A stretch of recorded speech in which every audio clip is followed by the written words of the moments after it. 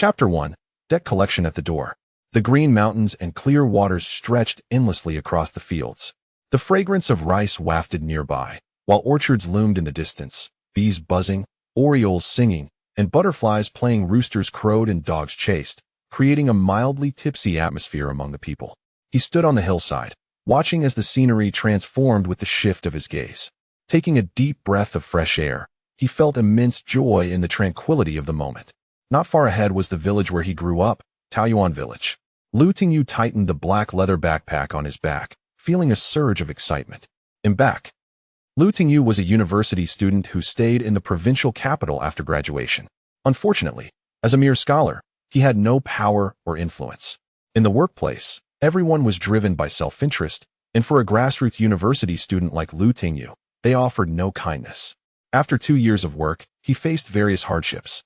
Those who diligently worked remained stagnant, while colleagues adept in workplace politics, skilled in flattery and sycophancy, had already climbed to positions of supervisors and directors. Disillusioned, Tingyu packed his belongings, resigned, and returned to his hometown. He had made up his mind to return to Taoyuan village to farm and become prosperous. Even if he couldn't achieve wealth in this life, he wouldn't degrade himself to be a sycophant. Descending the hillside, Tingyu hurried along, unable to contain his eagerness to see his parents after many years, wondering how they were doing. After turning down a small alley, he reached home. But why was there such a commotion at his doorstep? What had happened? Jinglin, my child is about to enter junior high, and I urgently need the money, so pay me back quickly. Jinglin, 2 years ago when you were hospitalized, my family lent you 4,000 yuan. You've dragged this out long enough. It's time to pay it back. Yes. Back then old Lu also borrowed 2,000 from my family. You need to repay it today. Ahem. Everyone, hold on a moment. Uncle Lu owes my family the most, so let's settle my debt first. This was Zhao Qingfang. Relying on his father's position as the village chief, he was arrogant and had often extorted others. Uncle Lu, my wife has it tough raising the kids, and I've come specifically to get my money back. You owe me 6,000. Pay up quickly, or I'll take your family's belongings as payment. Hearing this, Lu's father panicked.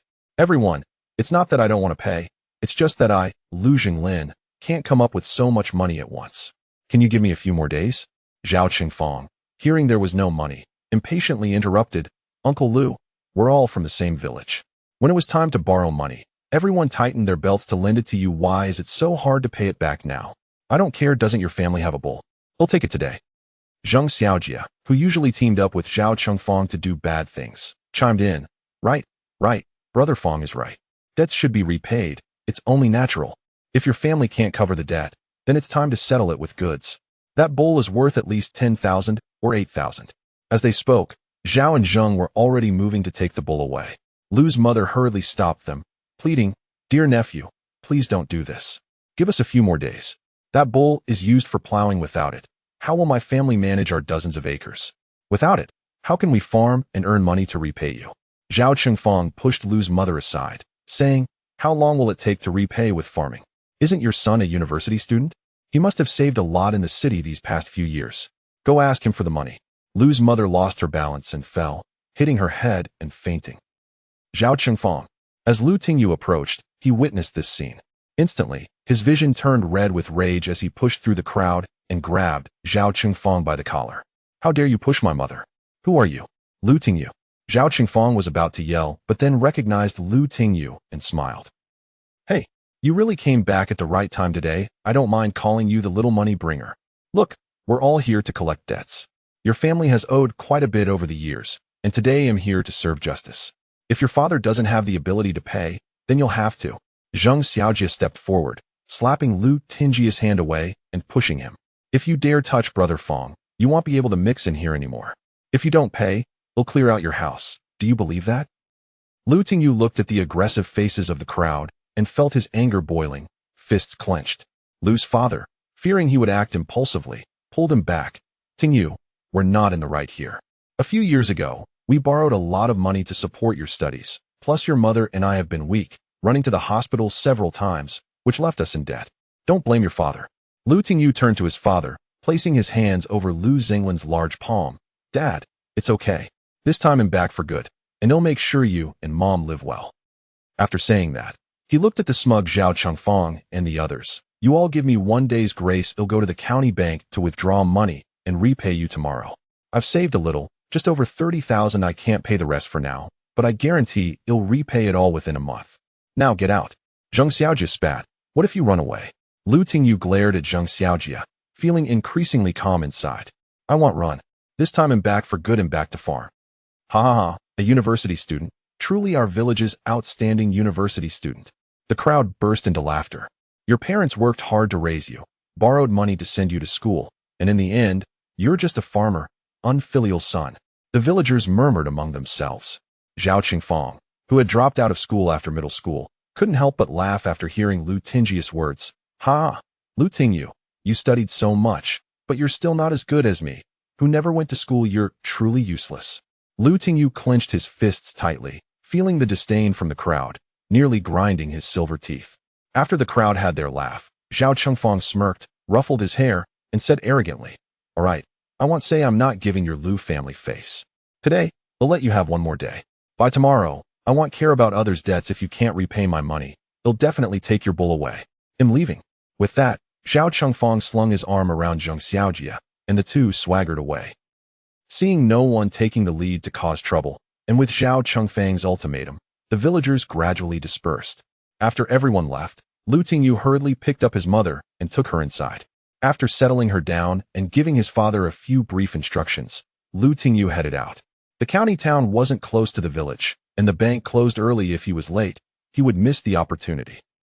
Worried that Zhao Qingfang might come to cause trouble early the next day, Lu Tingyu didn't dare to stay overnight in the county town. After withdrawing the money, he hurried back home. Lu Tingyu missed the last bus back to the village, so he walked for 3 or 4 hours along the mountain path, finally reaching Taoyuan village under a sky full of stars. Fortunately, he was familiar with the route and managed to navigate without a flashlight. At the village entrance was a cornfield, and at this season, the corn had grown over 2 meters tall, creating a dense thicket. As Lu Tingyu passed through the cornfield, he heard a sound coming from within. He stopped, straining to listen carefully. I'll help. No, don't, please. Wu, you two bastards, let me go. Help, help. The faint cries of a woman for help mixed with the gentle evening breeze wafted over. Chapter 2. Encountering Injustice. Following the cries for help, Lu Tingyu stepped into the cornfield, moving quietly and cautiously. After a few steps, he spotted a white shawl thrown on the ground. Continuing forward, he found various personal items scattered about. A man's belt, a woman's sandal, a handkerchief, a torn pink t-shirt. Lu Tingyu began to slow down. He could hear a man's voice not far ahead. The voice sounded very familiar. Teacher Qiming, how can you jump around so much? Beauty Sue, you've already taken the drug. Struggling is useless. You might as well be obedient now. We'll be gentler with you later. Yeah, Teacher Qiming, her father is the village chief, and my family has some connections in the county. If you follow us, won't you achieve great things in the future? Humph, Beauty Sue, I've been craving you for a long time. You definitely can't escape today. The two men, with wild excitement in their eyes, moved forward and firmly pinned the woman in front of them. At this moment, the woman's blue body-hugging denim skirt had slid up to her waist, leaving only her long, beautiful legs kicking around. No, no, please. Let me go. Help. Just as Su Qiming kicked her on the inner thigh, nearly hitting an important area, Zhao Qingfang became furious and raised his hand to slap her. Damn it, you almost ruined me. I don't believe it today. A duck that's ready to be eaten can fly away. Ajia, hold her legs down. Okay. Just as Zhao Qingfang was about to take another step, a gust of wind suddenly rushed in. Lu Tingyu seized the opportunity and ran over, delivering a kick. Zhao Qingfang was kicked back 2 meters. Just as he was trying to get up, his pants slipped down and tripped him at the ankles, causing him to eat dirt. Zheng Xiaojia didn't have time to react and was kicked in the chest by Lu Tingyu, crashing hard to the ground and gasping for breath. Lu Tingyu's anger surged as he roared, Zhao Qingfang, how can you do such filthy things? You're worse than a beast. Upon hearing Lu Tingyu's voice, Zhao Qingfang cursed as he got up, saying, so it's the brat from the Lu family. What are you doing here? I'm just getting cozy with my girlfriend. What does it have to do with you? Girlfriend? You need someone else to hold your girlfriend down while you're getting cozy? Lu Tingyu pointed at Zheng Xiaojia, getting angrier and going up to kick Zheng Xiaojia again. Zheng Xiaojia, like Zhao Qingfang, was lanky and could not match Lu Tingyu's tall and strong build. After being kicked twice, he felt like he might pass out at any moment. Taking a few deep breaths, Zheng Xiaojia felt his insides stabilize a bit and forced a bitter smile at Lu Tingyu. Tingyu, when did you come back? Just go home, we're playing games with your sister-in-law. You don't need to get involved, we won't hold it against you. Get lost. Tingyu glared at the two, who were still spouting lies and reversing right and wrong, wishing he could punch them to death. The woman, with her arms crossed over her chest, anxious and angry, quickly sought help from Tingyu. Big brother, don't listen to their nonsense. I'm not his girlfriend, please, save me. They're both shameless scoundrels, they drugged me. The woman, already weak, was now crying as she spoke. Tingyu glanced at the woman lying on the ground. Despite the dim light at night, he could still see in the moonlight that she had a graceful figure, and under the night, she appeared even more hazy and enchanting. Moreover, she seemed a bit familiar. Fearing that he might have inappropriate thoughts if he continued looking, Tingyu quickly turned his head away. Zhao Qingfang's face changed when he heard the woman speak, and he shouted, "Shut up, you filthy woman." He then said to Tingyu, listen to me, I borrowed money from your family when you were in college. You have to believe me. This woman seduced me and wants to extort money from me. You're talking nonsense. Seeing Zhao Qingfang still lying, the woman hurried to speak.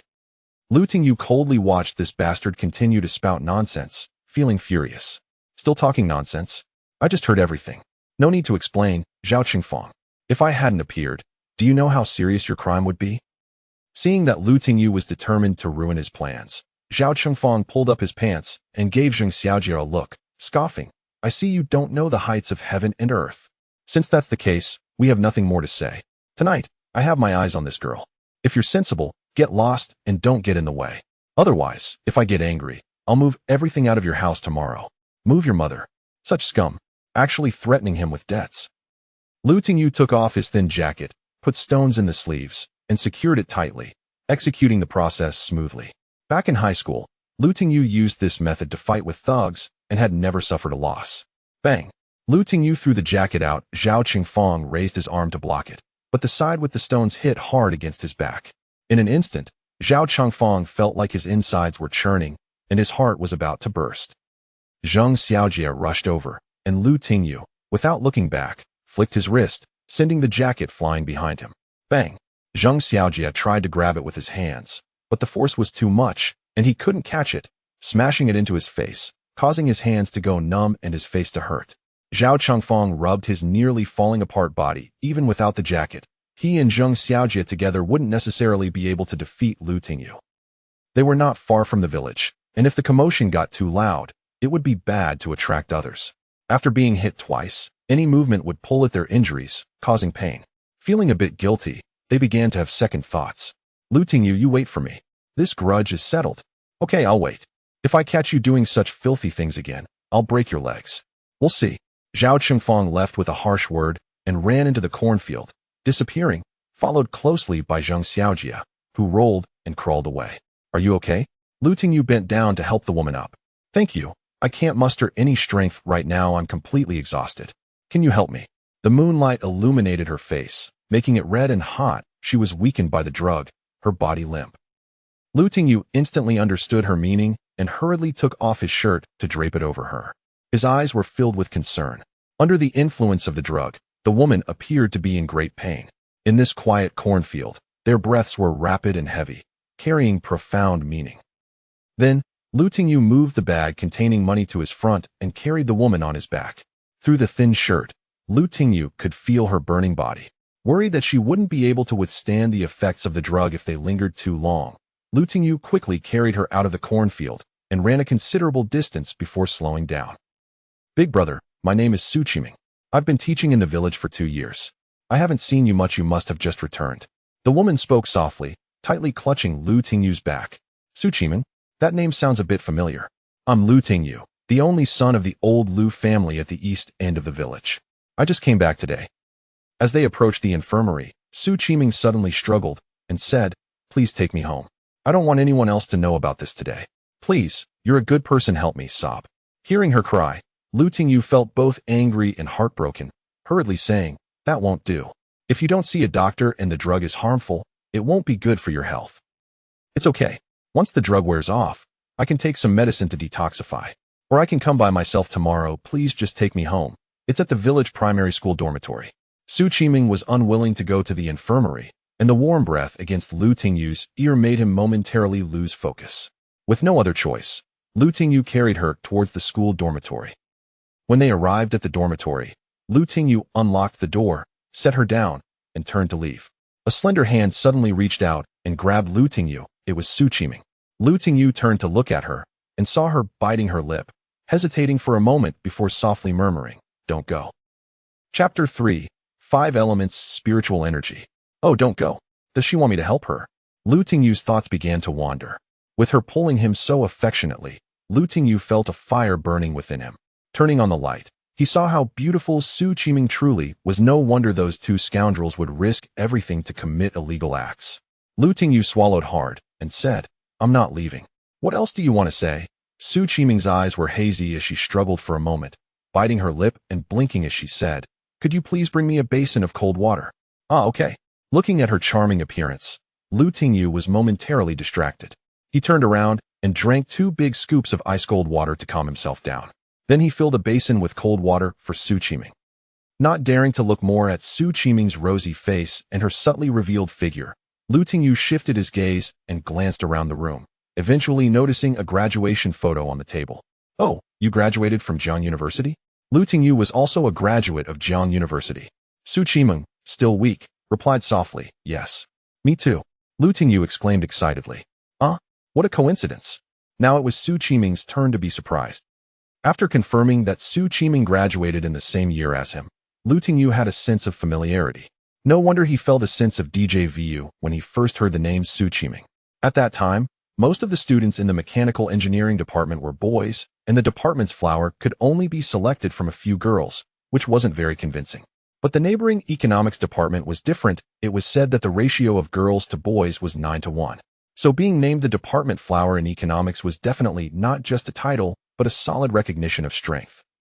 In Lu Tingyu's year, the department flower of the economics department was Su Qiming. However, at that time, he had a girl he liked, so he wasn't interested in the department flower of economics and had never seen her before. But the name Su Qiming indeed carried weight at Jiang University back then. He didn't expect her to come to Taoyuan Village for teaching support. As expected, she was stunningly beautiful, a case of heaven being jealous of her beauty. "I didn't expect to meet a fellow alum here. It's truly fate," Lu Tingyu said happily. Su Qiming shyly lowered her head. "Yes. Since we are alumni, feel free to ask for help if you need anything. I plan to stay here for a while this time," Lu Tingyu said, his back soaked with sweat, showcasing his strong physique as he shook his damp shirt.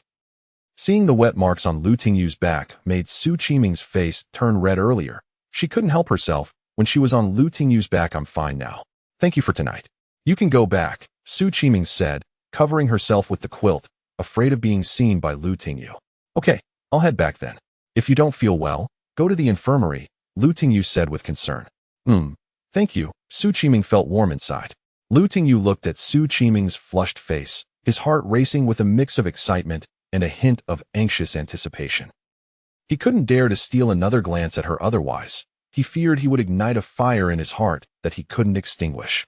Lu Tingyu suppressed his inner turmoil and walked out of the school gate in the dark. Thinking of Su Qiming's beautiful face, he couldn't help but clench his fists. If it weren't for him tonight, Su Qiming would have been ruined by those two scoundrels, and Su Qiming would be destroyed while Zhao Chengfang would be imprisoned, dragging his wife and children into misfortune.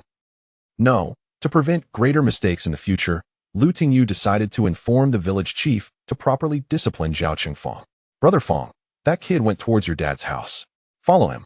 As he turned the corner of this alley, "It shouldn't be far now," Lu Tingyu thought. Suddenly, a strong gust of wind came from behind. Lu Tingyu had no time to dodge, and with a pain in the back of his head, he fainted. Zhao Chengfang and Zheng Xiaojia emerged from the darkness, looking at Lu Tingyu sprawled on the ground, a pool of blood spreading out. He really dared to come to my house. "Brother Fang, he's lost a lot of blood. He won't die, will he?" Zheng Xiaojia asked timidly. "What are you afraid of?" "Without evidence, we can just say he didn't see the road clearly at night and got hurt. Come on, give me a hand and throw him to the back mountain." The back mountain was the only place in Taoyuan Village where no crops were grown, and it was rarely visited. After Zhao Chengfang and Zheng Xiaojia threw Lu Tingyu there, they noticed the black leather bag he had been carrying.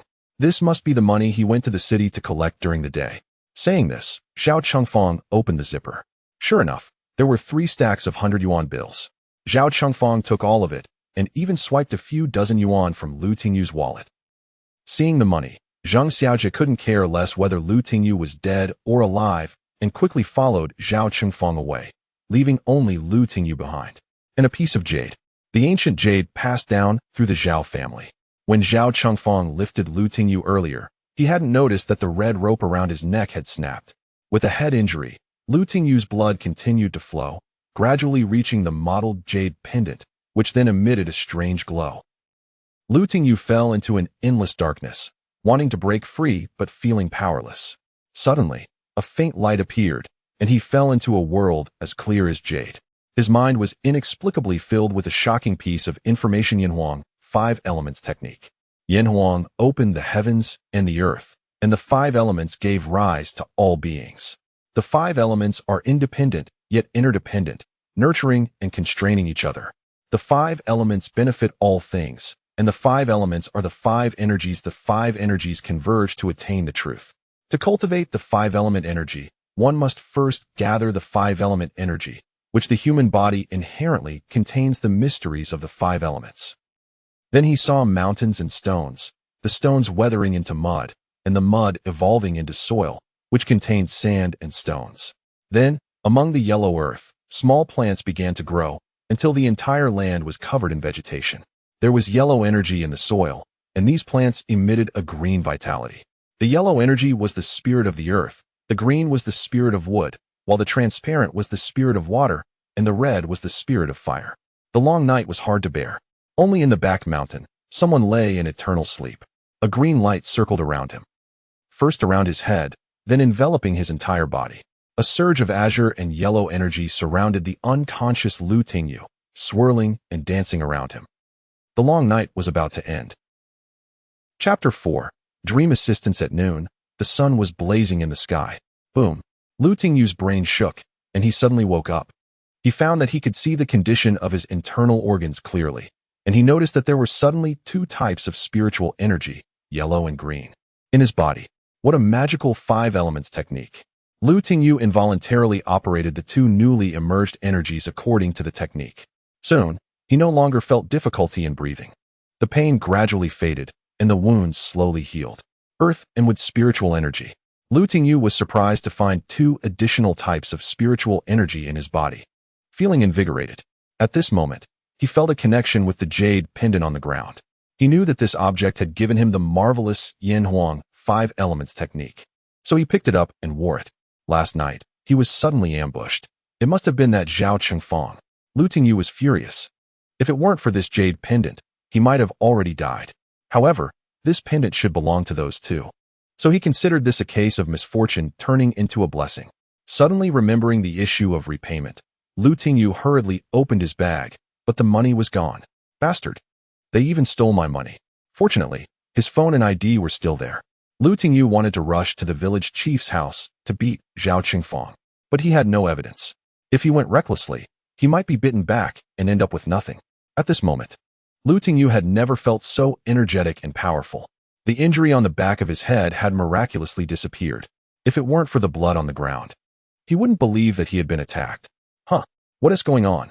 Lu Tingyu discovered that when he focused or exerted himself, he could see through grass and trees. Noticing a faint green gas on the plants and a faint yellow gas in the soil, he could actually see through things. Lu Tingyu was excited but quickly calmed down. He couldn't let anyone know that he could see through things and was nurturing 5 elements energy in his body.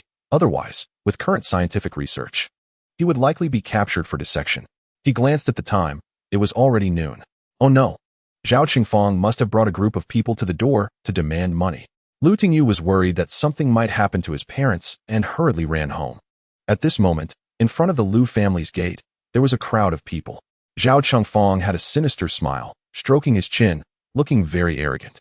Lu, didn't your son go to get money? Where's the money? He must have run away. Bring out your cow quickly. That's right. Yesterday Lu Tingyu promised Brother Fang. Where is he now? Trying to default on the debt? Can you afford to do that? Zhang Xiaojia chimed in from the side. Zhao Chengfang. Zhang Xiaojia. Don't be too excessive. Su Qiming spoke up. She was wearing a light blue long dress today, accentuating her figure even more. Her 2 braids tucked behind her ears made her look even fresher and more beautiful. She had come to thank Lu Tingyu. but unexpectedly found everyone making things difficult for Lu's parents. Su Qiming, Teacher Su, you're paying for them? Fine, 6,000. Hand it over.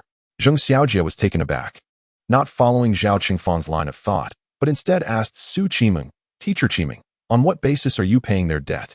Su Qiming was indignant. I am a university alumnus with him. The friendship of classmates is worth 1,000 gold. He owes you money, so I will pay for him. This left Lu Zhenglin and his wife dumbfounded. The well-respected teacher Su in the village was actually Lu Tingyu's classmate. What a coincidence. Standing in the crowd, Lu Tingyu felt warmth in his heart upon hearing Su Qiming's willingness to pay off his debt. Wait, I'm still here. I will repay my family's debt personally. A strong male voice came. Lu Tingyu walked out from the crowd to the front of the door, looking at Zhao and Zheng. Lu Tingyu, you're not dead? Zheng Xiaojie was completely stunned. Zhao Chengfang hurriedly covered his mouth and then kicked him. Xiaojie, what are you saying? Now that Lu Tingyu is back, isn't it just right to repay the debt? Reminded by Zhao Chengfang, Zheng Xiaojie realized he almost let something slip and quickly agreed. Seeing the two of them playing along, Lu Tingyu was even more convinced that the black hand from last night was indeed Zhao and Zheng. I did take money back, but it was stolen. It was probably stolen by those two beasts. You.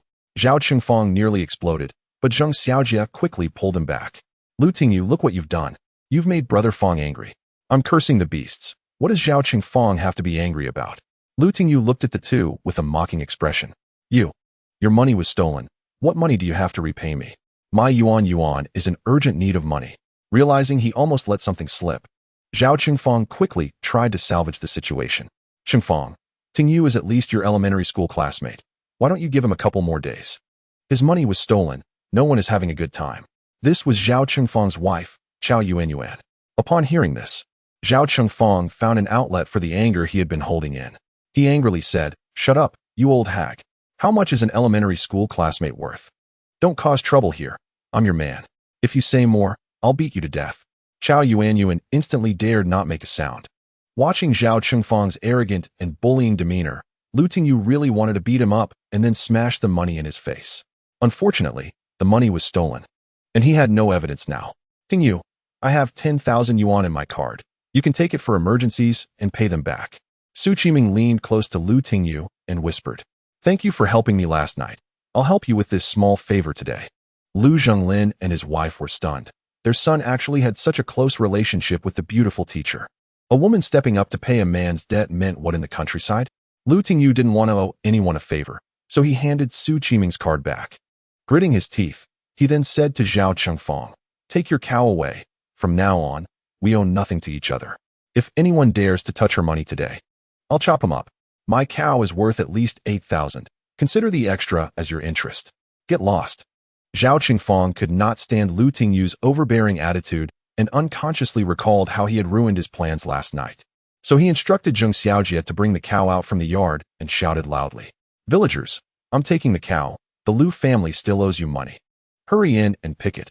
If you're late, there won't be any left." With that, Zhao Chengfang and Zheng Xiaojie whistled and left. Upon hearing this, the villagers panicked and immediately rushed into the Lu family to grab sheep and horses. Seeing this, Lu Tingyu quickly stopped everyone, shouting, "Stop! If anyone takes another step forward, don't blame me for being rude." Chapter 5, Money-Making Plan. What do you want? Trying to default on the debt? Let me tell you, Lu, we're not afraid. The leading villager looked fierce.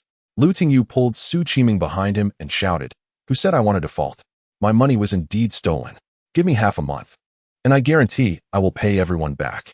Yesterday, Lu Tingyu had said a month, but since he discovered that he had acquired supernatural abilities today, half a month should be doable. Seeing this, Su Qiming also spoke up. "Yes, you all have to believe him.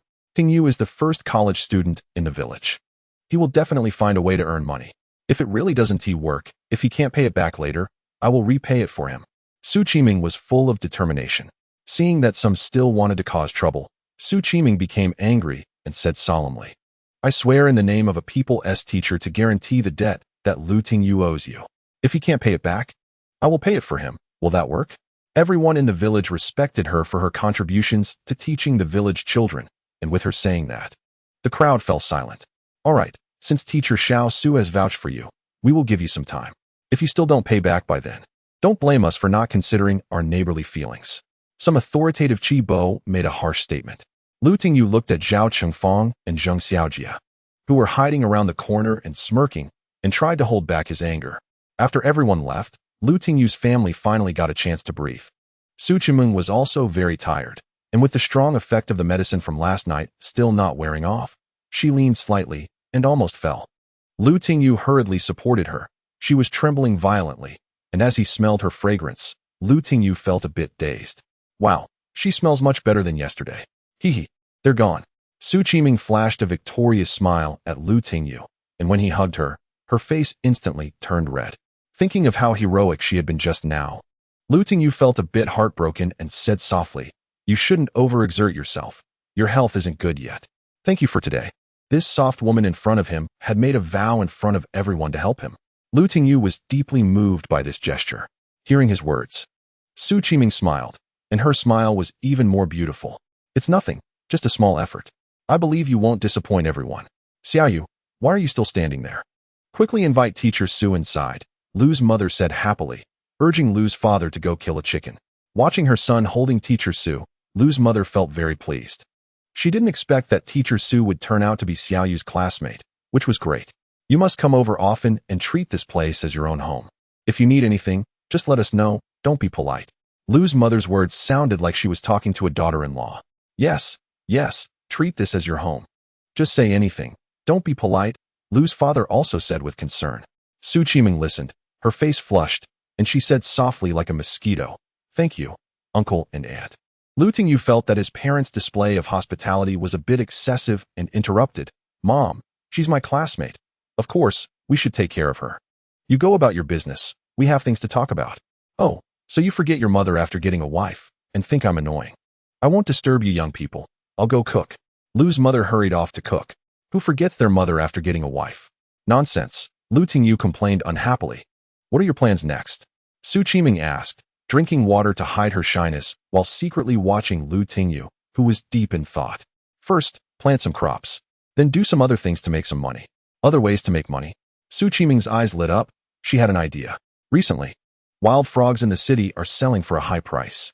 Last time I went to eat with a classmate, a small plate cost nearly 100 yuan. Our Taoyuan village has plenty of rice fields, and there's also Qingqing River, plus there's Inya Lake in the neighboring village. You could catch frogs to sell." However, Su Qimeng's face soon turned bitter, but catching frogs isn't easy. They hide very well and react quickly. Lu Tingyu's eyes lit up. He could see through things and could easily spot the frogs. Plus, with his practice of the 5 elements technique, his reflexes were quick, so catching frogs shouldn't be difficult. "It's okay, I'll go catch frogs tonight," Lu Tingyu decided happily. "I'll go with you," Su Qimeng volunteered. Lu Tingyu refused, saying, "You shouldn't go, you're a girl. And it's late at night. I'll go alone. You should return to school since you have classes tomorrow." Lu Tingyu felt that he was enough on his own. His father's back was problematic, and he had to shoulder the family's responsibilities. "You should keep this card for emergencies." After dinner, Su Qimeng was going back to school and handed the card to Lu Tingyu. "No need. I'll earn money soon," Lu Tingyu said. How could he use a woman's money? Especially a beautiful woman's? What would others think of him? Otherwise, he wouldn't have angrily given his family's big yellow cow to Zhao Qingfang. Aren't we friends? When a friend is in trouble, how can I stand by? Although the money isn't much, it can still help you a bit. If you don't accept my help, it means you don't recognize me as a friend, Su Qimeng said sternly. With her words, Lu Tingyu couldn't refuse anymore and said helplessly, "All right then. I'll definitely pay you back double." "Thank you."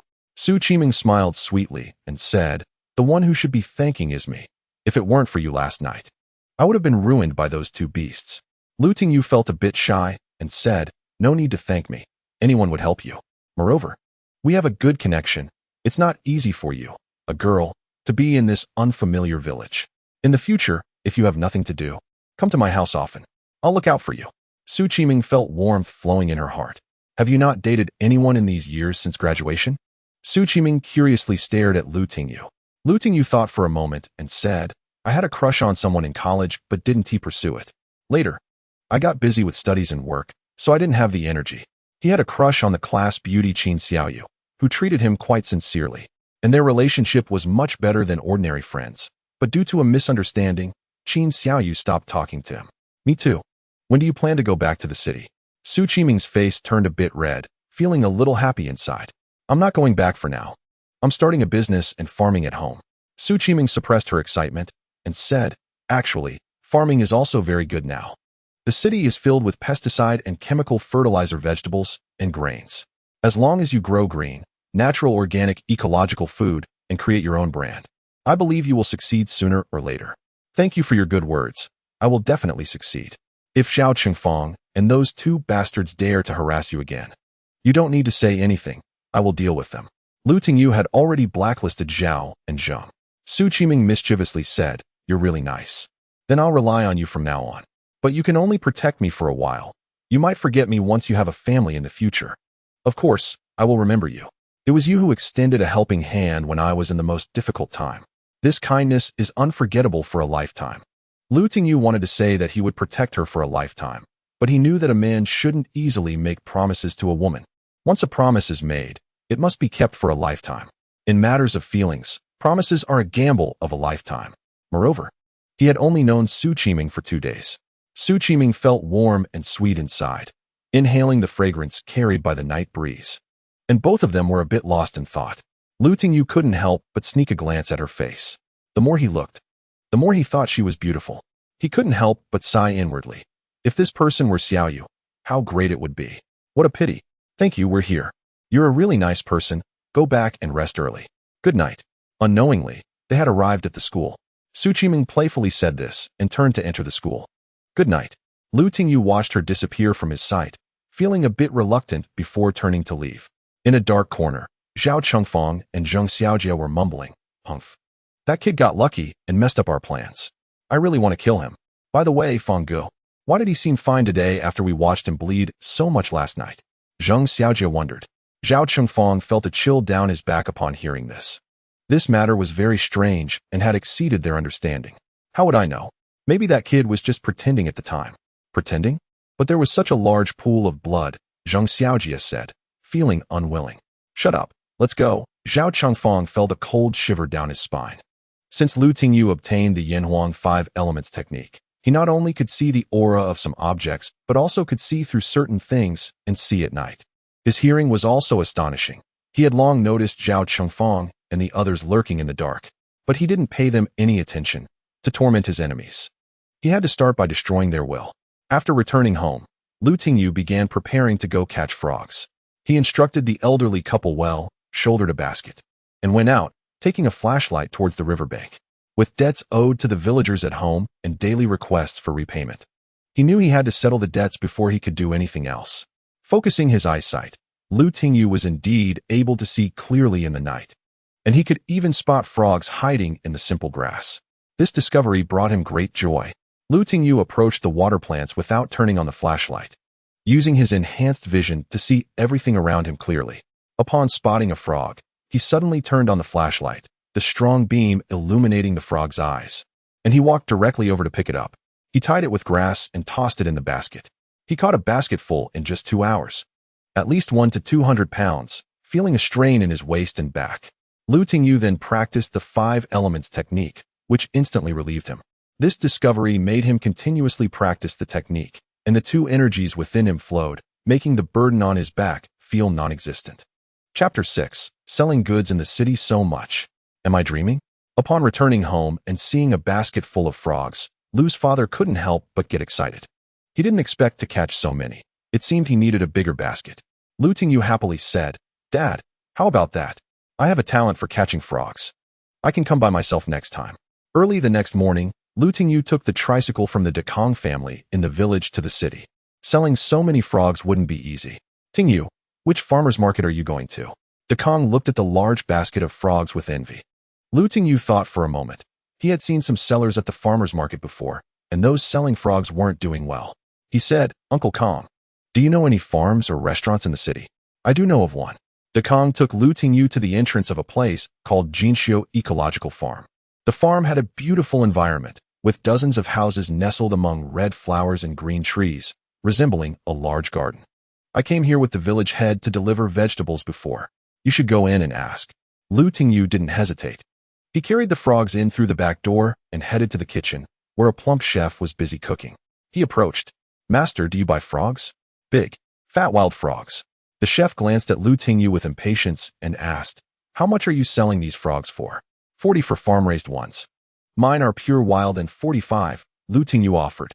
The chef frowned and said, 45? That was last week's price. The market has changed. 37.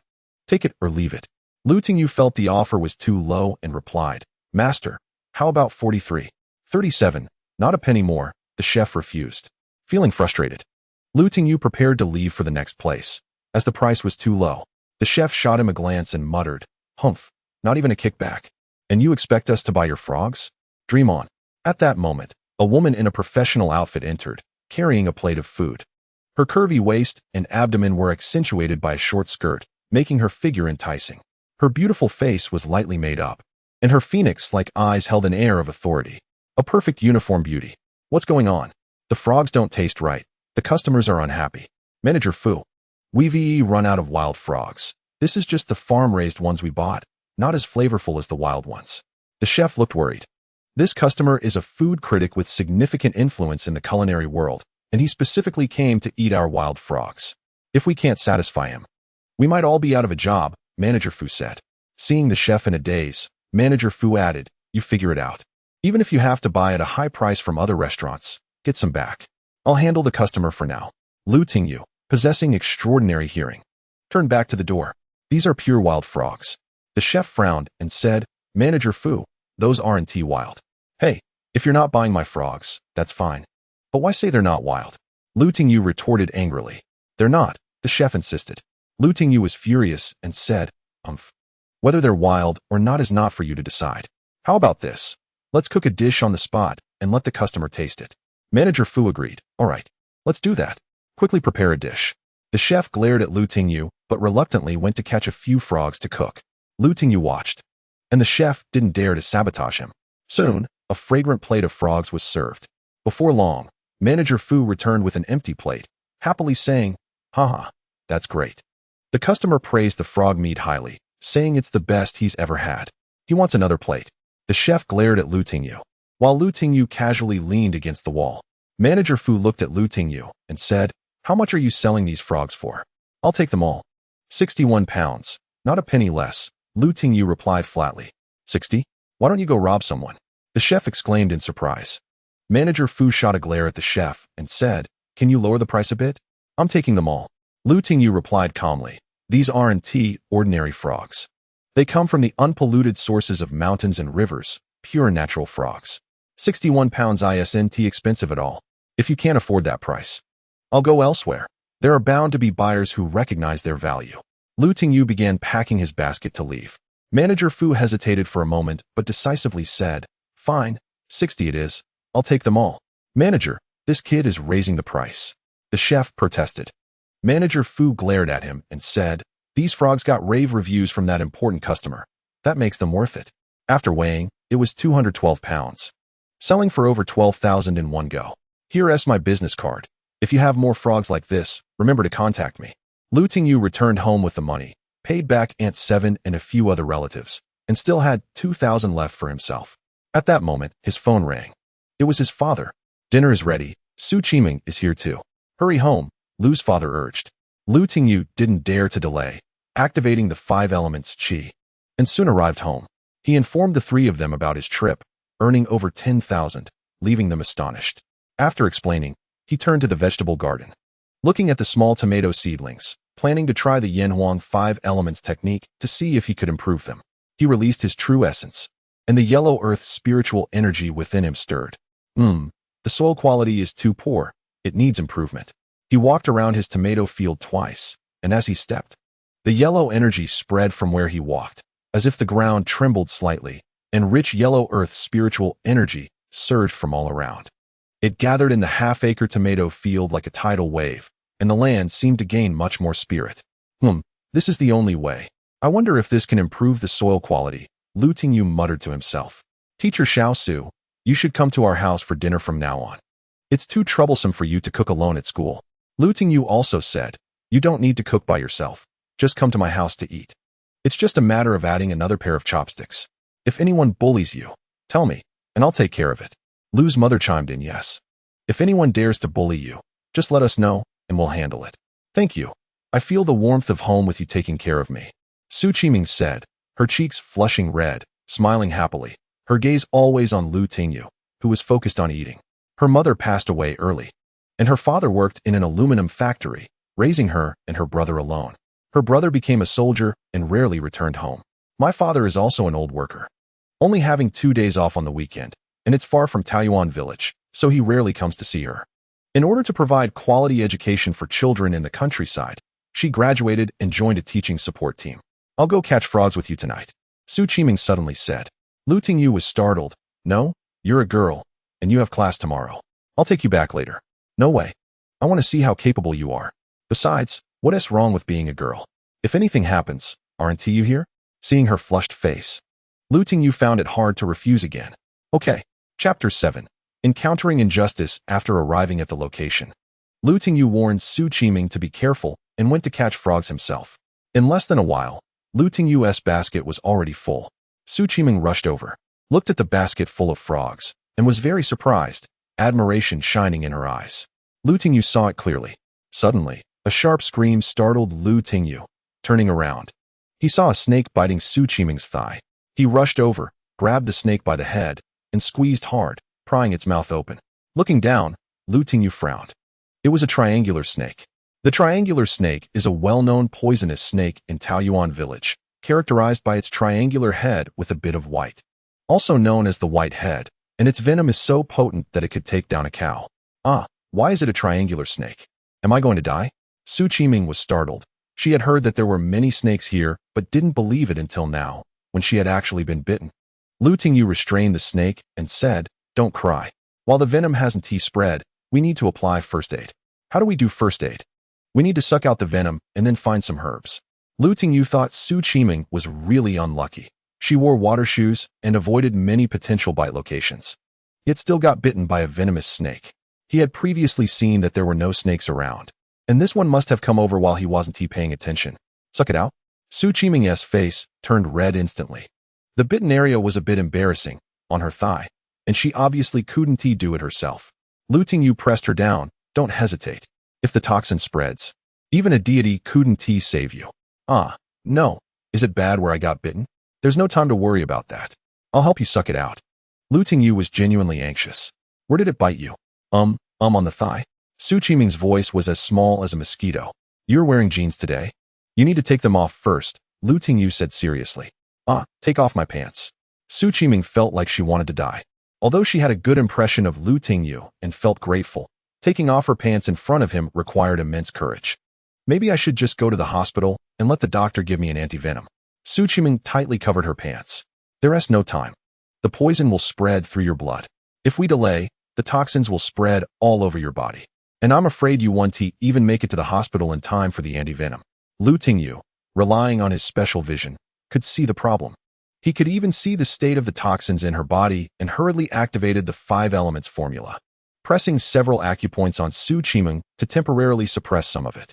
I don't want to die. Su Qiming leaned against Lu Tingyu tightly. I'll help you suck it out. How do you know all this? Su Qiming's face was as red as charcoal, feeling warm inside. Being with Lu Tingyu felt incredibly safe. Lu Tingyu thought for a moment and said, I read books about this before, and I grew up in the village. So I know some first aid methods. I feel dizzy, Su Qiming said in terror. Don't hesitate. Your life is at stake. Hurry and take it off. I'll help you suck it out. Lu Tingyu was firm and serious. Su Qiming shyly bit her lip, glared at Lu Tingyu, then closed her eyes and gently unbuttoned her pants. Seeing her hesitation, Lu Tingyu quickly pulled them down to find the wound. He felt embarrassed. The wound was on the inner side of her thigh. The blood had already turned dark, and the poison was spreading rapidly. How about it? Can't find it. Su Qiming felt a tremor in her heart as her pants were pulled down. She gritted her teeth and didn't dare look at Lu Tingyu, nervously gripping her clothes. Her eyes darting around, her heart racing. Found it. Don't be nervous. I'll suck it out. Lu Tingyu dove down, starting what he intended to do. Su Qiming trembled, biting her lip tightly, her mind going blank, forgetting to think for a moment. Thankfully it was night. If it were daytime, how could she face him afterward? Su Qiming's face was as red as charcoal. After sucking out the poison, Lu Tingyu quickly found some herbs nearby, chewed them up with his mouth, and applied them to the wound. Then he squeezed out the juice and made Su Qiming swallow some. This You just chewed it with your mouth. Su Qiming thought of drinking the juice that Lu Tingyu had spat out and felt it was strange. Yes, it's faster to chew, and it allows the medicinal properties to mix fully. At the same time, saliva can kill some bacteria. Lu Tingyu's knowledge came from the medical knowledge in the 5 elements formula. Su Qiming felt strange. She had indirectly swallowed Lu Tingyu's saliva, which was essentially like kissing and swapping saliva. She felt her heart racing.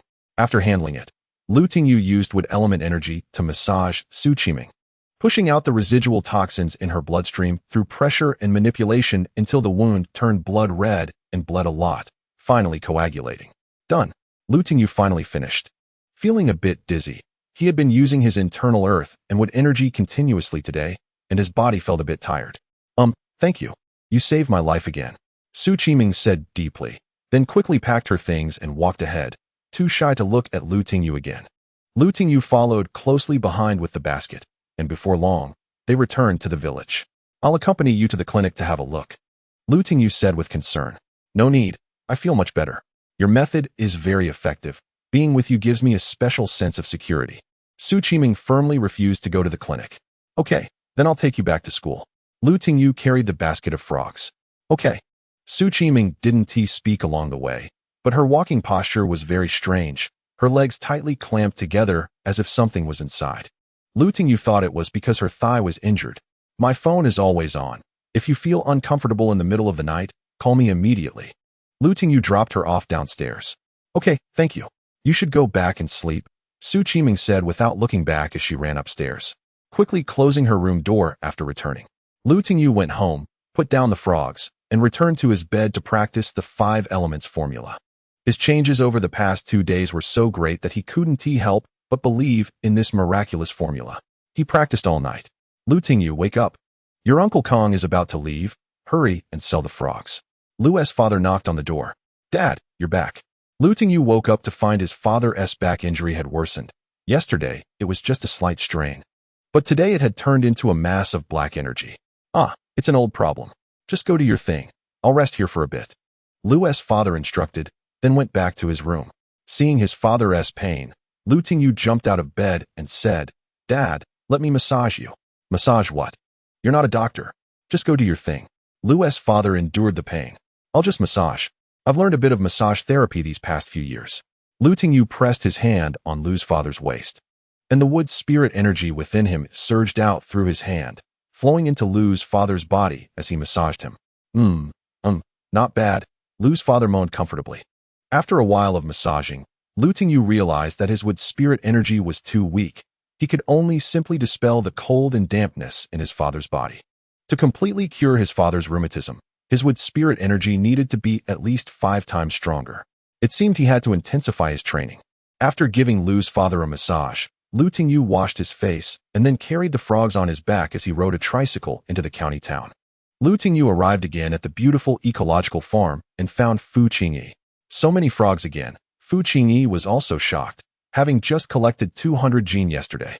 Lu Tingyu laughed and said, It's not easy to catch so many. You're really a master at catching frogs. From now on, our frogs will be exclusively supplied by you. If we run low, we'll come to you. Fu Qingyi accepted the frogs at yesterday's price, and Lu Tingyu helped her move them to a pool in the backyard specifically for raising wild frogs. Seeing that their business was doing well, Lu Tingyu knew that frogs were seasonal, and he ultimately needed to grow vegetables, so he asked, Do you buy vegetables here? Fu Qingyi responded, Yes, but the quality requirements for our vegetables are quite high. They must be green, natural, and pollution-free, with minimal pesticide use and no chemical fertilizers. Lu Tingyu nodded. What about the price? Fu Qingyi said, The price is definitely higher than regular vegetables, as green vegetables are harder to grow. Lu Tingyu jokingly said, All right. In a few days, if I have good vegetables, I'll bring them here. I guarantee they will be pure, natural, and pollution-free. Okay, Fu Qingyi replied straightforwardly. And after giving him the money, she went off to get busy. With the money in hand, Lu Tingyu happily bought some furniture and food. Qimeng, we had a great harvest last night. Come over for a good meal. I can earn money now, and I'll pay you back for the card. Lu Tingyu called Su Qimeng. Not coming. The old principal's house cooked chicken. We just ate. I'll disturb you another day. I have lesson plans to write. The card can stay with you. I don't need any money right now, so keeping it is useless. Su Qiming seemed intentionally avoiding Lu Tingyu. All right, the card will stay with me for now. Consider it an investment from you. Once I make money, I'll give you dividends every month, Lu Tingyu said cheerfully, wanting to communicate and meet Su Qiming more. No need, it's just a few thousand. It's a loan. If we talk about money again, it will hurt our feelings. And we won't be able to be friends anymore, Su Qiming replied. Lu Tingyu was startled and quickly said, Okay, I won't mention money to you anymore. We are forever good friends. All right, I'm going to write my lesson plans now, Su Qiming said. Go ahead, Qiming, good luck. Lu Tingyu also applied for a live streaming account and joined many WeChat interest groups. Lu Tingyu, go check the tomato field. I heard from Chibo that our tomato field is short on water. Go manage the irrigation, Lu's father, who had hurt his back and had some free time, instructed Lu Tingyu as soon as he got home. Lu Tingyu took a hoe and a bucket and rushed to the tomato field. From a distance, he could see that the tomatoes had grown much better than yesterday, but each plant looked listless, clearly in need of water. As he managed the water, he found that the water flowing to the roots of the tomatoes quickly disappeared. The watered land still looked like it lacked moisture. This water won't do. Lu Tingyu was taken aback and had to scoop water to irrigate. The water was poured continuously, and soon it was absorbed by the tomatoes, while the yellowish hue of the soil lessened. What's going on? Lu Tingyu became anxious, sweating profusely, but the tomatoes still looked droopy. He activated the 5 elements technique, concentrating his vision as the blue and yellow energies within him flowed according to their natural patterns. He did not stop scooping water, watching it flow down and disappear into the soil. The ground made a strange crackling sound as if it were drinking water. Suddenly, a transparent energy surged within Lu Tingyu. Although he couldn't see what it was, he knew he had gained water energy.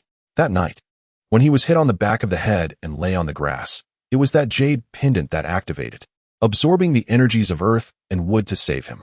Now he had obtained water energy, and Lu Tingyu couldn't help but feel excited.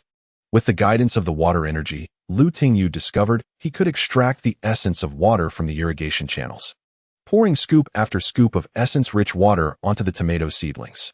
Instantly, the seedlings became lush and vibrant. Seeing this scene, Lu Tingyu was thrilled and focused solely on scooping and watering, not feeling tired even as sweat streamed down his back.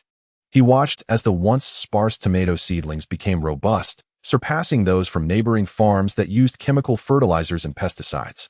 Lu Tingyu was very happy. Chapter 8. Chaos in the fields. Sweating while farming made Lu Tingyu feel fulfilled and happy. He returned home to eat only after the sun had set. He had to take advantage of the sunny days to catch frogs. It would be much harder in rainy weather. Lu Tingyu created a blog to summarize and share his experiences catching frogs, wanting more people to catch more frogs. However, his extraordinary vision and night vision abilities couldn't be shared. With a flashlight in hand, Lu Tingyu left the house. To avoid worrying his parents, he wore water shoes, which could protect him from snake bites with their thick rubber layer. The scorching heat during the day was unbearable, but the cool breeze at night made the fields and riverbanks very refreshing. He had spent the last 2 nights catching frogs in the fields and ditches, and tonight, Lu Tingyu was alone, moving from the fields to the riverbank. Walking along the riverbank without turning on the flashlight, Lu Tingyu noticed many mosquitoes in the thick grass, and frogs appeared in groups, sometimes 4 or 5 at a time. This made Lu Tingyu very excited, and he caught them joyfully, even kicking some over as he walked quickly. Spotting a gentle riverbank, Lu Tingyu took a glance and was overjoyed. In this flat patch of grass, he could hardly tell how many frogs were squatting there. The densest area was next to a large rock, where 7 or 8 frogs were gathered in a space of 4 to 5 square meters. Lu Tingyu decided to win by speed. He set down his backpack, held a bucket in one hand, and stretched his other hand to prepare for a big catch. But no matter how fast he was, many frogs quickly spotted him and jumped into the river. Catching frogs that had entered the water was not an easy task. Lu Tingyu managed to catch half a bucket and then sat down next to the big rock, slowly tying them up with grass and tossing them into the basket. Feeling delighted, it would be great if I could live stream this.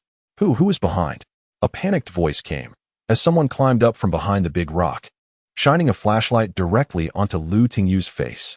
Zhao Qingfang, you're here to catch frogs too, Lu Tingyu said with a teasing sneer. The flashlight shone on Lu Tingyu's backpack, and Zhao Qingfang exclaimed, so many frogs. Qingfang, who is it? Who's catching frogs? A woman dressed flamboyantly, in her 30s, almost 40, also climbed up onto the big rock. Aunt Li San, Lu Tingyu found it strange. Aunt Li San was already a mother of two. Her husband, Li San, had been working on construction sites for the past few years to support their children's education, only returning home to help with planting during busy farming seasons. Using his keen eyesight, Lu Tingyu noticed something unusual about her. We're just cooling off here. Aunt Li San seemed to realize something, her face turning red as she shyly avoided Lu Tingyu's gaze. Lu Tingyu looked at the two people with great disdain. If they had nothing to do, why didn't they go to the other path in the field to cool off, but instead came to the riverbank? Perhaps it was a woman's natural sensitivity. Li San explained, our fields are next to each other, and it's too hot during the day. We came to water the seedlings after dinner and happened to run into each other. Zhao Qingfang, however, didn't think in that direction. When he saw Lu Tingyu's half basket of field frogs, his eyes turned red instantly. He often went to the city and knew that these wild frogs could sell for over 40 per pound. This basket must weigh at least 100 pounds, which is more than 4,000 yuan. Lu Tingyu, how did you catch these frogs? Zhao Qingfang asked eagerly. Lu Tingyu didn't want to talk to such a person and said, I caught them by hand. You all chat. I'm leaving. Just as Lu Tingyu was about to turn around and leave with the basket on his back, Zhao Qingfang coldly laughed and said, You won't tell me, huh? If you don't tell me how to catch the frogs, I won't let you catch them either. Zhao Qingfang jumped down from the big rock and ran in front of Lu Tingyu, brandishing a flashlight randomly. Startled by him, the frogs by the riverbank jumped into the water with a plop. Lu Tingyu was very angry and shouted, Zhao Qingfang, what do you mean? Are you looking for a fight? Zhao Qingfang coldly stared at Lu Tingyu and said mischievously, What? You're allowed to carry a basket to catch frogs. But I can't shine my flashlight to catch them? Well, I still caught one. Zhao Qingfang proudly held up a small, skinny frog, claiming he caught it by stepping on it, because if it weren't for him moving too fast, catching frogs would be a problem with his eyesight and hand speed. Li San quickly followed in Zhao Qingfang's footsteps. Lu Tingyu didn't want to argue with such an unrefined person and said, Fine, you catch your frogs, and I'll catch mine. He wished this guy would get bitten a few times by a snake in the grass. Lu Tingyu turned and walked in another direction, but Zhao Qingfang hurriedly followed him, running in front of Lu Tingyu again. He shined the flashlight and saw several big frogs jumping into the water. There were still a couple of small ones left, and he excitedly rushed over. The frogs sensed the change in light and jumped into the river. Oh, these frogs are really hard to catch. Aunt Li, wait, I'll catch some frogs, and we can go back for a midnight snack, Zhao Qingfang taunted. Lu Tingyu angrily glared at him and turned again, heading toward the ditch in the field. Seeing this, Zhao Qingfang chased after him again, running ahead of Lu Tingyu and saying, Oh, you want to catch frogs to pay off your debts? That is not going to work. I also want to catch frogs to get rich. Using the same method, Zhao Qingfang kept Lu Tingyu from catching any frogs. With a splash, he watched as the frogs jumped into the water, laughing happily. Lu Tingyu's face was as dark as water, slowly putting down his basket.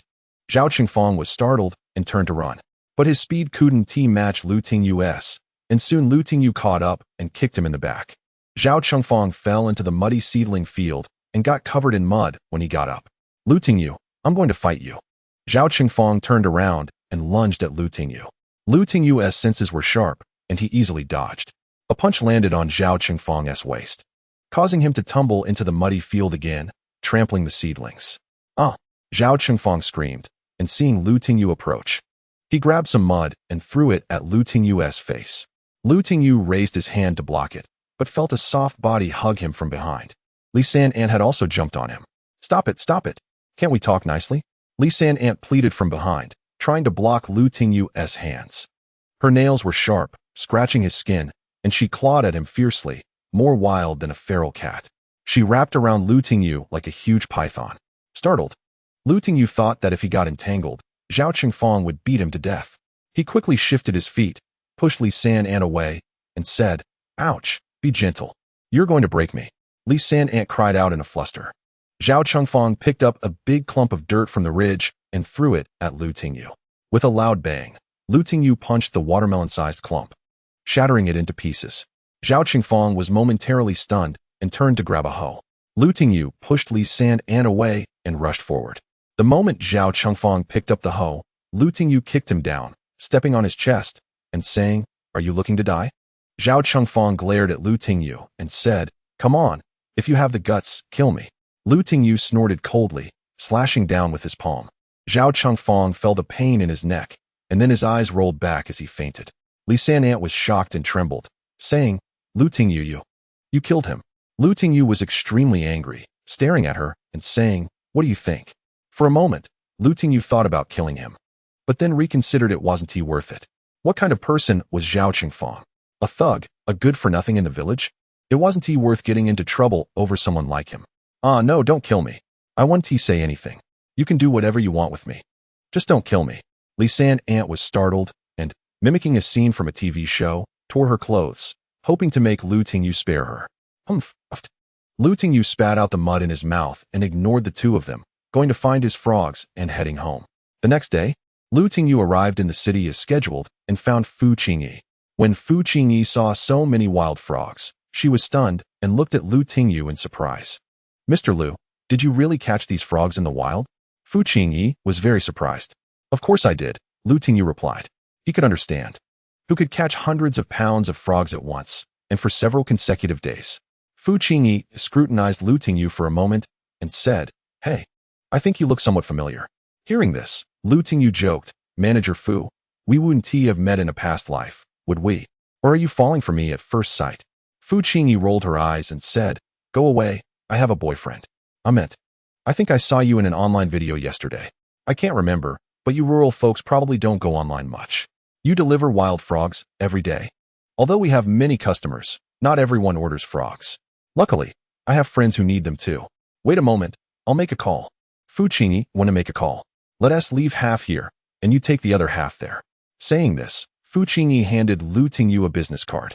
This is my boyfriend, the manager of Kaiyuan Four Seasons. He can guarantee a large quantity. The price is agreed upon, just 2 yuan less than here. After paying, Fu Qingyi went off to handle her own business. Lu Tingyu found Kaiyuan Four Seasons according to the address on the business card. Fu Qingyi's boyfriend, Zhang Jiabua, came out after receiving his call.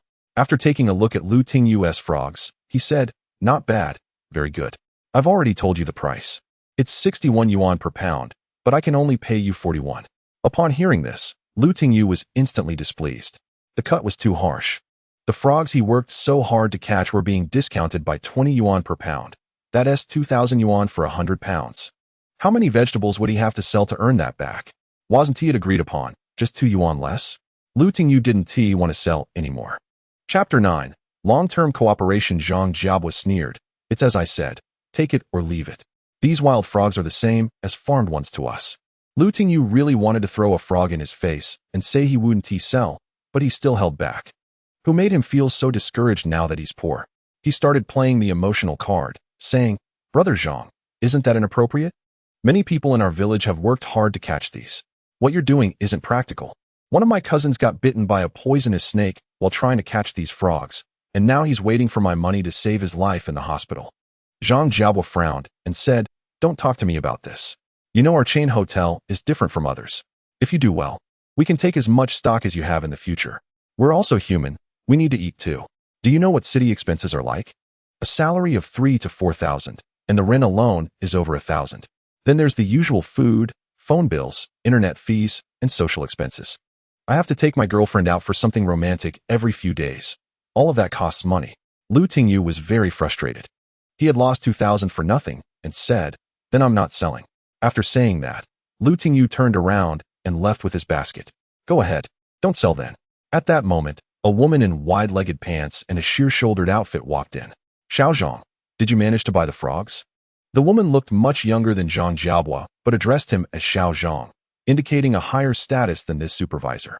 Manager Tang. I was just about to go buy them. Zhang Jiabwa quickly put on a smiling face. Manager Tang instructed, Hurry up. The guest will be here around 4 in the afternoon, specifically asking for wild flavor cuisine.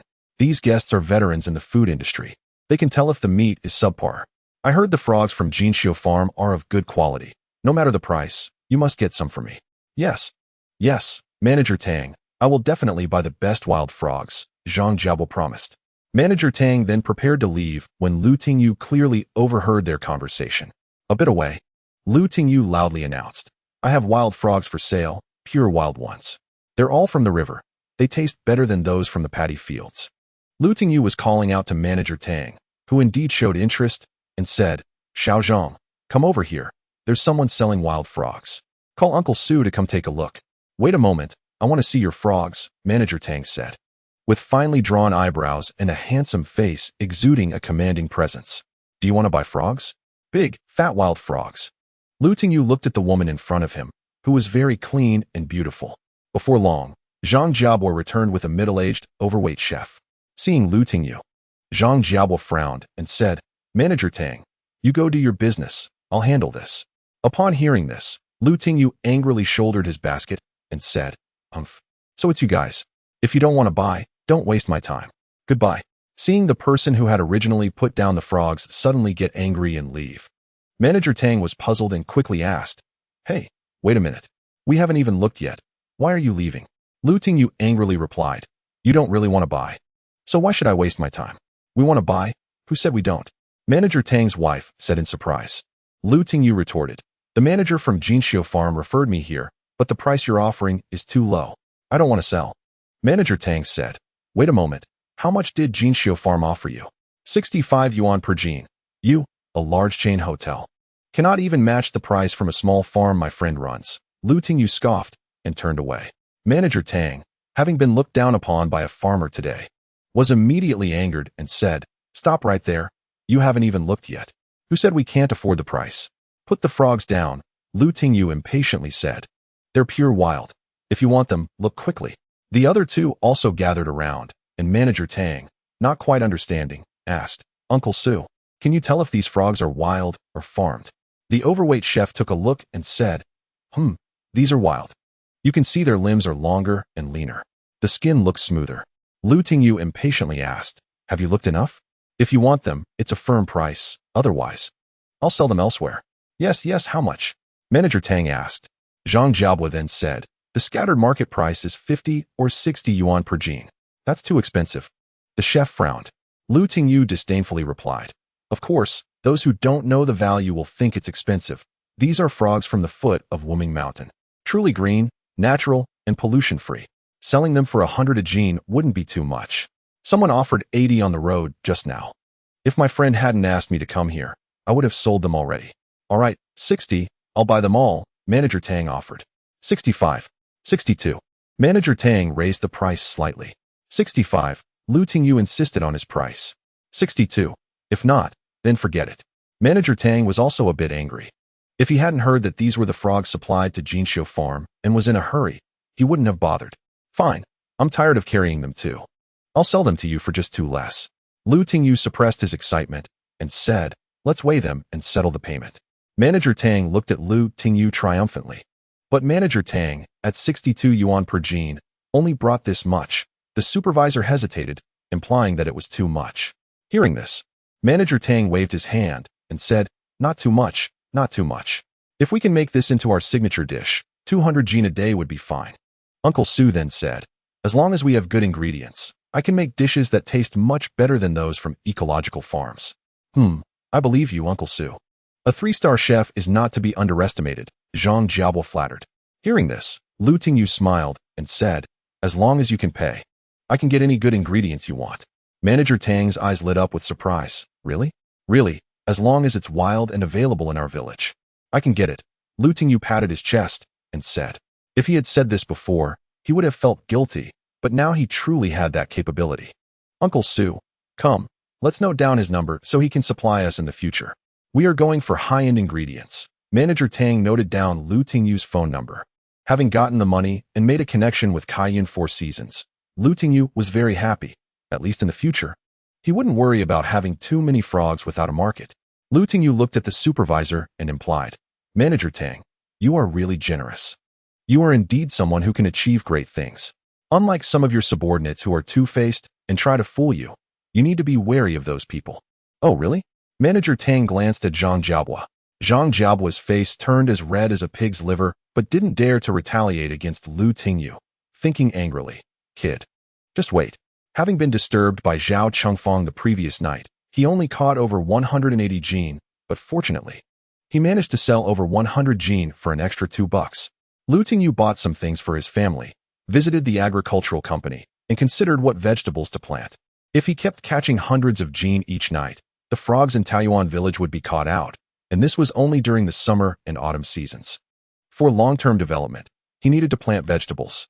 Growing vegetables can yield several harvests a year, but it is also a complex subject. Making big money isn't easy.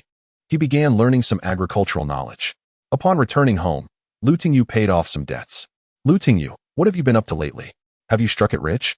I see you running to the city every day and coming back to pay off debts. Share with us. We are all from the same village. Let's prosper together. Aunt Seven said, rubbing her chest against Tingyu's arm. Not much, just catching some frogs. I sell them in the city every day. I heard from Dekong that you have been bringing a basket of frogs every morning these days. How do you catch them? Don't they run away when they see you? Wu's daughter-in-law also looked at Tingyu with infatuated eyes. These people who had made the most noise when they came to collect debts from the Liu family were now all trying to get close to Tingyu. Tingyu helplessly said, "It's nothing. I have good eyesight and I'm fast, so I catch more." In the evening, the small daughter-in-law from the Wu family excitedly said, "How about I go catch frogs with you tonight?" As she spoke, her buttocks bumped against Tingyu's leg, very bouncy. Tingyu was speechless and replied, "Catching frogs requires quietness. If there are too many people, the frogs will get scared and run away. Plus, it's summer now, and there are many water snakes in the weeds. It would be dangerous if a venomous snake bites you. It's not safe for you women to go out at night. If anything happens, I can't bear the responsibility. I'm lucky to have something to do, so I'll leave first." After saying this, Tingyu quickly escaped from the circle of several women. "Hey, what's the rush? Let's chat a bit more. It's still early." Tingyu walked around the field a couple of times and found that the half-acre of tomatoes at his home had become very lush, with large and beautiful fruits. At this moment, Zhao Qingfang's wife came out of her field carrying pesticides and walked over when she saw Tingyu. "Hey, Tingyu, what kind of fertilizer did you use? Just a few days ago, these tomatoes were growing poorly, but how come they look so good now and are already bearing fruit?" These tomatoes look delicious. Zhao Yuan, who had given birth to 2 children, was now even more voluptuous, with large breasts and a big butt. Her plump thighs looking very appealing. "I used some homemade fertilizer. What about Zhao Qingfang? He's a man but doesn't work in the fields and sends you to spray pesticides." Tingyu felt a bit sorry for this woman, marrying such a man. It seemed unworthy. Hearing Tingyu's words, Zhao Yuan smiled sadly and said, "He fell in the field last night and went to the city early this morning. He probably won't be back until dark." "Tingyu, I heard you are dating teacher Xiao Su. Have you two done anything?" Zhao Yuan followed up. Tingyu was taken aback. This woman was too bold. He quickly collected his thoughts and said, "I did think about it, but we aren't in a relationship. She's just my university alumnus helping me out." "Oh, I see. Do you want to?" Zhao Yuan looked at Tingyu with a slight blush. "Occasionally, but we are busy with studies and work, and there's no time for that." Tingyu noticed her gaze towards him had changed. "What are you thinking?" Tingyu asked abruptly. "It's just matters between couples," Zhao Yuan replied, now a married woman. She was more open. Chapter 10. Unspoken Secrets. Tingyu teased, "What's wrong? Is Zhao Qingfang treating you poorly, saying you're getting old?" A hint of sadness flashed across Zhao Yuan's face as she said, "Sigh, when we first got married, it was several times a night, then a few times a week. And now it's counted by the month."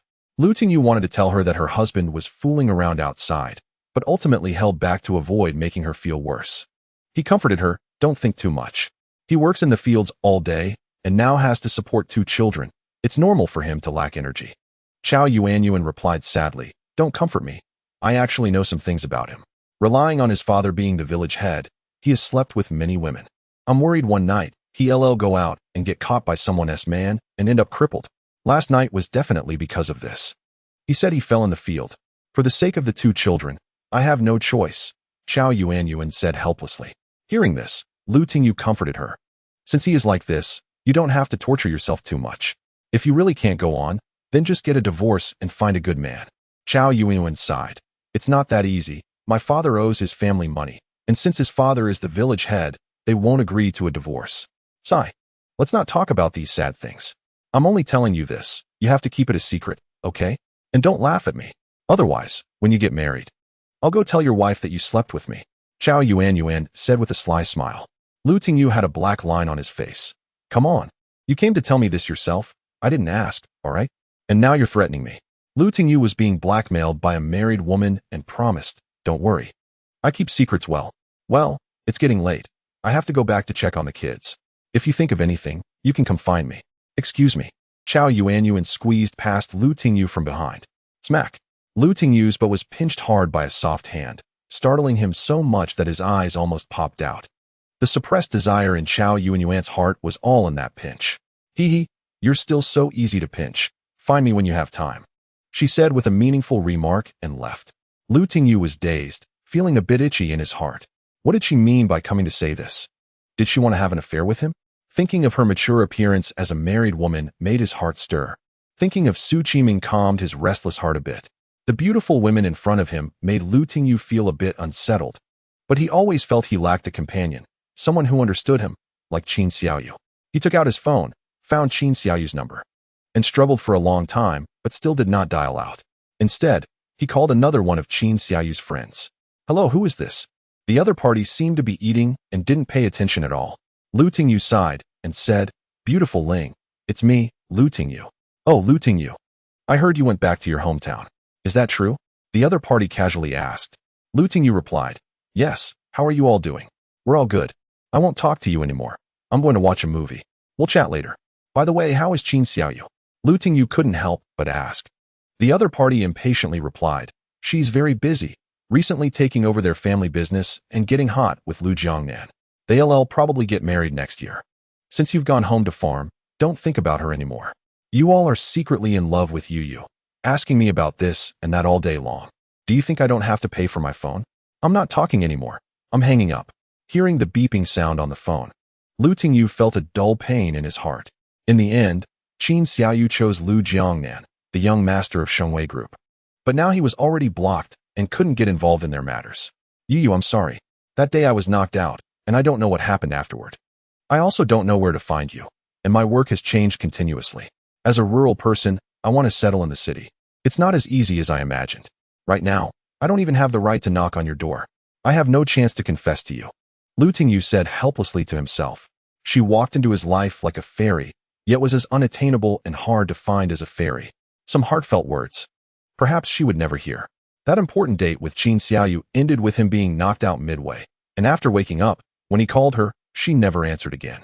He knew it was Lu Jiangnan who sent someone to knock him out, then used connections to get him fired, forcing him to struggle in the city. His power was simply no match for the Lu family. But he was also worried that Qin Xiaoyu wouldn't be happy with Lu. Sigh, just forget her, he thought. But I can't forget. It's better to hide it in my heart. She is a rich beauty, and I am just a college student from the countryside, nothing more. Lu Tingyu dialed Qin Xiaoyu's number again, but it still couldn't be reached. I hope you can be happy. Lu Tingyu decided to keep her in his heart. His life must go on. Shaking off emotional matters, he focused his energy on the 5 elements technique. Lu Tingyu operated the technique and pointed towards the grass by the river. Suddenly, the wood spirits in the grass became lively and quickly gathered over. Lu Tingyu felt a massive surge of wood spirit energy rushing towards his body, almost overwhelming him, so he hurriedly drew it to his tomato field. The tomatoes, receiving the wood spirit energy, immediately appeared even more vibrant, looking from afar like lively fetuses full of energy. Lu Tingyu activated his mystical vision and saw 3 colors of gas swirling above the tomato field, which looked quite pleasant. When Lu Tingyu returned home, Su Qiming also came over and brought a lot of things. Lu Tingyu, the live stream tonight went really well. My live streaming room already has over 2,000 fans. I've received more than 100 in tips, she said. Tonight, we're going to catch frogs and continue to accumulate fans. Su Qiming seemed a bit excited. She appeared less like a teacher and more like a streamer passionate about entertainment. Are you not afraid of being bitten by a snake? Lu Tingyu asked, staring at her thigh. Su Qiming paused for a moment, and Lu Tingyu was a bit dazed. Her well-proportioned legs were truly soft and beautiful. It's fine, I have protection. Look, I'm wearing thicker jeans. I even have long johns underneath, so even if I get bitten, the snake's small teeth won't reach my skin, Su Qiming happily explained. Aren't you hot wearing such thick clothes in this heat? Lu Tingyu replied, speechless. As long as she listened to him, with his keen eyesight. How could he let her be bitten by a snake again? It's hot, but it's for safety, Su Qiming said as she went to get her equipment. Having also purchased some good gear online. I think you look better in a skirt, Lu Tingyu teased. The two chatted and laughed as they arrived by the Qingqing River. At this moment, it had just gotten dark, the sun had just set, and there were many mosquitoes by the riverbank, with frogs jumping onto the shore. Su Qiming started her live stream, adding Lu Tingyu as a friend, then filmed herself for a while to introduce the situation. Last night, we caught frogs in the fields. Tonight we are at the Qingqing River. This section of the river has very gentle currents, hiding countless frogs. Now that it's just dark, it's their active time. Let's continue to enjoy the charm of the Frog Prince. Before coming, Lu Tingyu had told her that the density of frogs by this riverbank was very high. Sure enough, when Lu Tingyu shone his flashlight, he spotted 4 or 5 plump frogs. He walked over and waved his hands quickly. When he picked them up, he was already holding the thighs of these frogs, each with big eyes staring at the camera. Wow, as expected of the Frog Prince, that technique is so cool. 1 claw, 5 frogs. Exactly what river is this? I also want to join the streamer to catch frogs. The live streaming room became lively, and the number of viewers quickly climbed. Lu Tingyu followed the riverbank down, and all along the way were patches of frogs, exciting the viewers in the live stream, who wished they could experience it themselves. However, some remained clear-headed, noting that this was the skill of the Frog Prince. Others might not be able to do the same. Some insisted that if they had such a river, they too could catch frogs like that. The debate between the two groups made the live stream even more lively, and the popularity surged from over 2,000 to 8,000. Then it suddenly stabilized, maintaining a balance with people coming and going. Frog Prince, please show your face. A viewer who didn't cook shouted in the live stream, and immediately the female fans began clamoring to see Lu Tingyu's face. Go ahead, I'm not ugly. I didn't put on makeup. Oh, it's all natural, Lu Tingyu said as he shone the flashlight on himself, revealing a handsome face that instantly filled the screen. The live stream exploded with excitement. Oh my, has the Frog Prince gotten married? I'm still single. Please flirt with me. So handsome, so good at catching frogs, my idol. People began to discuss. Some men were jealous. A bunch of infatuated girls. I'm better looking than him and richer too. Can you catch frogs like he does? If you have the ability, why not go live and catch frogs too? The female fans banded together, and any man who spoke out was immediately shut down. The live stream turned into 2 opposing camps, each attacking the other.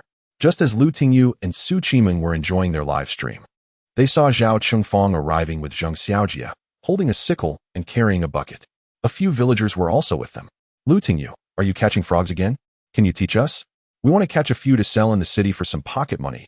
3 young wives approached Lu Tingyu. Lu Tingyu paused catching frogs and, under Su Qiming's live stream, taught them the methods. Of course, he couldn't teach them his special vision, but shared some techniques and emphasized safety, telling them not to get bitten by snakes.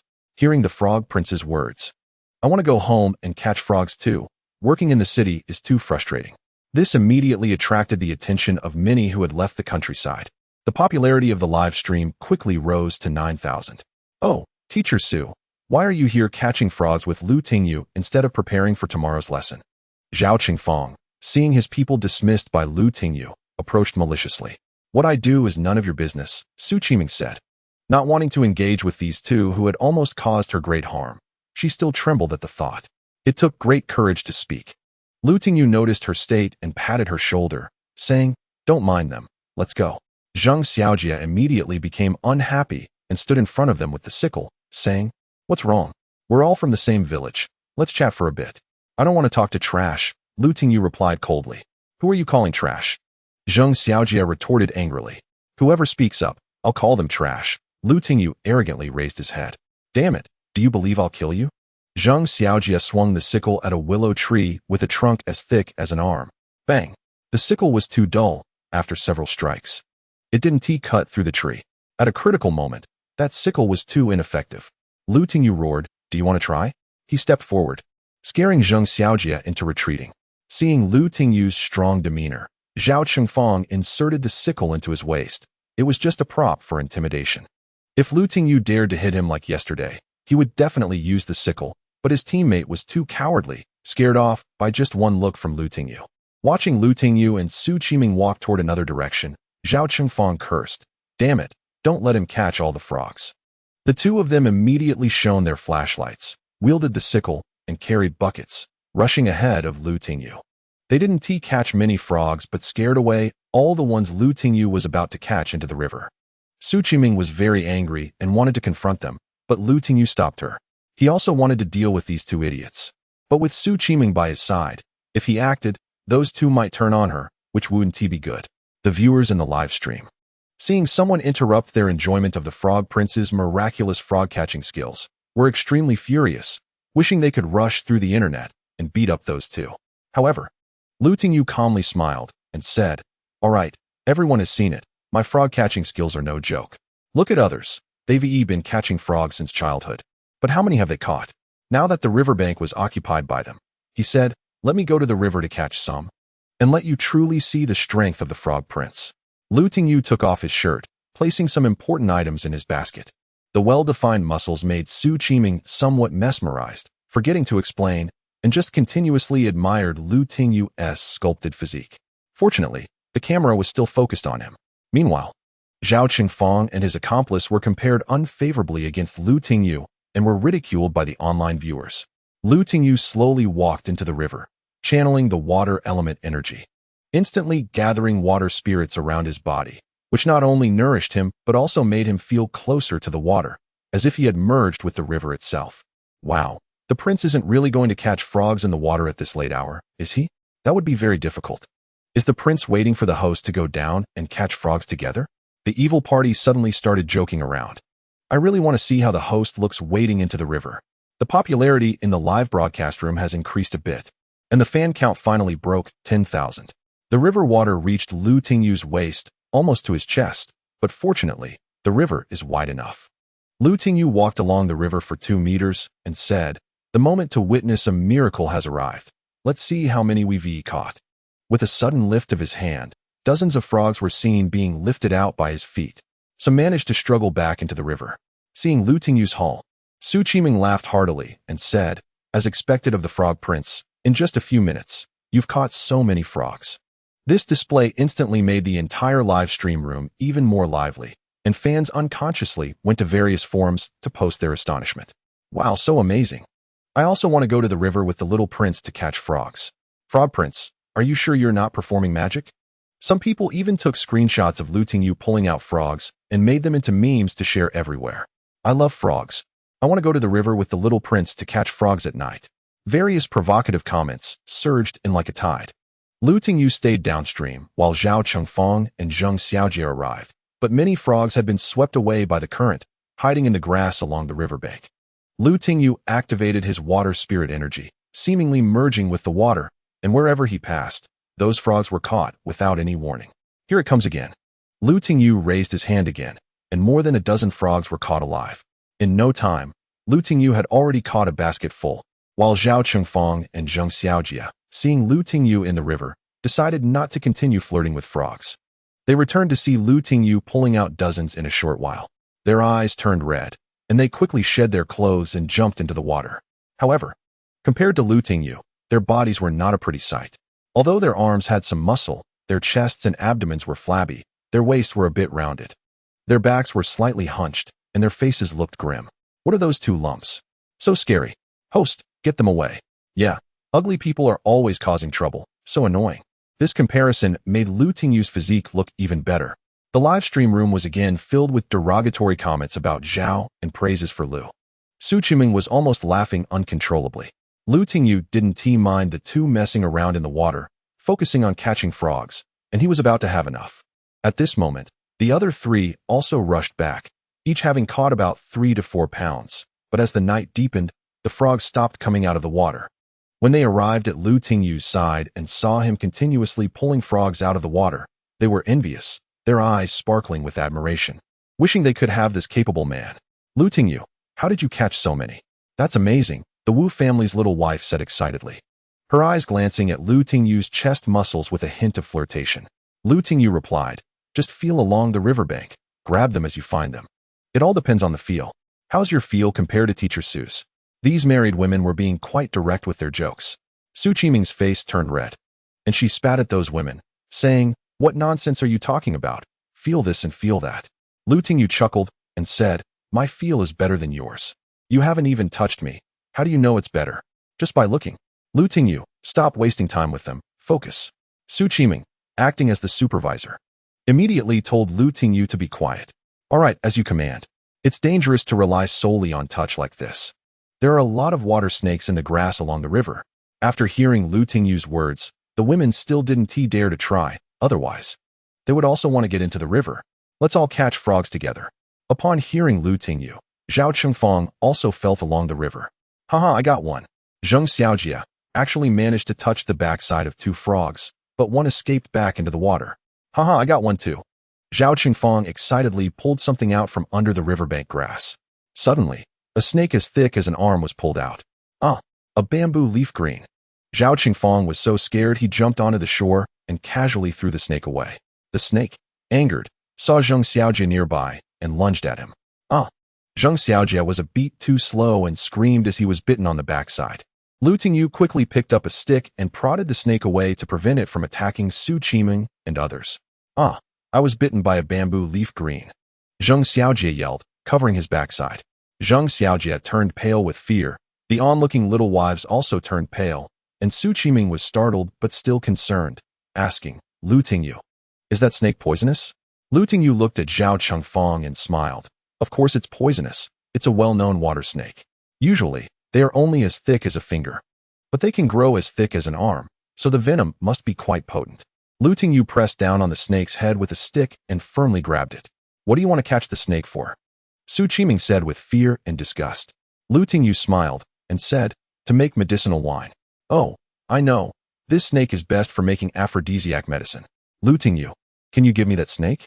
An older woman asked. No, I need it for another purpose. Lu Tingyu knew this snake could be used to make a kind of rheumatism medicine, which would be helpful for his father's illness. The snake was pressed down by the stick and quickly wrapped itself around it.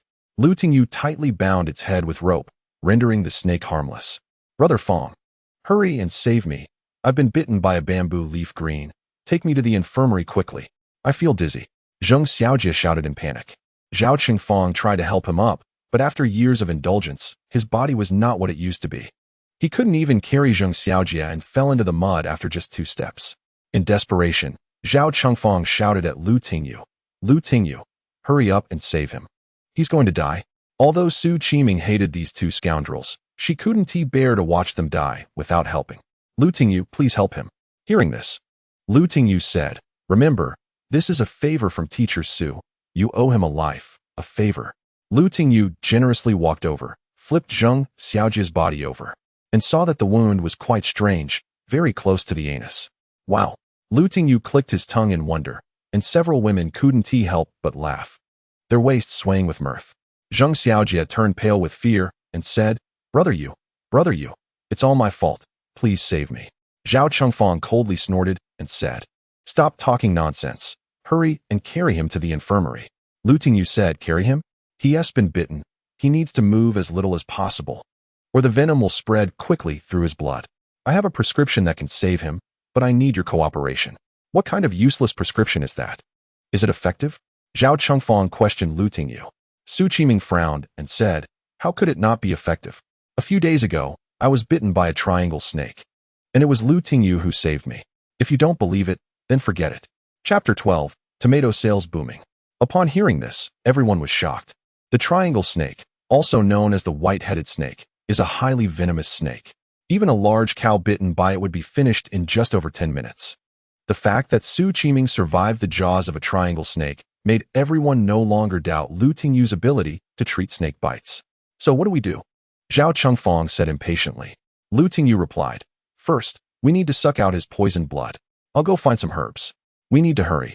If we're late and the poison spreads in the blood, even a deity can't save him. After saying this, Lu Tingyu turned around to look for herbs. Zheng Xiaojia listened and looked around. Everyone else was female, and only Zhao Chengfang was suitable for drug use. He immediately said, Brother Fong, hurry, help me use it. Zhao Chengfang glanced at the wound, which was almost on Zheng Xiaojia's butt. Smelling the strong stench of feces coming from Zheng Xiaojia's backside, Zhao Chengfang pushed Zheng Xiaojia away and said, use your mother's. Don't you usually wipe yourself? It stinks so bad, how can I use it? Seeing Zhao Chengfang being evasive, Zheng Xiaojia's face twisted in anger as he shouted, Zhao Chengfang, are you going to use it or not? If you don't, I'll expose everything about you and your dad. If you don't work hard, I'll say I have evidence with my dad in the city. Saying this, Zheng Xiaojia took out his phone and called his father. Dad, I was bitten by a snake. If I die, this matter has a lot to do with Zhao Chengfang. I have something on them. And Zheng Xiaojia was languidly making the phone call. Zhao Chengfang gritted his teeth in anger and said, "Enough. You win this time. I won tea, let you die." Holding back the lingering stench, Zhao Chengfang lunged at Zheng Xiaojia's butt and began to use drugs. The women were so scared they turned their heads away. One older woman secretly looked back and disdainfully said, "That butt, just two skinny bones, it's so ugly." "All right, keep going. You've sucked out all the shit from his intestines." Lu Tingyu sneered. Zhao Chengfang is really putting in the effort. Zhao Chengfang almost choked at those words. Lu Tingyu found some herbs, crushed them with a stone, and applied them to Zheng Xiaojia's butt. "Brother you, I want to poop." After applying the medicine, Zheng Xiaojia felt an endless urge to defecate. He held it in, knowing he couldn't take the medicine off until at least the next morning. Lu Tingyu said this on purpose, just to mess with him. Seeing how Lu Tingyu treated this person differently from her, Su Qiming felt like her heart was on fire. She had swallowed Lu Tingyu's saliva. Zhao Qingfang reluctantly carried Zheng Xiaojia away, while Lu Tingyu returned to the village with a few women, dropping Su Qiming back at school. Lu Tingyu returned to his room and began studying the Yanhuang 5 elements technique. This thing changed him, and he had to study it seriously. He practiced the technique, trying to adjust the 3 energies within him. Before he knew it, it was dawn, and Lu Tingyu had sat up all night. The energy within him hadn't become much stronger, but it had fused together considerably. Lu Tingyu still got up early, carried the field frogs into the city, and found Mr. Tang. More wild field frogs. Mr. Tang was amazed. After looking at Lu Tingyu for a while, he exclaimed, "Oh, you're the field frog prince." Seeing that this quiet and beautiful general manager actually recognized the field frog prince, Lu Tingyu cautiously replied, "Yes. That's great. Your ability to catch field frogs is amazing. I'm really impressed. I want to see it for myself one day," Tang Tian said excitedly. She had been pulled into this by a friend and initially thought it was a joke.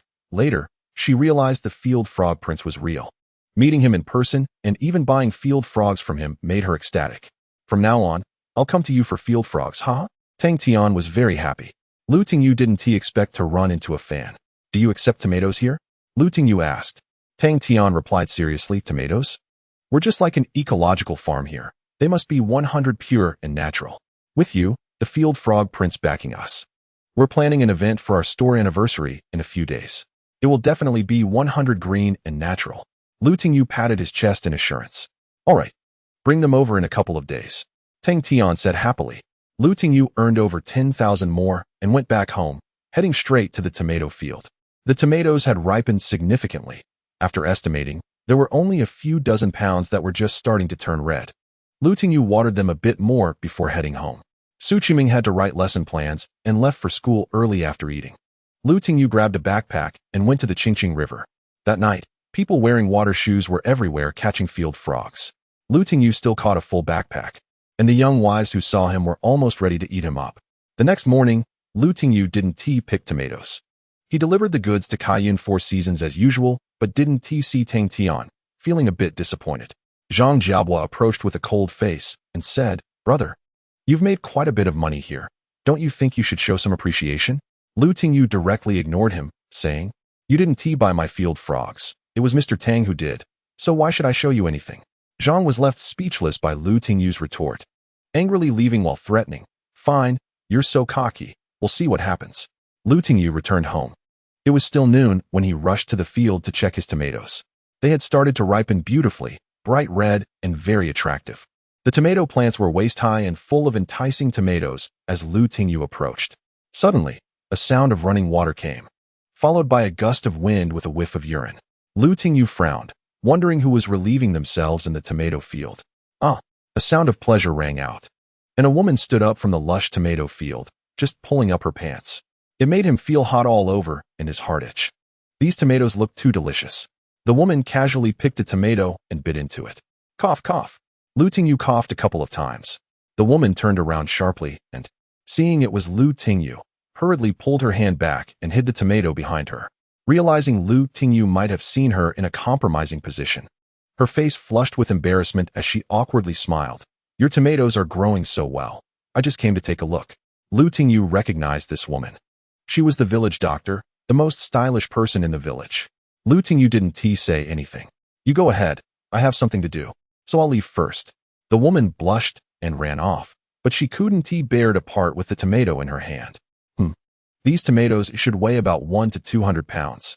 I can pick some later and take them to the city with the field frogs to sell, Lu Tingyu thought. Lu Tingyu saw 3 people enter the village chief's field, and the woman following them looked somewhat familiar. Hey, what are they doing?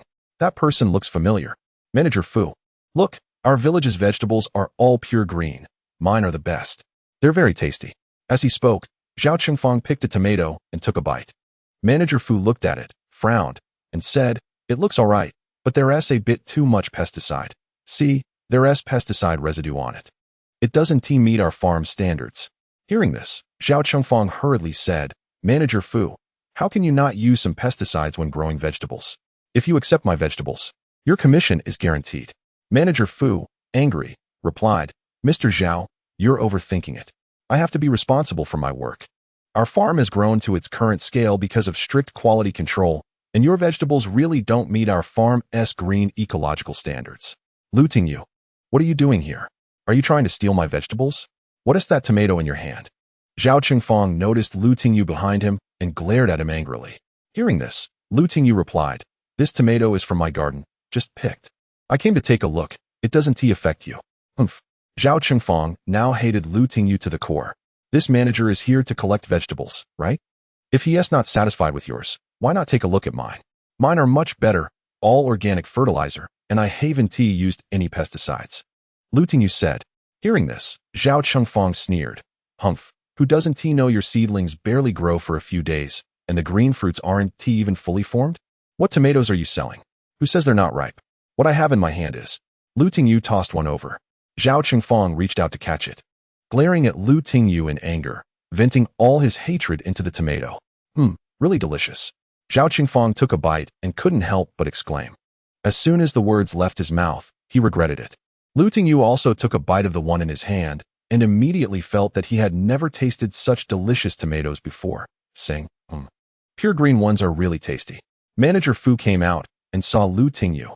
Oh, it's you, Mr. Lu. You're from this village? Lu Tingyu smiled and said, Yes. It's great to run into you here. Come take a look. These green ecological tomatoes are really delicious. Lu Tingyu thought that this Manager Fu was much better than her boyfriend who took kickbacks. It's a pity that such a good woman might be deceived by a scumbag. The group went to Lu Tingyu's vegetable garden and was surprised to see the thriving tomatoes. The village head was stunned. The two families' fields weren't far apart, and he had a rough idea of how the tomatoes were growing. Manager Fu looked around and happily said, No pesticides. This really meets the requirements of our farm. She casually picked one and took a bite. Excitedly, she said, It's so delicious. I've eaten tomatoes for decades, but I've never had one this good. I'll take them all. Seeing this, the village head also prepared to pick one to try. However, Lu Tingyu scolded, Cough, what are you doing? Stealing my tomatoes? I'm just trying one. The village head retorted. Try what? Your family has plenty, and yours are even more than mine, Lu Tingyu said with a stern face. If you won't let me try, then I won't, the village head said angrily, feeling the consequences would be severe. As the village head of a village, a respected figure, he was actually confronted by a junior. Embarrassed, the village head retracted his hand, realizing that he had inadvertently helped Lu Tingyu. Zhao Chengfang, seeing his father in such an awkward situation, was even more furious. Let's go. Chapter 13. Future plans. Lu Tingyu and Manager Fu worked together to pick tomatoes. After 2 hours of hard work, they finally finished, totaling over 200 pounds, which was more than Lu Tingyu had estimated. They filled Manager Fu's trunk, saving Lu Tingyu the trouble of hauling them to the city himself. These tomatoes are great, and they're green and ecological. The market price is 8 yuan per pound, but I'll reserve yours at 15 yuan per pound. How about we supply exclusively to us in the future? Remember, we only want green, natural, and pollution-free food. Manager Fu said cheerfully. Okay, no problem. We are old friends now, and I'll supply you with these, Lu Tingyu replied happily. The 200 pounds of tomatoes quickly sold for over 3,000 yuan, almost equivalent to half a year's income for an average farmer. Regular tomatoes sell for only 6 to 8 yuan in city farmers markets, and if picked directly from the fields in the countryside, the price is even lower, around 3 to 4 yuan. After deducting costs for pesticides and fertilizers, farmers hardly make a few hundred yuan. However, Lu Tingyu's tomatoes had hardly used any pesticides or fertilizers, and they grew quickly, keeping the costs low. Lucky break. Zhao Chengfang glanced at Lu Tingyu while picking his own tomatoes to load onto the van, preparing to take them to the city farmers market the next day. After sending off manager Fu, Lu Tingyu happily brought the money home. When Lu's mother and father saw the money, they were very surprised. What's going on? Selling tomatoes, Lu Tingyu explained casually. Wait, Xiaoyu, you need to be honest. I know our plot of land best. The tomatoes were just green fruit, and they still have a month to mature. We only planted a few plots. How could we sell so much money? Lu's father was worried his son was up to something else. Lu Tingyu pretended to be confused and said, How would I know? I went to check today, and the tomatoes are ripe. Plus, the village head brought the manager of Jinxiu Farm from the city, and she liked them. She offered us 15 yuan per pound. We picked over 200 pounds, and she took them all. Over 200 pounds at 15 yuan per pound? The two elders were shocked again and hurried to the vegetable garden to take a look. They found that the tomato plants had indeed grown and were bearing fruit, with some already turning a rosy color and maturing. Some were clearly just picked today. Lu Tingyu was ecstatic. He had become a firm believer in the Yanhuang 5 elements technique in his mind. With this miracle, he believed he could make a lot of money and become rich. Mom and Dad, where else do we have land to plant vegetables? To understand the specific effects of the Yanhuang 5 elements technique, he decided to try again. Lu's father returned, puzzled. Strange. We haven't fertilized or used pesticides this week. How could there be such a big change? Hearing Lu Tingyu's question, he casually replied, There's 2 mu of eggplants and 2 trellises of cucumbers on the west slope. Upon hearing this, Lu Tingyu didn't care about eating and quickly grabbed a hoe. Running over. Looking at the eggplant seedlings that had just been planted not long ago, Lu Tingyu was very happy. This was just the right time.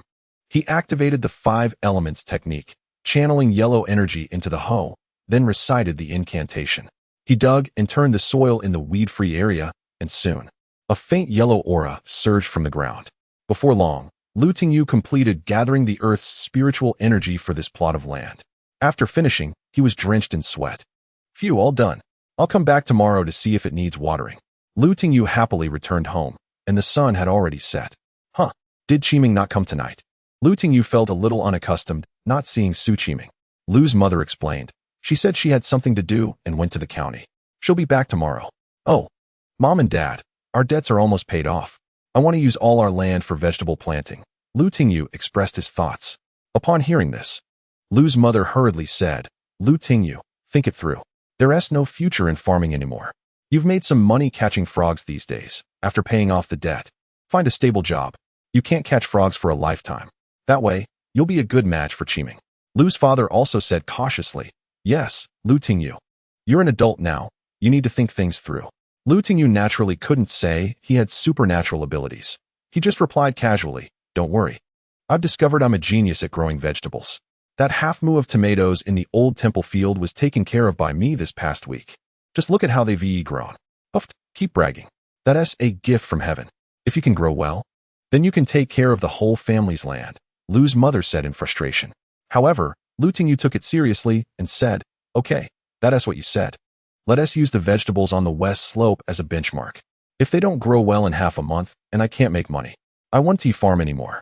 But if they grow well and I earn money, then I'll handle the family's land. All right. Upon hearing this, Lu's father and mother immediately laughed. If they could extinguish Lu Tingyu's desire to farm, they wouldn't care about those few plots of vegetables. Even if the vegetables fully matured, they would only sell for a few hundred yuan. Even if they were completely wasted, it wouldn't matter. After dinner, Lu Tingyu continued to catch frogs by the riverside. Tonight, no one disturbed him, and he caught 2 baskets, close to 300 pounds. The next day, he delivered them to Kaiyun 4 Seasons, where he saw Lu Tingyu bringing 2 baskets of frogs. Zhang Jiao's eyes turned red. That was 300 pounds, and this haul would sell for nearly 20,000 yuan. Manager Tang, he brings this much frogs every day. I'm starting to suspect they're wild, Zhang Jiao said in the office, talking badly about Lu Tingyu. Although Lu Tingyu was outside counting money, he could hear clearly. Hearing this, Tang Tian smiled and said, You're overthinking it. Do you know who he is? The Frog Prince. You haven't seen his skills in catching frogs.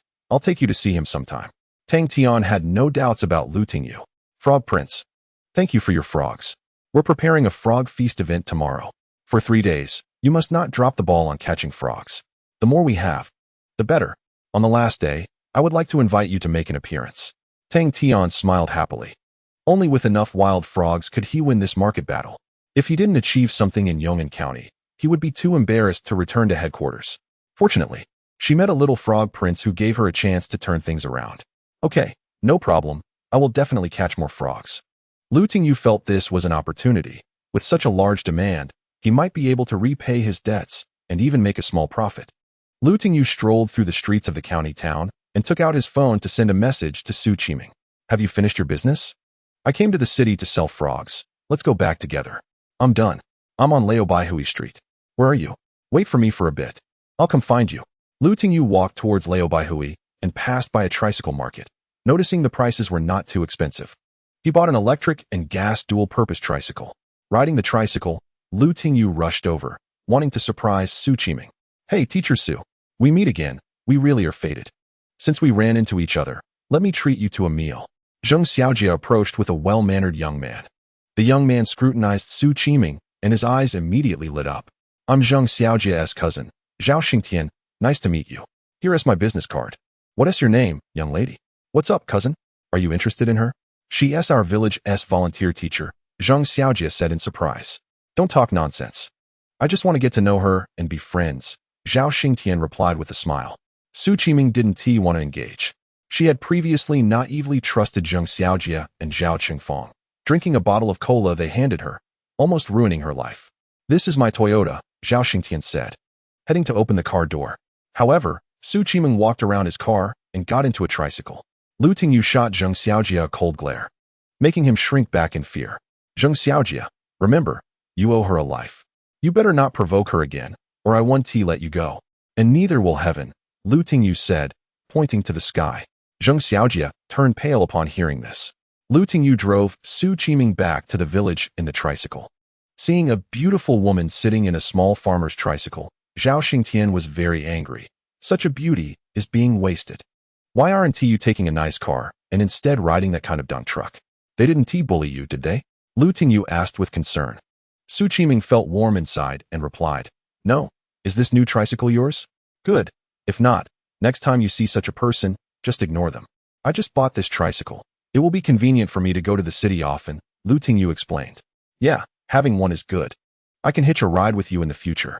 It's uncomfortable in the back. I want to sit next to you in the front, Su Qiming said, asking Lu Tingyu to stop the tricycle and sit beside him.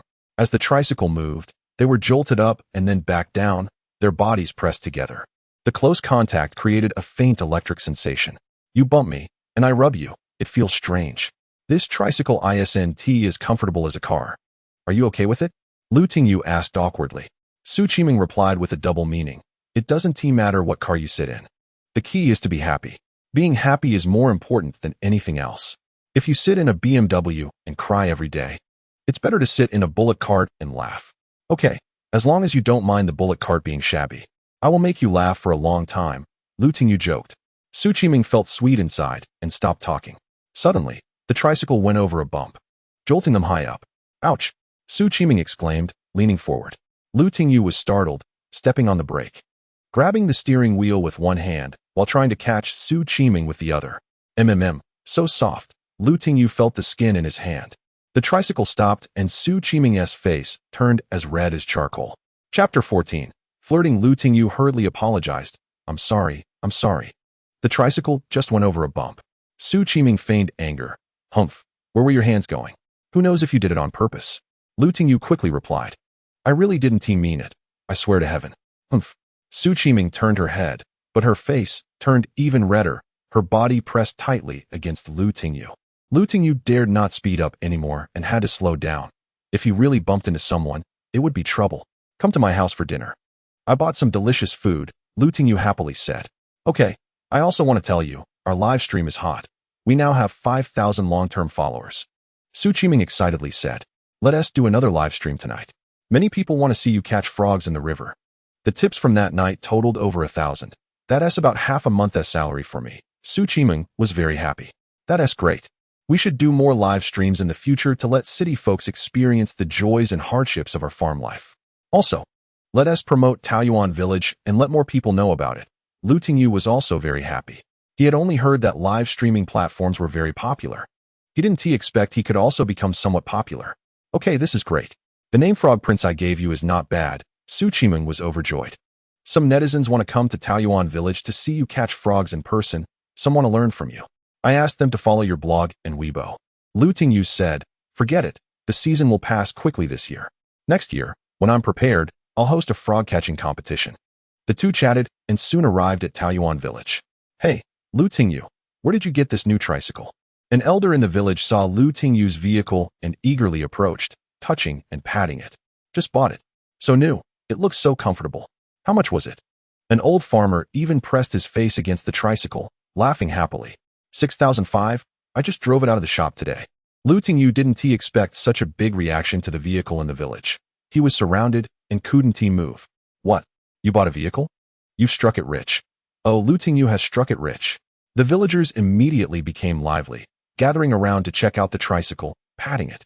Taoyuan village is a poor village. Aside from the village chief's family having a van, only Dakong had an old second-hand tricycle.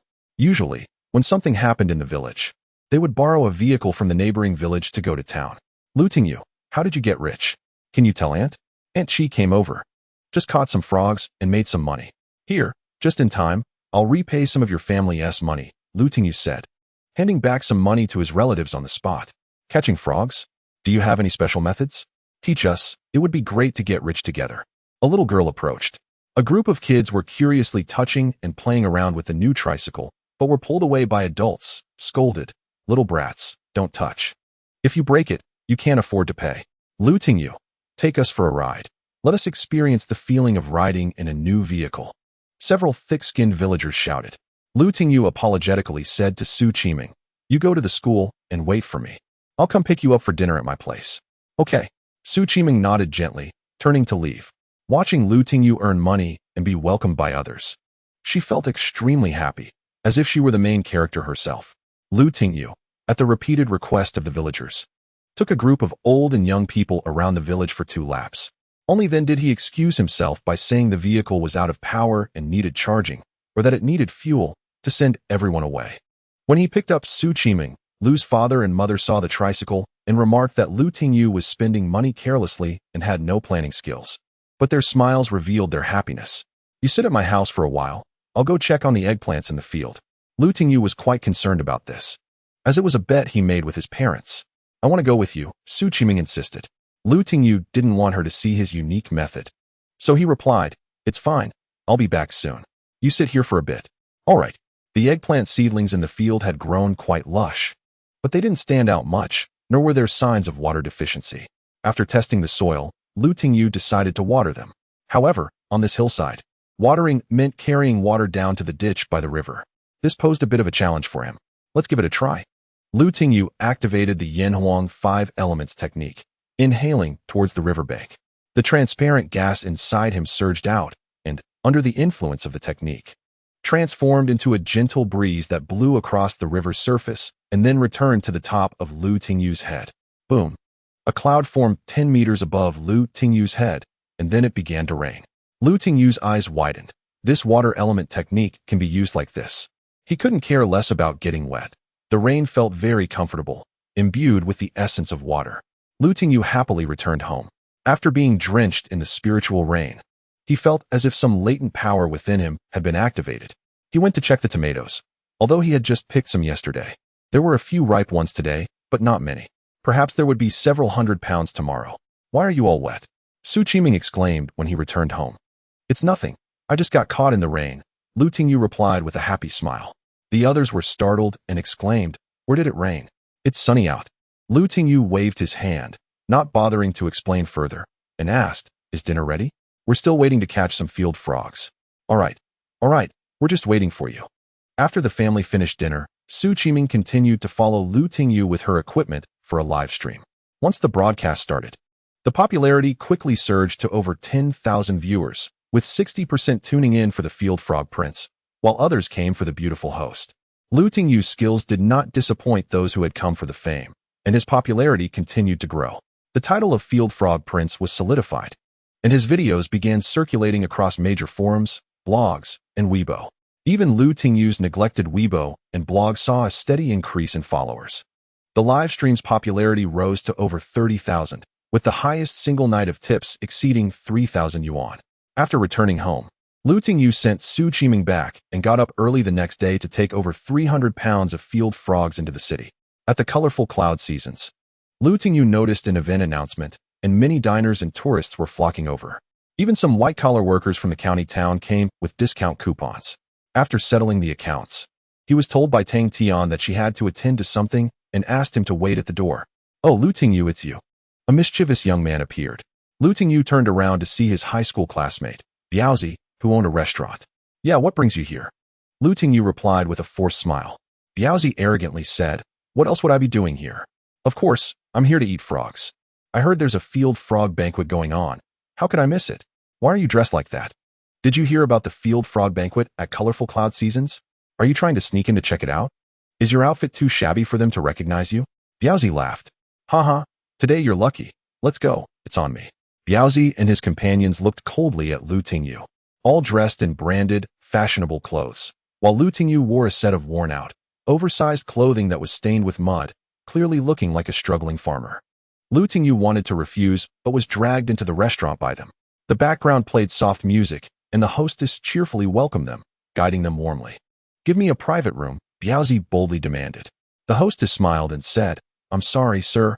All the private rooms are fully booked. This hall has good spots as well. What kind of place is this where we can't even sit down for a meal?" The group felt frustrated and were taken to the most public area. "Young lady, can you tell us what makes your field frog special? Why is the price higher than other places, even during an event?" The hostess smiled and replied, "Our price is certainly justified. First, our frogs are personally caught by the popular field frog prince from online, and secondly, our chef is a 3-star chef. If you were to come on a regular day, you'd probably have to pay double to eat here." Lu Tingyu glanced around. A portion of field frogs cost nearly 400 yuan for just 2 pounds, making him secretly astonished. "Who is this field frog prince? Can we see him?" Biaozi asked, frustrated and wanting to show off, but feeling the sting of such an expensive meal. "I'm sorry, the prince is very elusive. Our company worked very hard to get him to appear at the last day's 100-person field frog banquet. How can one participate in the 100-person field frog banquet? By obtaining our supreme card or spending over 10,000 within 3 days, the waitress maintained her smile. What kind of ridiculous banquet has so many restrictions? It's just a scam. Hurry up and bring us our food." Biaozi was unhappy. "So, Lu Tingyu, you haven't been here before, have you?" Biaozi smugly remarked, observing Lu Tingyu's naive demeanor. He poured a drink for Lu Tingyu and said, "We went to school together for a few days in high school. I'll treat you today so you have something to brag about when you go back to your village. After this meal, let's go our separate ways. I'm just a restaurant owner, and I won't be able to help you with anything in the future. From now on, you walk your own path, and I'll walk mine." Lu Tingyu sneered. "Fine, since you've said that, I have nothing more to say. Our past friendship ends here. Goodbye. TCH. A little farmer thinks he can come to such a high-end restaurant and still act all high and mighty. I'll take him down next time." One of the mischievous youths said unhappily. Tang Tian was already waiting at the service desk. Lu Tingyu walked over and said, "How much is that table?" "I'll pay." Tang Tian smiled and said, "No, I'll treat you. Let them eat for free." "How can that be? Although we're cooperating, a meal is still a meal." Lu Tingyu insisted on paying. Tang Tian replied, "I appreciate your help. If it weren't for your field frogs, we wouldn't have this event or make a name for ourselves in the city." After several rounds of refusal, Lu Tingyu ultimately couldn't pay. Tang Tian took him to the office to discuss arrangements for the day after tomorrow. "On the last day, I've invited some representative online users and some important people from the county. Dress formally." Tang Tian handed him a suit, making Lu Tingyu feel warm inside. After Biaozi and the others had eaten and drunk enough, they called for the bill. "Hello, sir, your table has already been covered by that gentleman over there." Biaozi and his companions were astonished, and when they tried to call Lu Tingyu, they realized they didn't have his number at all. "Biaozi, that guy is impressive. He managed to get a free meal at a place like this. That's not simple," one of the younger guys said excitedly. They had just mocked Lu Tingyu, and now they were thinking about getting close to him. Yeah, could he be a billionaire CEO who came back to his hometown, deliberately wearing shabby clothes? A younger brother, after watching too many online videos, sighed. Biaozi also regretted it and thought to himself, "Damn it, why was I so stupid just now? That kid Lu Tingyu must have made a fortune, or he knows the big shots around here.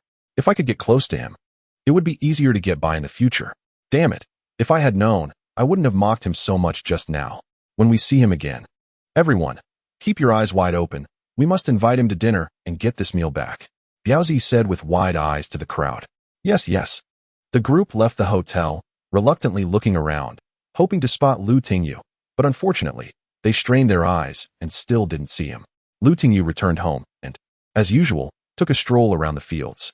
He checked on the tomatoes and then went to the eggplant field, noticing that the eggplants had grown much taller and were starting to bloom. In just 2 or 3 days, they had grown much faster than usual. Lu Tingyu activated the 5 elements technique, directing the wood element technique towards the nearby green mountains. The wood element energy surged within him, and he then saw the essence of the wood element in the forest being drawn to him. It flowed through his body, refining it while also entering the eggplant field. The eggplants instantly became vibrant with life, like fetuses full of vigor, and the 2 cucumber plants next to them also contained abundant vitality. Using his vision, Lu Tingyu took a look and then returned home satisfied. Just let me return to my hometown, back to her side, where her gentle kindness can soothe my heartache. Was the phone call from Fu Qingyi of the Jinxiu farmhouse. Hello, Manager Fu, what do you need? Lu Tingyu said with a smile. Fu Qingyi's voice was a bit excited as she said, Mr. Lu, hello, are your tomatoes ripe? Lu Tingyu replied, yes, we can pick about 300 pounds tomorrow. Upon hearing this, Fu Qingyi was thrilled and said, great, let's pick them all tomorrow. Your tomatoes taste excellent. Yesterday, an editor from a food magazine came here and praised your tomatoes highly. Now they have become our hot commodity. How about supplying all your tomatoes to us in the future? Sure, Lu Tingyu was very happy. He had been worried about how to sell so many tomatoes. And now someone had come to him. I won't let you lose out either. Your tomatoes are great. I'll pay 41 cents per pound. I want as many as you have in the future. Many people are inquiring about them now, although I've kept them under control for the time being. They'll find out eventually. Fu Qingyi was a bit excited. All right, no problem. I'll work with you long term. Lu Tingyu was overjoyed. This was the first time someone had mentioned 41 cents per pound for his tomatoes. Manager Fu was much more reliable than her boyfriend. Chapter 15. Sudden change. The two agreed to come to pick tomatoes tomorrow afternoon. Lu Tingyu was very happy. This half-acre of tomatoes meant he would have several thousand yuan in income every day for a month. Just thinking about it made him extremely excited. After dinner, Lu Tingyu again shouldered his basket and, under Su Qiming's gentle gaze, walked into the Qingqing River, only to find that there seemed to be fewer frogs in the river. After more than an hour, he finally filled his basket. Before leaving the village, he ran into Wu's young wife. Are you going to catch frogs in the Qingqing River? Yes. You might as well not go. During the day, Zhao Chengfang brought 4 or 5 people with an electric machine and caught a lot of fish and frogs, filling 2 vans. You won't catch anything, Wu's young wife advised. Damn it, Su Qiming was very angry. What should we do? They are waiting for your frogs to hold an event, but now Zhao Chengfang has wiped them out. Lu Tingyu thought for a moment and said, I'll take you back first. I'll think of a way. Lu Tingyu took Su Qiming back to school, and at parting, Su Qiming's gaze seemed a bit off. Lu Tingyu, if you really can't catch them, then forget it. Wild frogs aren't easy to catch. Now your family's debts are almost paid off. I can introduce a girlfriend to you another day. Su Qiming secretly sized up Lu Tingyu. Hearing this, Lu Tingyu laughed and said, great. It would be best if she were like you, wise, kind, and gentle. That might be a bit hard. It's difficult to find someone like me, Su Qiming playfully said. Her eyes fixed on Lu Tingyu. Lu Tingyu chuckled, if you don't mind that I'm a farmer. Before he could finish, Su Qiming angrily walked away, saying, annoying. But after turning around, she had a smile on her face. Lu Tingyu was startled. This woman was too changeable. He quickly said, Qiming, don't be angry. It was just a joke. Jerk. Su Qiming ignored him from then on. Lu Tingyu helplessly withdrew his gaze and returned home. Every night, Lu Tingyu practiced according to the techniques in the Yanhuang 5 elements technique. However, the energy within him hadn't increased much. And he also tried to comprehend the other 2 elements, but ultimately gained nothing. Oh well, let things take their course. With these 3 types of energy, I can become rich. As for the other 2, let's see what fate brings. Lu Tingyu felt content and went to sleep. Lu Tingyu called Tang Tian. Sorry, Manager Tang. The frogs in our village have been caught out. Tomorrow I'll check the neighboring village to see if I can catch more. Lu Tingyu, you can't have any more problems tomorrow. Today, I can have them push some other vegetables to replace some, but tomorrow, there can't be any more issues. Or you'll have to pay the price, Tang Tian said. Okay, there won't be a problem. Then Lu Tingyu called Fu Qingyi, letting her know that he would deliver the tomatoes in the morning. Lu Tingyu knocked on the Wu family's door, and it was opened by Wu's young wife, Lu Tingyu. Did you have anything to do this morning? Wu's young wife rolled her eyes and whispered, this early in the morning, I have someone at home. Let us go to your cornfield at noon or the village square in the evening. What are you talking about? I need to rush to pick tomatoes this morning. 40 yuan. If you have time, help me pick them from the half-acre in my old temple field. Lu Tingyu said with a mischievous smile, as if she thought he was there to ask her for something. Oh, I see. I'm free. That half-acre of tomatoes can be picked in the morning. It's worth it for 40 yuan. On the way, Lu Tingyu ran into Chao Yuanyuan. Do you have time this morning? Chao Yuanyuan looked around and said softly, do you need it now so early? Wait a bit until the village chief and them come back from the fields, and then you come to my house. Saying this, Chao Yuanyuan grabbed Lu Tingyu's lower body excitedly and said, you're so strong. Lu Tingyu was startled. If someone saw this, it would be a disaster. He quickly broke free and said, what are you thinking? I need to rush to pick tomatoes this morning. If you're busy, can you find 2 more people to help? You should have said so earlier. You made me nervous. Chao Yuanyuan playfully slapped Lu Tingyu on the chest and went to find help. Lu Tingyu exhaled. If it were in a special place, he would really be afraid of losing control with Chao Yuanyuan. Hearing that picking half an acre of tomatoes paid 40 yuan, 4 or 5 women from the village suddenly came. With many hands, they picked the half-acre of over 300 pounds of tomatoes in less than an hour. Lu Tingyu loaded them onto a tricycle and delivered them to Jinxiu farmhouse. Fu Qingyi did not say much, warmly and sincerely greeting Lu Tingyu and promptly paying him. Returning home without having lunch, he gave Chao Yuanyuan and the others their money and went to check on the eggplant field. The eggplants had actually grown, with quite a few ready to be picked, probably around 40 to 50 pounds. The 2 cucumber plants nearby, which were only as high as a person a few days ago, had also climbed the trellis and were hanging with several bright, tempting cucumbers. Haha, success. Lu Tingyu looked at the bountiful eggplant field, filled with hope for the future. Tonight, if I catch another 300 or 400 pounds of field frogs, I can sell them all tomorrow and should be able to gather 20,000 yuan. Then I can come back and plow the other fields at home to plant vegetables. If I have time tomorrow, I will go to the agricultural tools company to take a look. You all grow well, and I will come to pick you tomorrow. Since Miss Tang is holding an event, I don't have anything special to bring, but I will take you with me then. Lu Tingyu said happily to the eggplants. As soon as he finished speaking, he felt as if those eggplants winked at him. This strange illusion made him think for a moment that these eggplants had come to life. After having lunch and taking a little break, Lu Tingyu set off for Inya Lake on his tricycle. However, halfway there, he saw the village chief and some people repairing the road, which had become bumpy due to flooding from the fields. Lu Tingyu, are you going to Inya Lake? It looks like this road won't be passable tonight, the village chief said, revealing a mouthful of smoke-stained teeth. These Zhao Chengfang and his son are really in cahoots. If I can't catch any field frogs, then the cooperation with Tang Tian will be greatly compromised, and if this goes well, I can make a lot of money. Boom. Someone pushed a layer of dirt over, causing Lu Tingyu's tricycle to tilt on the slope. Sorry, please push it away a bit. Don't block us from repairing the road. Lu Tingyu noticed that the people repairing the road were all relatives of Zhao Qingfang. Hey, are you guys not ashamed? Can you help me move my tricycle? Lu Tingyu said gloomily. Okay, but you'll have to pay. Not too much, just 10 yuan. A section of the road had been dug up, and new adjustments were being made. Lu Tingyu jumped off the tricycle and said, all right, that's fine. I'll give 50 to each person if 7 or 8 people come to help me lift the tricycle. 50? Haha, sure. The relatives of Zhao Chengfang didn't care about making Lu Tingyu trip. They only saw the money. You're not allowed to go. If anyone goes, they won't get any collective work points today, the village chief said anxiously. Everyone hesitated for a moment. Lu Tingyu sneered. How much work points do you earn in a day? Is it even 20 yuan? If we lift it once, we get 50.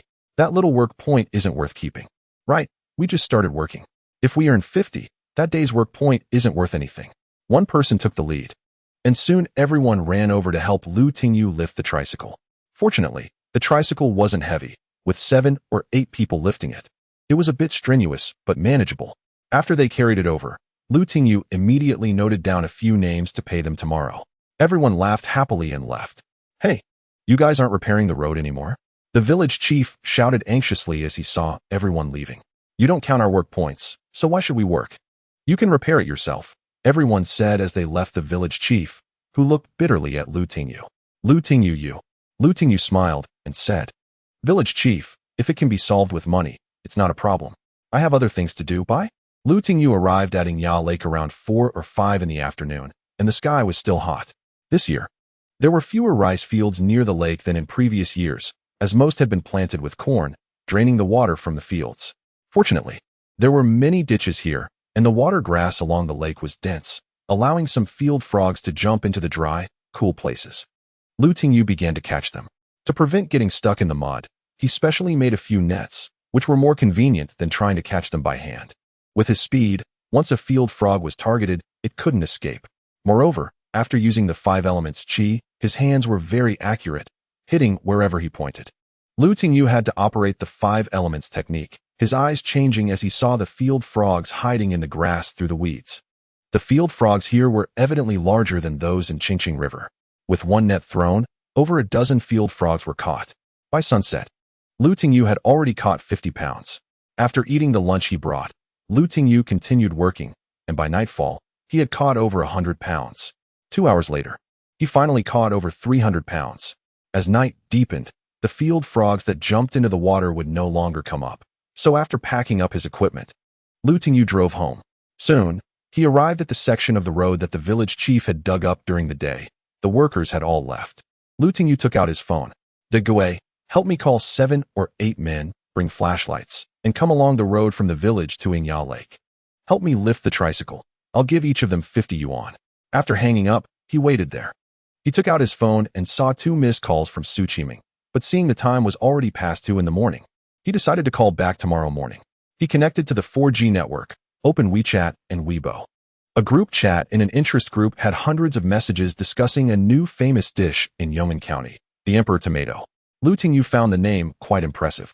It was said that a food critic from the province came to Yong'an, happened to taste the Emperor Tomato, and was conquered by its extraordinary flavor, praising it endlessly on a television program. Later, he took a few back for testing, and a nutritionist claimed it was the king of tomatoes, rich in vitamins and trace elements, making it quite rare. Eating this Emperor Tomato genuinely enhances immunity, benefits the body, and its antioxidant properties far exceed those of health products worth hundreds or thousands of yuan. Chapter 16. Competitors. Yong'an County, the Emperor Tomato, is right in our county town. Lu Tingyu was curious.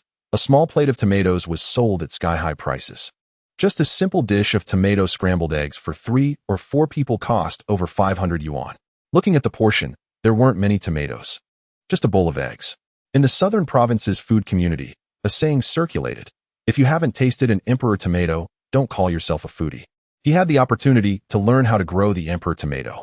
Lu Tingyu treated it as news and then checked Weibo and his blog, discovering that his followers had increased significantly, now over 1,000.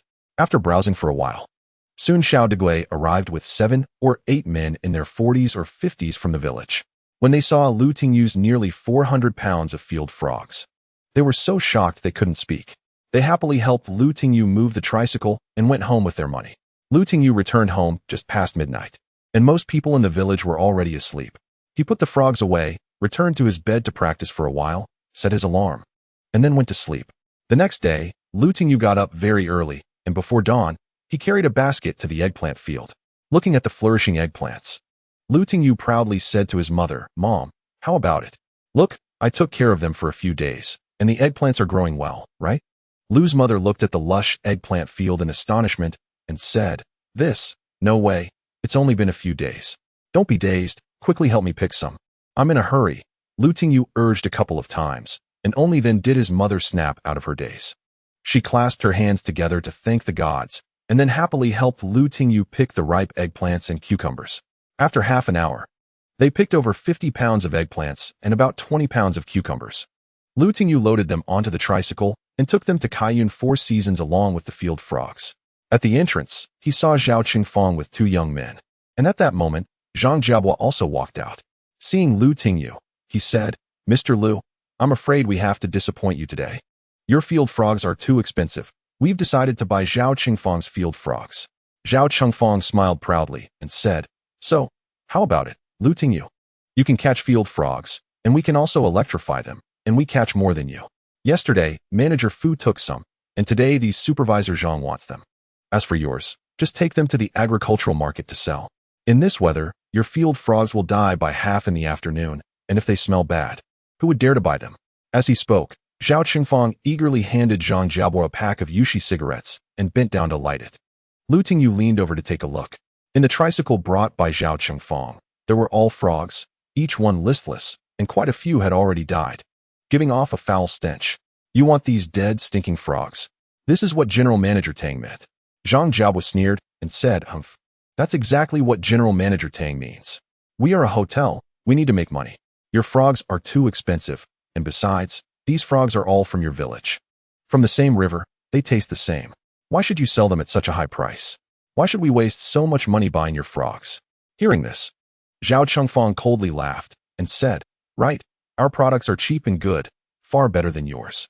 Lu Tingyu thought for a moment and said, "I'll give General Manager Tang a call." Zhang Jiabo sneered and said, "Don't waste your efforts, just leave quickly. I've already reported this to her. You should go sell elsewhere."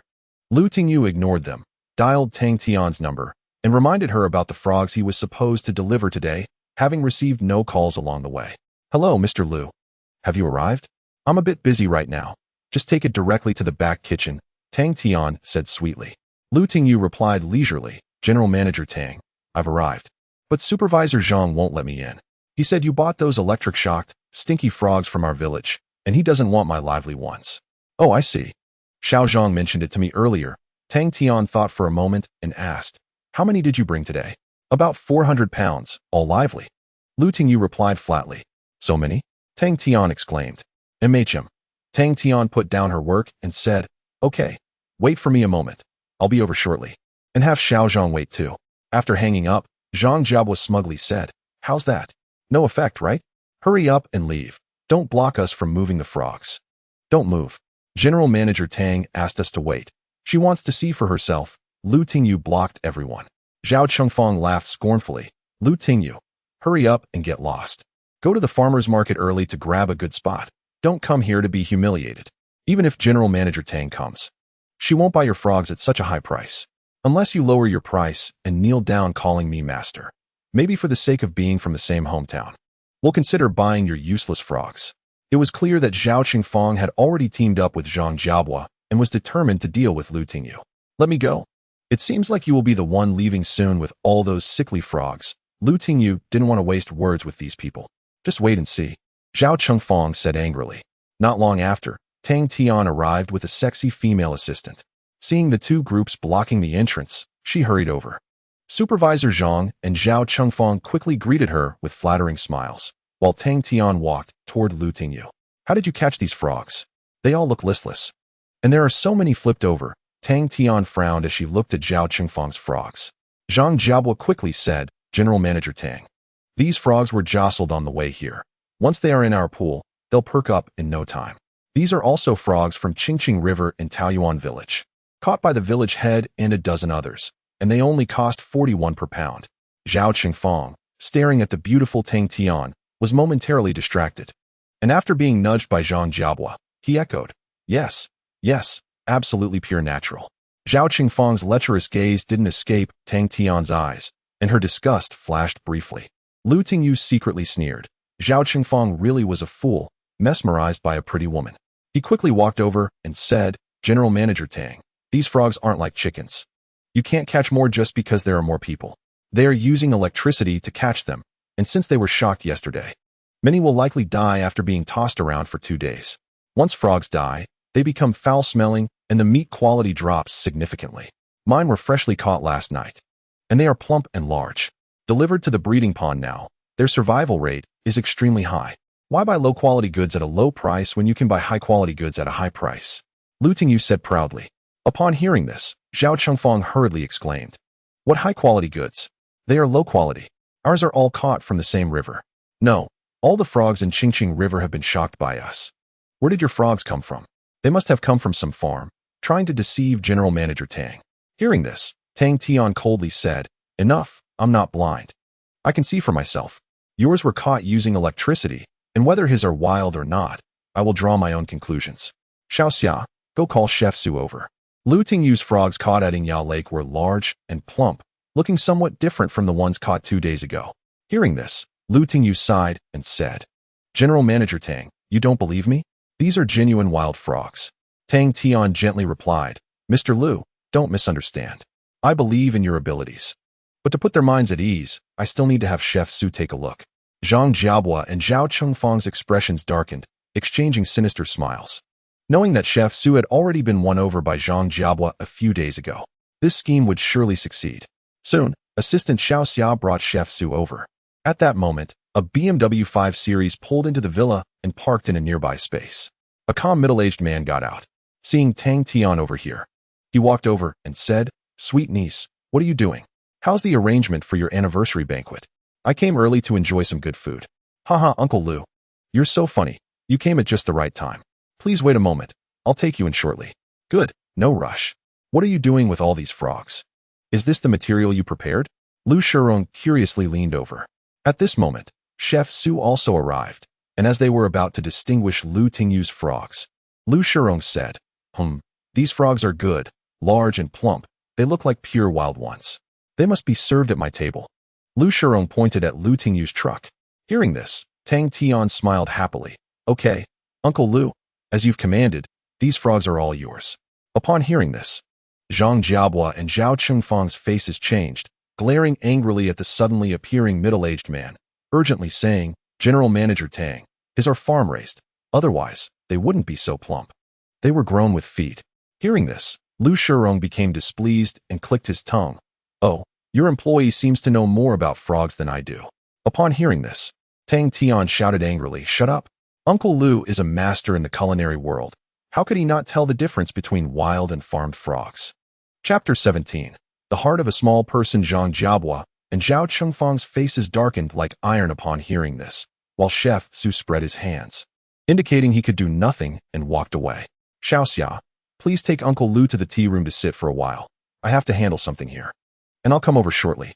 Smiling as she sent Lu Shirong off, Tang Tian's face immediately turned cold as she turned and said, I heard what Uncle Lu said. Continue to accept Mr. Lu's frogs, and theirs, do not take. Zhang Jiabua's face darkened as he said, Understood. Upon hearing this, Zhao Chengfang anxiously said, Brother Zhang, why not? Didn't we agree before? Why not now? What am I supposed to do with so many frogs? Zhang Jiabua impatiently said, Handle them however you like. Just take them away. Hearing this, Zhao Chengfang panicked.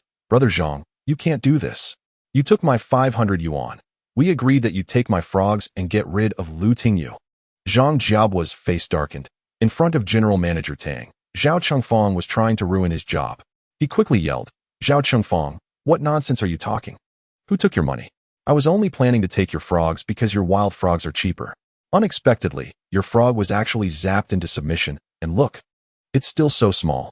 Watching the two of them in a fierce argument, Tang Tian sighed and said, Zhang Jiabua, go to the finance department and collect 2 months' salary. Let's go. Our place is too small to accommodate such a big Buddha like you. Tang Zong, I was wrong. Please give me another chance, okay? Zhang Jiabua hurriedly shouted. After all, the salary in this hotel is not low, and the benefits are also great, with plenty of room for promotion. If he leaves here, it would be hard to find such a job again. Tang Tian waved her hand and said, No need to say more. I've already given you a chance. You didn't cherish it yourself. Go ahead. I've already talked to finance. Zhang Jiabua's face turned pale. Everything was going according to his plan until this sudden turn of events. Zhao Chengfang was utterly despairing. The two of them stood there with gloomy faces, exchanging glances, their eyes reddening. Lu Tingyu, we'll see about this. I will make you pay. I'm sorry, Mr. Lu. I really apologize for making you laugh. Let's move the frog inside. Tang Tian said apologetically to Lu Tingyu. Lu Tingyu glanced at Zhao Chengfang and Zhang Jiabua, smiled, and said, All right. He deliberately spoke loudly. For 100 pounds of frog, 62 yuan per pound. Oh, and cucumbers, eggplants. Tang Tian was pleasantly surprised to find cucumbers and eggplants in the basket next to the tricycle. Oh, homegrown. Pure natural green eggplants and cucumbers. They aren't worth much in the market now. These are to thank you for taking care of my business, sending you food. Today is your store's anniversary feast. You can add a dish for them. Lu Tingyu happily weighed the frog. So much, thank you. These cucumbers look great. Tang Tian picked up a cucumber, rinsed it under the water hose twice, and took a bite. Crunch, crunch. So crispy, so sweet. Tang Tian chewed a couple of times. suddenly froze, her eyes bulging in surprise as she looked at the cucumber in her hand. Are you sure it's a cucumber? Tang Tian's voice trembled slightly, and Lu Tingyu was startled. Nervously he said, "What, is it not tasty? This is a cucumber. I grew it myself." Lu Tingyu was taken aback. This cucumber had only taken 4 or 5 days to grow from seedling to maturity. Could it have grown too fast and have a problem? With questions in mind, he took one and bit into it. Crunchy, fragrant, and sweet, with a delicate taste. It felt like eating the coolness of an entire summer, refreshing all over. Tang Tian suddenly turned around and patted Lu Tingyu, happily saying, "It's so delicious. I've never eaten such a tasty cucumber. Thank you for the cucumber. It's really refreshing." Hearing this, Lu Tingyu felt a headache coming on. At that moment, several passing waiters stared at the two of them with strange looks for quite a while. The staff looked at Lu Tingyu with odd expressions. Tang Zong, eating his cucumber? And enjoying it? How many cucumbers do you have? I want them all. They're so delicious. They can only belong to me at Kaiyuan 4 Seasons. Tang Tian excitedly said, seeing this young handsome brother in front of her as a blessing sent by heaven to help her. If he were a girl, she would really want to kiss him. Lu Tingyu, of course, was unaware of this, and melancholically said, "There aren't many cucumbers, only 2 plants. At most I can pick 20 to 30 pounds a day, for a maximum of a month and a half." Tang Tian looked a bit disappointed and said, I understand. The taste of these cucumbers is very unique. I have a plan that can compete with that imperial tomato. Tang Tian thought for a moment and said, "How about this? What's the market price for these cucumbers? I'll buy them at 3 times. Oh no, 5 times the price. From now on, I want all of them. I want these cucumbers to become the best at Kaiyuan 4 Seasons." "All right, that is no problem. This batch of cucumbers is a gift for you. No charge. We'll settle the payment later." Lu Tingyu couldn't help but smile widely.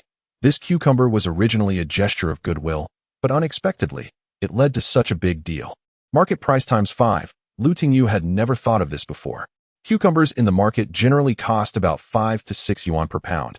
So 5 times the price would be 30 to 40 yuan. Even if he picked dozens of pounds a day, that would still be over 1,000 yuan for just those 2 plants. If he planted some more, maybe 1 or 2 acres. Lu Tingyu seemed to see his happy life ahead, realizing that all of this came from the jade buckle around his neck, and couldn't he help but kiss it again. Perhaps one day in the future, he could stand in front of Lu Jiangnan and throw money in his face. Tang Tian happily arranged for the chef to prepare some cucumbers, only for those with status and position to eat. She wanted to make a name for herself at today's feast. The delicious cucumbers would only be available here. Lu Tingyu felt that the tomatoes and cucumbers he grew using the Yanhuang 5 elements technique were very unique. What about these eggplants? Thinking about it, he realized that eggplants couldn't be eaten raw. Seeing that there was fire in the kitchen, he grabbed an eggplant and said, "Just borrowing some fire." The chefs all knew him, especially after hearing that Tang Zong loved the cucumbers from this young man. They didn't stop him and let Lu Tingyu occupy a stove to roast the eggplant. What is this smell so fragrant? A middle-aged man dressed neatly and cleanly walked in from outside, sniffing the air. Lu Tingyu also smelled the fragrance of the eggplant and couldn't help but swallow. The other chef smelled it too. Master Su, upon smelling it, glanced over and said, "Hey, little brother, what are you roasting? It smells so good." Lu Tingyu focused on the eggplant and replied, "I'm roasting eggplants." Lu Tingyu concentrated on roasting the eggplants, realizing he could accurately judge when to adjust the heat and when to turn the eggplants. After a while, Lu Tingyu finished roasting the eggplants and was about to taste one when he turned around and saw a smiling middle-aged man staring at him, drooling, as if he wanted to eat him, or rather, the eggplants in his hand. "Ah, why are you standing behind me?" Startled by this person, Lu Tingyu jumped up. The person was Lu Shirong, a famous gourmet from the southern provinces, whose restaurants like Fulai Ji and Zhurong Lu were very famous in the provincial capital. Disturbed by Lu Tingyu, Lu Shirong looked at him and eagerly said, "Who are you roasting these eggplants for? Can I have a taste?" Hearing this, Lu Tingyu smiled and said, "Sure, I was just about to taste it. Let us do it together." Lu Tingyu grabbed 2 pairs of chopsticks, just as Master Su brought over 2 bowls of dipping sauce, saying, "First try the original flavor, then dip it in the sauce. If it's good, we can roast more." The 3 of them gently poked the eggplant, and a wave of steam wafted out, the sweet fragrance whetting their appetites. 3 big men gathered around a small roasted eggplant, just like a few children sharing delicious food. So fragrant. I wonder how it tastes. Lu Shirong was full of anticipation as they each picked up some with their chopsticks and put it in their mouths. The middle-aged man's eyes widened in excitement. It's so delicious. This eggplant is amazing. Come on, hurry, roast a few more. He personally got up and grabbed a few more to put on the coal stove. Lu Tingyu had never tasted such delicious roasted eggplants. Even Master Su, the 3-star chef, was lost in enjoyment. Master Su was savoring every bite, pondering what kind of seasoning would best highlight the eggplant's deliciousness. Master Su, it's getting late. We need to prepare for the banquet. The assistants beside them were also greedy, but they didn't dare to compete with Master Su or the elegantly dressed guest in front of them. The middle-aged man had already roasted a second one, took a bite, and said, although it's not as good as the first one, it's still pretty good. I'm only eating these roasted eggplants today. I don't want any frogs or flying chickens. A few people were enjoying the grilled eggplant, and Tang Tian had changed into a beautiful dress, looking even more graceful and elegant. Upon seeing the middle-aged man there, she said, Uncle Lu, what are you doing here? I was just looking for you. Director 1 and the others have already arrived, and I need you to help keep things in order. Lu Shirong, not forgetting the eggplant in his hands, said while eating, got it. This eggplant is really delicious. Move it over here. This little brother's grilled eggplant is very tasty. Today, I'm just eating grilled eggplant. After so many years of eating gourmet food, I've realized what I've actually eaten. Tang Tian was a bit dazed and replied, eggplant. She saw Lu Tingyu grilling eggplant nearby. Lu Tingyu, you grilled that eggplant. Tang Tian approached cautiously. Yes, what's the matter? Is there a problem?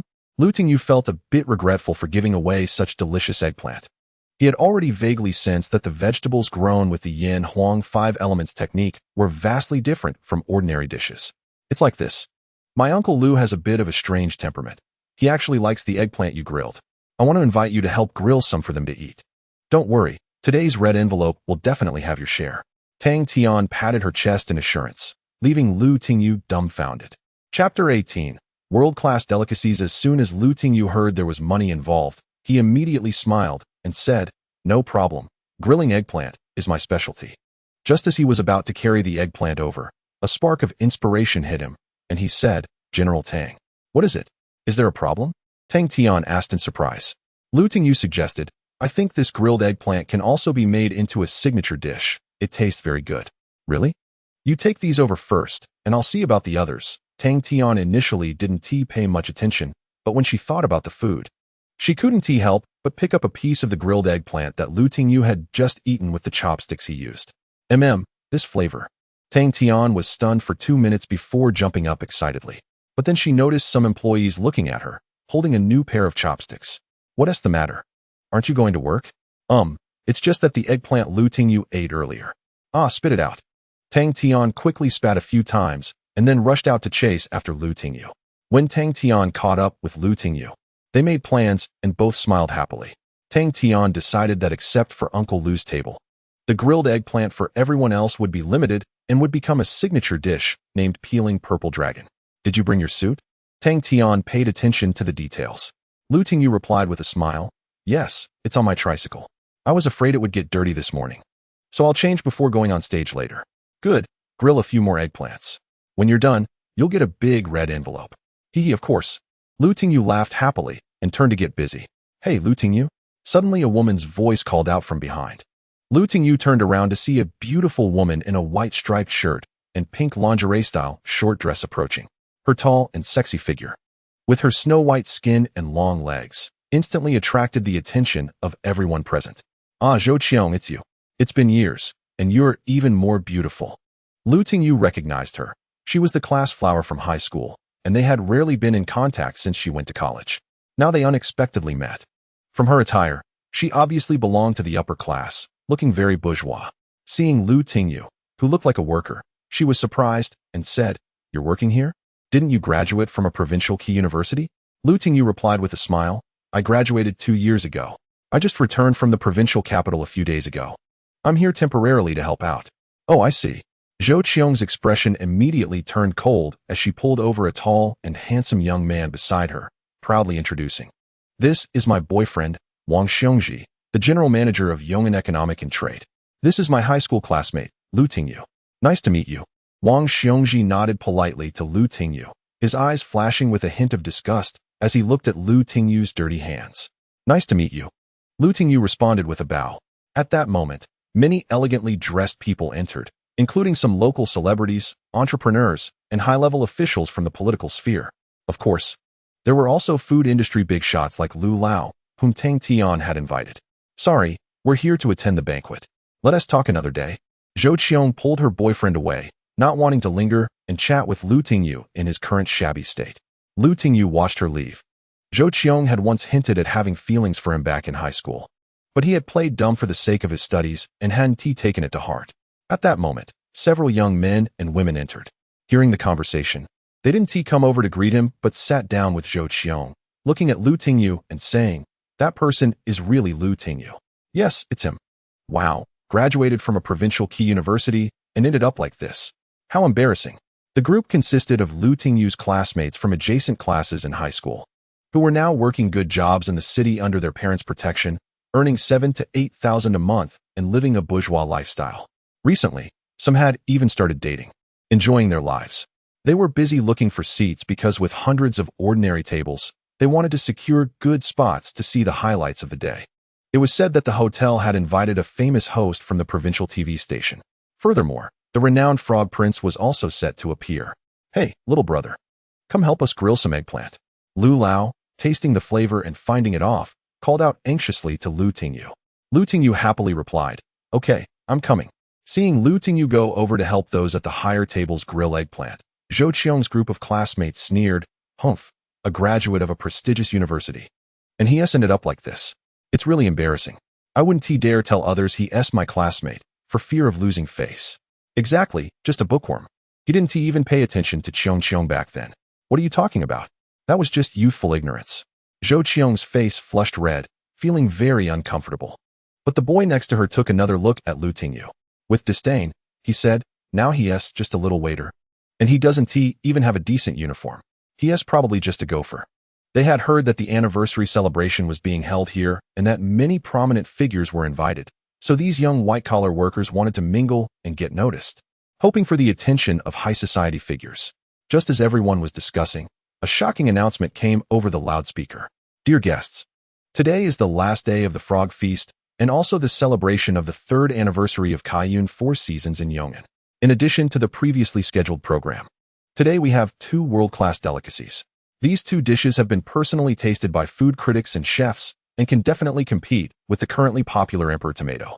Today, each table will be gifted 1 dish, and the names will be delivered by the waiters to each table." Wow, what dishes could possibly rival the Emperor Tomato? This new boss lady is impressive. The venue erupted into lively discussions, while Lu Tingyu quietly grilled the eggplant, one after another. "Enough, Lu Tingyu. If you keep grilling, all these big shots will be full, and how can the banquet continue?" Tang Tian anxiously walked over and pulled Lu Tingyu away from his grilling. Lu Tingyu turned around and saw a table of over a dozen old men staring at him with longing eyes, as if they wanted to eat him alive. All right. As Lu Tingyu grilled the eggplant, he felt the elemental energy within him responding, especially the water element, which felt particularly uneasy. While he seemed to have developed a certain affinity for fire, he felt that if given time, he could definitely grasp the essence of the fire element. "Hey, sweet niece, why are you pulling him away? We haven't eaten enough yet. Let him grill us a few more." Director Wen stood up, disregarding his image. Tang Tian smiled and said, "Uncle Wen, just bear with it. The dishes will be served soon. He has other matters to attend to later. And this eggplant isn't the main dish. Let's save some room to enjoy the delicious food later." "All right, fine." The few of them had no choice but to let Lu Tingyu be taken away, and what drove them crazy was that the eggplant was gone too. However, the event quickly started, and sure enough, a handsome host appeared on stage, well known on the provincial TV station, instantly enlivening the atmosphere on site. People from the county TV station and newspaper were also present. At such a large banquet, they could enjoy food while getting news. Lu Tingyu had been cooking eggplant in the background for 2 hours before he finally changed his clothes, and he was not interested in what was happening inside. If this was successful, he owed Tang Tian a big favor. They had agreed that he would appear on stage as the Frog Prince, presenting live peeled eggplant to each table, which was essentially just cooked eggplant. The name of the cucumber dish was also determined, personally overseen by Chef Su. and named crushed green dragon. It seemed this was a grand banquet of food dragons, and the frog banquet had already begun inside. Tingyu could smell the fragrance of the frogs from outside, and there was a symphony of cups and plates inside. The host on stage continued to lead the event, with performances and lucky draws. More and more luxury cars were gathering in front of the hotel, and the number of people in the banquet hall was increasing. Tang Tian was very good at business. Every time a good dish was served, she would ask those heavyweight diners for their opinions, and after receiving some evaluations, she would broadcast it on television. Tingyu, who had been cooking eggplant, finally felt a hint of excitement, but he was unable to ignite the passion successfully. The eggplant he was supposed to cook was finished, covered with exquisite heat-insulated food boxes, looking very mysterious. Tingyu changed into a suit, and a waiter led him to the backstage. The host then announced, "Next, we will introduce our county's recent internet sensation, the Frog Prince. The frogs you are eating today were all caught by this hard-working, capable, and handsome Frog Prince. Before that, let us watch a live video of the Frog Prince catching frogs." A video of catching frogs at night began to play on the screen, and the speed and sharpness of his movements amazed everyone. The director of the Agricultural Bureau exclaimed, "If everyone had his skills, our county could create a lot of wealth just by catching wild frogs in a year. Waiter, please have your manager arrange for me to meet this Frog Prince later." Side Director 1 of the Agricultural Bureau. The director of the Public Security Bureau also marveled. Amateurs watch the excitement. Professionals see the essence. This kid has some serious skills. I also want to see for myself. All right, let us take a look together. We can't let such talent go to waste in our county. The leaders who appreciated talent were very much looking forward to it. At this moment, the host on stage passionately said, "Next, please welcome our county's celebrity, the Frog Prince." Tingyu stepped out and saw a dense crowd below. Feeling a bit nervous, he said, "Hello everyone, I am the Frog Prince. The frogs you are eating were all caught by me in Qingqing River and in Ya Lake. I hope you like them, even though I am just a small farmer. I care about our health. In recent years, some unscrupulous vendors have made our food less reliable for profit. Many vegetables and fruits are soaked in pesticides. I hope to produce pure, natural, green food with my own hands so that everyone can enjoy it safely." At this moment, a group of female fans in the audience exclaimed, "Wow, my Frog Prince looks so much more handsome in person than in the video." Chapter 19. Like old friends, the few girls around Zhou Qiong also gushed, "I didn't expect the Frog Prince to be not only capable, but also so handsome. I've become his loyal fan. Hey, don't you think this Frog Prince looks a bit like someone?" Someone pointed out curiously. "Like who? Tingyu? How is that possible? He is just a temporary waiter. How could he compare to the handsome Frog Prince?" Unlike the views of those gold-digging women in the audience, the directors seated above were shocked and exclaimed, "This Frog Prince looks just like the young man who cooked eggplant for us earlier." Tang Tian smiled and said, "That's him." "What? How could it be him? People really can't be judged by their appearance." The directors were taken aback. On stage, Tingyu had almost finished speaking. "Finally, I personally made a dish for everyone today, and soon Mr. Tang will arrange for someone to serve it. Thank you all, and enjoy your meal and drink." After Tingyu stepped down from the stage, although he had only stood there briefly, the impact of the information spread was significant. The news of the Frog Prince attending the anniversary celebration of Kaiyuan Four Seasons and providing frogs for the frog banquet quickly heated up again, making the local headlines. "Hey, Zhou Qiong, do you think that Frog Prince is related to Tingyu? They look a bit alike," a few girls beside Zhou Qiong said curiously. "How could that be? One is a temporary waiter, and the other is an internet celebrity," everyone denied. Zhou Qiong frowned and thought for a moment. Could it be? "What do you mean?" The other girls wouldn't connect the well-dressed Frog Prince to the mud-stained Tingyu in worn clothes, but Zhou Qiong had noticed. After all, she had sat next to Tingyu for 2 years in school and was very familiar with him. "It's nothing." Zhou Qiong did not answer, feeling very puzzled, and rewatched the video. The host then said, "Today, everyone has eaten frogs and met the frog catcher. So, how do you feel about the dishes on the table and the frogs?" "Very satisfied. These frogs are truly wild frogs, and with a 3-star chef cooking. The taste is unbeatable," several middle-aged men replied contentedly, and others seemed to agree. "All right, these are just appetizers. Next, please choose special dishes that can rival the imperial tomato." "Wow, what dishes? Crushed green dragon, live peeled purple dragon. Are you really going to have a dragon feast?" The Kaiyuan Four Seasons truly lived up to its reputation as a chain. This dragon feast was grand. "Did the Dragon King offend your boss? And today you want to eat dragons?" The atmosphere instantly became lively, and under the host's guidance, everyone began to choose dishes. Then, a waiter brought a delicate sealed box to the table. As for the taste of this dish, I won't say much, you'll get to taste it soon. However, this dish is very precious and has a very small yield. This time, Cayenne Four Seasons has truly invested heavily. The host teased everyone's appetite. As the crowd salivated, the waiter lifted the cover. When they saw what was inside, the whole venue erupted in an uproar. Damn, what is this? Isn't this just smashed cucumber? Why is it called crushed green dragon? Is the boss trying to play tricks on us? Call your manager over. We ordered cooked eggplant and live peeled purple dragon.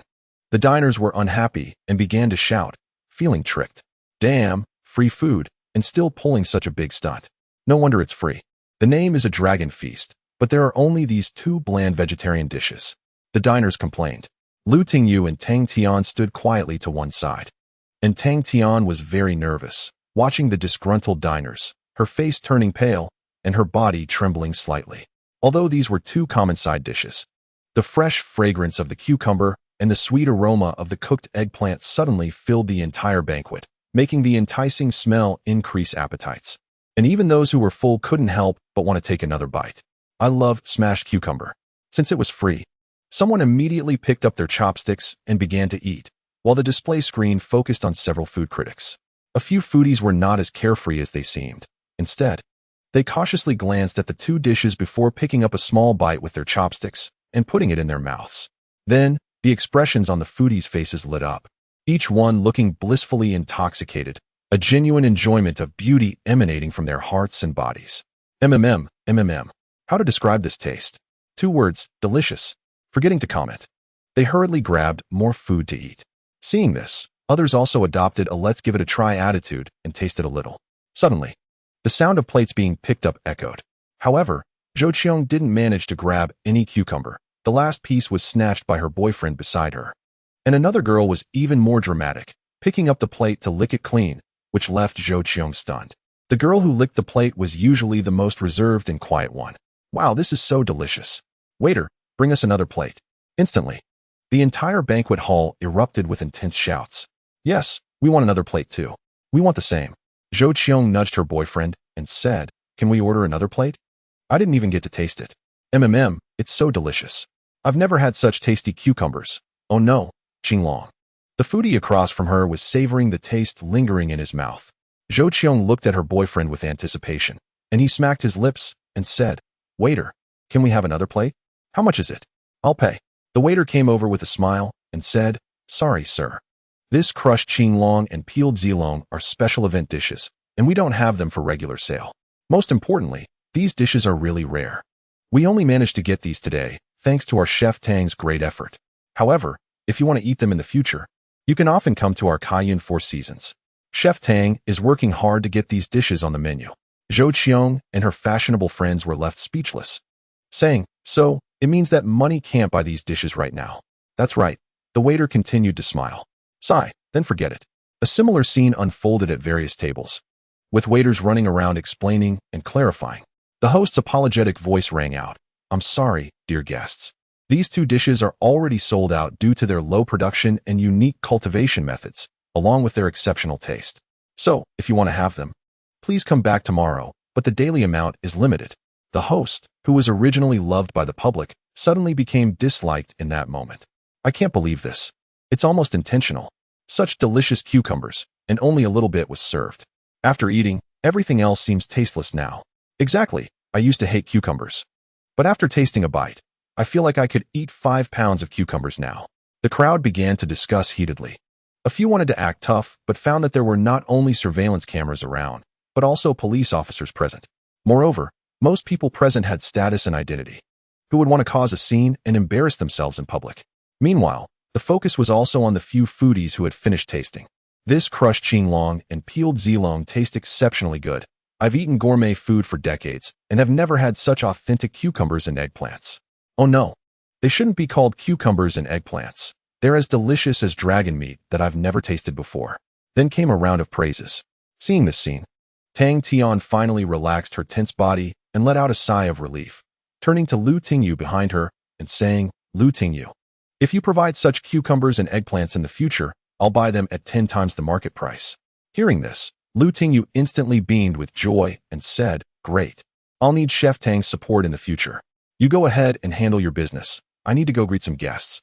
The red envelopes and wages will be settled later." Lu Tingyu knew he couldn't help much, so he changed clothes and rode his tricycle towards the farming company, saying that since it's the season for grass, he had to hurry and plant more crops. He was very clear that if Tang Tian succeeded, he would too, and he would also benefit from it. It was hard to satisfy the crowd's appetite relying solely on the current cucumbers and eggplants. He had to expand the planting of cucumbers, eggplants, and tomatoes. Just after leaving the hotel, his vehicle was suddenly blocked by two tricycles that drove out of nowhere. Then, a bald man, accompanied by 4 or 5 sinister-looking youths, stepped out. "Kid, I heard you've made some money recently, and we brothers are a bit tight on cash. How about you lend us some money to spend?" The bald man said with a sinister tone. Lu Tingyu frowned upon hearing this. These people dared to openly rob him here. Looking around, he noticed the large shade of the trees, which the surveillance couldn't capture, and not far away. Lu Tingyu's keen eyes spotted Zhao Chengfang and Zhang Jiabua. Lu Tingyu sneered.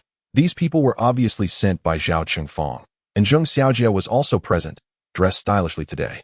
"Hey bros, did you get the wrong person? Look, I'm just a shabby little farmer. I have no money to give you," Lu Tingyu said, pulling out his clothing pocket, which was empty. The bald man, seeing this, angrily replied, "Humph, kid, just keep pretending. I've already found out clearly. You've made quite a bit of money recently. So what's it going to be? If you've made a fortune, you should share it with everyone." Lu Tingyu laughed. "I made a little money, but that's mine. Why should I share it with you? If I give you money, will you share your fortune with me? Haha. Kid, you dare talk about sharing with us? Brothers, let him know his place." Saying this, several of them rushed forward together. The 5-element spiritual energy in his body stirred, and with a leap, he swiftly kicked a few times. Bang! It was as if he was kicking a soccer ball. Several young men were immediately knocked to the ground. His speed was so fast that the bald man didn't even have time to react. By the time he rushed to Lu Tingyu, it was too late. Lu Tingyu had grabbed him by the neck, lifting him up like a chick. No matter how the bald man hit Lu Tingyu's arm, it felt like hitting an iron rod, causing his own hand to hurt. Bro, take it easy, we were just joking around." The bald man struggled with a red face. Chapter 20. Provocation. Lu Tingyu coldly said, "I told you I was poor. Why don't you believe me? Who sent you to trouble me?" "It was Zheng Xiaojia, the son of the city management team leader," the bald man weakly replied. The bald man glanced at the young men who had been knocked down by Lu Tingyu. Each one sprawled on the ground like mud, unable to get up.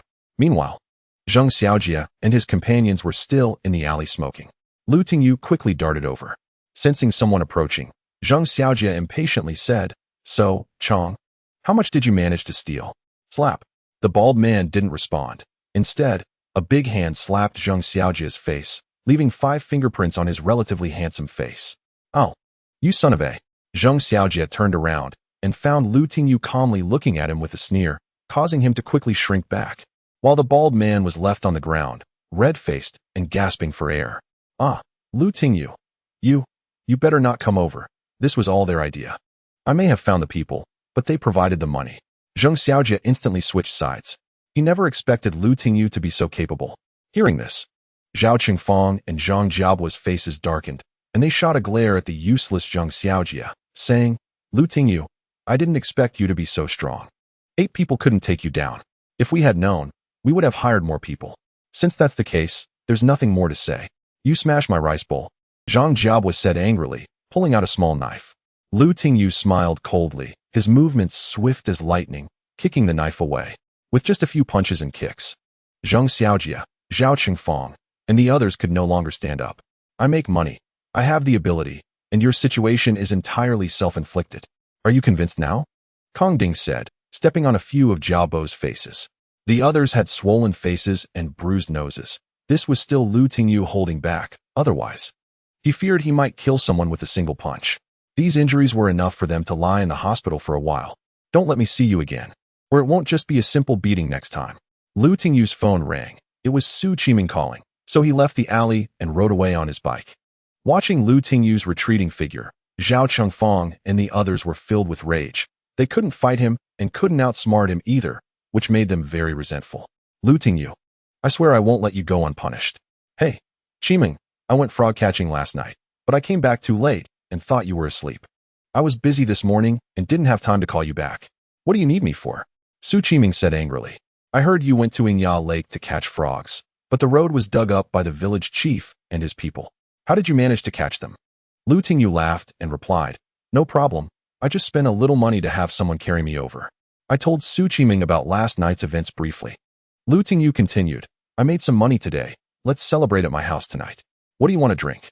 I'll bring it back to the village. Humph. I won't go. What do you want me to drink? Are you plotting something? Su Qiming pretended to be angry. Lu Tingyu felt a surge of joy inside. Was this a hint? He smiled and said, I do want to invite you for drinks. I am plotting something, but will you accompany me for drinks? Su Qiming replied, I won't accompany you, and I won't drink. Just bring me 2 bottles of calm soda. After saying this, she hung up the phone. Kong Ding was puzzled. Calm soda was famous in Jiangnan with the slogan Impulse is the devil, calm soda. Did she want to calm down? Unable to decipher a woman's thoughts, Lu Tingyu could only buy the calm soda as Su Qiming requested, along with some snacks. By the time he got home, it was already dark. He discovered that the vegetables he grew using the 5 elements technique were quite different, and Lu Tingyu felt a new path to the farm was opening up for him. What's going on? You seem so happy, Lu's mother asked curiously upon seeing Lu Tingyu's delighted expression. Lu Tingyu exclaimed joyfully, I succeeded. I succeeded. The eggplants I planted were a success. Lu's mother scoffed, Humph, it's just a few days' growth, and you've got a few eggplants and cucumbers. Is it worth getting so excited about? How much did you sell today? Lu Tingyu smiled, I didn't sell anything. Why are you happy if you didn't sell anything? Lu Tingyu explained, it's more important than selling. In the future, our eggplants and cucumbers will specifically target the market in Cayenne seasons, and the prices will be 10 times higher than the market. What? 10 times? You mean that Cayenne seasons, which has a big house on the mountain and a garden behind it? Lu's mother was extremely excited. Yes. Seeing Lu Tingyu nod, Lu's mother exclaimed, that's great. That's great. Heaven is helping our family. The hardships we've endured over the years have not been in vain. Su Qiming watched the Lu family celebrate, feeling happy as she drank her calm soda. Lu's father also heard the commotion and rushed out. Upon hearing the good news, he immediately said, quick, let's turn over those buckwheat fields and plant vegetables. Lu Tingyu was delighted. They were fully supporting him with the land. He happily replied, I'll find someone to turn it over tomorrow. Lu's father was even more anxious than Lu Tingyu, saying, I'll go find someone right now. Let them start work tomorrow. You can settle the final payment tomorrow and then go buy the materials. It would be best to build a small agricultural base. Okay, I got it. The Lu family was busy discussing plans. Meanwhile, Lu Tingyu was busy catching frogs again, neglecting Su Qiming.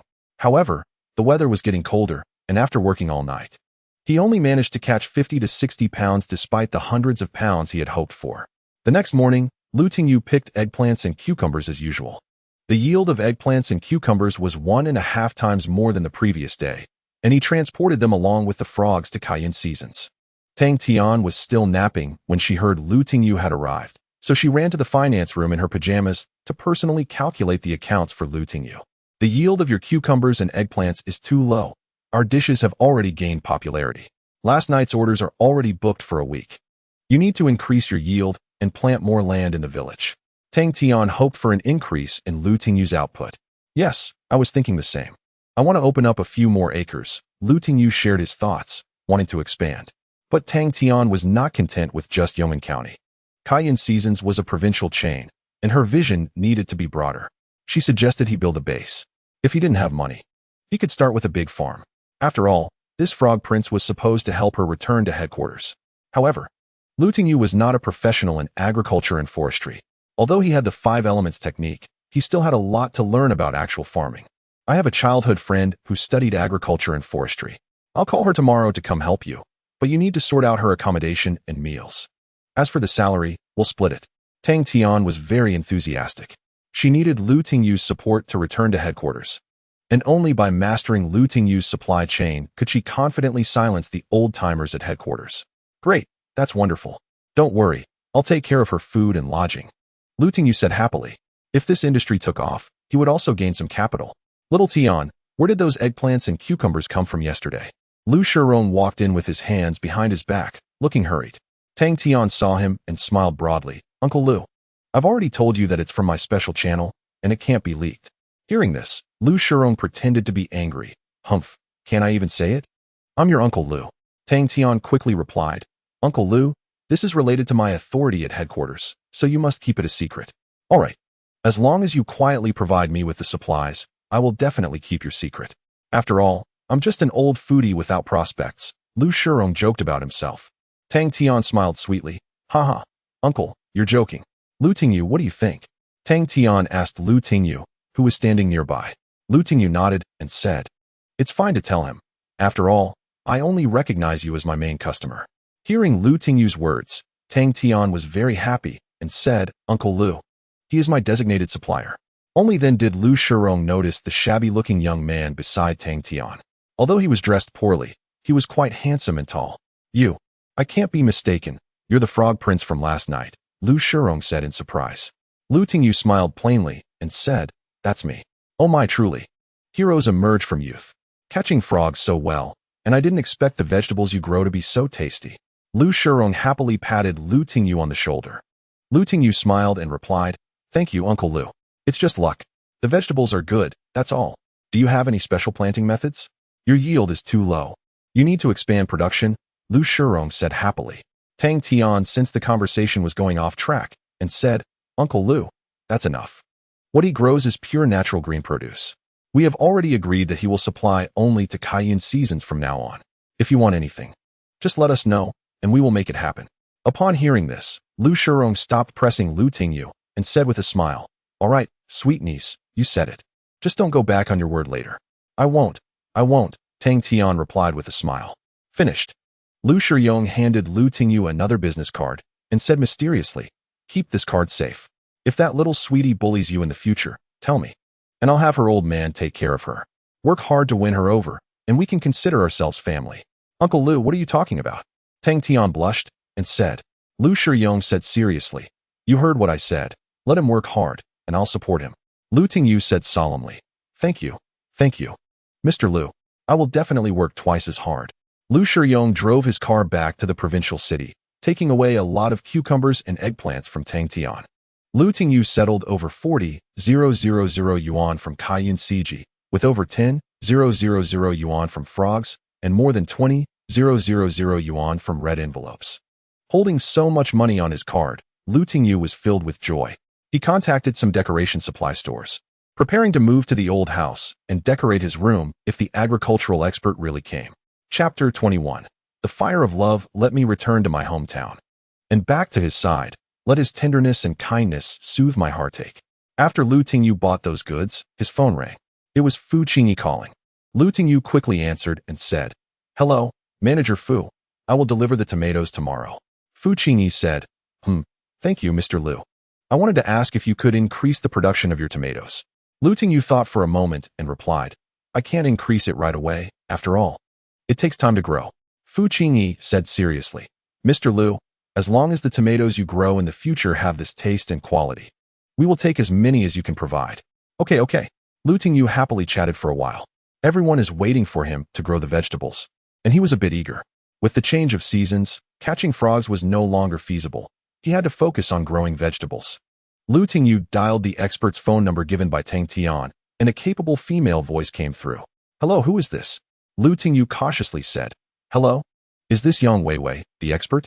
I am Yang Weiwei, who are you? The other party seemed quite impatient. I'm Lu Tingyu. Lu Tingyu had just spoken his name. Don't know you.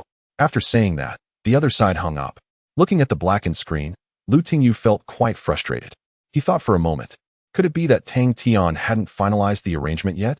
He called Tang Tian again. Tang Tian said she had already informed her and asked Lu Tingyu what he was calling for.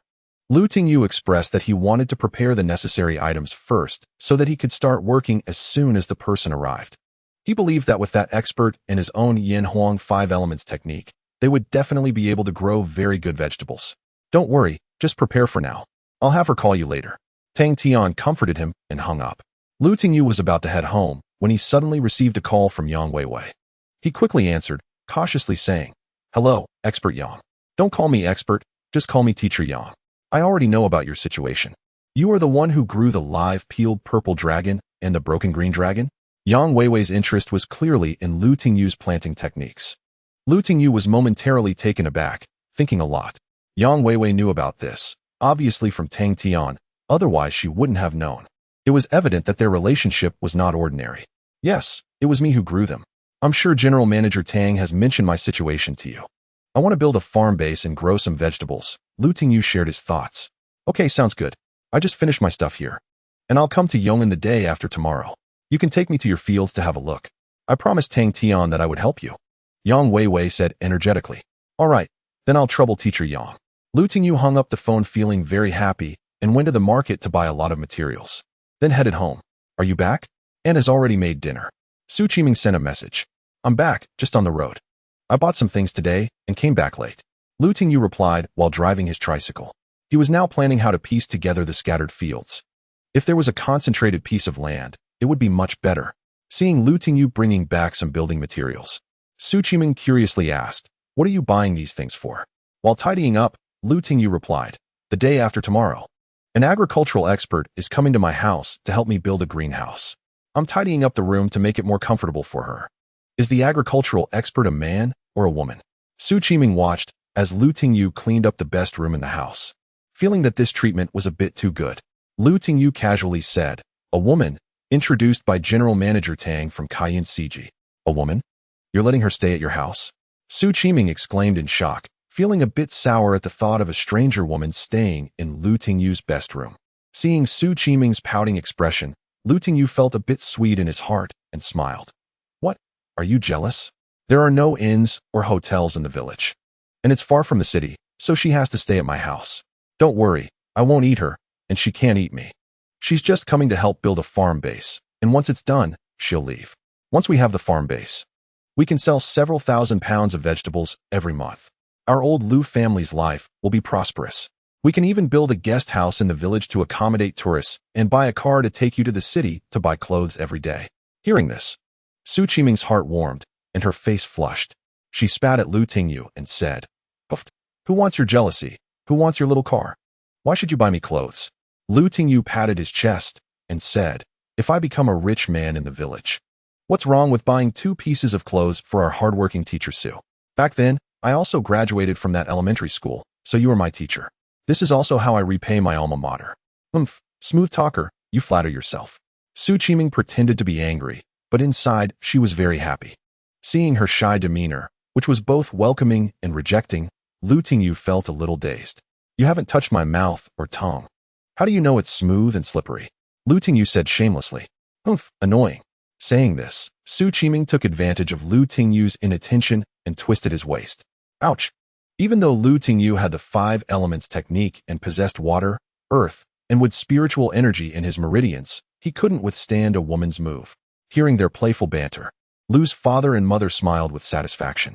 After Lu Tingyu begged for mercy, Su Qiming finally let go, looking victorious and smugly said, on a serious note, it's hard to catch frogs now. What are we going to do for our live stream? We need to come up with something interesting to stream. Lu Tingyu had already seen the power of live streaming. It was a platform without time and space restrictions that allowed people outside the mountains to learn about many interesting things here. Lu Tingyu smiled and said, that's simple. Taoyuan village has plenty of live streaming programs. In a couple of days, we're going to harvest corn, so we can live stream the corn harvest. When we have time, I'll take you to live stream some of the scenic spots in Taoyuan village and some specialty snacks. Great. No, we need to come up with a plan. I see you busy all day. I need to urge you to do the live stream. Su Qiming was very happy. Lu Tingyu smiled and said, you can also live stream a few classes so people outside can see how the children in our impoverished mountain village study. Su Qiming nodded and said, sure, if we set up a camera there, the kids will definitely pay more attention. This method is good. If you were a girl, I really want to kiss you for coming up with such a great idea. Su Qiming obviously cares more about the children's learning. When this method was proposed, she was overjoyed and spoke without any reservations. Lu Tingyu heard this and grinned, saying, just think of me as a girl and kiss me. As he said this, he shamelessly leaned over. Su Qiming slapped him away, rolled her eyes, and shouted, get lost. Feeling Su Qiming's soft hand touch his face, Lu Tingyu's heart raced. But he couldn't help but think of Qin Xiaoyu again. He sighed inwardly, thinking, well, since we're no longer from the same world, let's cherish the one in front of us and forget about her. Seeing Su Qiming's happy expression, Lu Tingyu also felt in a good mood. Suddenly, a jolt ran through his meridians, and a spark of fire ignited within him. instantly filling his entire body, causing the water element energy within him to become agitated. Fire element energy. Lu Tingyu was taken aback. The fire cultivation technique he had studied for a long time had never ignited successfully, yet it was unexpectedly activated like this, which surprised him. He quickly operated the 5 elements technique to stabilize the elemental energy within him. The next day, Lu Tingyu found 3 or 4 people to help decorate the room, and then found someone to pick tomatoes. In the evening, the village chief stormed in angrily, saying, "Lu Tingyu, get out here." Seeing the village chief in a rage, all the villagers gathered around. Seeing his dark expression, no one dared to ask why and quietly watched from the side. Lu's father was the first to step out, saying, "Village chief, what's wrong? What did Lu Tingyu do wrong?" The village chief angrily pointed at the Lu family's door, saying, "Lu Zhenglin, you raised a good son. He broke my son Cheng Fong's leg, and now he's lying in the hospital." Hearing this, Lu's father was astonished, saying, "No way. Lu Tingyu has never been fond of fighting. He used to avoid Cheng Fong whenever he saw him. How could he injure him?" "Exactly. Village chief. You really need to speak with a clear conscience." In the villagers' eyes, it had always been Zhao Cheng Fong, the village chief's son, who acted recklessly and hurt others. Although Lu Tingyu was mischievous, he rarely got into fights. Upon hearing this, Lu Tingyu rushed over with Su Qiming. Su Qiming looked at Lu Tingyu with concern, thinking that the feud between him and Zhao Cheng Fong was all because of her. Regarding this matter, Su Qiming felt both scared and fortunate, scared of what had happened that night and fortunate to have met Lu Tingyu. Lu Tingyu sneered and said, "Village chief, what do you mean? Is it only allowed for your son to call people to beat me, but I can't fight back? I just don't understand. We're all from the same village. Why does your son have to collude with outsiders to deal with me? If it weren't for the fact that I learned some combat skills while I was away these past few years, I might be the one lying in the emergency room now." Lu Tingyu did not deny it. A man should be bold and take responsibility for his actions. There was no need to conceal what happened with Zhao Cheng Fong, and since he was in the right, there was nothing to fear. The village chief's hand trembled as he pointed, saying, "Good. Since you admit it, then we'll see." Lu Tingyu's face turned cold upon hearing this. He said, "Old man, don't overstep your bounds. It was Zhao Cheng Fong who acted unreasonably. I didn't break his limbs, which is already showing mercy considering we are from the same village and we're classmates. If there's a next time, I will make you regret it." The village chief's face turned pale with anger. For this matter, his family's reputation in the village had suffered, but seeing his son hospitalized, he couldn't swallow his anger. "You arrogant brat, when the police arrive, let's see how arrogant you can be. You can fight, but try fighting a policeman and see how quickly you end up in jail," the village chief threatened. Lu Tingyu didn't bother arguing with him and took out the video of the bald man being beaten, saying, "Look, this is what happened at that time." The village chief watched as his son was beaten and then trampled in the video. His anger intensified, and he lunged at Lu Tingyu.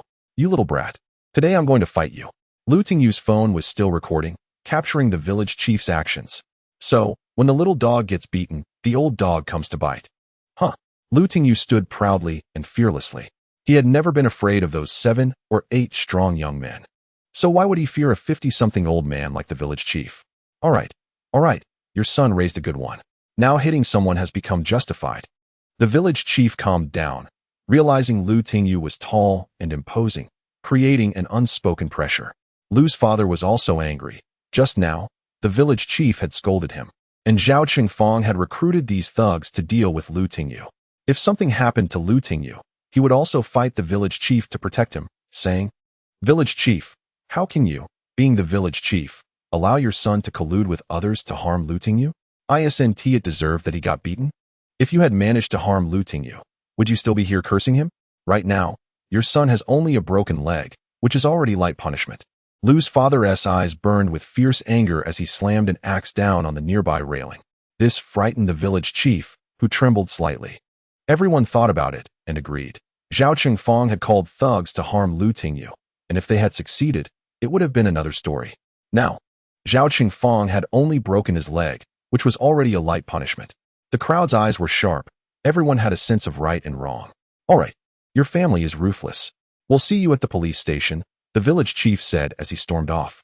Chapter 22, Arrested? Humph. With your Zhao family having people at the police station, I don't believe you can cover everything up by yourself, Lu's father shouted angrily. After yelling, he turned to Lu Tingyu and said, "If Zhao Cheng Fong bothers you again, tell me. I'll take the axe and deal with him. After all, I'm just an old, weak man now. His life is worth trading for mine. Seeing Lu's father's fierce demeanor, Lu's mother was stunned. However, Lu Tingyu felt warm inside. It was clear that in their eyes, his safety was the most important. Noticing the serious atmosphere, Lu Tingyu said, "Dad, you're so formidable.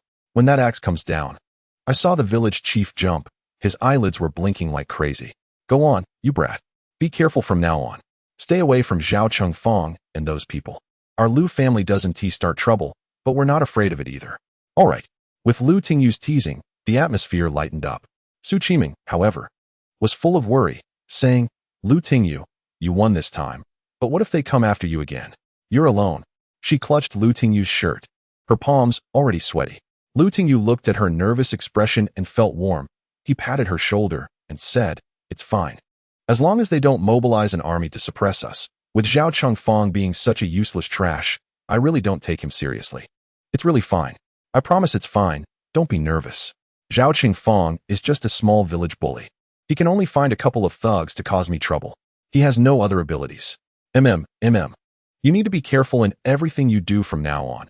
Absolutely avoid any trouble. If you can endure, then endure a bit. A good man doesn't suffer losses in front of him. We should use legal means to protect ourselves," Su Qiming said with concern. "All right, I know what I'm doing." After dinner, Su Qiming sat for a while, and only then did Lu Tingyu send her back to school. "Are you going to stay in the village from now on?" Su Qiming was somewhat hopeful that Lu Tingyu would stay. "Yes, I'm going to farm at home. Forever in this mountain," Lu Tingyu said with some emotion. Su Qiming, upon hearing this, was a bit delighted and asked, "Aren't you afraid that if you farm here for too long, you won't be able to find a girlfriend you like?" Lu Tingyu laughed and said, "I'm not afraid. Didn't you say before that you would introduce me to friends? If you can't introduce anyone, I might get angry." Su Qiming laughed and replied, "What will you do if I can't introduce anyone?" Lu Tingyu joked, "I'll use you as a substitute." "How annoying. Who wants to be a substitute?" Su Qiming retorted, "You also said you would introduce me to the handsome guys from your village. But there hasn't been any news so far." Su Qiming secretly delighted in this and felt a bit resentful. Lu Tingyu noticed her shy demeanor, rolling her eyes and not daring to look at him, and said with a smile, "Don't worry. Everyone is working outside right now.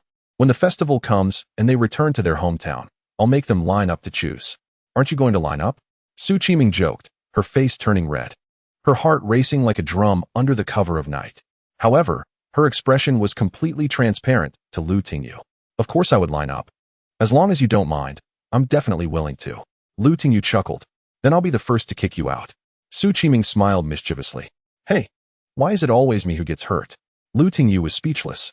The next day, after making arrangements, Lu Tingyu went to pick tomatoes, eggplants, and cucumbers, and brought them into the city. Fu Qingyi didn't mention her boyfriend, and Lu Tingyu felt he should remind her. After thinking for a moment, he said, "Manager Fu, your boyfriend no longer works at Kaiyuan Four Seasons." Hearing this, Fu Qingyi's face showed a hint of sadness as she replied, "He's already someone else's boyfriend. Let's not talk about this. Here is the payment for this time. 235 pounds, totaling 9,400 yuan. It was evident from her expression that she had been dumped. Lu Tingyu casually comforted her. "It's better to break up with that kind of person. To be honest, his character isn't great. Breaking up is a blessing for you. I believe you can find someone better." Thank you." The two chatted for a while, and then Lu Tingyu took the cucumbers and eggplants to Kaiyuan Four Seasons.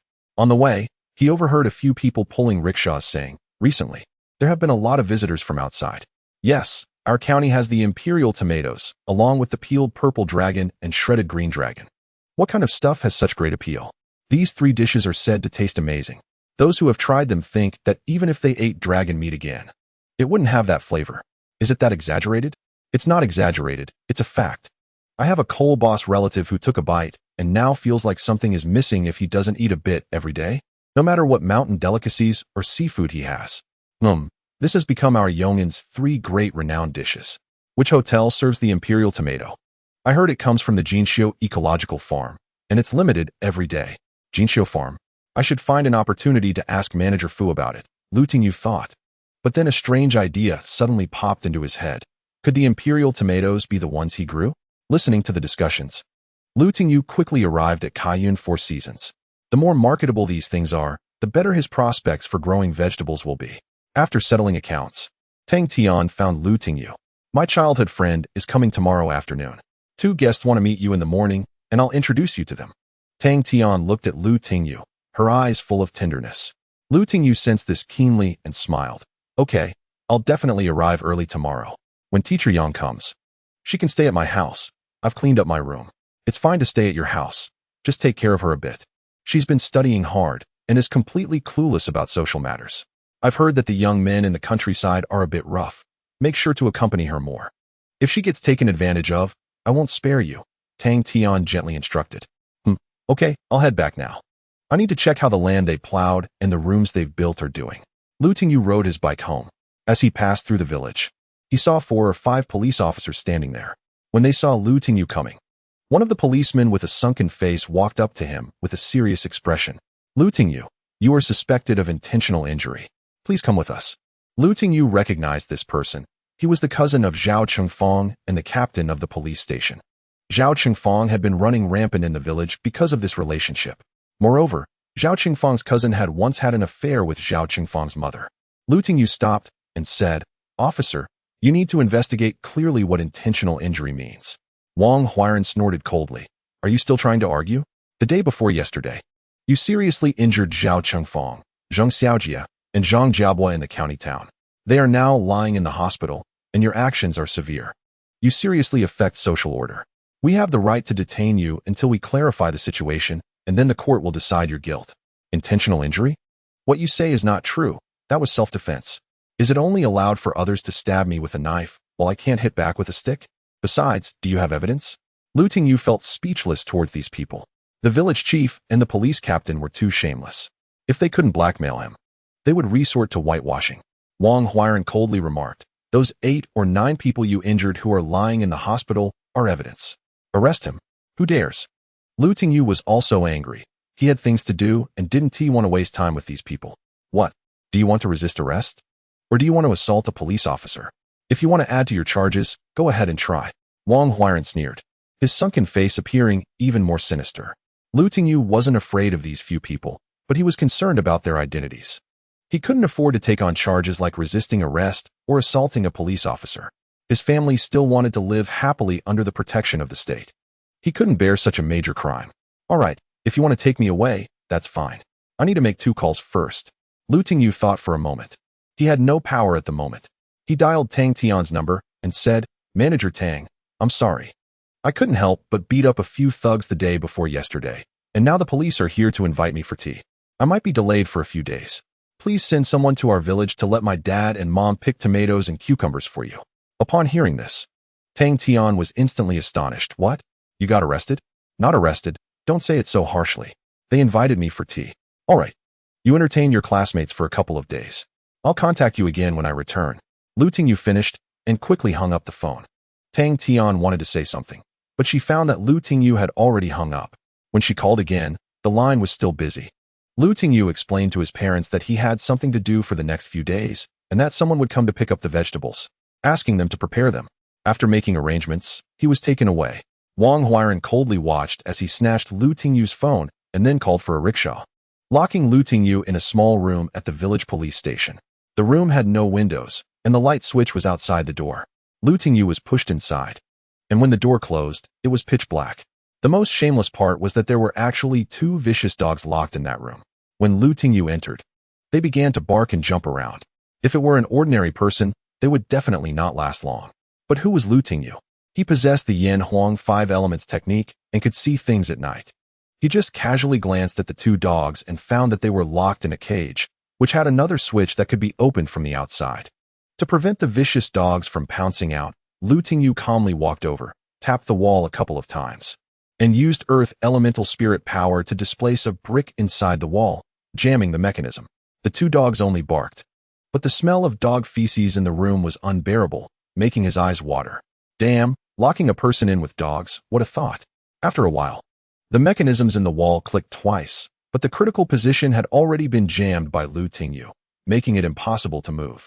Lu Tingyu decided to operate the 5 elements technique and began his cultivation.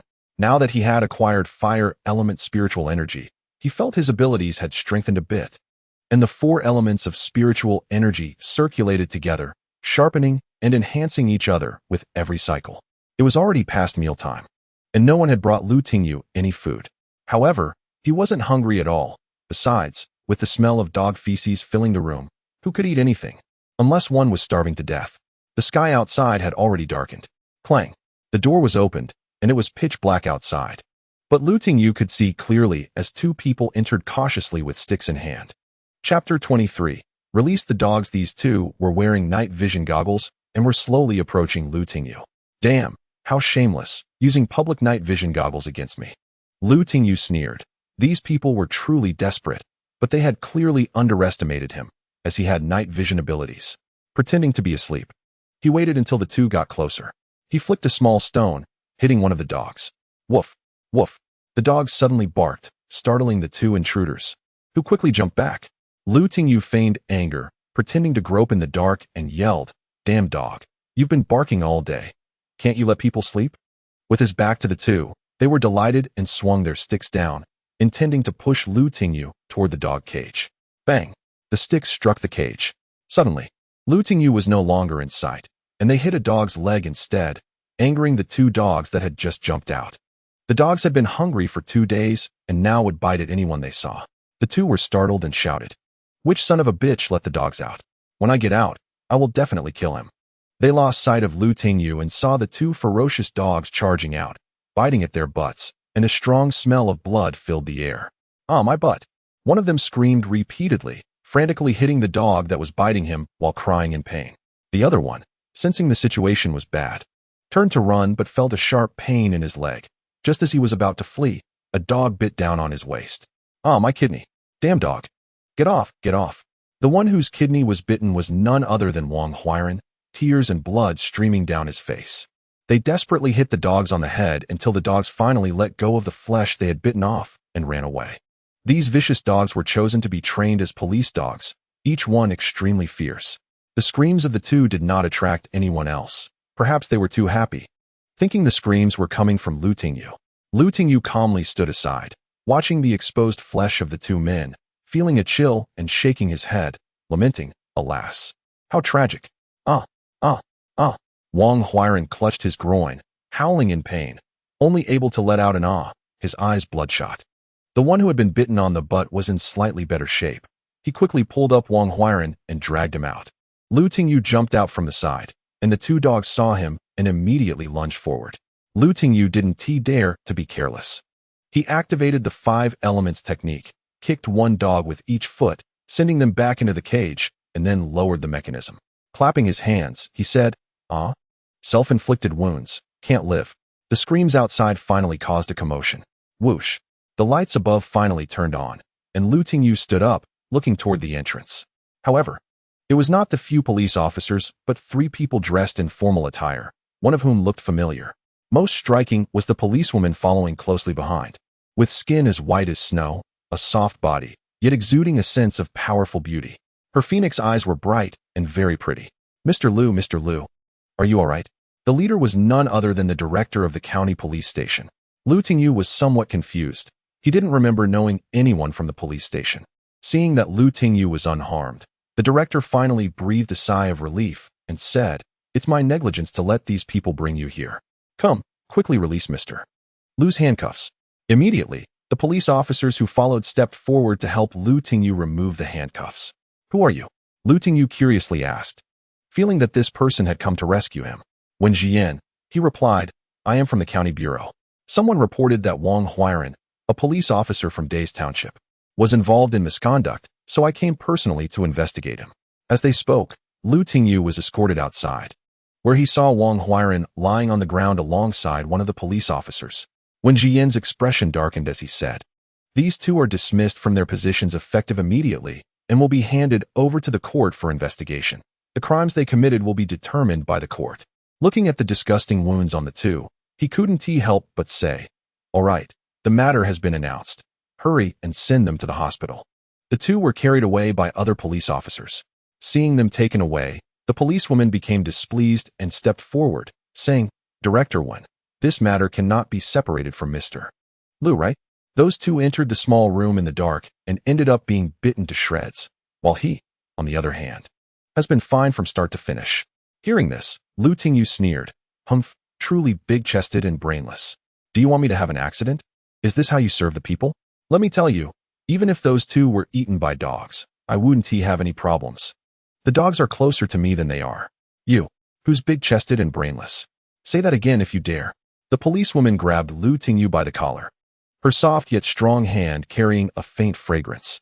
Lu Tingyu enjoyed the scent and said, "Of course, it's someone." Saying this, he deliberately looked down at the slight exposure from her clothing. For Lu Tingyu, this clothing was tantamount to not wearing anything. He was truly captivated, and her ample chest seemed imprinted in his mind, enticing him, especially when he was pulled close by the collar. To him, she was within arm's reach. Seeing the reckless look in Lu Tingyu's eyes, the policewoman exploded in anger and lifted her leg to kick at his groin. Lu Tingyu was startled and quickly dodged. What a fierce little lady. Lu Tingyu avoided her kick, but the policewoman's punches came again. However, having cultivated the 5 elements technique, Lu Tingyu was not someone she could easily hit. Although she was holding his collar, she couldn't touch him at all. Lu Tingyu was like a cat, always able to evade her fierce strikes. Meanwhile, Lu Tingyu wasn't a pushover either. While appreciating the graceful movements of the policewoman's body in anger, he shouted, "Ah, help! Help! The police are hitting people." His words only further enraged the policewoman. "Enough! Aren't you embarrassed?" When Jian and Tang Tian walked in, and, upon seeing this scene, his face turned ashen. However, he was also pleased to see such a promising talent like Lu Tingyu able to handle the infamous female tyrant. He thought to himself that if Lu Tingyu's identity card was checked, it would reveal that he graduated from a key university in the province. If he were to be recruited, he would be a capable asset, and he felt he could handle the police's female tyrant. "Humph, kid. Don't let me catch you again." The policewoman made a gesture of squeezing and walked off. "Sorry, Tang, I truly apologize. I will definitely investigate my subordinates thoroughly. Anyone involved with the criminals harming the village will be severely punished. This young brother will be entrusted to you. I'll treat you all to a meal another day." "It's nothing. You're too polite, Director Wen." Tang Tian smiled as she led Lu Tingyu away. "Go. Does this kind of person think they can fight against criminals with their big chest? Ridiculous." Lu Tingyu teased. Seeing this, Tang Tian laughed and said, "Lu Tingyu, you're really something. How dare you tease our famous police flower with a violent punch in Yong'an? Your good days are probably over." Lu Tingyu said innocently, "It's not that I want to provoke her, it's that she wants to provoke me. Clearly, it's their man-fan's fault, but they still want to drag me into it. If I didn't have the 5 elements technique and night vision ability, I would probably be beaten half to death by Wang Huiran and the others tonight." Lu Tingyu's expression also turned cold. Seeing Lu Tingyu's strange expression, Tang Tian changed the topic and asked, "Are you okay? Did they mistreat you?" "Humph, I'm fine. If they want to mistreat me, they need to have the strength to do so." Lu Tingyu coldly glanced back at the police station. Fortunately, those two were dismissed from their jobs and sent to the hospital. Otherwise, he wouldn't hesitate to use some extreme measures tonight. "It's good that you're fine. I heard you were arrested, so I hurriedly contacted Director Wen. By the way, I'm very curious. Who is the streamer of that Taoyuan girl? I saw your live broadcast before, and tonight I saw her reporting Wang Huiran and the village chief in her live stream. It caused quite a stir online." There was a hint of jealousy in Tang Tian's words. The Taoyuan girl is Xue Qiming's newly changed online name. Lu Tingyu found it strange. How did Xue Qiming know? His parents didn't tell her, let alone Xue Qiming. "Is there a live video? Show it to me." Lu Tingyu curiously searched for it. Seeing Lu Tingyu's reaction, Tang Tian felt a little disappointed. "Here, look." Tang Tian found the video, and after a couple of glances, Lu Tingyu's face turned frostier, dark with rage. Seeing Lu Tingyu's ugly expression, Tang Tian said, "All right, the bad guys have finally received their punishment. It's getting late. Why don't you ride with me to the city? And I'll take you back to the village tomorrow?" Lu Tingyu thought for a moment and said, "No need. You should drive your tricycle back. You should hurry home. I'm really grateful to you today." Tang Tian smiled and said, "It's nothing. You're our important supplier. If anything happened to you, our 2 dishes that just gained fame would be ruined." "Yes, we share the same fate." Tang Tian was very happy to hear that and said, "Right. We share the same fate. We can't do without each other." Lu Tingyu took out his phone and immediately called Xue Qiming, only to find that her phone was off. Looking at the time, it was already past midnight. Could she be asleep? After thinking for a moment, he called home. His father, Lu, answered the phone and said, "Hello. Lu Tingyu, is that you? Are you okay?" Hearing his father's excited voice, it was clear they already knew about Lu Tingyu's situation. Lu Tingyu no longer explained, "I'm fine. A friend helped me. How did you find out? Did Qiming come by tonight?" Upon hearing this, Lu's voice became a bit hoarse. "Qiming went to the city. She came by later and asked if you weren't coming back today. We told her you had something to do and would be back in a couple of days. Then she left. Just now, we heard she had Uncle Dakong take her into the city overnight." Lu Tingyu sensed something was off and quickly asked for Dakong's number, dialing it urgently. Chapter 24. Fury teacher Xiao Su asked me to take her to the Kaitian Hotel in the city, gave me $50, and told me to come back. Lu Tingyu felt something was wrong, bid farewell to Tang Tian, and rode his tricycle towards the city. However, his tricycle was very slow, being overtaken by passing cars. Lu Tingyu felt anxious and angry, and the 5 elements qi within him surged wildly, growing stronger and gradually forming a whirlwind around him. Feeling the speed of the wind, Lu Tingyu's 5 elements technique underwent a strange change. Boom! The tricycle suddenly soared, breaking its limits and overtaking the Cadillac in front. "Hey, which madman is driving a tricycle so fast on this mountain road?" Tang Tian in the Cadillac was taken aback, and when she saw that the person in the tricycle was Lu Tingyu, she was even more startled and hurriedly accelerated to catch up. While chasing, she honked her horn urgently. However, due to the speed and wind, Lu Tingyu couldn't hear her calls. He only heard a car honking behind him and moved slightly to the side. As they approached a bend, Tang Tian was frightened and hurriedly slowed down, while Lu Tingyu did not slow down and charged ahead. Boom! Sure enough, the tricycle flipped over, sliding several meters on the ground, and was about to roll down the mountain when it miraculously flipped back over and continued on smoothly. What the hell? Tang Tian was speechless for a moment, but still followed Lu Tingyu's tricycle at full speed, only to find that with her superior car, she couldn't catch up to Lu Tingyu's ordinary tricycle. After entering the city, the fast tricycle made Tang Tian break into a cold sweat. She really wondered if Lu Tingyu had been possessed. She herself didn't believe in the supernatural, but tonight's events far exceeded her understanding. Almost 200. Tang Tian glanced at the speedometer and was shocked. Finally, the tricycle stopped at the entrance of a hotel called Kaitian. By the time Tang Tian arrived, Lu Tingyu was already nowhere to be seen. At that moment, she heard a commotion coming from inside the hotel, as if something had happened, and she hurriedly chased inside. Lu Tingyu arrived at the Kaitian Hotel and asked at the front desk, but the staff hadn't registered Xue Qiming's check-in. However, Uncle Dakong was sure she had gone upstairs to the Kaitian. Presumably, it was a hotel booked by someone else, and Xue Qiming went up to find them. Ignoring the security's obstruction, Lu Tingyu rushed upstairs, searching floor by floor, 30-something floors in total. Lu Tingyu regretted that his X-ray vision wasn't strong enough. If he could see through the entire building at a glance, he wouldn't have to search room by room. After searching the 4th and 5th floors without finding Xue Qiming, the overworked 5 elements qi in his body and the use of his ability to see through caused a chilling and heated airflow to intertwine around him, his eyes turning blood red. Tang Tian naturally knew the hotel manager, and with a phone call, she got into the monitoring room. Seeing Lu Tingyu's terrified appearance shocked her, and she hurriedly took the elevator to reach Lu Tingyu. "Lu Tingyu, what's wrong? What are you looking for? Just tell me. I'll help you." Tang Tian mustered her courage and said. Hearing someone call him, Lu Tingyu turned around and saw Tang Tian looking at him with a worried expression. Feeling warmth in his heart, he said, "I'm looking for a friend. She should have come here to find someone not long ago and went upstairs, but I don't know where she went." Tang Tian breathed a sigh of relief but felt a bit disappointed as she said, "I know the manager of this hotel. Let's go. I'll take you to the monitoring room to check." Lu Tingyu followed Tang Tian to the monitoring room, where they found Xue Qiming's whereabouts on the monitor. At 11:30, she went to the 27th floor and entered room 2709. Seeing the destination, Lu Tingyu disappeared in a flash, and Tang Tian hurriedly followed. However, she found that Lu Tingyu had already gone upstairs. Lu Tingyu arrived at the room and saw Xue Qiming inside, along with someone who looked somewhat familiar. "Just obediently sleep with me. It's nothing. You won't lose any flesh off your body." Still hesitating? If it's late, Lu Tingyu might get bitten to death by a dog. Zhao Shitian twirled the cup in his hand gently. Xue Qiming also held a cup in her hand, looking very conflicted, with a small knife hidden in her sleeve.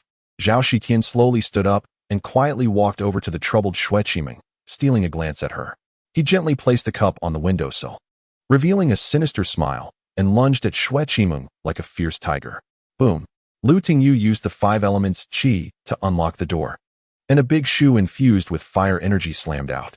Bang! Zhao Yantian was about to embrace the beauty when he suddenly felt a sharp pain in his chest, and his body was involuntarily thrown into the air, crashing into the window and embedding himself in the glass.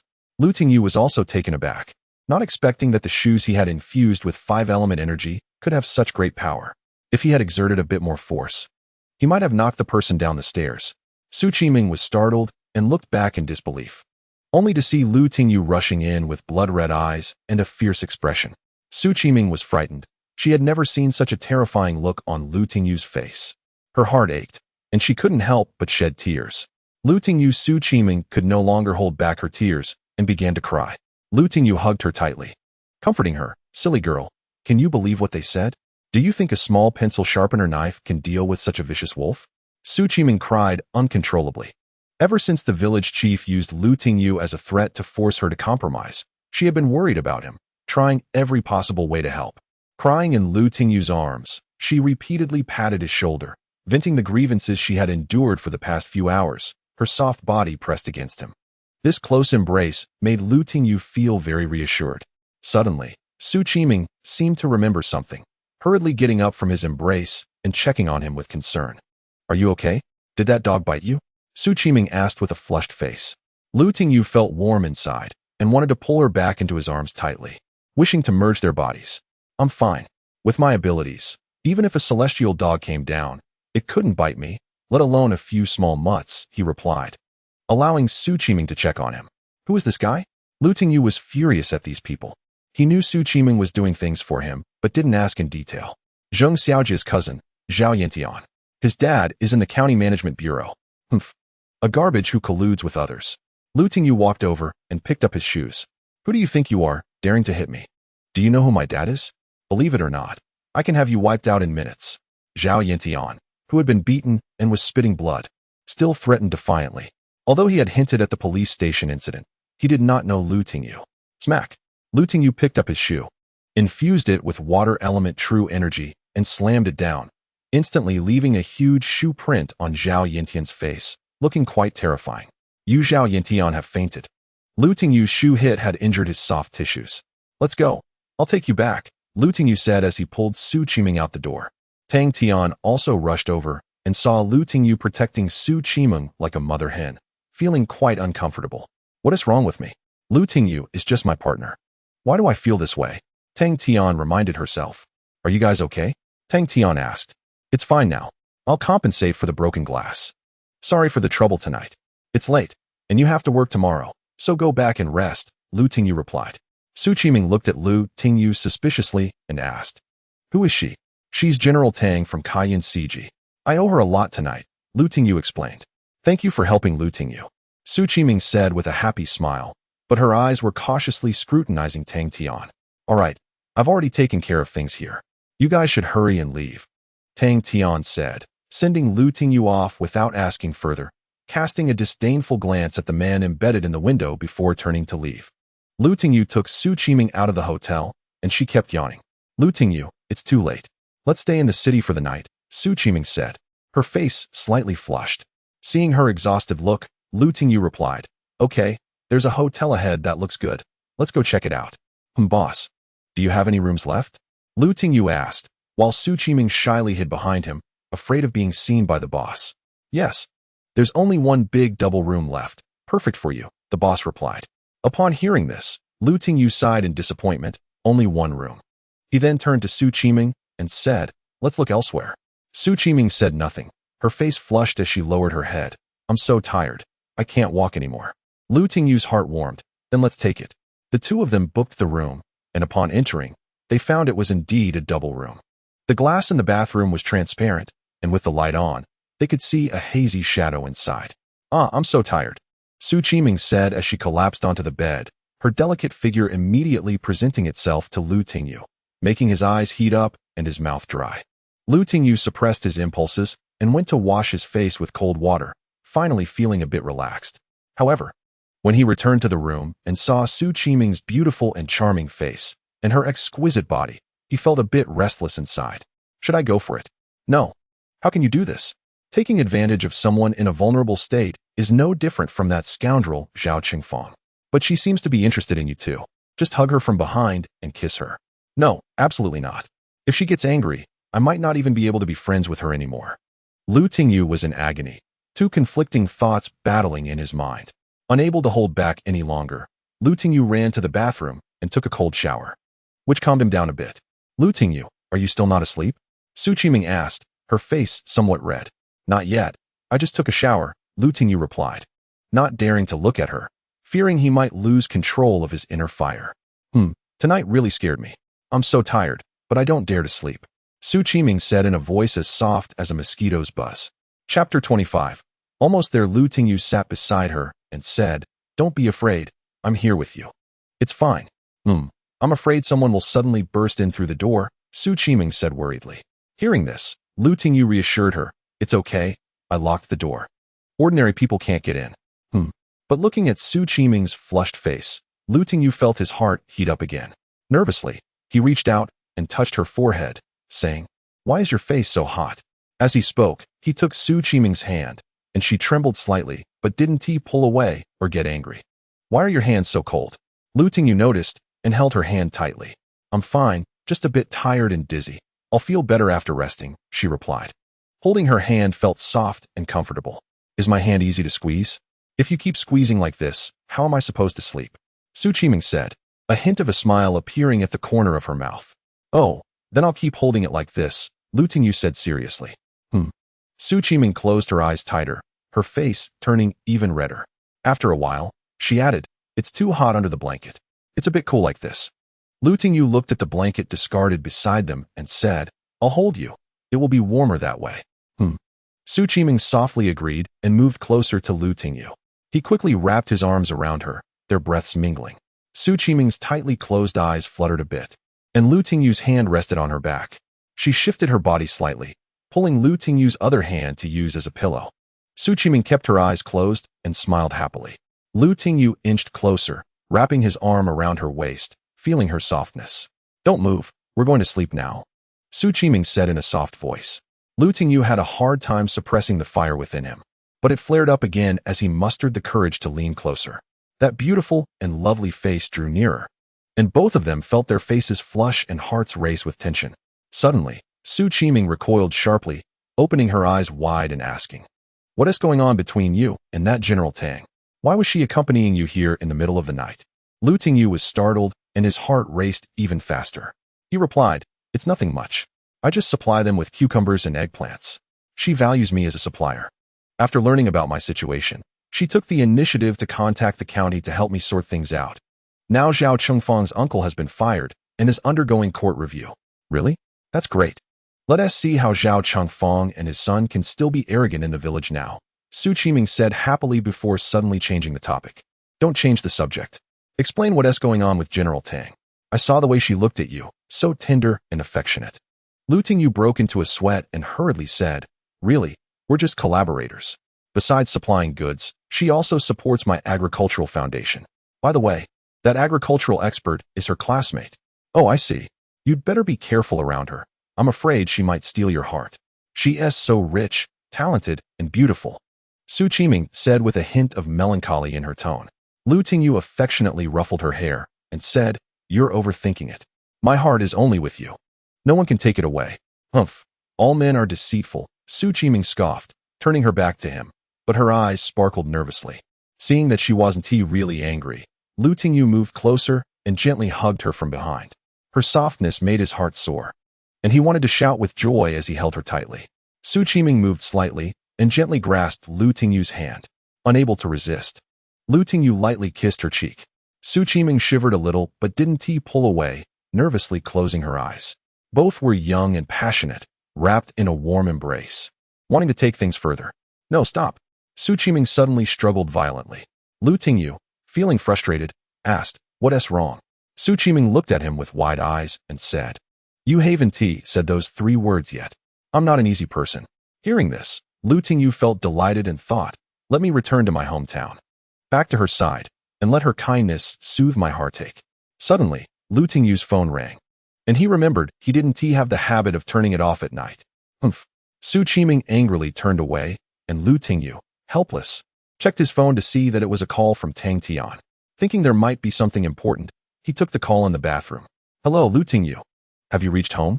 Tang Tian asked gently. Lu Tingyu thought for a moment and replied, "Yes, we just got here and we're about to rest. Thank you for your concern." "Good. Get some rest and don't overwork yourself.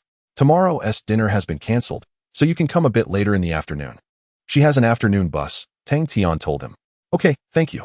I'll be relying on you for my matters," Lu Tingyu said, chatting a bit more before hanging up. When he returned, Su Qiming was already asleep. Looking at her sweet sleeping face, Lu Tingyu felt calm and warm inside. He soon fell asleep as well. Lu Tingyu was startled awake by a sharp scream and saw Su Qiming struggling out of his arms. He was taken aback and quickly asked, "What's wrong?" Last night, we didn't do anything, right?" Su Qiming asked in panic as she checked herself. Lu Tingyu grinned and said, "What do you think? You're fully dressed. What were you expecting to happen?" I don't care. You took advantage of me. And you have to be responsible. Remember, you still owe me those 3 words, Su Qiming declared triumphantly as she got out of bed. Hearing this, Lu Tingyu felt a warmth in his heart. He looked at her, who had slept soundly, while he had restrained himself all night. And now she claimed he had taken advantage of her. In truth, Su Qiming was pretending to be asleep, but Lu Tingyu genuinely thought she was asleep. He had been respectful, which made her appreciate his character. He suddenly lunged at her, wrapping his arms around her. Su Qiming's face instantly turned red. Lu Tingyu smiled mischievously and said, "I'm wronged. We didn't do anything last night, yet you want to pin a crime on me? Now I'll make it real." As he spoke, his hand slipped into her collar. "No, stop. I still have to rush back to school for class. It's already bright outside." Su Qiming's face turned beet red, and her previously playful tone softened. Lu Tingyu wasn't so easily deterred. He tightened his grip, eliciting muffled groans from Su Qiming. No, please, Lu Tingyu, let go of me. If you keep this up, I'll get angry." Su Qiming's tone changed immediately, and upon hearing this, Lu Tingyu dared not go any further. Embarrassed, he released her and apologized. "I'm sorry, I like you. You're so beautiful, like Pandora's box. Always attracting me. I can't control myself. Okay, I'll give you those words when I have the chance. Hurry up and pack, it's already late." Su Qiming said, her face as red as coal, before turning to go to the bathroom. Lu Tingyu looked longingly at her silhouette in the bathroom, feeling a surge of heat within. He thought to himself, "Lu Tingyu, you must stay calm. If you like her, you can't be forceful. She must willingly give her heart."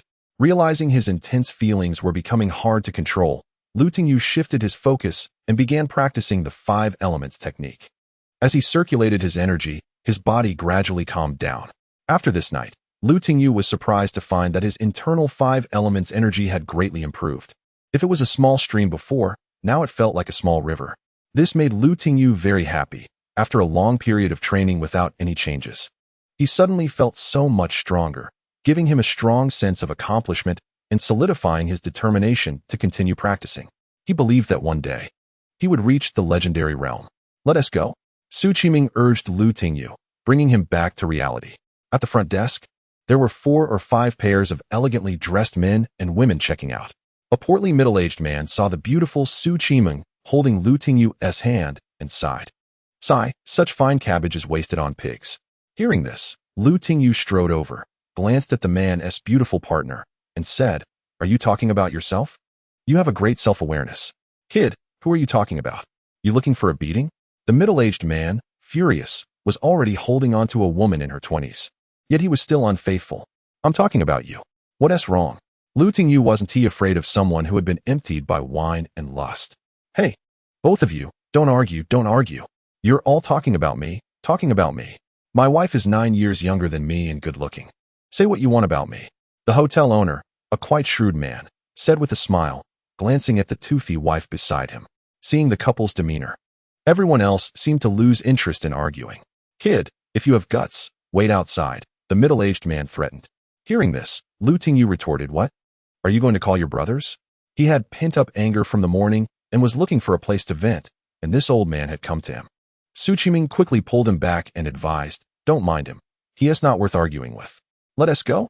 The middle-aged man grew angry and shouted, "You rude woman, who are you calling uncivilized?" His young wife was also furious, shouting, "Who are you calling uncultured?" Say it again if you dare, and I'll tear your mouth apart.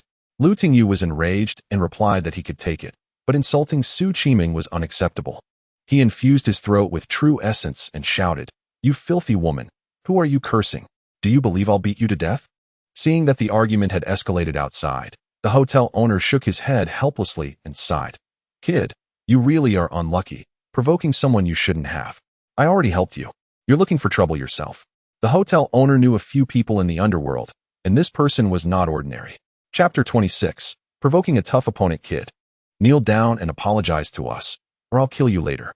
Do you believe it? The middle-aged man glared with bulging eyes, speaking arrogantly. Upon hearing this, Lu Tingyu got angry and shouted, "If you have the guts, try touching me. Touch you? I'll just beat you up." The middle-aged man said as he swung his hand towards Lu Tingyu's face. Over the years, he had developed a high skill in slapping his subordinates, and he was confident that no one could dodge his slap. Just as his hand was about to hit Lu Tingyu's face, Lu Tingyu snorted coldly, raised his hand to grip the middle-aged man's fat hand, and kicked out. Boom!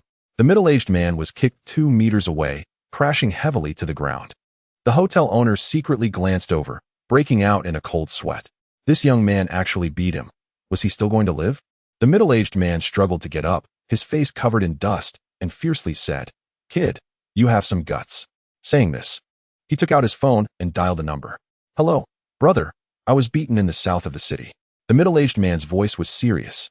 "There's a young guy and a girl with him. Send a few brothers over. I want to fight back, and that girl is coming with me," the middle-aged man said coldly. Upon hearing this, Lu Tingyu realized this guy was from the gang. Su Qiming, scared, said, "Lu Tingyu, should we call the police? We can't handle them." "Don't worry, just a few punks." Lu Tingyu comforted her and arranged for Su Qiming to a safe place. The middle-aged man walked over to his car and took out a long knife from the trunk. The woman with him turned pale with fear and sat in the car, trembling. Seeing the fat middle-aged man with a knife, Lu Tingyu wanted to laugh and said to Su Qiming beside him, "Start a live stream. Let the viewers see the prince's ability to uphold justice." Su Qiming was very nervous, looking at the nearly 1 meter long knife, her body trembling. "Lu Tingyu, let us just go. Don't fight him." Lu Tingyu patted her shoulder and said, "Don't worry. Zhao Chengfang couldn't do anything with 7 or 8 people, let alone this fat guy. Even if he has a knife, it's just for show. Start the live stream." Hearing Lu Tingyu's words, Su Qiming relaxed a bit, took out her phone, and opened the live stream.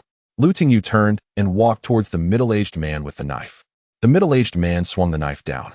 Lu Tingyu sidestepped and grabbed the knife's back firmly, then kicked out fiercely, sending the middle-aged man flying again. After a while, the middle-aged man finally crawled up, blood oozing from the corner of his mouth, his eyes bloodshot. "Ah, kid, if I don't kill you, I want to be named Duan." However, he was shocked to find that the knife he had was now in Lu Tingyu's hands, and it was being held by the back. Seeing Lu Tingyu holding the knife, the middle-aged man's face turned pale, and he stepped back a few paces, saying, "Don't come over. I'm Duan Qifei's brother. If you dare to touch me, my brother will unleash all the thugs in Yong'an City to kill you." Lu Tingyu looked at his cowardly demeanor, tossed the knife aside, and said, "This kind of knife can't hurt me." Lu Tingyu slowly walked over, causing the fat man to freeze in fear. Even his brother's capable henchmen might not be able to do this. Boom, boom. The sound of motorcycles roared as a dozen unruly thugs appeared in the alley. Seeing the middle-aged man here, they rushed over, and several others surrounded Lu Tingyu. The leader was a young man with purple-dyed hair. "Xianggu, is this the kid?" asked the purple-haired guy. "Yes, that's him. Beat him to death for me, and that girl will be stuffed into my car later," said the fat middle-aged man. "Okay. Xianggu, you wait in the car. We'll take care of it soon." The purple-haired guy signaled, and 4 or 5 helmeted youths rushed towards Lu Tingyu, swinging their knives down. Humph! Lu Tingyu didn't expect these people to dare to use knives in broad daylight, while Su Qiming was startled, thinking that if those knives fell, Lu Tingyu definitely couldn't block them. "Lu Tingyu!" Su Qiming screamed in terror, wanting to rush over, but found 2 young men with wicked smiles walking out from the side and grabbing her waist. "Little girl, being noticed by our Xianggu is your blessing," the thug said coldly. Seeing this, Lu Tingyu was completely enraged, unleashing all his energy without reservation. Boom! An invisible force blocked the descending knives, and Lu Tingyu waved his hand fiercely, sending a powerful wave of energy out like a tide. Bang, bang! In no time, 4 or 5 young men were sent flying out, landing 4 or 5 meters away, crashing under the nearby cars, causing the vehicles to honk incessantly. The purple-haired guy was stunned. He never expected this farmer-like young man to be so fierce. These guys were practically being sent flying with one punch. Altogether, the purple-haired guy shouted as the remaining few rushed towards Lu Tingyu, but before they could even get close, they were also sent flying by Lu Tingyu. The two wicked young men had already pulled Su Qiming into Duan Qixiang's car. Seeing Lu Tingyu charge over, Duan hurriedly started the vehicle. The two youths tried to block Lu Tingyu, but were swept away by his punches. Their knives couldn't even touch Lu Tingyu. Boom! Just as the car was about to start, suddenly a person appeared in front and slapped down. The front hood of the Honda car instantly caved in, and thick smoke billowed up. The car could no longer move. Lu Tingyu smashed the car with a slap, quickly reaching inside and dragging the fat middle-aged man out for a brutal beating, incapacitating him. "You're here to cut me, right? Come on, cut me. I'm right here. If you have the guts, come at me," Lu Tingyu shouted angrily. The fat middle-aged man trembled in fear, saying, "BB brother, I won't dare again. I won't dare anymore. Please spare me." Lu Tingyu angrily said, "Let us go. Take me to find your brother." Su Qiming and the middle-aged man's woman were both stunned. Su Qiming's hands were shaking uncontrollably, and the entire scene had been live-streamed. The platform was almost exploding. "Oh, that fat middle-aged man is so hateful. He actually dared to touch the broadcaster. I want to kill him," a viewer shouted. "Who is that guy? Is he the broadcaster's boyfriend? So powerful. No wonder the broadcaster likes him. He is so strong. His skills must be good too. Damn, so fierce. If this weren't a live stream, I'd suspect the broadcaster staged this. Don't worry, the police have been called." Lu Tingyu threw the fat middle-aged man and the purple-haired guy onto a tricycle, using the Yanhuang 5 elements technique to seal their hands and feet, rendering them immobile. He ignored the woman and took Su Qiming away. Su Qiming took a long time to come back to her senses and asked, "Lu Tingyu, where are we going?" Lu Tingyu smiled and replied, "Since we provoked a hornet's nest, we naturally have to poke their nest. No, let's go back. Call the police and let them handle this," Su Qiming said worriedly. "It's fine. Don't worry, they can't hurt me." Lu Tingyu had just realized that he could fully operate the 5 elements technique, and with the strength of these punks, they couldn't touch him at all. Lu Tingyu set Su Qiming down at the entrance of the police station and said, "Wait here. If any suspicious person approaches, just run inside and hide until I come to get you." "Where are you going?" Su Qiming was startled and said with concern, "Don't worry. I'm going to take care of something. You saw my skills just now. It'll be fine." After saying that, Lu Tingyu left like a flash. Even if they came at him with knives, they couldn't get close to his skin and would be pushed back by the powerful 5 elements spirit chi. At the same time, his body could dodge out of the way instantly. Now that he had provoked them, he didn't care for himself. But Su Qiming and her parents didn't have any skills. He planned to go to their lair and subdue them. The chubby middle-aged man trembled and said, "Big brother, please let us go. We won't dare to provoke you again. We can give you any amount of money, just don't deal with us. That would drive my brother crazy. You can fight, but the beauties around you can't. Shut up." Lu Tingyu didn't want to hear their nonsense and said, "Tell me where your boss is." Lu Tingyu patted Zimao, but Zimao was very stubborn and said, "Humph, I won't say anything even if you beat me to death." Lu Tingyu, upon hearing this, clicked his tongue in amazement and said, "You're quite loyal, but here, you probably won't last long." Saying this, Lu Tingyu took out a toothpick and poked Zimao a few times, causing Zimao to scream like a pig being slaughtered. Lu Tingyu found him noisy and pressed on his neck a few times, even though Zimao was in so much pain that he rolled around, almost smashing the small cart. He couldn't let out a scream, only making muffled sounds in his throat. His face turned red instantly, and veins bulged. Seeing Zimao in such agony, the middle-aged man was so scared that he didn't dare to speak. This young farmer in front of them seemed like a ghost. It was as if he were playing with toys, doing whatever he wanted. I know. I'll take you to him," the chubby middle-aged man hurriedly said. Zimao glared at him, but continued to be tormented by pain and soon fainted. Lu Tingyu's tricycle stopped at the Laifu Hot Spring Hotel in the east of the city. Duan Qifei was soaking in the big hot spring pool, with 2 of his capable lackeys lying beside him, each hugging 2 women, discussing the girls serving them. When the mood struck, they would have a good time. The atmosphere was quite joyful. Chapter 27, dominating the scene. "Hey, RG, it's all settled. Just make sure it's done. Come up quickly. I'm in the hot spring on the 5th floor." Duan Qifei answered a phone call and continued to enjoy the company of the several beautiful women.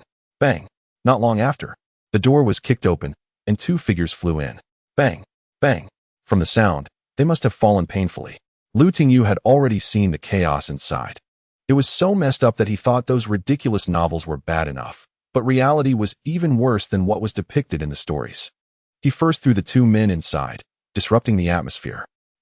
RG, who beat you up like this? Duan Shifei was both shocked and angry when he saw the 2 men thrown in. It was me. Tingyu strode in, and the women they had been toying with finally got scared and ran away, but the few social bigwigs showed no reaction, leaving the exposed yellow bird out. Too small. Compared to these hawks and sparrows, Tingyu felt like a giant rock. Who are you? Duan Shifei calmly walked towards his clothes, where he had hidden a trump card. Kid, daring to come to our turf, you're seeking death. Seeing this, Duan Shifei's lackeys immediately pounced on Tingyu, and a splash of water poured down on him. Seeing this, Tingyu coldly snorted, and the water automatically flowed back, smashing down on the attackers like stones, sending them crashing back into the pool. Then they were horrified to find that the previously soft water had turned into chains, binding them, so they couldn't move at all. The few who had been calm before turned pale. This was far beyond their understanding. Tingyu sneered and said, "You can't even get out of the water. Yet you want to fight me? You really don't know your limits." This was a manipulation method of the water element technique he had just comprehended from the 5 elements technique, and it worked well, easily binding them. Seeing this, Duan Shifei reached back, just as he was about to grab his concealed weapon. Duan Shifei screamed, and everyone hurriedly looked over to see a toothpick stuck in his hand, and a black desert eagle fell to the ground. "Did I tell you to move?" Tingyu said coldly. Thud thud. Not long after, dozens of fierce-looking young men rushed in, but they didn't dare to move. "Who exactly are you? I have no grievances with you. Why are you here to kill me?" Duan Shifei's face turned dark. He had been in Yong'an for decades. It was hard to find anyone who would dare to openly confront him like this in Yong'an. "Kill you? You think too highly of yourself. I'm here to tell you that your brother provoked me and got injured by me. How do we settle this?" Tingyu's logic was somewhat confused. Duan Shifei was instantly confused. How? How do we settle it? Tingyu said helplessly, "I just want to live a peaceful life, but your brother provoked me. What should we do about this?" Duan Shifei's face darkened. This person was truly strange. Luckily, this guy wasn't here to take his life. If this young man wanted him dead, it would be a matter of minutes. Compensation, we'll pay you money and apologize. Okay. Tingyu noticed Duan Shifei's quick reaction. He was clearly an old hand. All right, then you talk. Tingyu ignored the people who rushed in, although they were armed. He had already approached Duan Shifei. If they dared to move, Tingyu would use him as a meat shield. 1 million. We will pay 1 million. We were wrong. And we won't provoke you again. Duan Shifei and his brother apologized. Do I look like someone who lacks money? I just want to live a peaceful life. Tingyu said lightly, wearing an expression of wanting to be calm while the wind kept blowing. Duan Shifei, hearing this, assured him again, rest assured. We will definitely not trouble you again in the future. We will avoid you whenever we see you. If you have any orders in the future, just say the word. Okay, then write a check. Tingyu took out Duan Shifei's belongings from their cabinet. Seeing Tingyu open his safe without any hesitation, Duan Shifei's face twitched a couple of times, quickly writing a check for 1 million. Big brother, this is all we can offer. Tingyu rolled his eyes at them and said, "This is all? You're poorer than me." In fact, he was quite happy inside. This was the effect he wanted. Extorting some money, something he hadn't expected. Duan Shifei explained, "Big brother, you know, we live on the edge every day. Who has money and doesn't he enjoy it immediately? Who would save it? If they saved it and died one day, wouldn't that benefit the man who takes over their woman? All right, then it's settled. From now on, keep your eyes peeled." Tingyu was constantly operating the 5 elements technique, with a force swirling around him. He had to be on guard at all times. If someone tried to ambush him, he could respond immediately. Do. The police sirens sounded downstairs. Not good. Fei Gu, the police are here. Everyone was startled and turned around, but there was no trace of Tingyu. If they come, they come. Clean up quickly. As soon as Tingyu left, the few thugs felt the pressure ease, and only then could they move freely. Fei Gu, who is this person? How can we swallow this anger? Let the brothers find out and blow him up. Duan Shifei, however, turned to the gloomy thug beside him and said, "Lao Bai, what do you think?" Hearing this, Lao Bai replied solemnly. This person is very strange. Since he came in, his aura has been very strong. It's even more terrifying than Master Wang Lin I've seen before. And what's most bizarre is that he actually has the ability to control water. This probably isn't something that can be done just by having strong skills. Lao Bai said seriously. Upon hearing this, everyone gasped, especially Duan Qifei, who secretly wiped the sweat from his forehead. Luckily, I didn't shoot earlier, otherwise the consequences would have been worse. Good thing I'm clever. Seeing him like that, 1,000,000 was enough to settle it. From now on, when you see this person, be careful. If anyone offends him, don't blame me for not considering brotherhood. Duan Qifei said viciously. Old Jiang Hu knows the ropes. Although Lu Tingyu is powerful, he doesn't have as much experience with money as these few. Yes, everyone remembered this seriously. The ones sitting here are all old Jiang Hu, and they naturally know some things that ordinary people don't. In the hidden and powerful land of China, there are many unknown formidable forces. Lu Tingyu didn't expect to receive 1,000,000. This is quite a sum. He was worried about insufficient funds to build the agricultural foundation and was looking for someone to loan him money when this income came in. Lu Tingyu contacted Su Qiming and happily said, Let's go. I scared you last night. I'll treat you to a big meal. Su Qiming smiled upon seeing Lu Tingyu. It's okay. Everything has been handled. As long as you're fine, anything can be discussed. Let's go. It's rare for this little farmer to have a chance to treat you. Lu Tingyu pulled Su Qiming's hand, and she didn't resist. After all, in this county town's main street, there was no one familiar, so holding hands wasn't a big deal. What do you want to eat? Feel free to choose. Lu Tingyu was very happy. Su Qiming thought for a moment and said, I heard that Cayenne Four Seasons has 2 extraordinary dishes. Why don't we go take a look? If it's too expensive, we can eat something else. Didn't you send them a lot of frogs, cucumbers, and eggplants? Can your friend give us a discount or something? Su Qiming was both nervous and happy. This was Lu Tingyu's first time taking her to the city for a big meal. Forget it, that's too expensive. Let's just eat the pickled cabbage pig's trotter instead. Su Qiming couldn't bear to let Lu Tingyu spend too much money. Lu Tingyu listened to her rambling and laughed happily. Let's eat there. Come on, paying in full is not a problem. Lu Tingyu also wanted to taste what it was like to have the vegetables he grew prepared by the chefs. No need, right? It's too expensive, and you still need to save money to build your agricultural foundation. Su Qiming didn't want to go. Lu Tingyu laughed. It's okay, I have money now. Lu Tingyu found a bank, withdrew the money from the check, and opened a new card to keep this money separately in the bank card. Seeing Lu Tingyu's 1,000,000 cash, the bank manager's eyes brightened, and he personally came over to enthusiastically help Lu Tingyu apply for a gold card, which allows free withdrawals at any ATM in the city. When Lu Tingyu heard about this benefit, he agreed to get it. You've really made a lot of money. The way those managers look at you has changed. Su Qiming said quietly.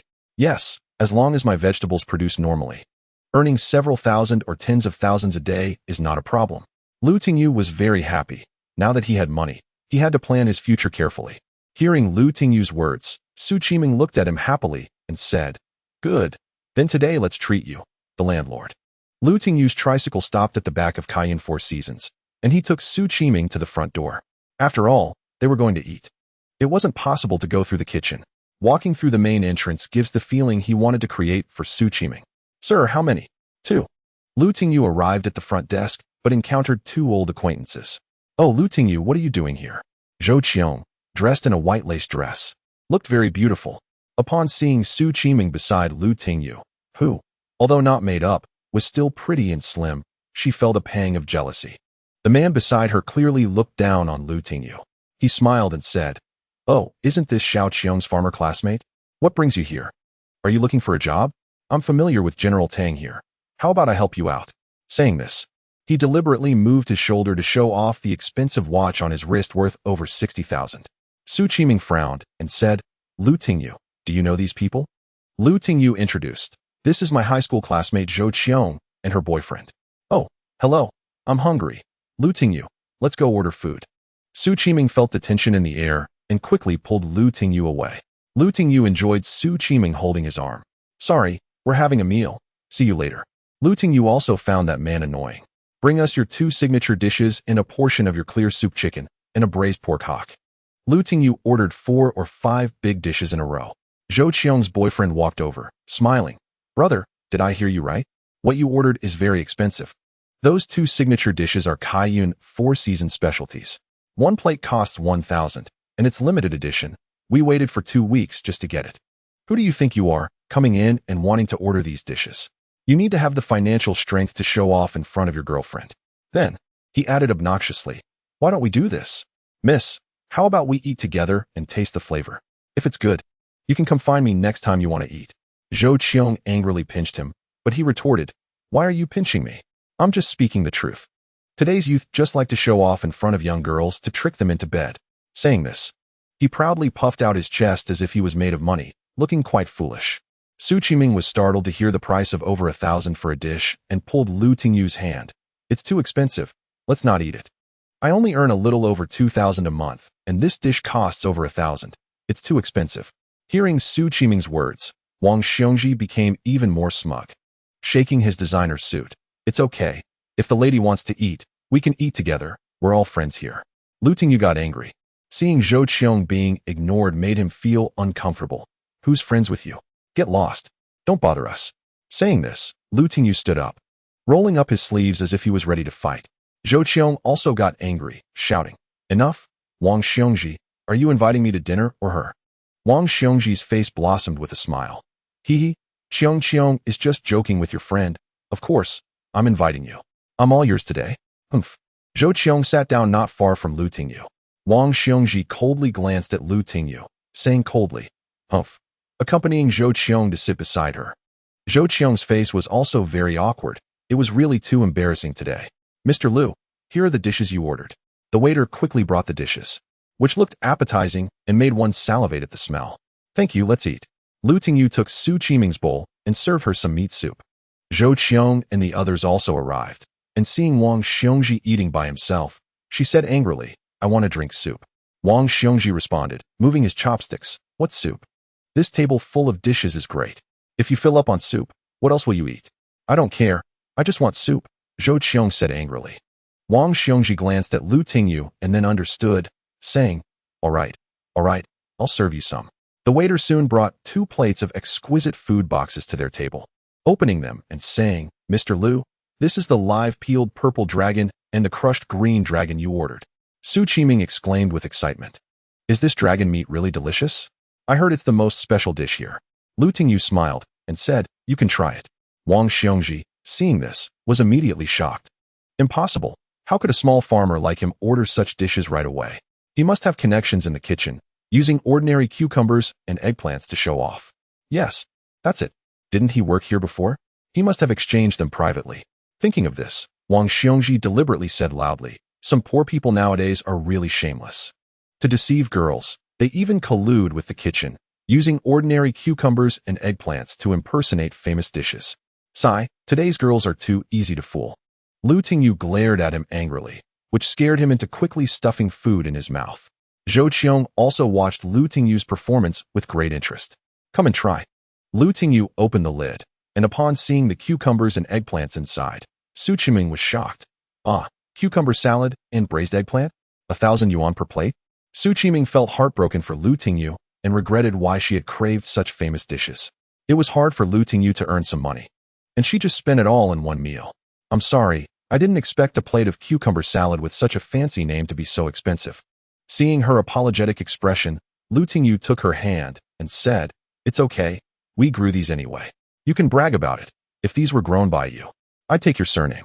You don't need to take my surname. Just be my girlfriend, Lu Tingyu said with a mischievous smile. Su Qiming suddenly thought about the soup manager's attitude towards Lu Tingyu, her face turning red, realizing that Lu Tingyu might be telling the truth. Just as Lu Tingyu was enjoying his meal, Tang Tian entered with a tall and beautiful woman. The woman was dressed casually, but her curvy figure was strikingly elegant. Her phoenix eyes were lightly made up, exuding a sense of heroism, and although her skin wasn't very fair, it had a healthy and alluring aura. Lu Tingyu was somewhat stunned. Su Qiming, with her keen woman's intuition, noticed Lu Tingyu's change and squeezed his hand tightly, twisting it painfully. Ouch! Lu Tingyu finally came back to his senses and looked at Su Qiming with a guilty look. Is she pretty? Su Qiming gritted her teeth and asked. Pretty. Lu Tingyu replied. Noticing Su Qiming's imminent explosion, he quickly added, she is pretty, but she's not as cute as you and doesn't look as gentle as you. In my heart, you're the best. Humph. No looking, Su Qiming snorted coldly, blocking Lu Tingyu's view with her chopsticks. Tang Tian, seeing the affectionate interaction between Lu Tingyu and Su Qiming, felt a slight disappointment in her heart, but quickly shook it off and walked over with Yang Weiwei. Lu Tingyu, I was just about to call you, but I didn't expect you to come here to eat. Has the food been served? Let me introduce you to someone. This is my classmate Yang Weiwei, a graduate student from the Provincial Academy of Agricultural Sciences. This is the Lu Tingyu I mentioned to you, Mr. Lu. Our signature dishes are grown by him. Yang Weiwei glanced at Lu Tingyu, then quickly focused on the dishes on the table.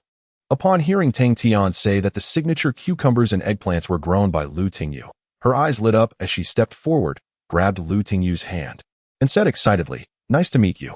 Sweet has already told me about you, and I want to help you. I'm curious about your farming skills. How can you grow such great vegetables? You know, I've tested these two dishes, and the vitamins, trace elements, and minerals in them are perfectly balanced."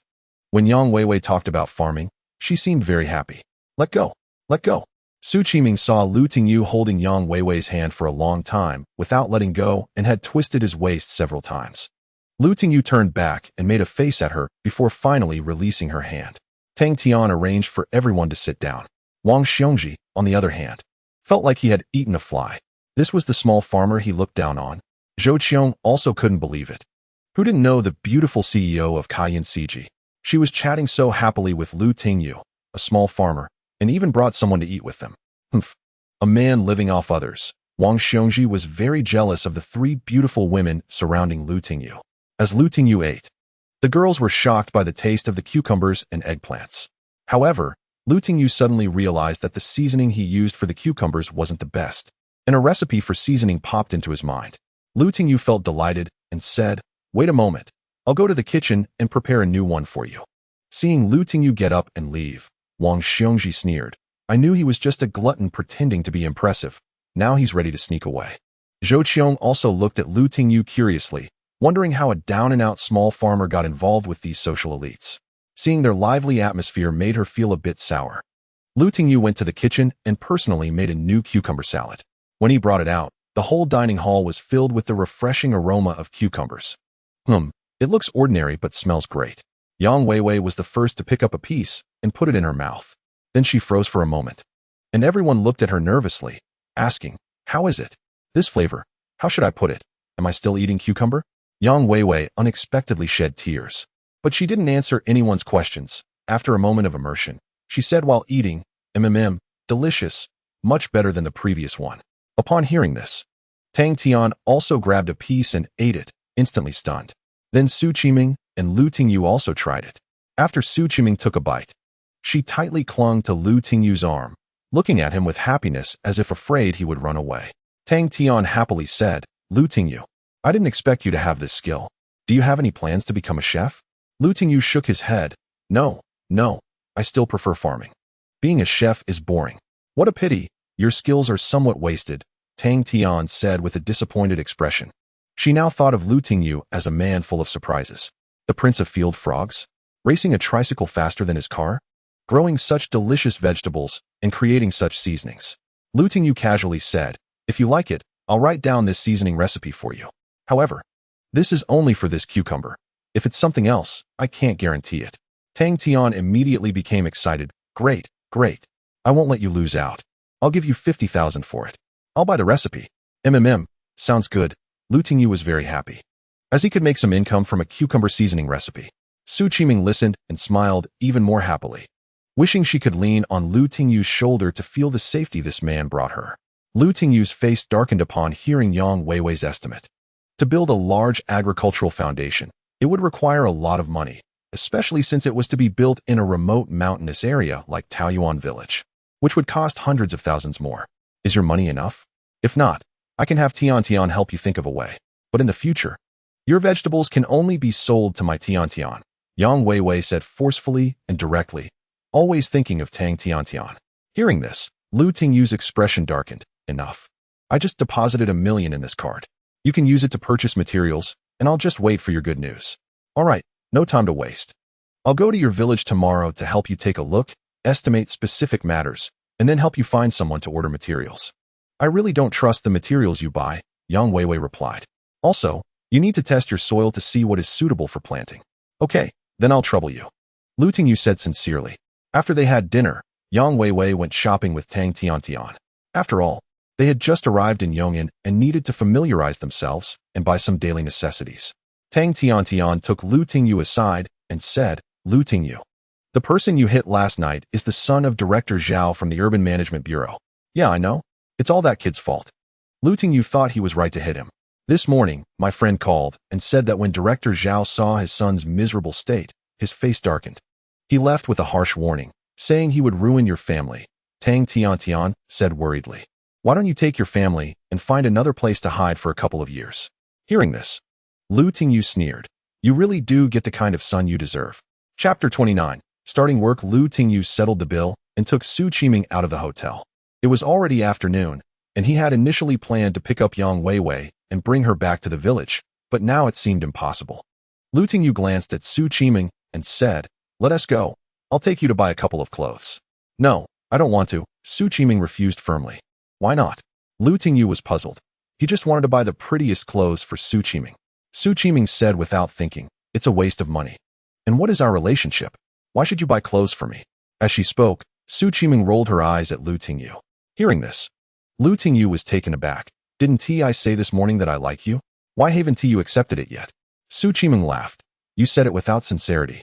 It doesn't count. Lu Tingyu wiped the sweat from his forehead and asked, What would count as sincere and heartfelt? Su Qiming pretended to be angry and said, Figure it out yourself. How would I know? After much persuasion, Lu Tingyu finally took her to a dress shop, where they picked out an orange floral dress before taking a tricycle back to the village. I haven't done a live stream for a long time. I've lost a lot of followers, Su Qiming said as she browsed her messages. Lu Tingyu thought for a moment and said, You can start live streaming teaching tomorrow. When you have time, you can do a live stream about fishing. There are plenty of fish in the river. If you come up with creative ways to catch them, it will definitely be popular. Yes, and I'll include various scenic spots of Taoyuan Village in the stream so that people outside can learn about Taoyuan Village. And everyone's life will improve, Su Qiming agreed. Once my agricultural foundation makes money, I'll repair the village primary school first, then fix the road to the city. After that, I'll buy you a car, and you can go to the city every day, Lu Tingyu said, filled with motivation thinking about the future. Who needs you to buy me a car? I can afford it myself, Su Qiming happily refused. The next day, Yang Weiwei, accompanied by Tang Tiantian, arrived in Taoyuan Village and marked a piece of land for Lu Tingyu. I thought you would turn all the land in the village into a large agricultural foundation. But it turns out it's just this little bit of land from your family, Yang Weiwei said, disappointed upon seeing Lu Tingyu's few acres of land. Lu Tingyu's heart tightened. What's wrong? Is it not enough? It's fine, but the investment cost is too high. If you build more land at once with the same system, the cost will be relatively lower, Yang Weiwei explained. Do you know? Now, agricultural foundations have complete scientific data references for moisture, light, soil, and other aspects. Only by setting up these systems can we achieve automated management, which can solve problems when crops need it most. Lu Tingyu understood that convincing the villagers to turn their land into an agricultural foundation would be very difficult. So he decided to work on his family's land. But it can be done, it's just that the investment cost is a bit higher. Hearing this, Lu Tingyu said, I can't think about that too much. Let us get this started. Once this is successful, I'll persuade the villagers to consolidate the land they can to create the agricultural foundation. All right, it's troublesome and the cost is higher. But it will have a leading demonstration effect, Yang Weiwei said, having seen some agricultural counties start with an agricultural research facility before establishing large agricultural foundations. If possible, she also wanted to have her own research base here. She pointed out, for this land, your family can only do this one area, and it needs to be leveled for easier management. Here is the plan. First, find someone to level the land. The materials will arrive in 2 days. I'll stay at your house for the next few days to check the geology here and study other plants. That's great. With your guidance, our village's agricultural industry will definitely thrive, Lu Tingyu said happily. When Lu Tingyu helped Yang Weiwei move her supplies, he found that the room he prepared for her was too small, so he had to tidy up another room for her living supplies. You guys really need to get running water installed. It's inconvenient to take a shower, Yang Weiwei frowned. After all, she had previously been at an agricultural base in a research unit, and this was her first time setting up on site. Lu Tingyu felt helpless and had to lead a water channel from the mountain ditch, using a water pump to bring it to the rooftop and install the solar panel. The villagers watched curiously as Lu Tingyu was busy building. Lu Tingyu, why are you leveling good land? In this mountain village, doing that kind of land is pointless. The village elders advised. Lu Tingyu explained, this is for better management of growing vegetables. Nowadays, it's all scientific farming. Only by doing it this way can we increase the yield and speed up the growth of the crops. How fast can it really be? A few greenhouses and a control room? You wouldn't understand. This is science. Once my agricultural foundation makes money, our village will build such agricultural foundations. Lu Tingyu expressed his thoughts. No, you can do that to your own land, and we have no objections. But we want to let you do that to our land. If you level it, the area will be smaller, and the fertile soil that has been cultivated for years will be gone. The villagers still did not understand Lu Tingyu's approach, but he was not worried. As long as the land he cultivated could make money and show progress, he believed that soon the whole village would come to seek his help. Take me to see the tomatoes, eggplants, and cucumbers you planted, Yang Weiwei said without hesitation. Lu Tingyu dared not refuse the words of this expert. After all, others couldn't see the essence of those 5 elements. This half-acre of land is my family's tomatoes. It's currently the peak fruiting season, and we can pick about 300 jin a day, selling for 40 yuan a jin, which can earn over 1,000 yuan, Lu Tingyu said proudly. When Yang Weiwei saw the tomatoes, her eyes lit up. She leaned in closely to examine them, then put on gloves and used a small shovel to dig into the soil. How is it? Is there a problem? Seeing her studying so seriously, Lu Tingyu was also very curious. He wanted to know what scientific explanation there was for the vegetables grown in this land, transformed by the 5 elements of spiritual energy. Yang Weiwei's brows furrowed in confusion as she said, Strange. The soil in your field is exactly the same as the one next to it, and in some aspects, it's not even as good as the one next door. However, one thing is certain, the mineral elements in this soil can fully meet the needs of these plants for growth. You see, she said, pulling up a small grass and holding it in front of Lu Tingyu, both of them studying it carefully. Lu Tingyu was also very curious. What was special about this weed? However, with his perspective, being so close to Yang Weiwei allowed him to smell her faint fragrance, her chest slightly visible, incredibly charming. Is there anything different about it? Lu Tingyu felt that this grass contained a hint of spiritual energy. Yang Weiwei said, of course it's different. This grass is not the same as this tomato. The minerals it requires are the opposite of what tomatoes need. This place is suitable for growing tomatoes, but not for these weeds. Has this land been planted with tomatoes before? Yang Weiwei's eyes were fixed on the tomatoes. Lu's father, having heard that an expert had a question, quickly replied, yes, we have planted them for several years, and they have been neither good nor bad. But this year they are growing exceptionally well. Yang Weiwei's brows furrowed even tighter as she sighed. If I hadn't seen it with my own eyes, I would suspect that your tomatoes were grown using the world's most advanced culture medium. Seeing that he hadn't gained much, Lu Tingyu didn't say anything more. The newly leveled land, which had cost a lot of money to hire a farm excavator from the city, was flattened in just one day. However, the original soil was long gone, replaced by hard, clumped-based soil. Well, this land needs to be fertilized with organic fertilizer. Without organic fertilizer, you can go to the flower market to buy some plant fertilizer. Or you can go to the mountains behind you to get some humus soil from under the dead leaves. Then have the excavator turn it over a couple of times. Yang Weiwei instructed Lu Tingyu on how to turn the soil. Many villagers, both old and young, gathered around to hear the expert's advice and to see how this beautiful expert operated. Daegu, aren't you busy lately? Lu Tingyu asked Xiao Daegu, a villager nearby. Xiao Daegu had never been very bright and was somewhat slow in everything he did, so the villagers treated him like a beast of burden. Xiao Daegu smiled and said, You go, I'm not busy. If you need anything, just let me know. You heard what expert Yang said. I need some rotten leaf soil from Wuming Mountain. Can you help me get some? $20 a basket. How about it? Lu Tingyu wanted to take care of Xiao Daegu. Sure.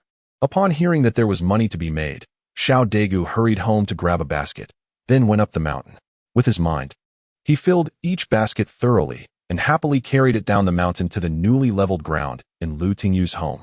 As for those who wanted to join in, Lu Tingyu only offered them $10 a basket. The excavator continued to operate, and after Yang Weiwei finished guiding, she returned to the Lu family to write up some materials. She even took some soil to send to the Provincial Agricultural Research Institute. Lu Tingyu saw them shoveling rotten soil from Wuming Mountain and planned to follow along. After all, the The others were too weak, only able to carry one basket at a time. Remember, this rotten soil needs to be treated with lime or some insecticide, or be sun-dried. Yang Weiwei instructed Lu Tingyu from upstairs. Su Qiming finished her class and came to find Lu Tingyu. Seeing Yang Weiwei bossing Lu Tingyu around, she felt very displeased. Lu Tingyu, I'll go with you. What kind of expert is this, making you do everything while she does nothing? Look at you. You've gotten so dark from the sun. Saying this, she wiped the sweat from Lu Tingyu's forehead. It's fine, as long as the agricultural foundation is built. Once we make money, we'll be the ones directing others, Lu Tingyu said as he sorted out a few large burlap sacks. What are you going to do with these? Su Qiming asked curiously. Going to the mountains to get some rotten leaves to put in the newly turned soil. Lu Tingyu replied. I'll go too, I'll help you. Su Qiming took a small hoe and asked Lu's mother for a pair of gloves. At that moment, Yang Weiwei came down from upstairs and said, Lu Tingyu, let us go. I'll go with you. Chapter 30. Too blinding to the eyes, Teacher Yang, you'd better not go. The mountains are hard to navigate. Lu Tingyu didn't dare to take her along. If something happened in the mountains, Tang Tian would definitely blame him. It's fine. I want to see the soil there, study the rotten leaf mud, and help you mix the best soil. Yang Weiwei said as she put on her shoes and followed him. Look at you. You've gotten so dark from working hard these past few days. I want to help you. Yang Weiwei suddenly became nice to Lu Tingyu. Lu Tingyu felt something was off and hurriedly said, Teacher Yang, if you have something to say, just say it. Your smile makes me uneasy. Hearing this, Yang Weiwei pouted and said, It's nothing. I heard your mother say that the tomato, eggplant, and cucumber fields all changed so much under your care. Is that true? Yang Weiwei suddenly leaned closer to Lu Tingyu, making Su Qiming's heart tighten, and she quickly stepped forward to block her. Lu Tingyu finally realized this teacher Yang's flaw and pretended to be proud, saying, Yes. Those tomatoes and eggplants grew after I weeded and watered them once. Cut it out. That's not what I meant. Yang Weiwei shook her head in frustration. Lu Tingyu, puzzled, asked, Then what do you mean? Forget it. We're almost there. Let us dig the soil. Find a gully, sweep away the surface leaves, and then scrape it with a shovel. The humus soil can be easily obtained, Yang Weiwei said, going to sweep the fallen leaves. Swish. The leaves were swept aside, piling up like a small mountain. Suddenly, a large snake sprang out from among the dry leaves. Ah, a snake, a snake. Yang Weiwei was startled and ran back in a panic. Upon seeing Lu Tingyu, she immediately jumped onto him, wrapping her arms around his neck and tightly clamping her legs around his waist. Su Qiming's face turned pale upon seeing this, not knowing where her courage came from. She picked up a nearby stick and disdainfully said, You're such a big person, and you're still so afraid of snakes? People will laugh at you if they hear this. Saying this, Su Qiming used the stick to poke the snake and brought it in front of Yang Weiwei, saying, This is just an ordinary snake. There's no need to be afraid. Look, I picked it up. Yang Weiwei was so scared that she curled up tighter, clutching Lu Tingyu even more, tightly shutting her eyes and saying, Take it away, quickly take it away. Lu Tingyu looked at Su Qiming and felt that she was doing it on purpose, so he said, Quick, throw it far away. If she keeps holding me like this, I want to be able to breathe. Su Qiming angrily replied, Humph, I think you're enjoying it. Lu Tingyu's thoughts were exposed, and his face turned red as he said, What are you talking about? Yang Weiwei also felt something was off and quickly blushed as she jumped off Lu Tingyu, saying, Sorry, I was bitten by a snake last month. Seeing Su Qiming about to sweep the dry leaves, Lu Tingyu hurriedly pulled her back and said, Let me do it. It's dusk now, who knows what's in these dry leaves?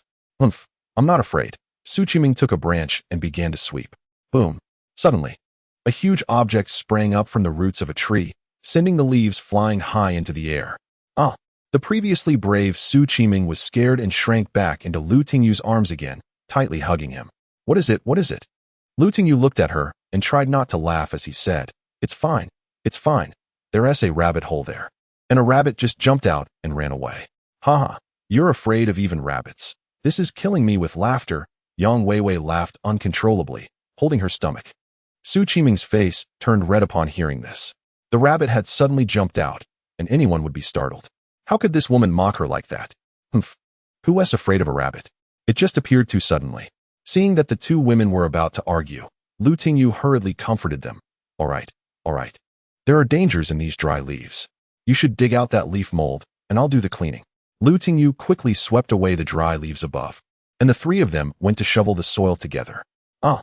Su Qiming exclaimed as a black thorn pierced through her glove, and her face turned pale with fright. Seeing this, Lu Tingyu rushed over, pulled out the thorn, and said, "This thorn is already rotten. The bacteria on it are very dangerous. Let me suck it out." Su Qiming blushed at his words and said, "No."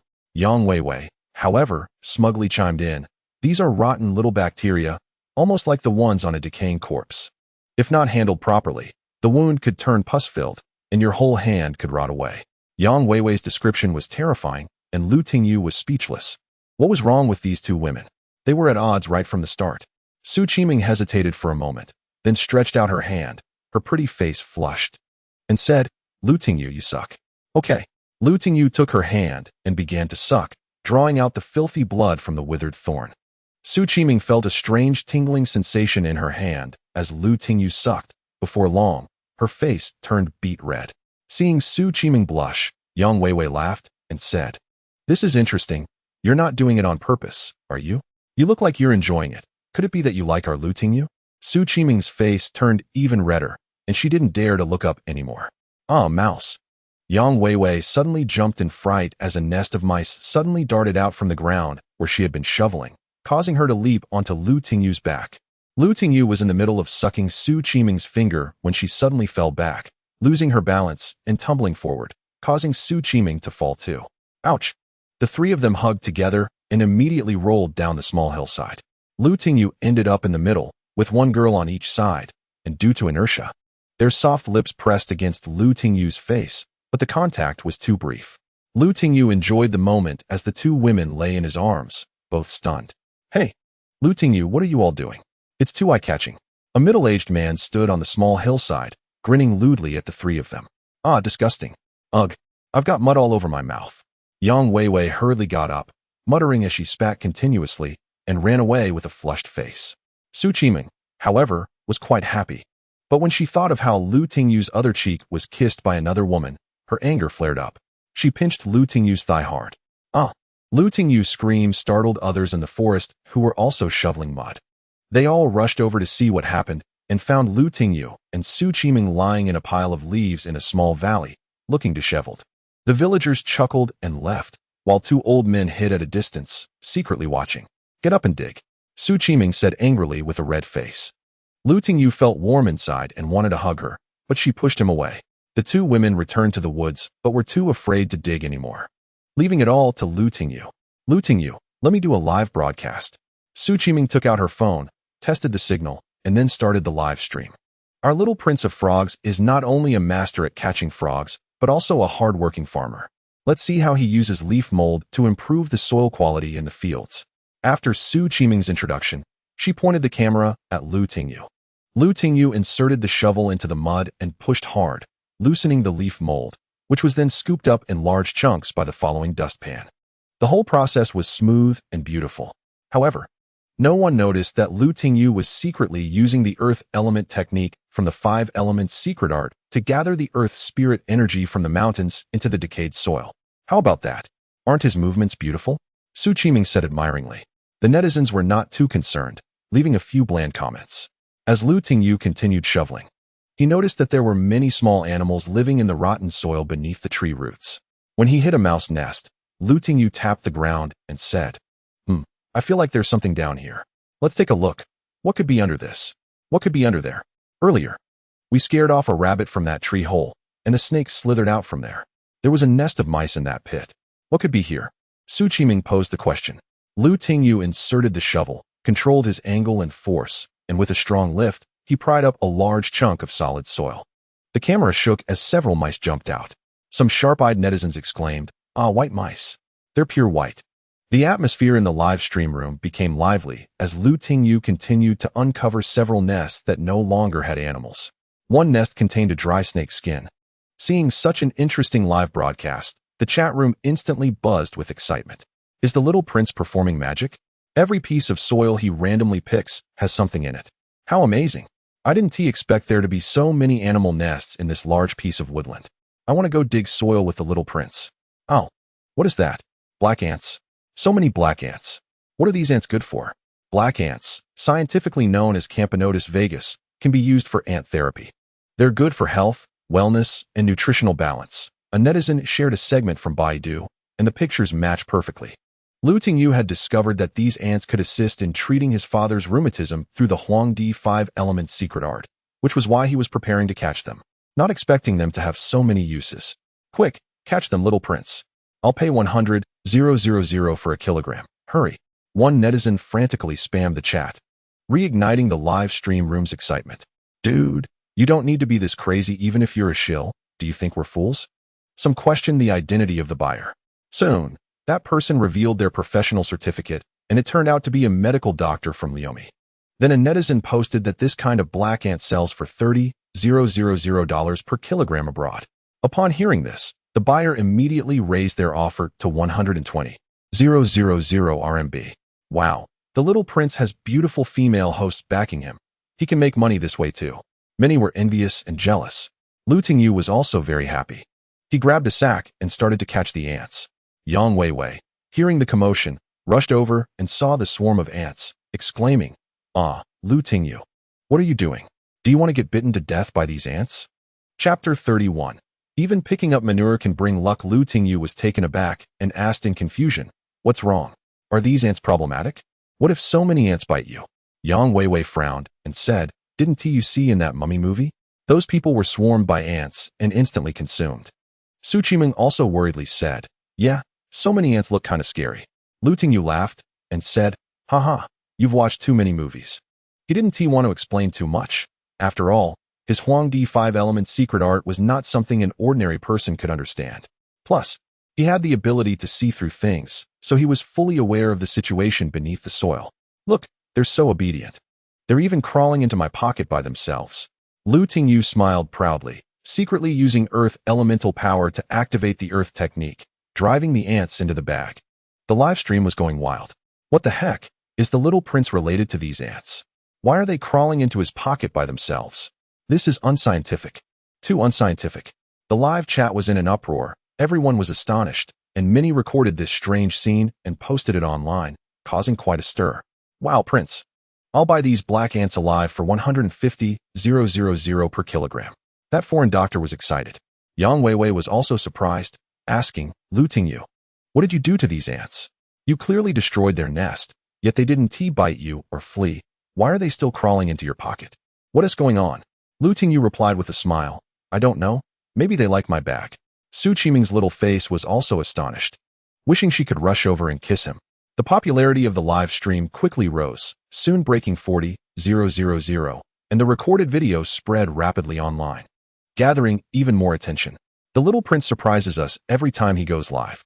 I love you, little prince." Some netizens were so excited they became die-hard fans of Lu Tingyu. "So awesome. Even Stallone wouldn't compare. You're the real deal." This was a perfect combination of skill and luck. The little prince could make money even while handling trash. Everyone was envious. Soon, those black ants crawled into Lu Tingyu's magic bag and didn't try to escape, quietly huddling together to protect their eggs. Yang Weiwei was mesmerized as she watched the ants, then came over to Lu Tingyu, pinching his arm and giving it a pat. Just ordinary flesh. Yang Weiwei picked up Lu Tingyu's arm, and surprisingly, she opened her mouth as if to bite. Su Qiming was startled and quickly shouted, "Hey, what are you doing?" Lu Tingyu snapped back to reality, quickly pulling his hand away, surprised. "What are you doing? Why do you want to bite me?" Yang Weiwei chuckled, "Sorry. I couldn't help it. I think you're just a mystery." She then gave Lu Tingyu a meaningful smile. Tang Tian had also mentioned Lu Tingyu to her, warning her to be cautious. From Lu Tingyu's first impression to this series of strange events, Yang Weiwei felt that Lu Tingyu was simply a miracle. "Are you a dog? Biting people randomly?" Su Qiming was annoyed.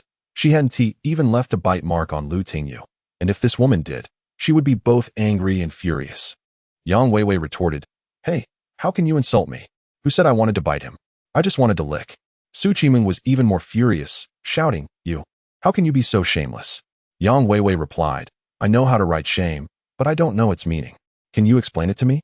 Su Qiming was completely enraged. She had never seen such a thick-skinned woman, especially one who looked so good. She pulled Lu Tingyu over and said, "This is the expert you invited? I think you're just moving bricks." Yang Weiwei was also angry. "Hey, you can say whatever you want, but please don't insult my profession." Seeing the two women about to clash again, Lu Tingyu quickly said, All right, let us wrap this up. We should head back. Carrying the 3 or 4 kilograms of black ants in the bag, Tingyu was very happy. But the netizen who wanted to buy them didn't know how to ship them. After all, customs checks were strict now, and it was very difficult to send the ants out. Tingyu preferred to sell them to those who came to the village to collect them. TSK.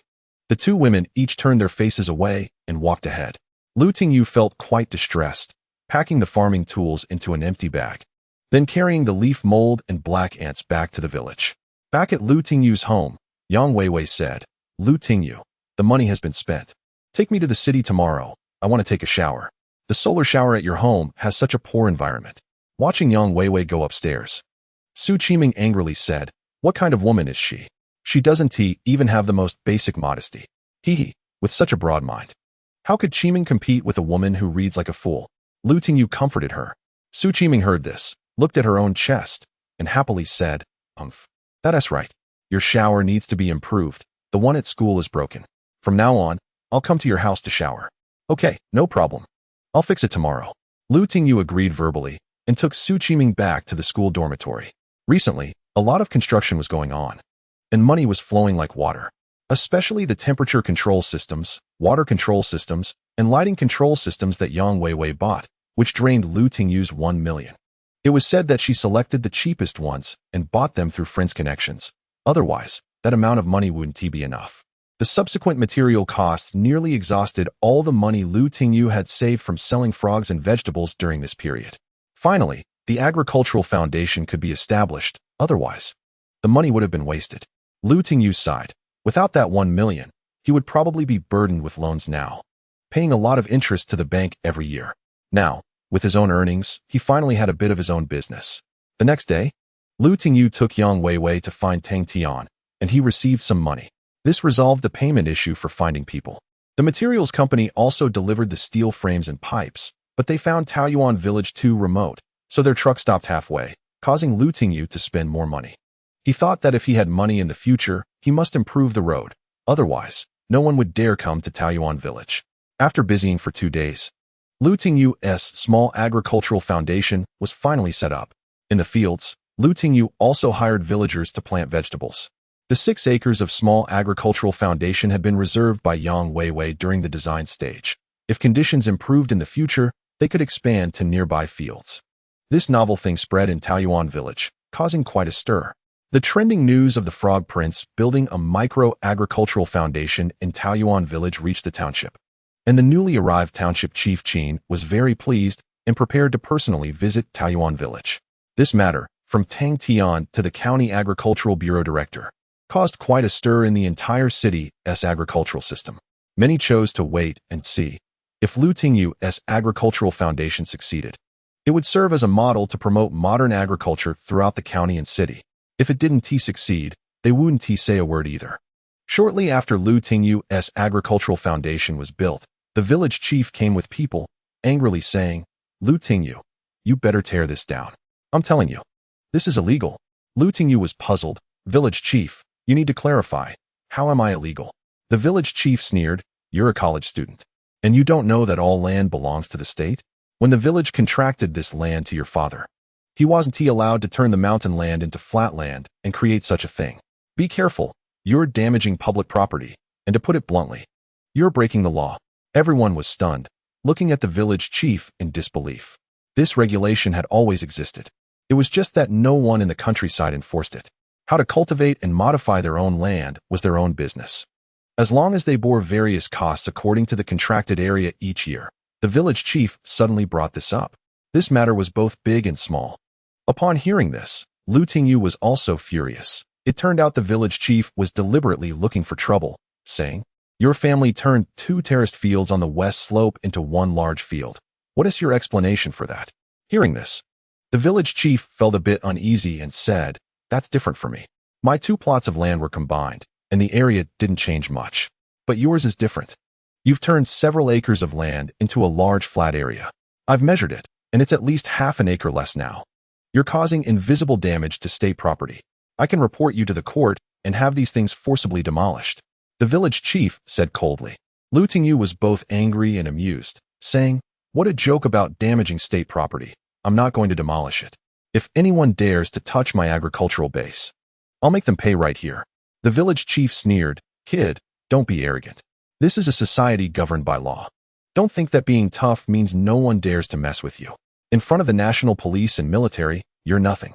No matter how strong your connections are, do you dare to oppose the state and betray your country? The village chief became more and more brazen, almost turning Lu Tingyu into the most wicked person on earth. Villagers, help me tear this down and make Lu Tingyu find a way to restore the land. The village chief arrogantly stood there with his hands on his hips, directing everyone. Let us see who dares. Lu Tingyu blocked the way, and everyone immediately froze. The village chief instantly shouted angrily, "This is the approval from the Urban Management Bureau. Everyone, get to work. If you tear this down, you can get these materials." Tearing it down is executing official duties. With that, the village chief indeed pulled out a document stamped by the Urban Management Bureau. Beep. Just as everyone was about to act, a Volkswagen drove onto the village road, and everyone turned to look. A middle-aged man got out of the car, angrily glanced at the paper, and directly snatched it to tear it up. The village chief was furious. Who are you to dare to tear up the Urban Management Bureau's document? Do you know you're obstructing official duties and will be punished? The middle-aged man turned pale upon hearing this.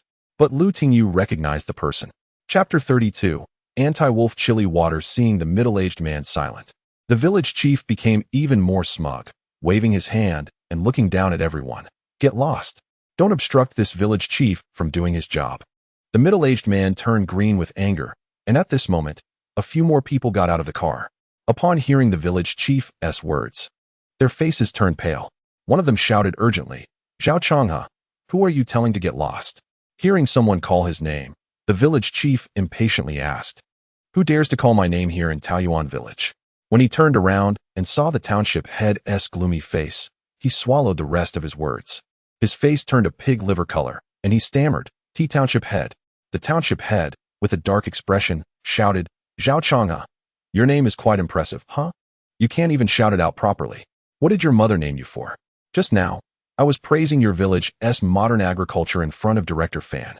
And now you not only want to tear down this agricultural base, but also want us to get lost. Your village chief is quite impressive, huh?" Zhao Changhe immediately trembled, looking as if he was about to kneel, his voice shaking. Township head, I was wrong. I was just angered by that Lu Tingyu kid." He asked Director Fan. The township head glared and angrily said, "What do you think?" Director Fan's expression relaxed a bit, and he snorted coldly, "Wang township head. This village chief of Taoyuan has quite a bit of authority. If we're treated like this today, the common people here must be living in dire straits. You, as the township head, need to manage this well. Also, how did the Urban Management Bureau get involved in this rural area? I need to report this properly to Secretary Du. Wang township head was startled and hurriedly smiled. Director Fan, I'm sorry to make you laugh. This Zhao Changhe is just a rough farmer. He can be extreme sometimes, but he is a decent person. I will handle this matter seriously. As for how the Urban Management Bureau's illegal approval ended up here, I'm puzzled too." Director Fan coldly swept his gaze over everyone and said, "This agricultural base of Lu Tingyu is the county's first attempt at modernization. If successful, our county will vigorously promote this modern planting method. This agricultural base is also a key support of the county. Anyone who dares to destroy anything here will be breaking the law and will face severe punishment. Today, I brought the approval documents from the Agricultural Bureau. Everyone, take a good look." Saying this, Director Fan took several documents stamped with 4 or 5 red seals from his secretary and displayed them for everyone to see, deliberately making sure the village chief and others understood clearly. Lu Tingyu was also surprised. He hadn't thought about needing these approvals. This was truly a timely help. Director Fan approached Lu Tingyu with appreciation, saying, "Not bad, young man. You have enthusiasm. You remind me of my younger self. Work hard. And if you can develop the agricultural industry in Taoyuan village, I'll introduce you to a good wife." Lu Tingyu broke into a cold sweat, realizing that everyone knew he wasn't married yet. If Su Qiming heard about this, who knows how she would punish him. Luckily, she wasn't here. Then Lu Tingyu led everyone to inspect the agricultural base, while Wang township head coldly glanced at the village chief, saying, "We'll settle this later." The village chief watched as Lu Tingyu led everyone away, full of energy, while he felt like a stray dog abandoned in the field. Behind him, Zhao Changfang approached with a silk ribbon, looking at Lu Tingyu and his group with hatred in his eyes. Lu Tingyu guided everyone for a while, and the leaders provided great encouragement and offered some policy support. Those approvals were handled by Yang Weiwei and Tang Tian, as they knew the county officials and applied directly from the county without going through the village or township levels. For this reason, Wang Township head had scolded Lu Tingyu for a while, saying that if there was anything, he should report it to the township so that the township could better support his entrepreneurship. Therefore, Lu Tingyu didn't dare to have any complaints and diligently accepted the lessons. Lu Tingyu, do you still remember me? Finally, during a rare moment of rest, Lu Tingyu saw a young woman in professional attire appearing in front of him. Lu Tingyu looked up. The woman had her hair in a ponytail with curved bangs, a face like a full moon, skin as white as snow, and a delicate figure. Qin Tingting. Lu Tingyu was extremely surprised. This was his college classmate, the belle of the law department, whom he met in the computer association. They had sat together for a few classes, but weren't very familiar. Qin Tingting smiled, and her two dimples were even more charming, her white teeth showing a hint from her jade lips, looking very beautiful. I didn't expect the famous frog prince of Days Town to be you, Qin Tingting remarked. Lu Tingyu humbly laughed. Haha, it's just a false name. I didn't expect you to be working in our county. Qin Tingting introduced herself. Yes, I just came to Days Town, in charge of agriculture and health. If you have anything here in the future, feel free to communicate with me. Lu Tingyu didn't expect Qin Tingting to be the new deputy township head. He had heard that she had a background, and after graduating and passing the civil service exam, he thought they would have no chance of contacting each other again. He hadn't expected to reunite here. Great. I hope the leadership will take care of us more in the future, Lu Tingyu said with a smile. Qin Tingting replied with a smile. Yeah, let us keep it between us. Don't let others know about our alumni relationship. Otherwise, it could be used against us by certain people, which wouldn't be good for either of us. Upon hearing this, Lu Tingyu smiled and said, Okay, I'll definitely keep it a secret. You're just a straight-laced leader I met today. Qin Tingting laughed. Some issues must be handled carefully in politics. She was also worried that Lu Tingyu might use her name for other matters. Then, Lu Tingyu was called to the Taoyuan village office, where he held a small meeting with over a dozen party members in the village and even proposed applying for a party membership for Lu Tingyu to recognize his achievements. But when Lu Tingyu mentioned the need for money to improve infrastructure, especially regarding the expansion of roads, the atmosphere grew tense. Lu Tingyu, it's not that we don't want to repair. You know the county's finances are tight right now. Your proposal will be included in next year's plan. After all, it's true that to become rich, one must first build roads. For this year, you can manage with what you have. If there are particularly narrow spots, find someone to appropriately expand them, said Mayor Wang, offering a solution. Lu Tingyu felt helpless. After a whole day of meetings, he was exhausted. Finally finishing, he wanted to invite the leaders to dinner, but they had no interest and left as the sun set. Lu Tingyu realized that socializing was tiring. Passing by the village primary school, he saw students getting out and went inside, where he found Su Qiming organizing books. He quietly approached her from behind, wanting to give her a hug. Suddenly, Lu Tingyu lunged forward, wrapping his arms around her soft body. Ah! Su Qiming was startled and pulled out a bottle of chili spray from her bag, spraying it at Lu Tingyu. Ugh! Now it was Lu Tingyu's turn to scream. If he hadn't reacted quickly to control the damage from the chili spray, he might have ended up with ruined eyesight. Hearing his cry, Su Qiming turned around, panic evident in her voice. Why are you here, you bad guy? How did you sneak in? Lu Tingyu's eyes were already red and swollen, and he tearfully said, How do you have this stuff? I'm having such a bad day. Su Qiming's heart softened. A sister sent it to me a couple of days ago. I just received it today. I'm sorry, I didn't expect it to be you. How does it feel? Still spicy? Good thing it's just chili spray.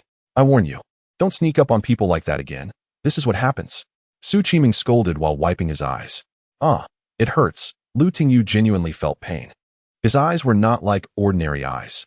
Now he felt like his ability to see through things was gone. Moreover, they were swollen badly. This wouldn't do. If he went home and his parents asked, it would be too embarrassing. Lu Tingyu decided to take advantage of Su Qiming's kindness. What should we do? Su Qiming asked nervously. After thinking, she said, You can stay here tonight. I'll keep an eye on you. You'll be fine by tomorrow, and then you can go home. I'll cook for you. Okay, but I want more compensation, Lu Tingyu replied, his mind racing with mischievous ideas. Su Qiming, though concerned, didn't think much of it, asking, What kind of compensation? I'll tell you later, Lu Tingyu said mysteriously. Su Qiming's face flushed red, and she playfully scolded, "Humph, if you don't say. Don't say it at all. I want to listen even if you do." Seeing her feigned anger, Lu Tingyu felt delighted inside. "Go cook. You have to take good care of me tonight. If I go blind and can't farm, I'll be relying on you," he said, closing his eyes intentionally, pretending to be blind. "Don't worry, I earn over 2,000 a month. I can take care of you," Su Qiming said. But she secretly glanced at Lu Tingyu and saw his happy smile, which made her heart race and her cheeks flush. Lu Tingyu shamelessly laughed. No, I can't live off you like that. I heard there is something that can counteract spiciness." "What is it?" Su Qiming asked. "Saliva," Lu Tingyu said seriously. "A buddy of mine once said that when he and his girlfriend ate spicy duck necks and couldn't handle it, they kissed to mix their saliva. And soon they didn't feel the spiciness anymore." Su Qiming's face turned bright red, and she scolded, "That's disgusting. Your friend is really gross." Lu Tingyu sneakily glanced at her. Sensing there was a chance, he said, "How is that disgusting? This method of counteracting spiciness is very effective. I haven't tried it myself, so I don't know if it works." Su Qiming blushed even more, saying, "It doesn't work. It's definitely a trick for little girls." Lu Tingyu feigned disappointment. "How do you know it doesn't work if you haven't tried it?" Su Qiming spat. "Pah, disgusting." Lu Tingyu intentionally said, "I hurt my eyes, not my mouth. I'll go cook first, and then help you." With that, Su Qiming hurriedly went to wash the pot and cook. Chapter 33. Small happiness. Su Qiming's dormitory was right next to the kitchen. Now that school was over, she was the only one left in the school. "Hey, where's the old principal?" Lu Tingyu noticed the old principal was missing. This village school had been under his care for a lifetime. Su Qiming explained. The old principal's daughter-in-law gave birth to a big grandson in the city. He went to be back for a few days. Lu Tingyu clicked his tongue. "So now it's just you here." Hearing this, she suddenly turned around and looked at Lu Tingyu, warily asking, "What are you planning to do?" Lu Tingyu chuckled. "I'm not planning anything. It just happens that I can keep you company tonight." "Who wants your company? Once my eyes are better, you can leave," Su Qiming said, pushing Lu Tingyu away with her words. But deep down, she wanted him to stay, her face slightly flushed. Lu Tingyu grinned. "Well, my eyes probably won't get better anytime soon. I want to be able to rest well tonight. You have to take good care of me." Su Qiming felt happy inside but pretended to be annoyed. Is it that serious? It's just a little chili spray. My eyes have never been good." Lu Tingyu explained. "All right, let us eat." Before long, Su Qiming finished cooking, and it was already dark outside. "Time to eat," Su Qiming called out. Hearing this, Lu Tingyu pretended to be unable to see and groped his way over, placing his hand on Su Qiming's shoulder while she was serving food, feigning surprise. "Ah, my eyes are damaged. I clearly saw you far away. How did I touch you?" Taking advantage of the situation, he pulled her into his embrace. Su Qiming shivered. Feeling Lu Tingyu's masculinity, her face immediately flushed, and her heart raced as she nervously said, "What are you doing? Let go of me. Aren't we eating?" Hearing this, Lu Tingyu leaned close to her ear and whispered, "Let us eat. Or should we have an appetizer first?" "Go away, who wants your appetizer?" Su Qiming refused, but her body didn't resist. Seeing this, Lu Tingyu was delighted and leaned in to bite her. Suddenly, something was stuffed in Lu Tingyu's mouth, and he instinctively bit down. Su Qiming couldn't help but laugh, saying, "How about this appetizer?" A burst of spicy juice quickly spread through his mouth, filling his nose with heat. The fiery chili juice exploded in his mouth, but Lu Tingyu still managed to hold it together, deliberately making exaggerated eating sounds, pretending it was delicious. Delicious. This green pepper is so good, not spicy at all. Is there more? Give me another one, he said nonchalantly. Su Qiming, puzzled, replied. Wait a minute, this is from Aunt Seven's house. Last time I had two, they nearly killed me. Lu Tingyu pretended to take another bite, saying, Don't believe me? Try it, it's really not spicy, and it's very tasty. Su Qiming, seeing Lu Tingyu's expression, felt her heart race and softly said, Let me try. With that, she took a gentle bite. The fiery chili juice instantly spread in her mouth, making her gasp for breath. Ah, it's so spicy. Lu Tingyu, you lied to me. How could you trick me? It's so spicy. You bad person, big bad guy. Su Qiming exclaimed, breathing heavily. Lu Tingyu saw this and said, I can help explain the spiciness. Explain the spiciness? Su Qiming asked, puzzled. Lu Tingyu suddenly stepped forward. Su Qiming was taken aback and wanted to resist and break free, but she heard Lu Tingyu mumble, "Don't move. It won't be spicy for long." The wonderful kiss made both of them momentarily forget the spiciness. Their breathing became heavy, and in the heat of the moment, they were lost in each other's feelings. Lu Tingyu wrapped his arms around her waist and back, while Su Qiming tightly held onto Lu Tingyu's neck. Sure enough, this effect made them both forget about the spiciness. Clatter! The chopsticks on the table fell to the ground, and Su Qiming hurriedly pulled away, blushing. All right. The food is getting cold," she said. Escaping from Lu Tingyu's grasp, her flushed face contrasting beautifully with her fair skin. "Let us kiss a bit longer," Lu Tingyu said, still wanting more. Su Qiming, however, was unwilling and said, "Kiss? Hurry up and eat, or I'll go back. I won't care about your eyes." Okay, let us eat," Lu Tingyu chuckled. Looking at Su Qiming's rosy face, knowing he shouldn't rush, opportunities would come. Su Qiming served Lu Tingyu a lot of dishes, which made him very happy. Experiencing this small happiness for the first time filled both of their hearts with joy, and their gazes towards each other were filled with warmth. After eating, "I'll help you wash the dishes," Lu Tingyu volunteered. Su Qiming refused, saying, "No need, just a few bowls, and your eyes are still red. You should rest more." Lu Tingyu gently replied, "It's fine, let us wash together. I feel a bit pained to see your delicate hands touching these greasy dishes." Upon hearing this, Su Qiming felt immense joy, her heart racing, but she pretended to scold him. "Hey, who asked you to feel pain? What is our relationship?" Lu Tingyu pretended to be serious and said, "Friends, female friends." Su Qiming angrily replied, "Just a female friend, and you dare to kiss me? Aren't you afraid of getting hit?" Lu Tingyu chuckled, "That won't do.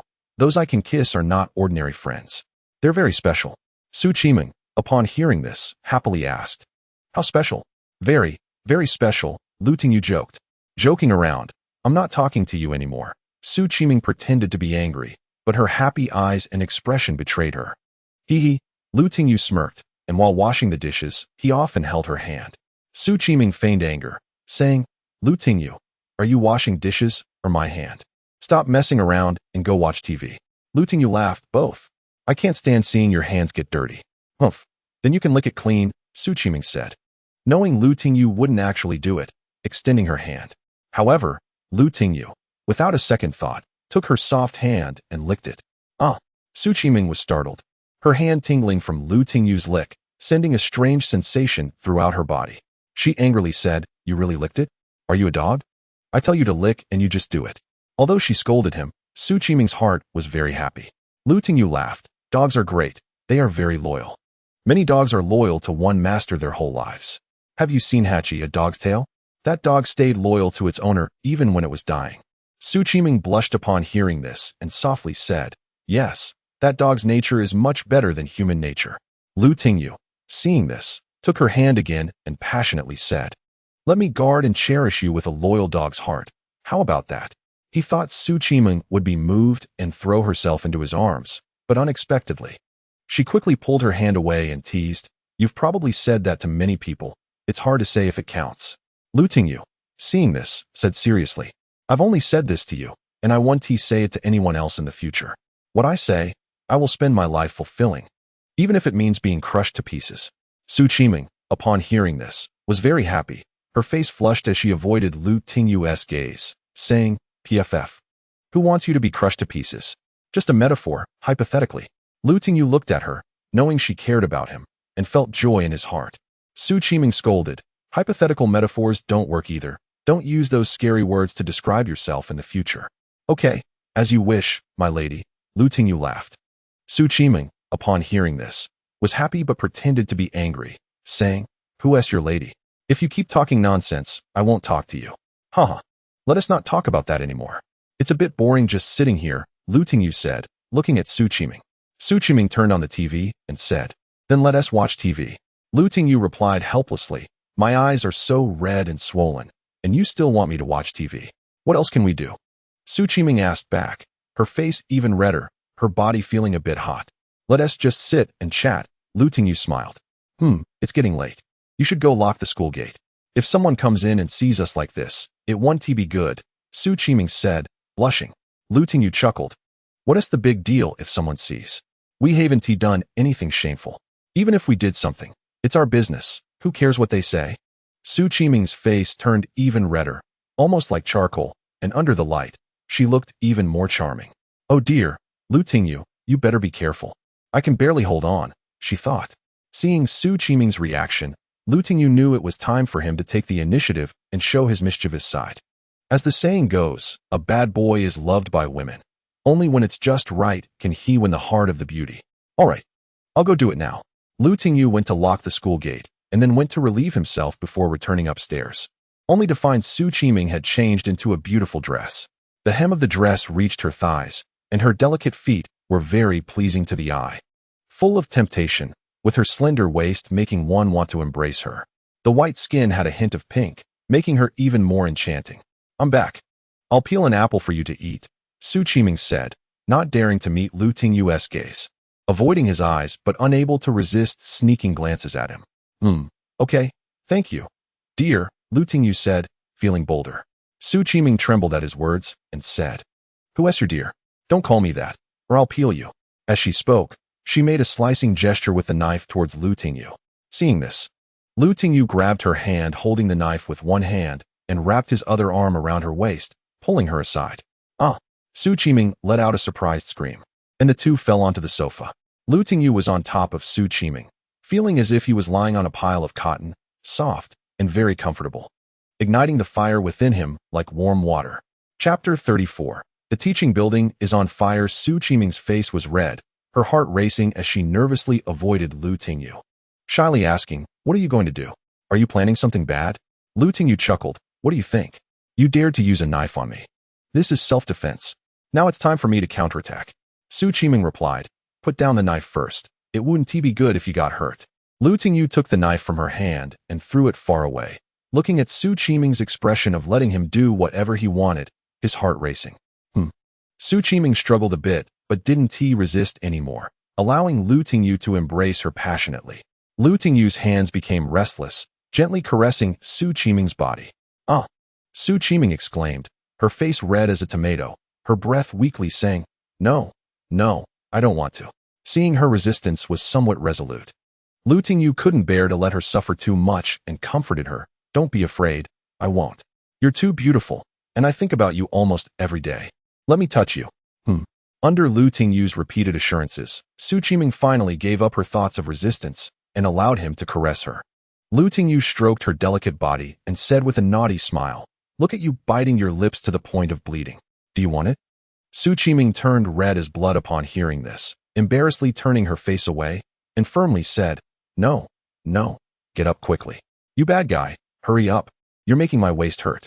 But I miss you. Su Qiming feigned anger and said, Bad guy no. Seeing Lu Tingyu looking very dejected, she couldn't help but add, Lu Tingyu, if you really want me, first renovate this village primary school. It leaked when it rained heavily a few days ago. Lu Tingyu replied happily, Okay, I will definitely do it, and I won't make you wait too long. You're annoying, Su Qiming pouted. Lu Tingyu's nose twitched, suddenly sensing a different smell. What's burning? Su Qiming sniffed and said, Something is burning. The two sat up and looked around. Lu Tingyu opened the window and saw that the teaching building of the village primary school was already on fire. Oh no, the school is on fire. Lu Tingyu rushed out, but someone was already knocking on the door outside.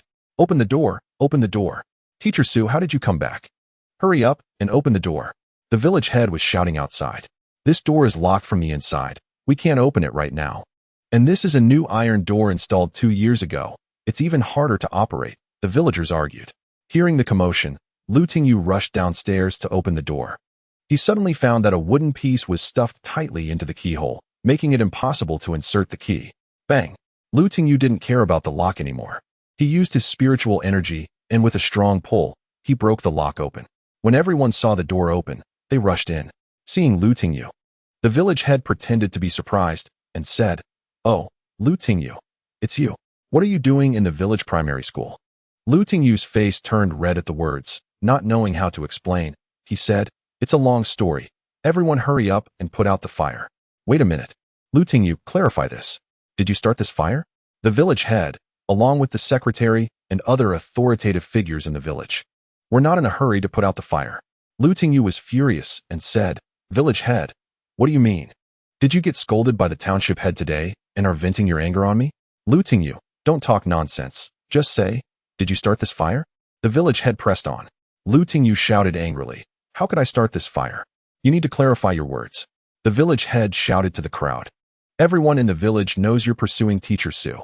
Tonight, the school gate was locked from the inside again. Did you want to do something to Teacher Sue? Lock the door, and when she disagreed, you got so angry that you set the teaching building on fire? The village head's words were so compelling that everyone believed him. Yeah, I think that's it. Otherwise, how could the school gate be locked and the school be on fire? The relatives of the Zhao family chimed in. At this moment, Su Qiming also came downstairs and heard what everyone was saying, angrily saying, don't talk nonsense.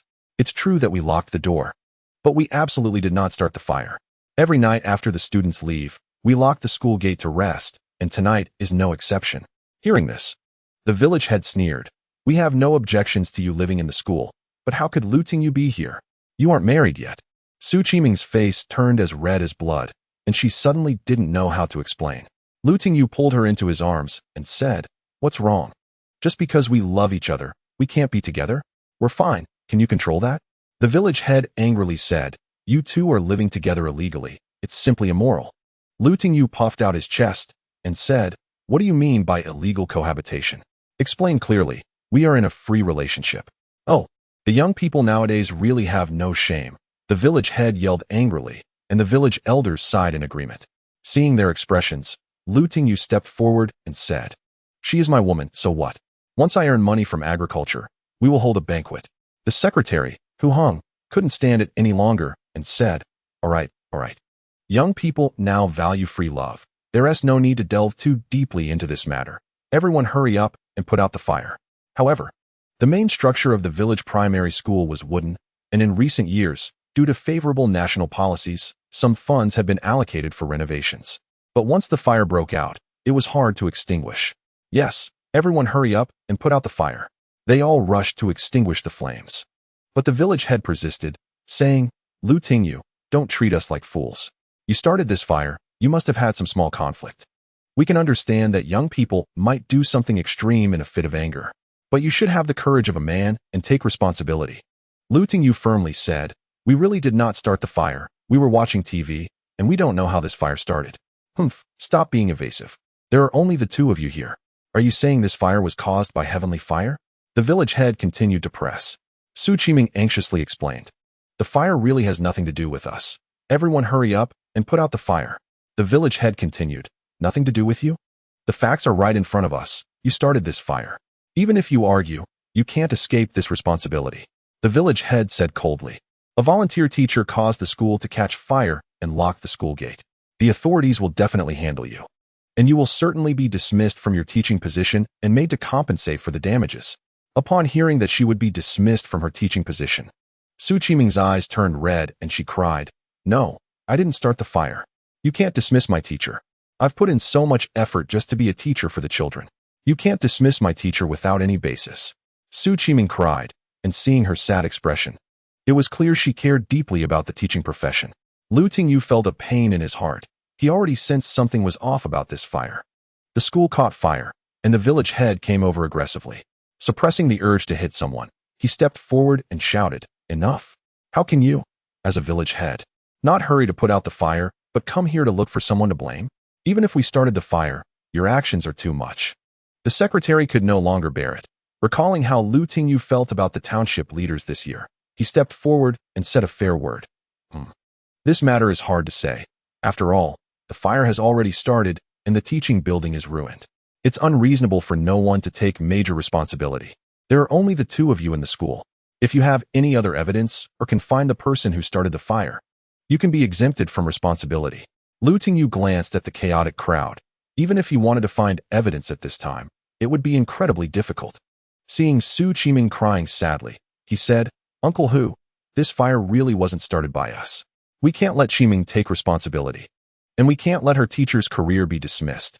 How about this? I will compensate for the school's losses and rebuild the school. But the responsibility for the fire is not ours. Hearing this, Hu Yongheng nodded and said, Teacher Su is also a good teacher. We are happy that you are together. We are all villagers from now on. This matter can be flexible. This is also the best way to handle it. The village accountant also nodded, and the village head, seeing that things were not going in his favor, shouted hoarsely, "Humph, after arguing for so long. You still have to compensate. However, I must say up front that you need to set a deadline for the compensation. It can't be dragged on indefinitely.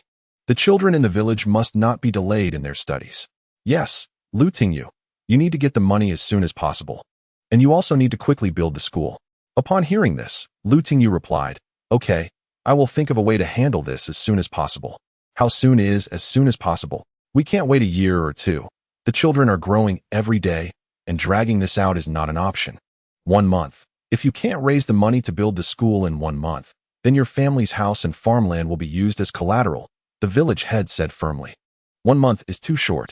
Even if I were to build a house, it would take at least 2 months, and with my efforts to earn money, it would take at least 4 months. Moreover, I have a condition. Once the school is built, no one can mention expelling Qiming from her teaching position. Lu Tingyu said resolutely. He had already invested all his money in the farmland and really had none left. The village accountant said seriously, "Lu Tingyu, think carefully. This school needs to be newly built, and it can't be the same as before. Now we need to build a concrete structure. This will cost at least 1 to 180,000. If we also consider the renovation of the teacher's dormitory, that is not a small amount. Even if your farmland is built up, how much can you sell it for in 3 months? Besides, your farmland and your house have already been counted as collateral for the village, and it will be difficult to get a bank loan." Hearing the village accountant's words, Su Qiming tightly grasped Lu Tingyu's hand and said, "Lu Tingyu, it's okay, I can handle it. Let's do it this way," Lu Tingyu replied. The village party secretary Hu Yongheng, seeing that the village head was about to say something, quickly said, "All right, it's settled then. We are all villagers. Let's give Lu Tingyu some time. During this period, we can hold classes for the children at the village office." Chapter 35, A Million in Debt. Humph. It's too cheap for this kid. The village head snorted coldly and said, "All right, let's do it this way. 3 months. This matter is settled. So that others won't say I didn't give you time. If the school is not built within 3 months, your family's house will become the new school, and your farmland will become a village asset, with profits used to prepare for the new school." The village head coldly snorted and left. At that moment, the fire had been extinguished, but only a few everyday items were salvaged. The desks and chairs were all burned up. The surrounding walls had collapsed, and the entire school had turned into a pile of ruins. Fortunately, the discovery was timely. Otherwise, even the old principal's and Su Qiming's small building would have been burned down. Zhao Chengfang squeezed through the crowd and exchanged a proud glance with his father. They had also inquired about the yield and earning potential of the farmland. With just a few acres, even if it produced well, it was impossible to sell for tens of millions in 3 months. Moreover, they needed to build a school, which required selling for at least 1 million within a month.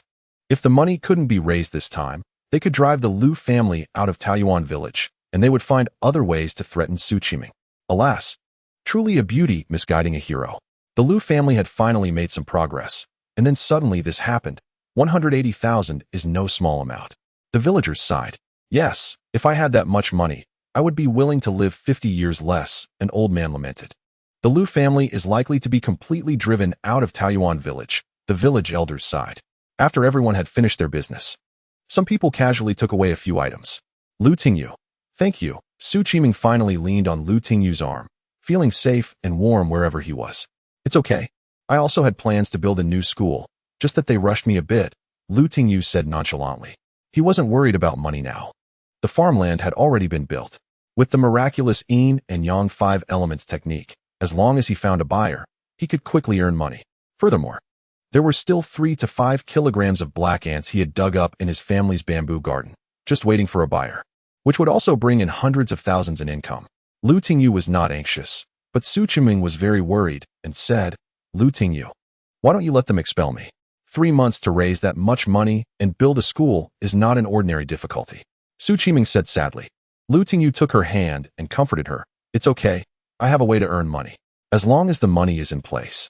Building a 2-story primary school is not a problem. I also want to rebuild the building where you and the old principal live, so that our Taoyuan village can have modern teaching facilities."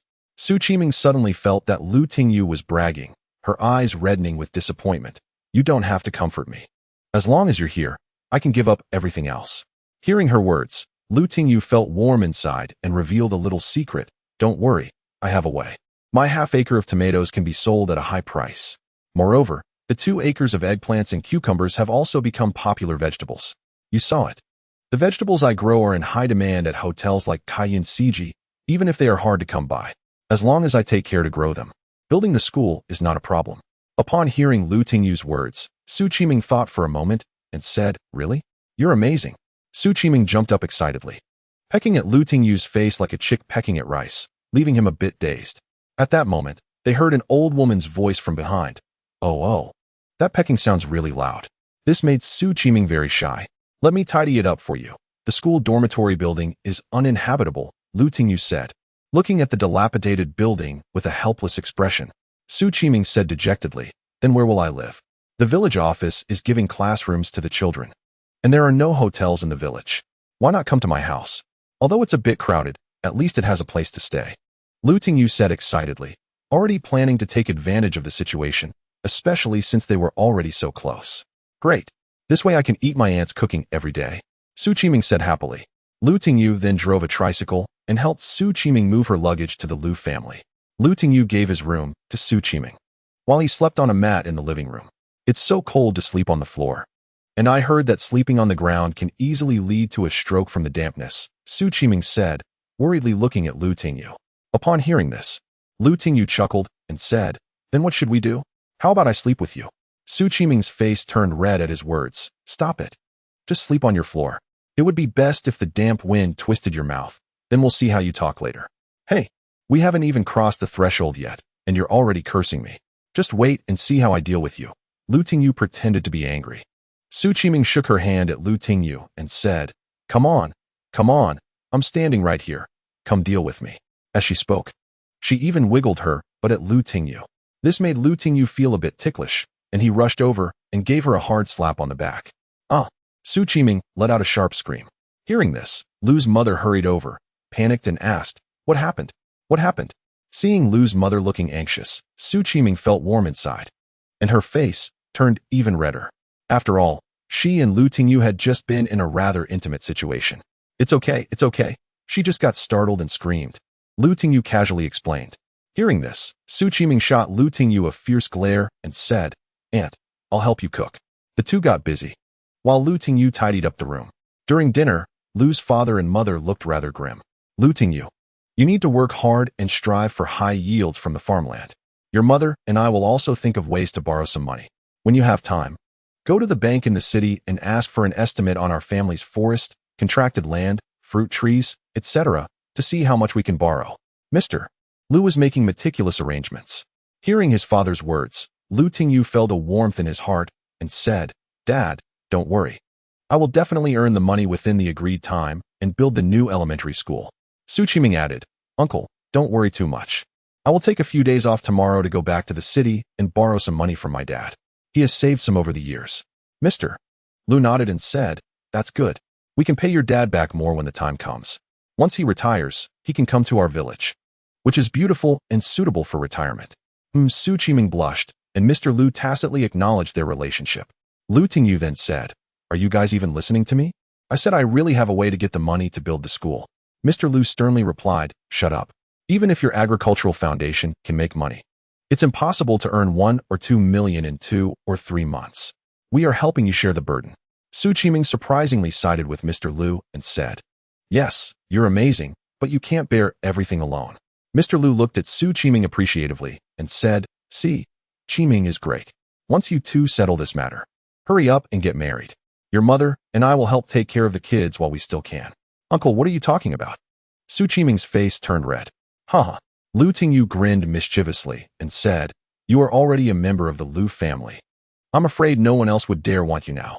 Upon hearing Lu Tingyu's words, Su Qiming glared at him and said, "Lu Tingyu, I hate you." Well, my eyes seem to have gotten sharper after the chilly water experience. Lu Tingyu noticed that the thickness he could see through had increased, and he could see through some materials he couldn't before. The distance he could see through had also extended. He wondered what would happen if he sprayed again. Although surprised, Lu Tingyu didn't dare to try. If he accidentally blinded himself, it would be a waste of his bright eyes. Su Qiming did not listen to Lu Tingyu's advice and was determined to go to the city. Mr. and Mrs. Lu prepared many local specialties for her. Lu Tingyu accompanied her to the train station. If it weren't for the seedlings in the agricultural foundation needing to be taken care of, he would have loved to accompany her back to the provincial city himself. No matter whether the old man lends you money or not, you must come back early. You are like my water, and I am the fish in this pool. I'm afraid I will turn into dried fish if I leave you. Lu Tingyu looked at Su Qiming reluctantly. Su Qiming looked back at Lu Tingyu with reluctance and said, I will definitely come back early. Take care of yourself and don't overwork. Okay, I will make myself strong for you, Lu Tingyu said with a sly smile. Stop it, be serious. While I'm gone, you must not get too close to that young girl. If I find you two being intimate, just wait for me to deal with you when I come back. Su Qiming warned angrily. Understood, I will definitely not have any intimate contact with her. And those young wives in your village, keep your distance from them. I can see the green light in their eyes when they look at you, Su Qiming said, making Lu Tingyu speechless. She was naturally referring to Zhao Chengfang's wife and Wu's young wife. Okay, those are all married women. I'm not that desperate, Lu Tingyu replied, feeling speechless. Su Qiming teased. Who knows if you can resist their temptation? You'd better behave. Just as she finished speaking, she received a call from Yang Weiwei. Who is it? Su Qiming leaned over. Lu Tingyu explained, it's Yang Weiwei. Answer it, Su Qiming said angrily. Hello, Teacher Yang, what can I do for you? Lu Tingyu said with a smile. Hearing this, Yang Weiwei immediately got angry and shouted, Lu Tingyu, how could you mortgage the agricultural foundation? You two are having a conflict. And you selfishly put the school at risk. Do you know how much effort I put into that agricultural foundation? You didn't even ask me before you did it. Chapter 36. Cut off your limbs. The train left, and Lu Tingyu felt very reluctant. Perhaps the next time they meet, they could break through that last layer of barrier. He had already told her that he could earn money, but Su Qiming was still insistent on going back to find her father. Su Qiming wanted to help Lu Tingyu because it was really not easy to raise hundreds of thousands in just 1 month. Lu Tingyu, come pick me up, Yang Weiwei said angrily on the phone. Lu Tingyu felt helpless and encountered a group of people as soon as he left the station. More than 20 thugs blocked him in an alley, surrounding him from the front and back. A familiar bald man walked out and coldly said, Kid, you can fight. Today. Let's see how many people you can take on. Get your weapons. Swish. More than 20 thugs pulled out cleavers from their clothes, gleaming coldly. Lu Tingyu squinted his eyes and said coldly, Aren't you guys tired of getting beaten last time? The bald man smugly replied, Kid, don't think just because you can fight that you're something special. In today's society, even if you can fight like Guan Yu or Zhang Fei, so what? Can your fists block all these cleavers? I hope today's lesson will make you change your ways and not offend those you shouldn't. Lu Tingyu smiled and said, Oh, bald brother, then tell me, who did I offend this time that I should die knowing?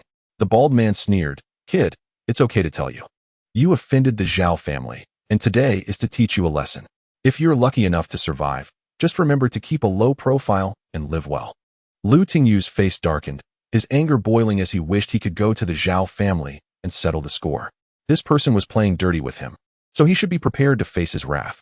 If it weren't for the Yanhuang 5 elements technique, he would have definitely run away, but now, why should he be afraid of them?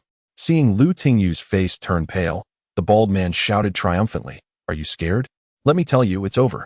If you know what's good for you, kneel down in front of us and let us break your legs.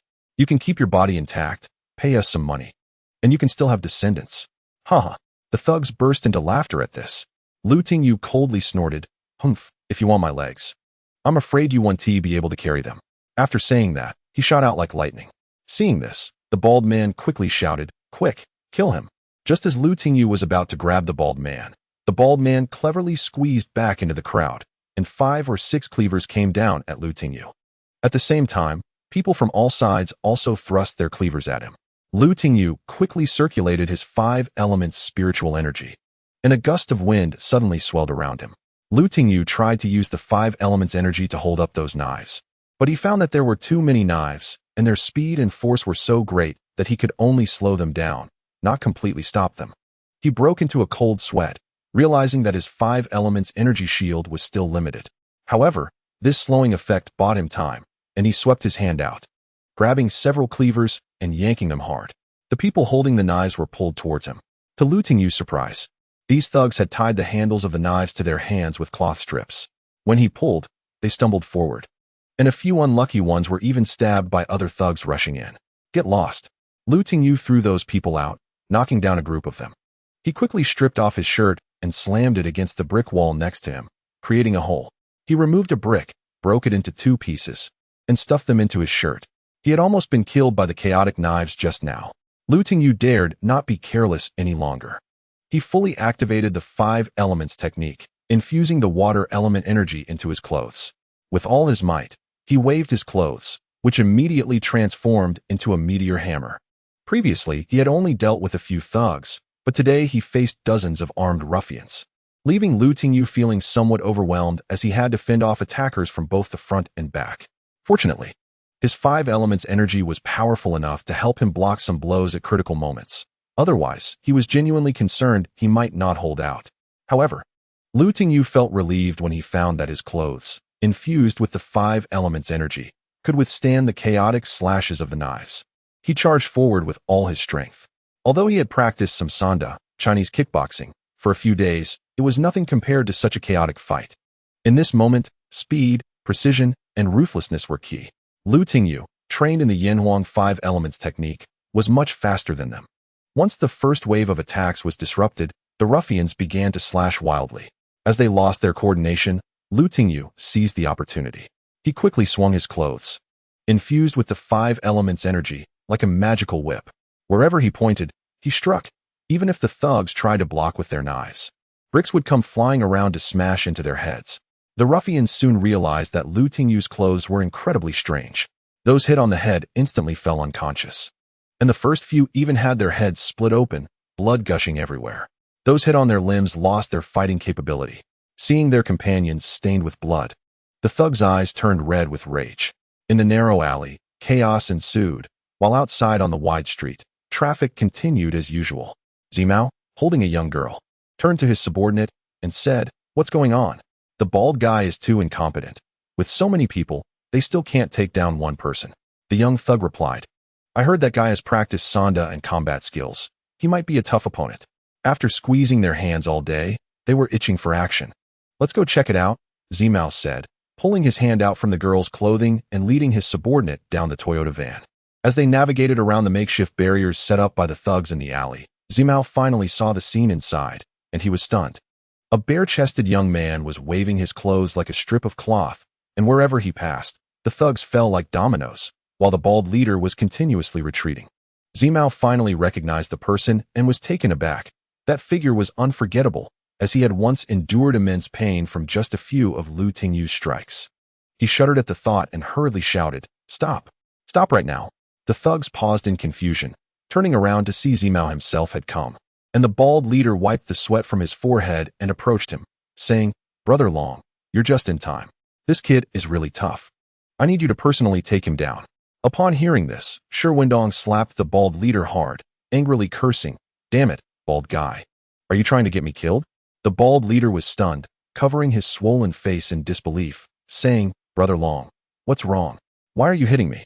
The Zhao family has offered 500,000 for his limbs and kidneys." Shi Wendong was furious, and hearing this only made him angrier. He shouted, "Damn it. If you want to die, don't drag me down with you. Do you think you can spend the Zhao family's money if you're dead? Kneel down and apologize to my brother now." After Tingyu took down a group of thugs, only about 7 or 8 were left, scared and shrinking back. They were retreating with the bald leader. Having fought so many battles, this was the first time they had encountered someone so fierce. A single person, armed only with a piece of tattered clothing, was effortlessly defeating 27 thugs wielding machetes. What was even more frustrating was that while over 20 of the thugs had fallen, the bare-chested young man hadn't suffered a scratch. This made them feel as though they had run into a ghost. Zimao and Shi Wendong were equally shocked by Tingyu's ferocity. Earlier, when 7 or 8 of them were beaten, they still held on to a glimmer of hope. After attacking Fij at their headquarters, they thought this person might have some sorcery, but today, he seemed like a freak. Taking down dozens of armed thugs without a scratch on his body was simply unbelievable. The young girl accompanying them stared at Tingyu's formidable image, her eyes sparkling with admiration, biting her finger in awe. Shi Wendong's lips twitched. This was someone who had taken Fij's gun with a toothpick and even hurt Fij. "It's you." Tingyu's cold voice startled Shi Wendong, who immediately knelt down, pleading, "Brother, spare me. We didn't expect it to be you. This was all that bald guy is doing. We didn't mean to offend you. Please let us go." Tingyu coldly replied, "Let you go? Did you ever think of letting me go? If I hadn't had some skills, I might have been hacked to death by you today. Tingyu was extremely angry. When he charged in, he had almost been cut down. Fortunately, the five elements' energy had blocked some blows, giving him the chance to turn the tide. Wendong trembled in fear, tears and snot streaming down his face as he said, "Brother, we really didn't know it was you. This was all because that bald guy took the Zhao family's job, saying they offered 500,000 for your limbs. Such a sizable job was already significant in a small county like Yong'an. I didn't know it was you, which is why he gathered people. I just rushed over. Please, for Fija's sake, spare us." Wendong's head was bleeding from banging it against the ground. He had seen what happened in the hot spring pool and heard several big shots warn that this person not only had exceptional martial skills, but also practiced sorcery. They had sternly told their subordinates not to provoke him again. Yet, just a few days later, that bald guy had stirred up trouble again. 500,000 for my limbs. The Zhao family is too stingy. Tingyu's cold voice made everyone fall silent. "Brother Long, what is going on?" "He is just a small farmer. We don't need to fear him." The bald leader still hadn't reacted. He thought Zimao and Wendong were notorious thugs in Yong'an, having been in the game since he was 12 and having fought countless times. Back then, he had single-handedly taken down a class of high school students with a steel pipe. From that moment, Wendong's and Zimao's names became known in Yong'an.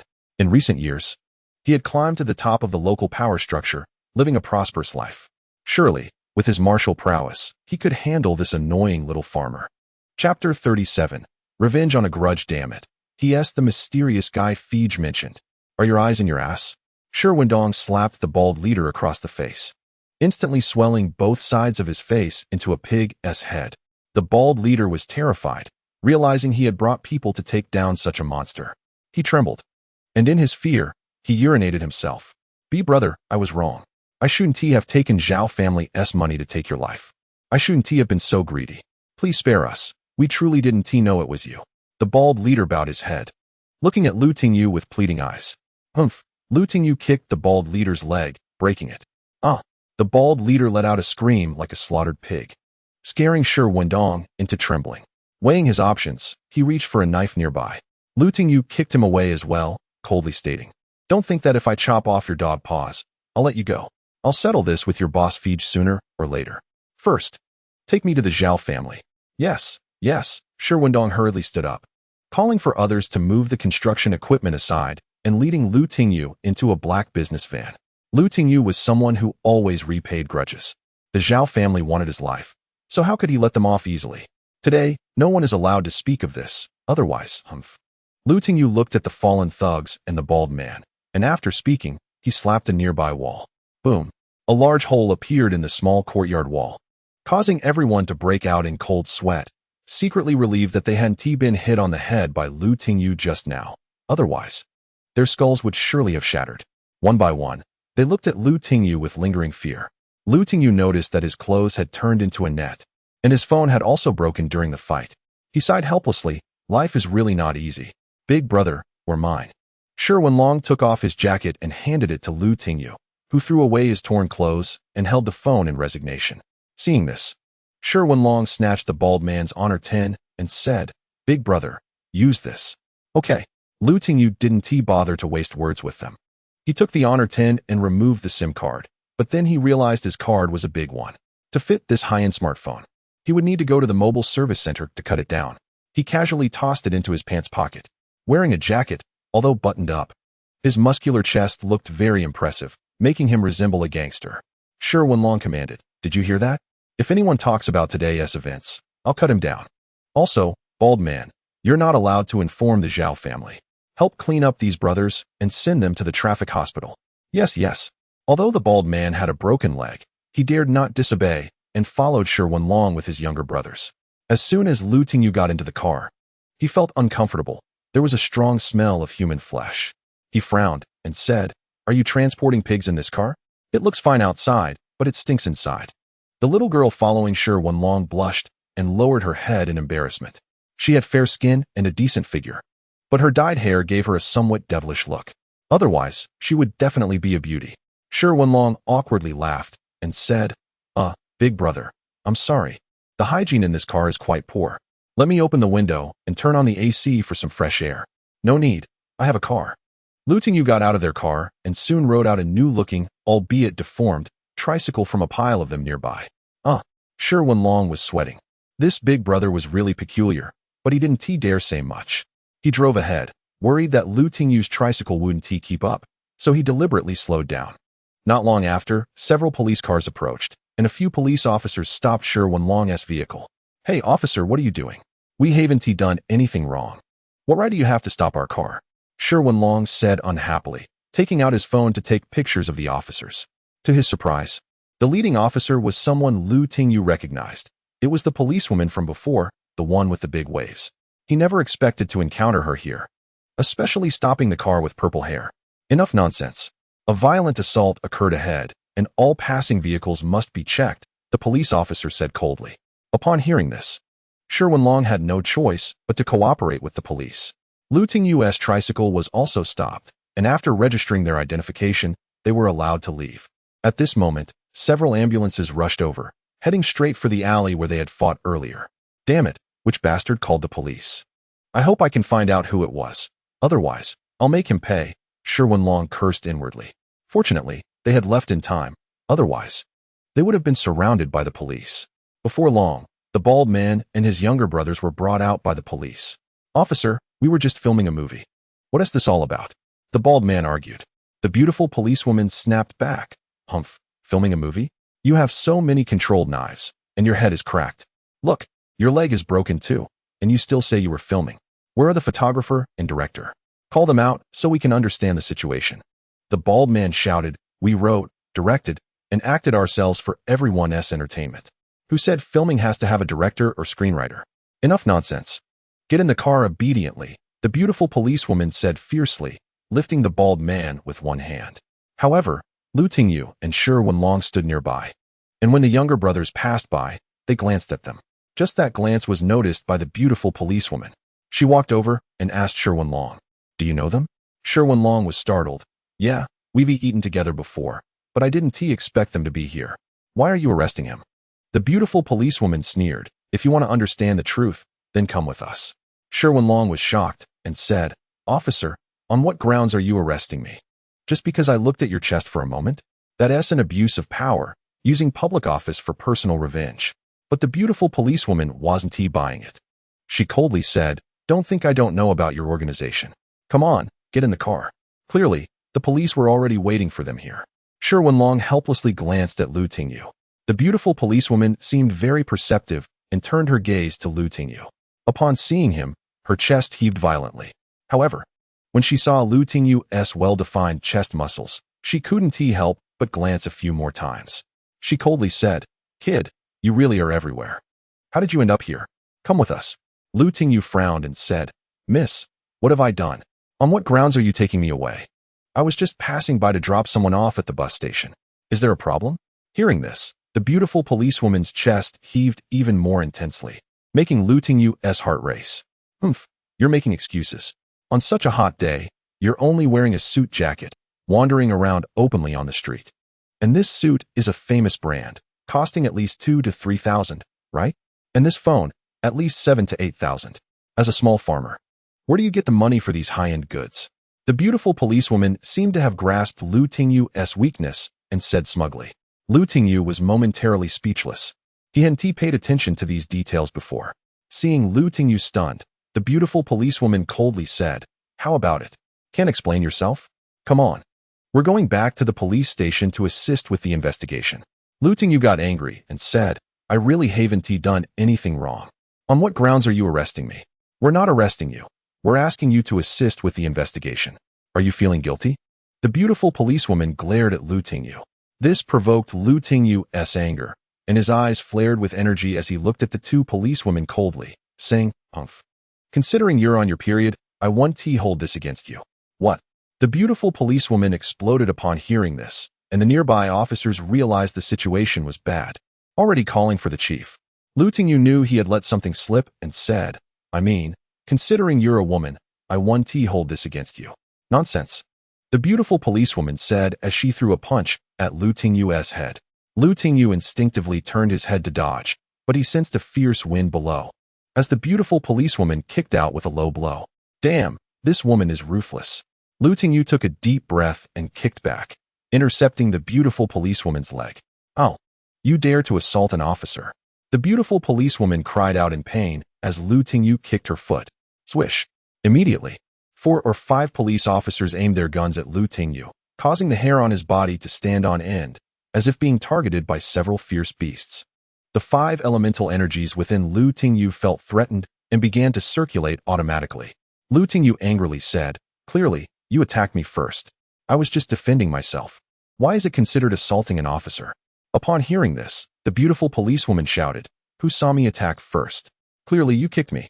Look, this is your footprint, right?" Saying this, she pointed at the footprint on her shapely thigh and angrily scanned the crowd. The others naturally didn't dare to say much and coldly shouted, "Cover your heads and squat down." With several black guns pointed at him, Lu Tingyu felt a bit of a prickling sensation on his scalp. If one of those guns went off, he wasn't confident he could dodge it. When those 7 or 8 watermelon knives came down together, it was still impossible to block them. Lu Tingyu crouched down, holding his head, obediently listening but with his mind highly concentrated, guarding against those guns and the beautiful policewoman. Seeing Lu Tingyu crouching with his head held, the beautiful policewoman walked over and punched him several times on the back. Fortunately, Lu Tingyu used the energy of the 5 elements to block it, otherwise, he would have been injured internally. After a few elbows, the beautiful policewoman rubbed her aching arm and complained, "Why is this guy so tough? Harder than a sandbag." "Hey, officer, why are you hitting me?" Lu Tingyu asked defiantly, but he had to endure it. The beautiful policewoman proudly said, "Why? Just because you assaulted a police officer. Hitting you is too light. Take him away." Lu Tingyu was speechless as he was taken onto the riot control vehicle. This matter had surely been reported to the Zhao family. If he wanted to take revenge, it probably wouldn't be so easy. But this matter definitely wouldn't end like this. Upon arriving at the police station, the beautiful policewoman said, "Take him down first. Let him stay with those who were convicted. We'll deal with those thugs before we interrogate him." Lu Tingyu was pushed into a detention room filled with muscular men tattooed with dragons.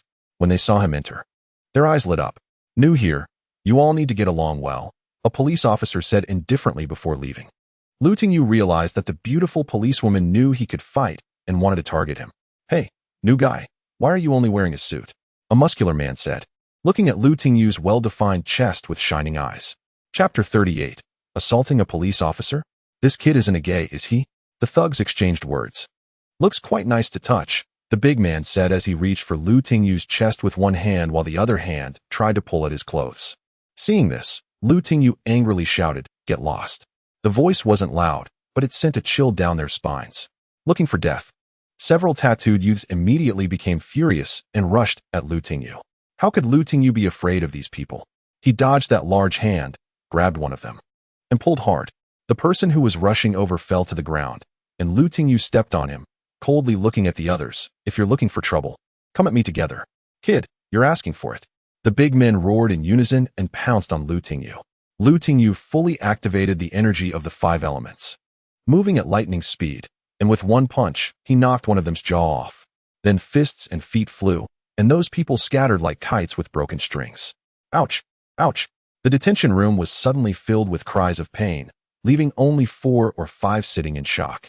One middle-aged man looked at Lu Tingyu in terror. After a hard swallow, he said, "What do you call this, brother?" Lu Tingyu noticed that the person sitting at the back was their leader. Although he had been talking, he hadn't rushed to attack. When he realized the situation was bad, many people were already lying on the ground. "My name is Lu Tingyu. If you don't accept it, you can get up and fight again." Lu Tingyu coldly stared at him, making him break out in a cold sweat. The middle-aged man said, "I am Yao Luqing from Yong'an. They all call me Qin Gu on the street." Lu Tingyu couldn't be bothered with him and said, "If you accept it, step aside. I'm tired and need to rest." Lu Tingyu pushed Yao Luqing away and lay down in the most comfortable position to sleep. At this moment, someone knocked on the detention room door. "Hey, what's going on in there? There's a bed to sleep on, but you're lying on the ground." The police officer was puzzled. Just then, he heard Shi Wenlong's voice from outside. "Ah, big brother, you're here. Yao, if you dare to touch him, we'll make you pay outside." "Big brother?" The thugs looked at Lu Tingyu in astonishment, shocked. Who was the big brother? Yao Luqing was also taken aback. He's Fiji's big brother. You better be smart." Shi Wenlong snorted coldly. Hearing this, the police officer shouted, "Shut up. If you say one more word, You'll be locked up for 10 more days. Humph. Yanhuang snorted coldly and was taken away. The police officer called out, "What's going on? Speak quickly. This is the police station. Anyone who dares to commit crimes will face harsher penalties." The crowd didn't dare speak. Fij was a legend in Yong'an, and these little thugs couldn't afford to provoke him. Moreover, this young man was so strong that they couldn't beat him even if they fought to the death. They could only grit their teeth and swallow their anger. "It's nothing. We were just playing around. A couple of us accidentally fell down. The floor is too slippery. Yeah, we have no issues. Just bored. Playing a few games. Thank you, police officer. It's nothing." The thugs covered for Tingyu, not daring to reveal the truth. "Humph, don't make any more noise. If there's another disturbance, I'll take you to do exercises." The police officer warned a few times and then left. Upon hearing that Tingyu was Fij's big brother, the others stood aside and began to observe him. Even Yao Luqing didn't dare to approach easily, only smiling nervously beside him. "Big brother Lu, we didn't recognize Mount Tai and offended you. Please don't hold it against us. Let us go." Yao Luqing knew the power of Duan Qifei with his influence. He simply couldn't compete with him now. Tingyu frowned and said, "Don't associate me with those thugs. I'm just a small farmer." Ah, everyone was shocked, not expecting Tingyu to say this. If he was just a farmer, what did that make them, who had been in society for years? Big brother is joking. Although I'm nothing in Yong'an, if big brother Lu needs anything in the future, just say the word, and we will go through fire and water for you," Yao Luqing said. Tingyu waved his hand and said, "I told you, I'm really just a small farmer. I don't need you to go through fire and water. We have no relationship. All right, I'm tired. I want to rest for a while." Tingyu closed his eyes to rest, and the thugs could only be angry but dared not speak. Yao Luqing turned away, holding back his anger. He couldn't afford to provoke Tingyu. He didn't know what the relationship between Tingyu and Duan Qifei was. Yanhuang wouldn't be foolish enough to reveal that this young man was Fij's big brother in front of outsiders.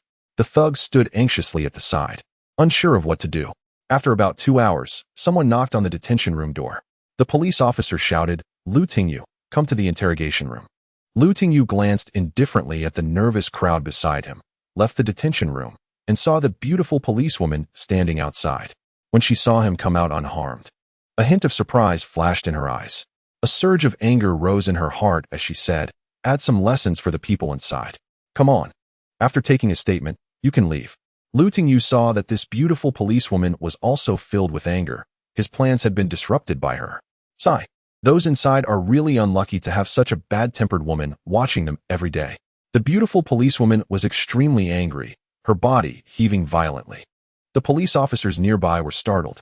Although everyone knew her temper was particularly bad, no one dared to say it in front of her.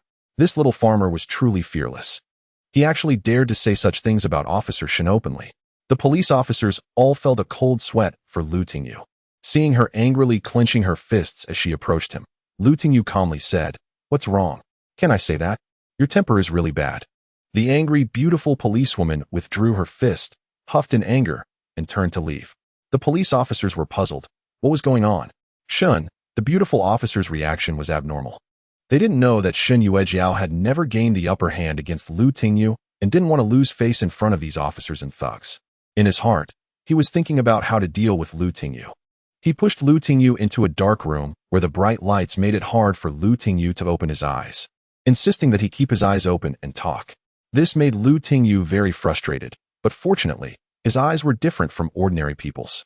Under the infusion of the 5 elements energy, the light had negligible effects on him. Name? Tingyu. Tingyu honestly made a statement, answering whatever was asked. The beautiful policewoman, seeing that she couldn't get much information, snapped her fingers and had a nearby officer leave. A sly glint flashed in her eyes as she spoke gently. "Tingyu, do you know Wingju?" Tingyu replied indifferently, "I've seen him a couple of times, not very familiar." "Why?" Upon hearing this, the policewoman's dimples blossomed into a smile. "Sorry, we're just doing our duty here. Let me help you." Saying this, she helped Tingyu loosen his restraints and smiled. "Do you think I'm beautiful?" Tingyu was taken aback, looking at the smiling policewoman, and suddenly felt a chill in his heart. He replied, "You're beautiful, really too beautiful. Is my figure sexy?" The policewoman asked, intentionally twisting her body in front of Tingyu, making him feel a dryness in his throat. "Sexy," Tingyu unconsciously replied. Although Tingyu's body was free, He sensed trouble. Do you like me? The policewoman continued to entice him. Lu Tingyu pretended to be dazed, swallowing hard. I like you. If I could marry you, it would be worth it even if I died. He said this casually, but internally he was sneering. Do you want to touch me? The policewoman leaned in closer, her face just a tiny fraction away from Lu Tingyu's. Yes, Lu Tingyu said, and with a stomp of his foot, a surge of fire energy flowed out, temporarily disabling the cameras in the room. Then you can touch me. The policewoman grinned mischievously. Lu Tingyu was not one to hold back, and said, sure. As he reached out, he expected her to comply, but to his surprise, she dodged. And both of them froze. The policewoman's cold smile froze, her face turning a mix of red and black as she angrily shouted, "Ah? Assault! You rogue!" Her shout startled everyone, and Lu Tingyu quickly withdrew his hand. Several officers rushed in, asking, Captain Shun, what happened? Shen Yuejiao pointed angrily at Lu Tingyu. Her eyes glistening with tears, he actually assaulted a female officer. I want to report him. Upon hearing this, the male officer immediately became furious, shouting, Kid, are you looking for death? How dare you assault our Captain Shun in the police station? Lu Tingyu, feeling helpless, raised his hands. Where? That's just her side of the story. She has disliked me for a while, and just now she sent another officer away and then suddenly yelled assault. I'm wronged. Lu Tingyu's eyes were filled with helpless tears. Everyone had seen the earlier conflict between them. Hearing Lu Tingyu's explanation made them start to doubt. However, they still had to believe Captain Shun. There were not many who could make her cry assault. Humph, trying to argue. We'll pull up the surveillance footage in a bit and see how you squirm, a middle-aged officer said angrily, as he hated slippery people like Lu Tingyu the most. He gestured to someone nearby, and an officer headed to the surveillance room. Shen Yuejiao, however, started to cry, Wu, you shameless rogue. How dare you assault me in the police station? Don't worry, little Shun, we'll definitely give you justice and make this kid spend a long time in jail. The older captain said with righteous indignation. Hearing this, Lu Tingyu pouted. Although there was no evidence left now, being in a police station was very unfavorable for him. Just as he was pondering a counter-strategy, he noticed through his enhanced eyesight that Wen Ziyuan was coming with two people in white shirts. Suddenly, he infused his voice with the 5 elements energy and shouted, I'm wronged. I'm really wronged. She has always looked down on me and yelled to harm me. You all saw it before. She tried to hit me multiple times, and now she is trying to harm me in this way. His loud voice startled the officers, and it even penetrated the soundproof room, reaching the outside. Following his words, Shen Yuejiao was even more shocked. Yeah, we really can't be together anymore. Please don't cling to me. I know you love me very much and have sacrificed a lot to be with me, but this is not a game. You can't harm me like this. Comrades, you must believe me. I really didn't assault her. Lu Tingyu's voice immediately attracted the attention of Wen Ziyuan and the two people he brought, and they came over. Lu Tingyu felt delighted and continued. Yeah, let go. I no longer love you. It's not good for you to cling like this. Shen Yuejiao was stunned, her eyes wide as she pointed at Lu Tingyu. You, what did you say? I'm the one clinging to you. The other officers looked at Shen Yuejiao in disbelief. Seeing the policewoman not admitting it, Lu Tingyu continued. Yeah? Stop acting. What you're doing will only make me dislike you more. Nonsense. Shen Yuejiao was furious, swinging her fist at Lu Tingyu. Stop. Wen Ziyuan entered with a dark expression. Seeing this, the officers shrank back, saying, Director Wen. Wen Ziyuan looked at Lu Tingyu in surprise. Lu Tingyu, Mr. Lu. How could it be you? Lu Tingyu smiled calmly. Director Wen, I'm really troubling you. This is just a personal matter between Yaya and me. She's upset with me and causing a scene. You shouldn't blame her. A woman in love has 0 IQ. Shen Yuejiao almost exploded. 0 IQ? You know each other? Wen Ziyuan asked in astonishment. I don't know him, Shen Yuejiao said angrily. Lu Tingyu, hearing this, spoke calmly. Director Wen, it's like this, we do know each other. Yaya and I met when we were studying at the provincial city. She graduated from the police academy in 2016, lives at 25 Chilin Street in the city, and her father is a veteran. Lu Tingyu relayed Shen Yuejiao's information almost perfectly, which shocked her. How did he know her details so well? She was so surprised that she couldn't speak. When Ziyuan's face darkened, he had seen Shen Yuejiao's information and knew that Lu Tingyu's words were mostly correct. Lu Tingyu secretly sneered, glancing at Shen Yuejiao's astonished face, thinking, You think you can compete with me? The heavens aren't on your side. They brought your information to show me, so don't blame me for being ruthless. The two middle-aged men in white shirts exchanged glances and looked at Shun Yuejiao with meaningful expressions. At that moment, the officer who went to check the surveillance footage returned, looking unsure of what to do. However, Shun Yuejiao quickly changed the subject. He assaulted me. There's surveillance. Upon hearing this, the officer's expression changed. Shun Yuejiao sensed something was off and asked, "What's wrong, Lu? Is there a problem with the surveillance?" The surveillance had a little glitch earlier. It only captured the part where you approached Lu Tingyu. The rest is gone, but it's back to normal now. Shun Yuejiao felt dizzy and collapsed to the ground. Lu Tingyu rushed over to support her, gently saying, "Yeah, why bother? I think we need to separate for a while, to think things over. Love is always simple. But living together is too difficult." Uft. Living together? Shun Yuejiao felt like she was having a nightmare. You are ruthless. Let's see how this goes." Shun Yuejiao realized she couldn't stay any longer.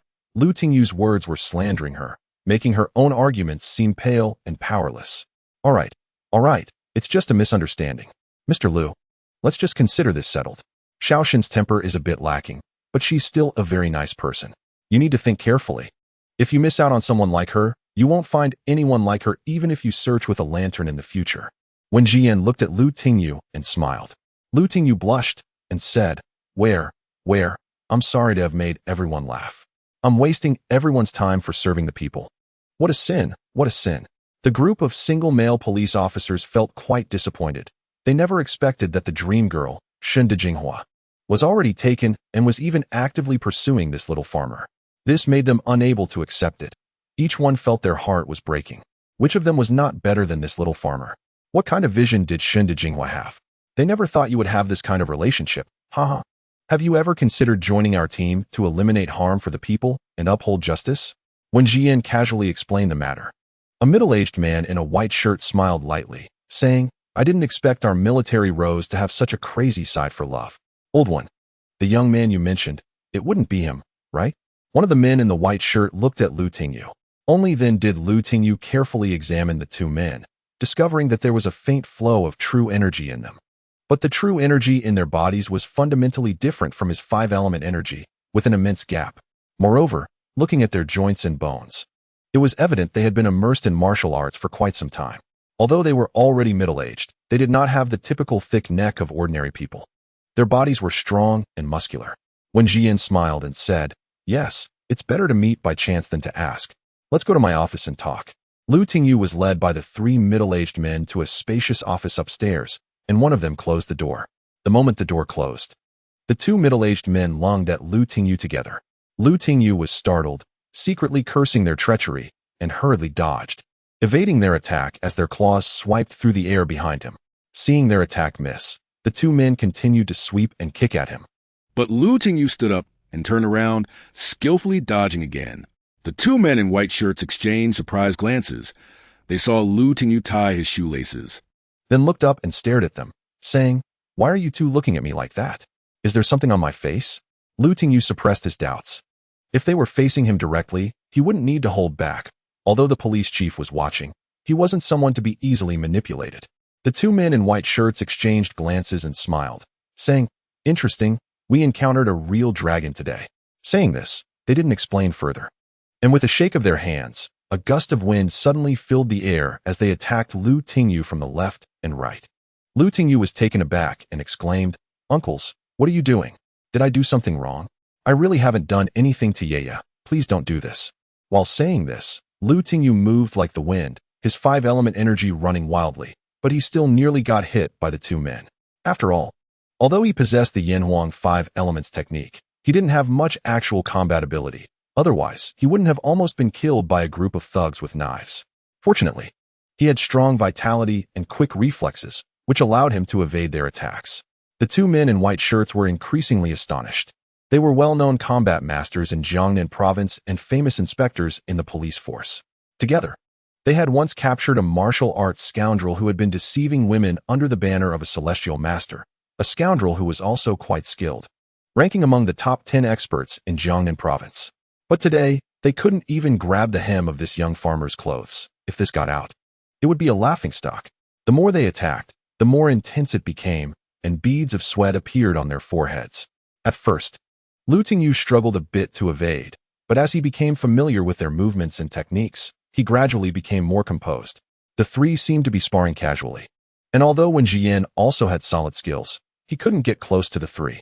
He thought Lu Tingyu was impressive, but compared to the two inspectors, it became even clearer to him. Watching Lu Tingyu, his eyes filled with excitement, he thought, I must make sure he and Ye get together. Even if he doesn't join the team, he can still be of use to me. Lu Tingyu noticed Wen Jian watching from the side and didn't fully resist. If he accidentally got caught on someone's phone, it would become evidence of him harming someone. He quickly said, Director Wen, what's going on? Why are these uncles looking for me? Did I make a mistake? Are they Ye's relatives? Are they here to teach me a lesson for her? Upon hearing Lu Tingyu's words, Wen Jian's expression darkened, and he said, Director Ren, is it okay now? Hearing Wen Jian's words, Director Ren and Inspector Qi exchanged a hint of melancholy, withdrew their hands, and sighed. Sigh, we're getting old. Truly, heroes come from youth. Lu Tingyu was speechless. He had been called here and nearly got beaten up. He forced a smile and said, I didn't expect the two uncles to be martial arts masters. I, a mountain farmer, am truly unworthy. Saying this, Lu Tingyu bowed to the two. Haha, not bad. Wen Jian led the two men to the tea table to drink tea and smiled at Lu Tingyu, saying, Lu Tingyu, from now on, I'll just call you that. You and Ye should communicate more. She's a really nice person. Look at her fair skin, you must cherish her. If she gets too willful, just let me know, and I'll have a word with her. You two have been in love for so many years. It's not easy, so don't let go.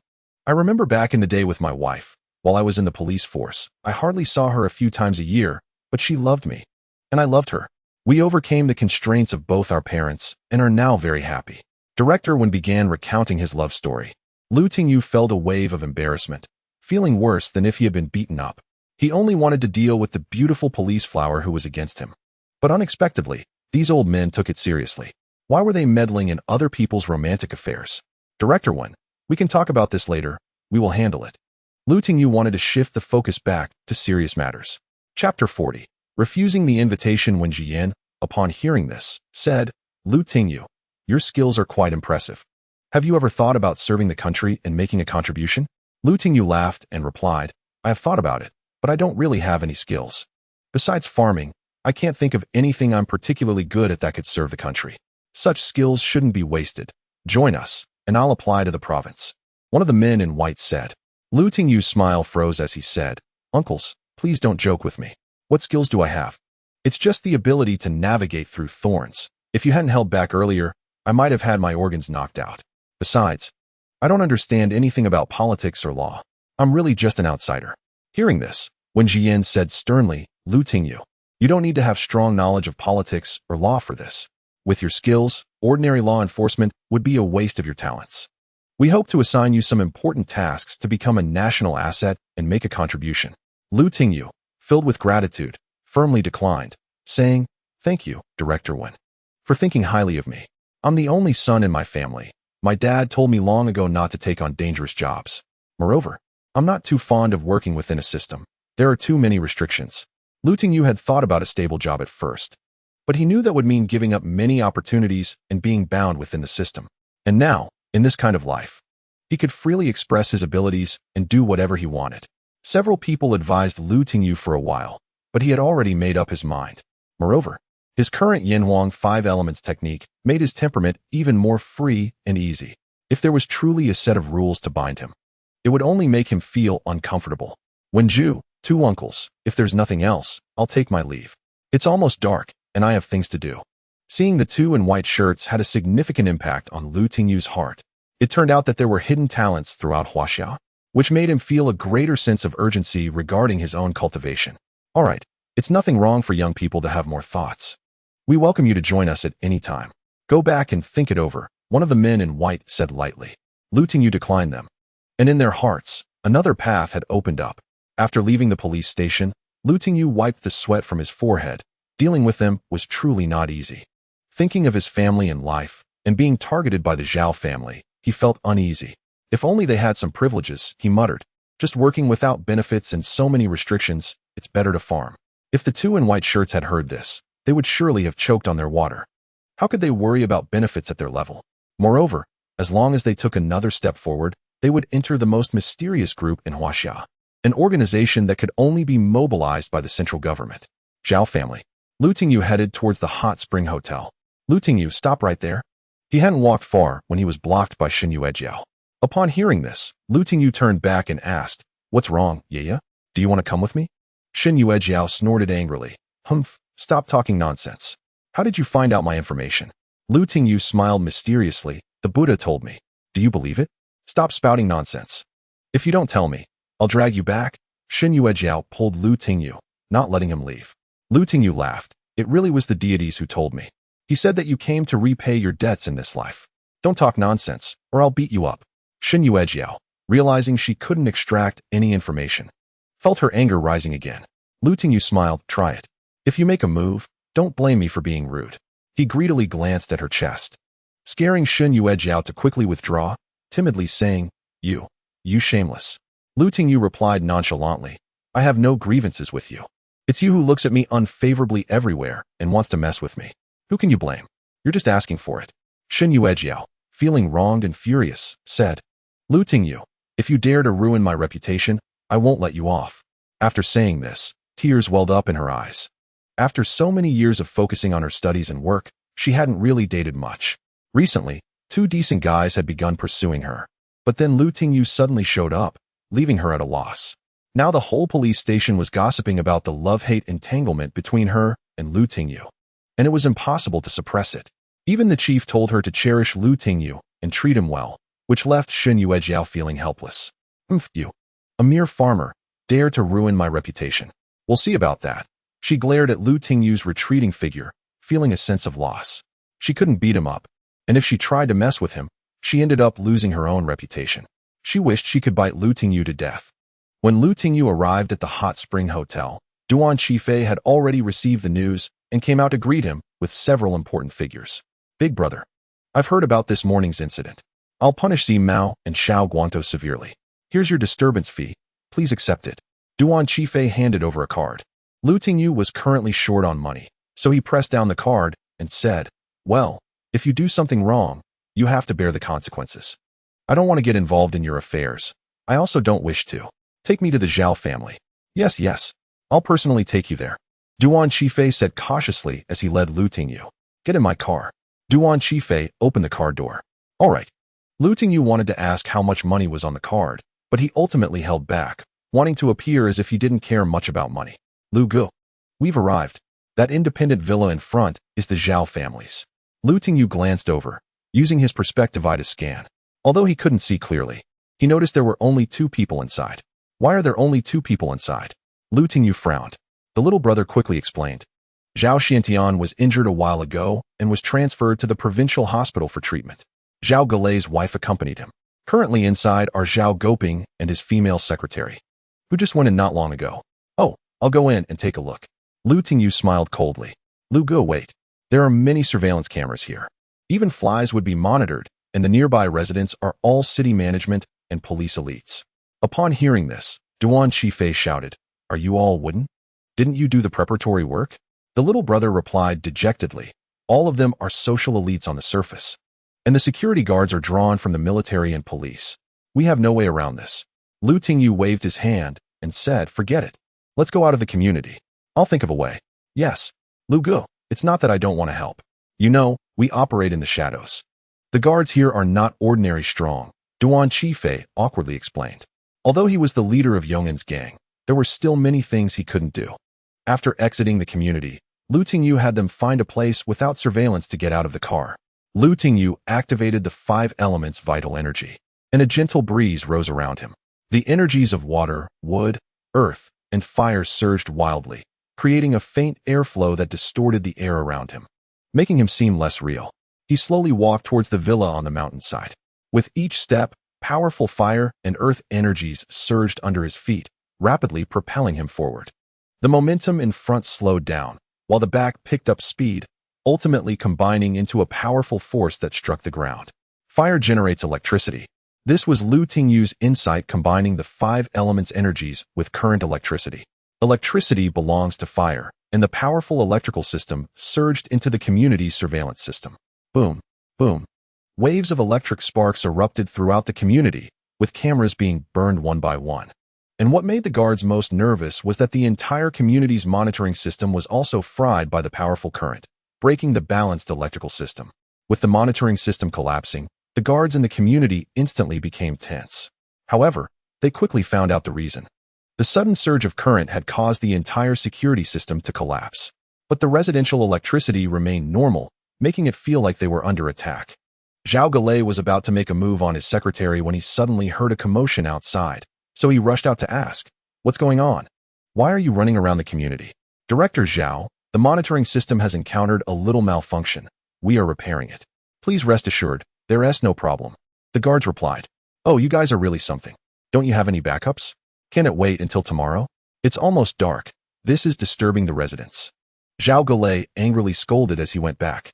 After closing the fingerprint password security door of his house, he turned around and found the little secretary, wearing a mini skirt, already passed out on the sofa.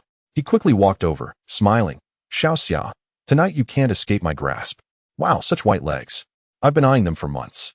They drive me crazy." As he said this, Zhao Galei reached out to touch her thigh. Seeing that the drowsy female secretary had no reaction, he slid his hand under her skirt. Seeing she still had no reaction, he pushed the female secretary down and began to unfasten her clothes. Lu Tingyu stood right behind him, shocked as he looked at the old guy with barely a hair on his head. The cup on the coffee table contained drugs, and Lu Tingyu recognized it at a glance, but the female secretary hadn't drunk it either. It was Lu Tingyu who had knocked her out when he entered, unexpectedly benefiting this Zhao old dog. Lu Tingyu took out his phone and quietly took a specific shot of him. It wasn't until Lu Tingyu approached that Zhao Galei became alert, staring in surprise at the young man who had appeared, and asked, "Who are you?" Lu Tingyu did not answer him, saying, "I heard you hired someone to kill Lu Tingyu from Taoyuan village." Zhao Guliai's face turned pale with shock as he exclaimed, You are that little farmer." Seeing that he had guessed correctly, Lu Tingyu nodded and said, "Yeah, I heard you wanted my limbs. So I specifically came here to let you, Director Zhao, do it." Upon hearing this, Zhao Guliai's complexion paled, and he said, "Emo Guangtou, didn't he kill you? And you actually found your way here. You're breaking into an official's home." After saying that, Zhao Guliai pressed a button nearby and shouted, "Security, security. Someone has broken into my house." Then he sneered, "Kid, there's a way to heaven that you don't take, and there's no door to hell. Yet you come here. Today, you saved me $1 million. Saying this, Zhao Guliai reached under the coffee table for a gun, pulled it out, and aimed it at Lu Tingyu, laughing excitedly. Chapter 41, Mysterious Woman. Lu Tingyu opened his phone to record again. "Oppose me and die." Zhao Guliai pulled the trigger, but the gun made no response. Zhao Guliai was taken aback.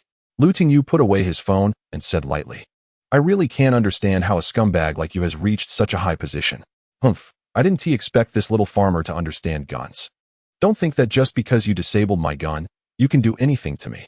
The ones coming are all armed to the teeth. You can't escape." Zhao Guliai seemed quite unafraid and, seeing that his gun was jammed, simply tossed it aside. Lu Tingyu coldly laughed, "Is that so? I'm afraid you'll be disappointed. The alarm button under your desk seems to be disconnected. Try pressing it again if you don't believe me." Hearing Lu Tingyu's words, Zhao Guliai's face turned pale, and he checked the alarm button again, pressing it several times with no response. Zhao Guliai finally panicked and said, You, did you do all this?" Lu Tingyu replied indifferently, "For you, causing the surveillance at someone else's house to malfunction. Don't you think you should compensate for this?" Lu Tingyu slowly moved closer, and Zhao Guliai, frightened, kept retreating, his face pale as he said, Don't come any closer. I can give you money, any amount you want. Please let me go." Lu Tingyu coldly said, "I don't have money to give you. I want to ask you to let me go. Your son offended my woman, and not taking his life is already your good fortune. Yet you still hired someone to kill me. I don't have money to buy my life. I only came here to talk to you." Lu Tingyu said it lightly, but Zhao Guliai was trembling in fear, continuously retreating. Seeing him back away, Lu Tingyu closely followed. Soon cornering him, Zhao Guliai, trembling, said, Brother, misunderstanding. I didn't mean that. It must be those people who harmed me. You know, with my current position, I've offended many people. Someone must be causing trouble."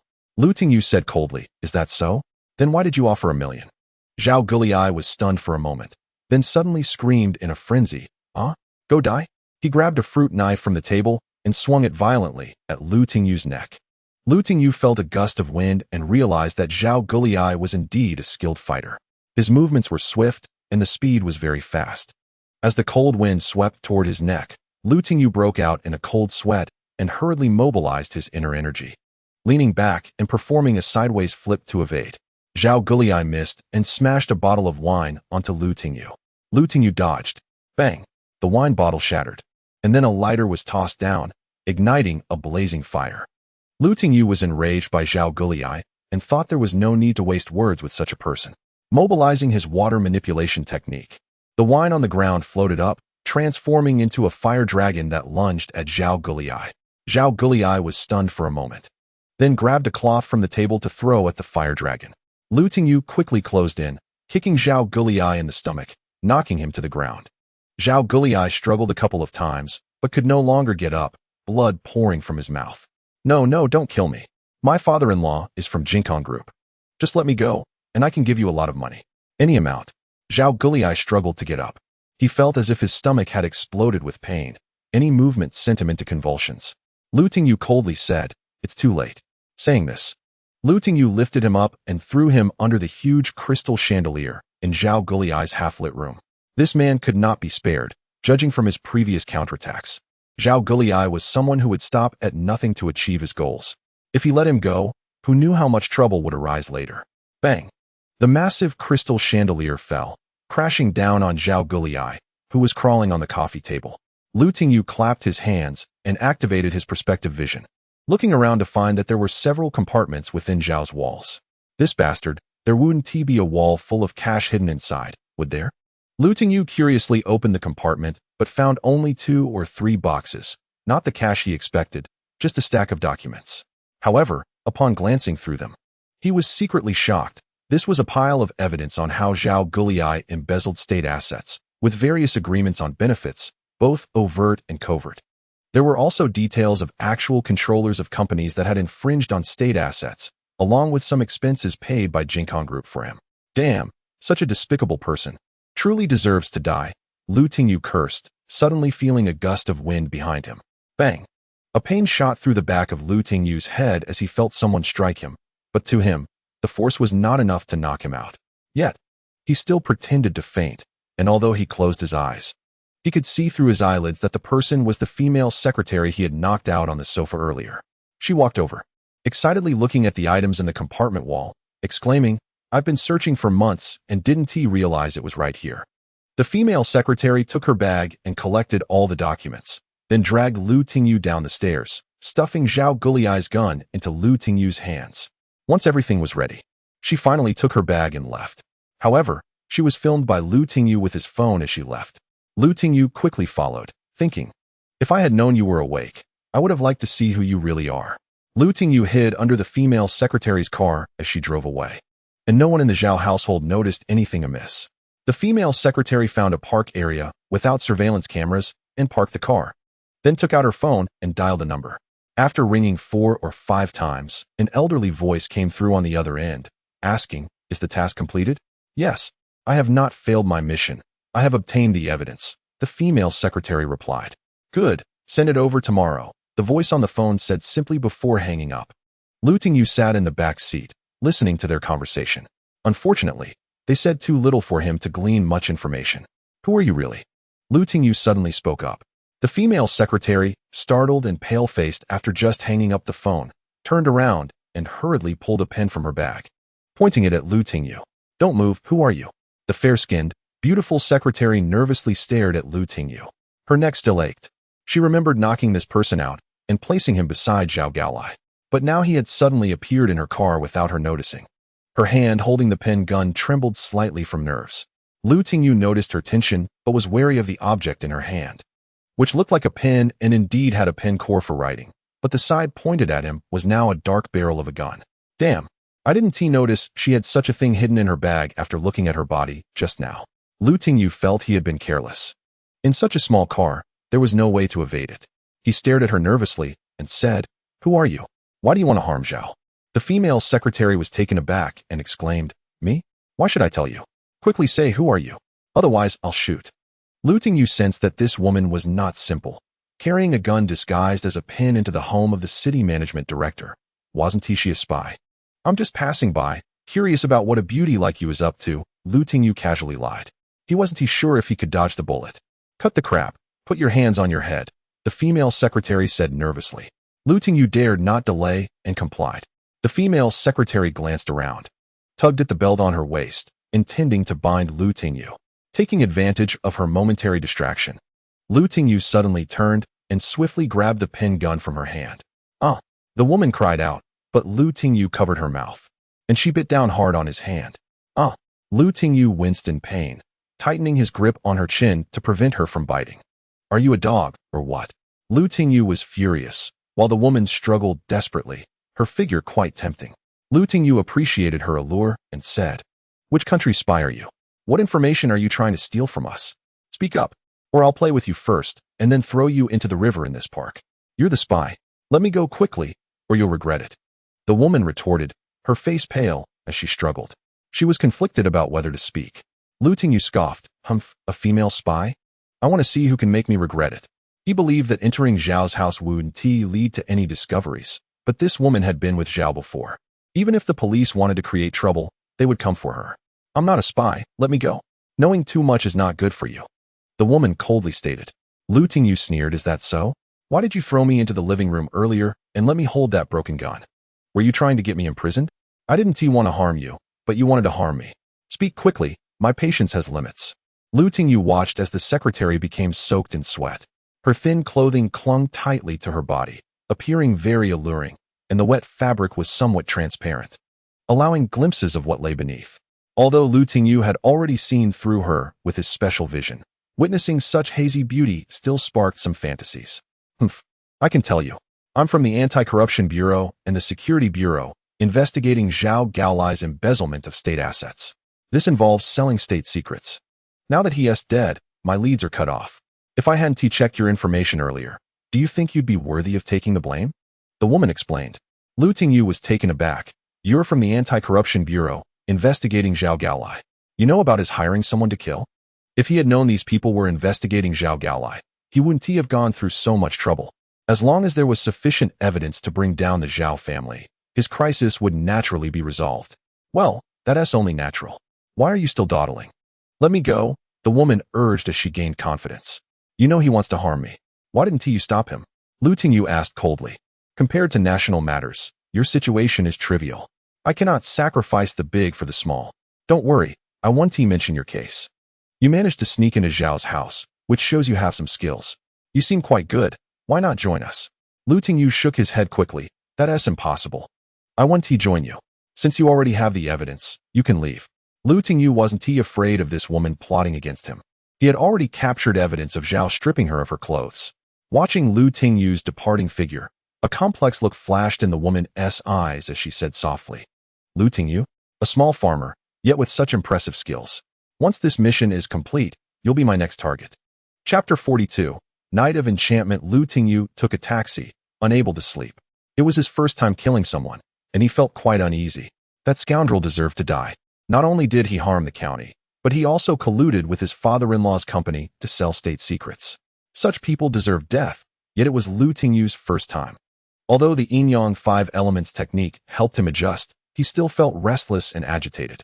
To Cayenne Four Seasons Hotel, Lu Tingyu said, wanting to find someone to drink with. However, upon arriving at the hotel, he didn't want to disturb Tang Tian, who was likely asleep at midnight. So he found a table alone and began to drink slowly. Lu Tingyu wasn't very good at drinking. Any alcohol tasted fiery. But this sensation brought a certain calmness to his heart.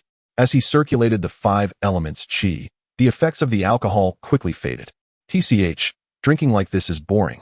Lu Tingyu thought, and sealed his vitality. After 2 drinks, he felt a bit dizzy, and his thoughts became sluggish. Just as he was becoming hazy and feeling a bit hot inside, a drunken woman suddenly sat down next to him. It was Yang Weiwei, holding a bottle of Jiangxiabai. Those who recognized Lu Tingyu didn't disturb them as they saw the two drinking together and went about their business. Yang Weiwei dared to drink so freely only here at Tang Tian's Cayenne Four Seasons. She looked at Lu Tingyu and said, Lu Tingyu, you finally showed up. You've been avoiding me all day, not answering my calls. How could you not tell me you've managed to negotiate the Agricultural Foundation? If we can't build the village primary school in 3 months, won't all my efforts be in vain? Come drink with me, she said, pulling Lu Tingyu to join her. Lu Tingyu, slightly tipsy, replied, why? That agricultural foundation is mine, and I'm the one paying you. That's mine. I built it with my own hands, and it carries my dreams, Yang Weiwei said, suddenly bursting into tears as she clung to Lu Tingyu's shoulder. She had wanted to leverage Lu Tingyu's agricultural foundation to achieve impressive results that would silence her family members who opposed her studying agriculture. She aspired to be like old Yuan, becoming a master in agriculture for the country and the world, solving current agricultural issues. You want to accompany me? Then you'll be punished with alcohol. Yang Weiwei's mind was already muddled. Wiping away her tears, she forced Lu Tingyu to drink more. The two of them tugged and pulled at each other while drinking for a while. Lu Tingyu also started to lose track of things. This was his second time getting drunk. The first time was when Qin Xiaoyu completely ignored him, and he was tormented the day before returning home. This time, he had killed someone and carried a heavy heart. The two of them stumbled back to the room, where the waiter was instructed by Tang Tian to look after Yang Weiwei. Yang, your room is over there, the waiter guided. Lu Tingyu, inebriated, asked, what about mine? Where do I sleep? I'll tell you, I'm a valued guest of your General Tang. Go to my room. I still have questions for you. Yang Weiwei said drunkenly. Okay. The waiter, seeing the two heading to the same room, helplessly shrugged his shoulders, realizing that they were already getting along. And it was just the influence of alcohol. The waiter discreetly walked away. Lu Tingyu entered the room with Yang Weiwei, and after getting drunk, his mind was completely relaxed. The next morning, Lu Tingyu was awakened by the sound of his phone ringing. He picked it up and saw it was the alarm. After turning it off and preparing to sleep a little longer, he realized he was nestled in a large, soft bed, and beside him lay a familiar woman. Teacher Yang. Lu Tingyu was taken aback. Yang Weiwei also groggily opened her eyes and said, what's wrong? Who's calling? It's so noisy. Just as her words fell, she suddenly screamed. Ah! Yang Weiwei looked down and saw herself completely bare, quickly pulling the blanket to cover herself. When she did this, she realized Lu Tingyu was also completely bare. Ah! Yang Weiwei screamed again, but couldn't help but glance at Lu Tingyu's fit physique before turning her head away with her eyes closed. Lu Tingyu, what did you do to me last night? You bastard. Yang Weiwei wrapped herself in the blanket and rushed into her changing room. This was a room specially prepared for her by Tang Tian. Aside from not being able to cook, all other facilities were quite complete. Lu Tingyu was also confused, but the fact was right in front of them. They were both lying naked on the same bed. Yet he couldn't remember anything at all. We were both drunk. I don't remember anything, Lu Tingyu said helplessly. Lu Tingyu really wanted to know if he had actually gone that far last night. If he had, he would truly feel sorry for Su Qiming, especially since this happened just on the first day of their relationship. He activated his internal energy and focused his vision. He didn't want to look, but when he did, he was shocked to find Yang Weiwei dealing with the bloodstains below. Oh no, we really did it. And she's still a virgin. Lu Tingyu felt an impulse to bang his head against the wall. However, he felt no sensation. He really wanted to do it again and taste it once more. Lu Tingyu also got out of bed, dressed, and found that he was already responding that morning. You disaster. Are you not satisfied yet? He angrily cursed. Lu Tingyu, who are you calling not satisfied? At this moment, Yang Weiwei had already put on her clothes and walked out. Lu Tingyu felt guilty and said, no, I feel I made a mistake last night. I'm sorry. If you like me, I'm willing to take responsibility.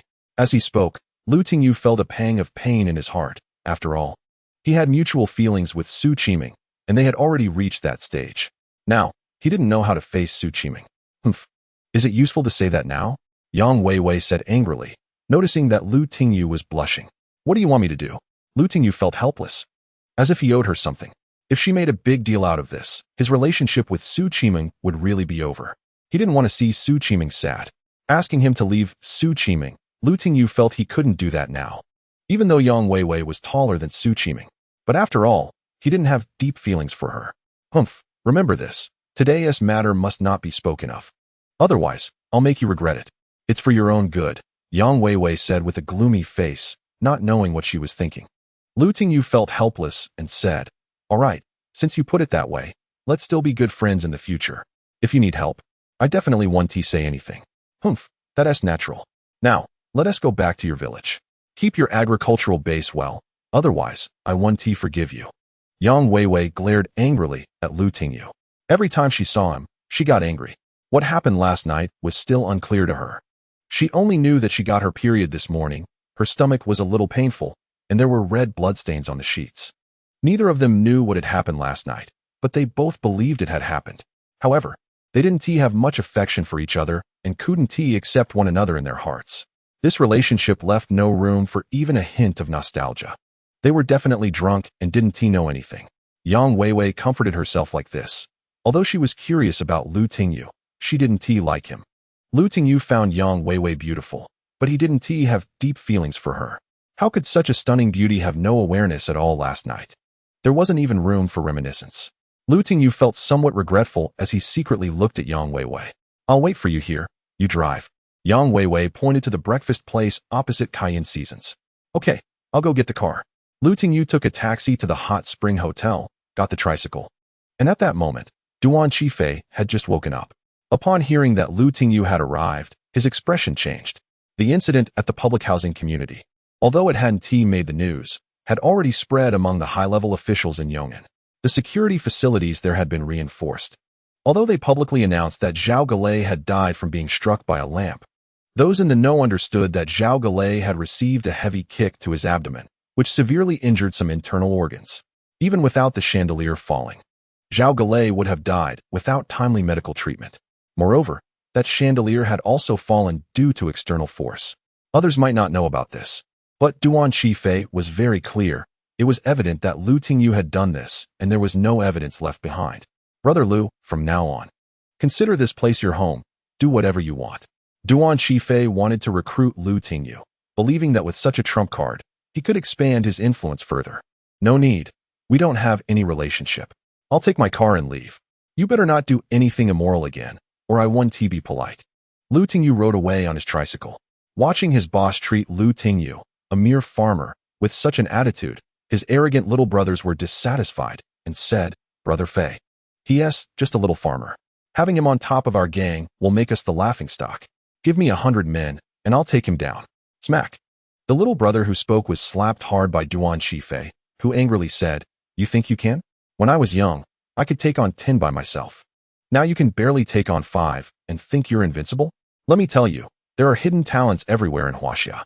If you don't know how to be humble and restrain yourself, you'll eventually die from your own arrogance. Don't underestimate him just because he is young. Our whole gang combined ISNT, even his match. Plus, his methods are unique, not something we can understand. From now on, remember his face. Let every member memorize it. He is the boss of our gang. If anyone messes with him, the consequences will be more severe than messing with me. Hearing Duan Qifei's words, everyone dared not speak further. The reason Duan Qifei's gang could thrive today was mainly due to strict management. Many thugs from the same period had been eliminated for years, while they still remained, relying on organizational management. Lu Tingyu went to the phone company to get a new card before taking Yang Weiwei back to the village. Tang Tian had gone to the provincial city, and Lu Tingyu's agricultural base had been established. She was negotiating with headquarters to expand the of Cayenne Seasons. Once the market opened like in Yong'an, Cayenne Seasons would welcome greater development opportunities. On the way, Yang Weiwei didn't speak, making Lu Tingyu feel somewhat awkward. Don't be angry. My agricultural base is also your agricultural base. Let us work hard together and farm well. Lu Tingyu didn't know how to break the awkwardness. Hearing this, Yang Weiwei shot him a glance and said, Just drive well. Who wants to farm with you? Chapter 43. Stubborn Lu Tingyu. I didn't mean that. I meant I still need your guidance, Lu Tingyu explained. Yang Weiwei turned her face away and asked, How far have you and that little teacher Su gotten?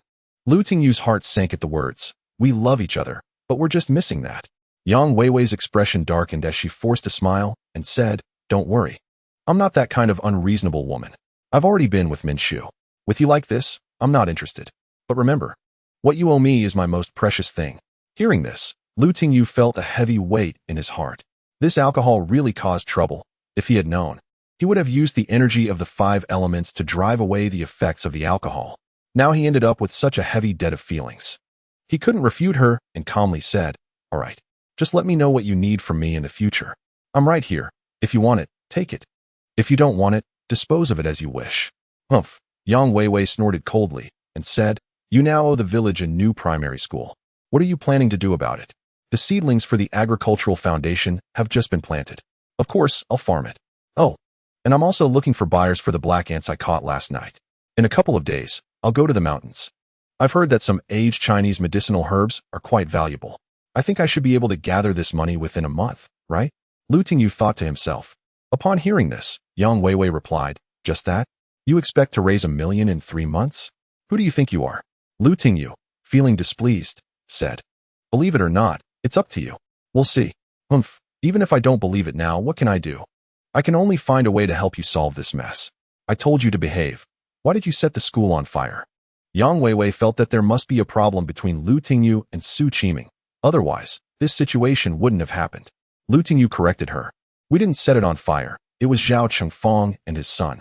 There was just no evidence, and they wanted to force the responsibility onto Qiming.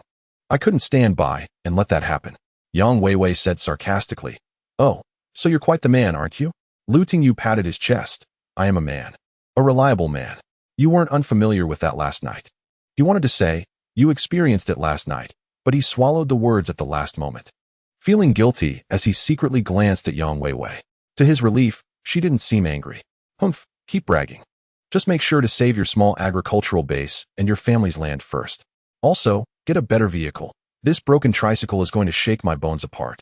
Yang Weiwei shot him a glare. She had already sent the soil samples taken from Lu Tingyu's tomato and eggplant fields for testing. They were slightly better than ordinary soil. However, the tomatoes and eggplants produced in those 2 fields were exceptionally unique. If she could figure out the reason, she would become a new leader in the agricultural field. Yang Weiwei also secretly observed Lu Tingyu, thinking that apart from being a bit tanned from the sun, he was quite handsome, especially with that muscular build, which held an innate allure for women. When Lu's father asked where he had been yesterday, Lu Tingyu said he was in the city buying some things and waiting to pick up teacher Yang. Seeing him normal, Lu's father and mother didn't ask further and said, by the way, the tomatoes and eggplants sold for over 20,000 in total these past few days, and it's already deposited in your card. Manager Fu from Jinxiu Farm came by yesterday. She wants to invite you to their farm for a celebration the day after tomorrow. Lu Tingyu replied, okay, I got it. I'll go over the day after tomorrow. I'll also check if they need any other vegetables. The money earned from those sales would just cover the outstanding labor fees for the Agricultural Foundation. So Lu Tingyu decided to focus on farming. Now with the added fire energy from the 5 elements within him, Lu Tingyu went to the Agricultural Foundation with Yang Weiwei. She checked the soil quality and frowned, saying, this soil is still not good. Look, this rotten mud is moldy. You should have sun-dried and sterilized it. You didn't do it properly. In fact, this was her first time actually directing such Agricultural Foundation construction for increased yield. Previously, what she learned was all theoretical. Now, she realized that these things were not easy at all. Lu Tingyu glanced around and noticed that the rotten mud in the new soil had grown mold due to watering, affecting some of the newly sprouted buds, and many of the newly planted vegetables had also died. In 6 acres of land, Lu Tingyu, to be safe, only planted 1 acre of tomatoes, 1 acre of eggplants, 1 acre of cucumbers, and used the remaining 3 acres for other crops, rotating these 3 acres. In winter, he would set up greenhouses, ensuring that tomatoes and eggplants could be sold year-round. After observing for a while, Yang Weiwei said, why not let it sunbathe for a few more days, then turn it over to dry? Otherwise, it will affect the first season seedlings. Lu Tingyu looked at it, activated the 5 elements technique, and said lightly, it's fine. Don't worry, I'll take a look. With a hoe in hand, Lu Tingyu dug around the entire plot, turning over some moldy clumps of rotten mud to let them dry in the sun. To Yang Weiwei, it seemed like Lu Tingyu was just doing this. But he knew that while digging, he was channeling the fire energy into the entire plot, creating a large fire net formation throughout the land. Once the fire net formation was established, Lu Tingyu felt the soil beneath his feet heat up, and the air close to the surface began to distort. It was an invisible fire energy evaporating. Hey, how do you know where the moldy rotten mud is? Yang Weiwei asked curiously. As Lu Tingyu could accurately locate the rotten mud every time. Lu Tingyu smiled and said, of course, this land is my responsibility. When farming and working with the soil, Lu Tingyu had already set up a soil spirit formation, continuously gathering the earth energy from the surroundings. The soil here had undergone many changes, transforming from the initial white soil and yellow mud to something close to black. All right, now we can plant the vegetables. Lu Tingyu replaced the dead seedlings with new ones. Yang Weiwei hurriedly stopped him, saying, "What are you doing? I told you to wait. Time waits for no one. I'm still waiting for them to sell and pay off debts, build the school, and repair the village roads." Lu Tingyu replied casually. Yang Weiwei, feeling annoyed, said, "You should have more faith. If I supplement them with wood energy, they will thrive quickly." Lu Tingyu smiled and said, "Don't worry if I fill them today. They'll grow vigorously tomorrow. Are you the expert, or am I?" Yang Weiwei was angry. Lu Tingyu paused and said, "Well, you're the expert. I just know my land." "Humph. Should I listen to you or myself?" Yang Weiwei said. Feeling embarrassed, Lu Tingyu scratched his head and said, "Of course, I should listen to myself. This land is mine." Yang Weiwei angrily said, "Humph, then you can plant it yourself. I'm going back." With that, she angrily returned to the Lu family, but didn't pack her things to go back to the city. Lu Tingyu shook his head helplessly. He couldn't tell her that he had the 5 elements technique and could see things that ordinary people couldn't and solve problems that others couldn't. Just now, his fire energy had already roasted the entire field, and those tiny organisms parasitic on the rotten leaves had been burned to death. He believed that tomorrow would be the day he watered the spirit water. Once he poured the spirit water, within 3 to 5 days, those young seedlings would grow. And with the addition of wood spirit energy, they would bloom and bear fruit in less than a week. Yang Weiwei suggested Lu Tingyu again, saying, "I think you should borrow some money to set up the greenhouse. This way, the seedlings will grow faster." Lu Tingyu replied calmly, "No need. My family's land grows very quickly." Yang Weiwei was almost going crazy and said angrily, "You don't need this, you don't need that. I see my expertise is of no use here. You handle it yourself. At this rate, how long will it take for your crops to grow enough to pay off your debt? With a greenhouse, if done quickly, you could sell the bok choy in 10 days to half a month. In a month, those fruits and tomatoes would be ripe." Yang Weiwei felt that Lu Tingyu was hopeless. Lu Tingyu became anxious and said, "Wait, Director Tang said you would oversee everything until my agricultural production stabilizes. I'm growing organic vegetables. The greenhouse will only be used in winter." Lu Tingyu insisted. Yang Weiwei, both angry and anxious, said, "What do you know? These vegetables need to grow and be sold for money. What about your school? Are you just going to watch the villagers take your crops in your house?" Lu Tingyu felt warmth in his heart and said, "Don't worry, I have ways to make money." Seeing Lu Tingyu's calm demeanor made Yang Weiwei anxious, and she sighed, "Well, do as you wish. I'm going out for a bit." Yang Weiwei left Lu Tingyu and headed straight to the village chief's house. Although the village chief had been reprimanded by the higher-ups before, Mayor Wang had no reason to dismiss him outright. After all, he was elected by the villagers democratically and hadn't he done anything majorly wrong. Even if the higher-ups were upset, he would likely just receive a formal reprimand. Meanwhile, Lu Tingyu was focused on studying his Yanhuang 5 elements technique and didn't he care where Yang Weiwei had gone. 2 hours later, Yang Weiwei returned, furious. "What kind of village is this? What kind of people are they? Truly, poverty breeds cunning." Hearing Yang Weiwei's outburst, Lu's father couldn't help but ask, "Teacher Yang, what happened? Did Lu Tingyu upset you? Just tell me, and I'll deal with him." Chapter 44. Surprised Yang Weiwei seeing Lu's father made Yang Weiwei's earlier frustration dissipate. She said, "Uncle, you know that agriculture needs advanced materials and technology now. I wanted Lu Tingyu to set up a greenhouse and use pesticides, but he refuses. And that village chief I spoke to is also a cunning person. I just can't understand how such a person could become the village chief. No wonder your peach blossom village is so poor." Lu Tingyu, hearing this, realized that Yang Weiwei must have gone to talk to the village chief and not reached an agreement. He said, "Teacher Yang, it's not that I don't listen to you. It's just that I have my own methods. How about we observe for another day or two? If those seedlings don't show improvement, I'll do it your way." "Humph, do as you please," Yang Weiwei said angrily as she returned to her room. Thinking about that disgusting village chief trying to take advantage of her made her furious. She thought of herself as a favored daughter of heaven, with strong family connections and a powerful background. Even in the Agricultural Research Institute, those seasoned experts wouldn't dare to take advantage of her.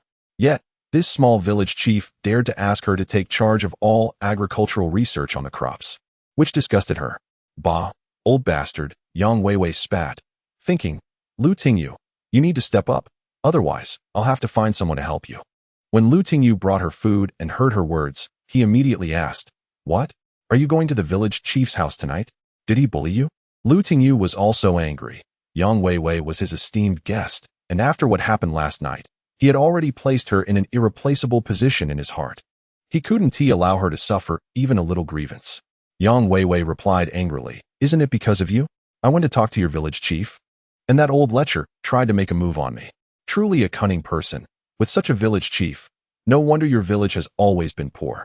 Lu Tingyu awkwardly smiled and said, "Humph, that old man has had issues with me and my family. We can't go looking for them. I know people in the township. We can just report directly to them." "Well, it's nothing. I just feel disgusted," Yang Weiwei said. She had practiced taekwondo, and when the village chief tried to touch her hand, she threw him down in the courtyard. She wondered what his wife would think when she saw him return home. After comforting Yang Weiwei for a while, Lu Tingyu returned to his room to study his 5 elements technique.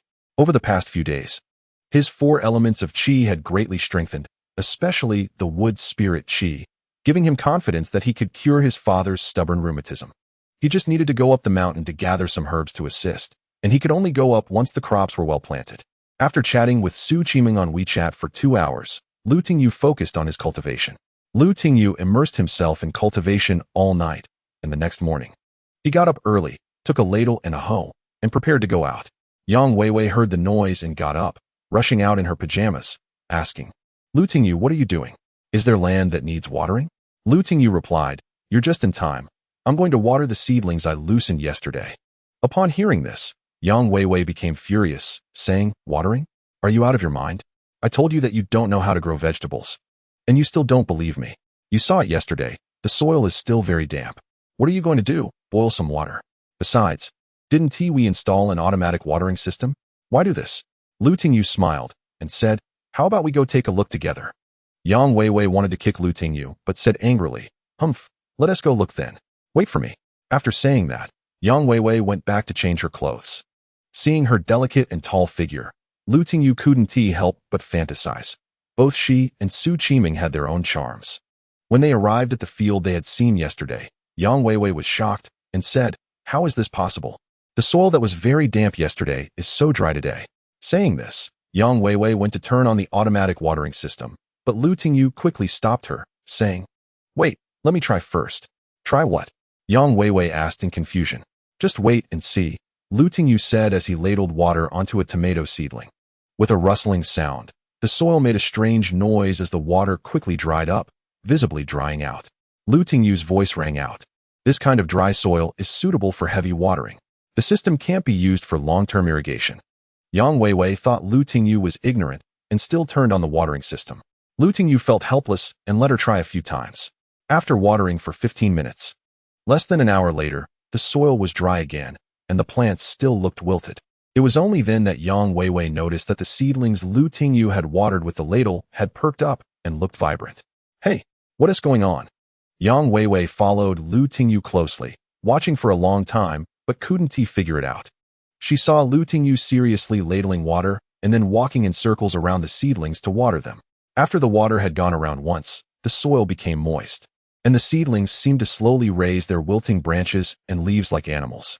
Yang Weiwei, not believing it, started to ladle water herself, but after she watered, the seedlings remained limp, and the soil quickly dried out.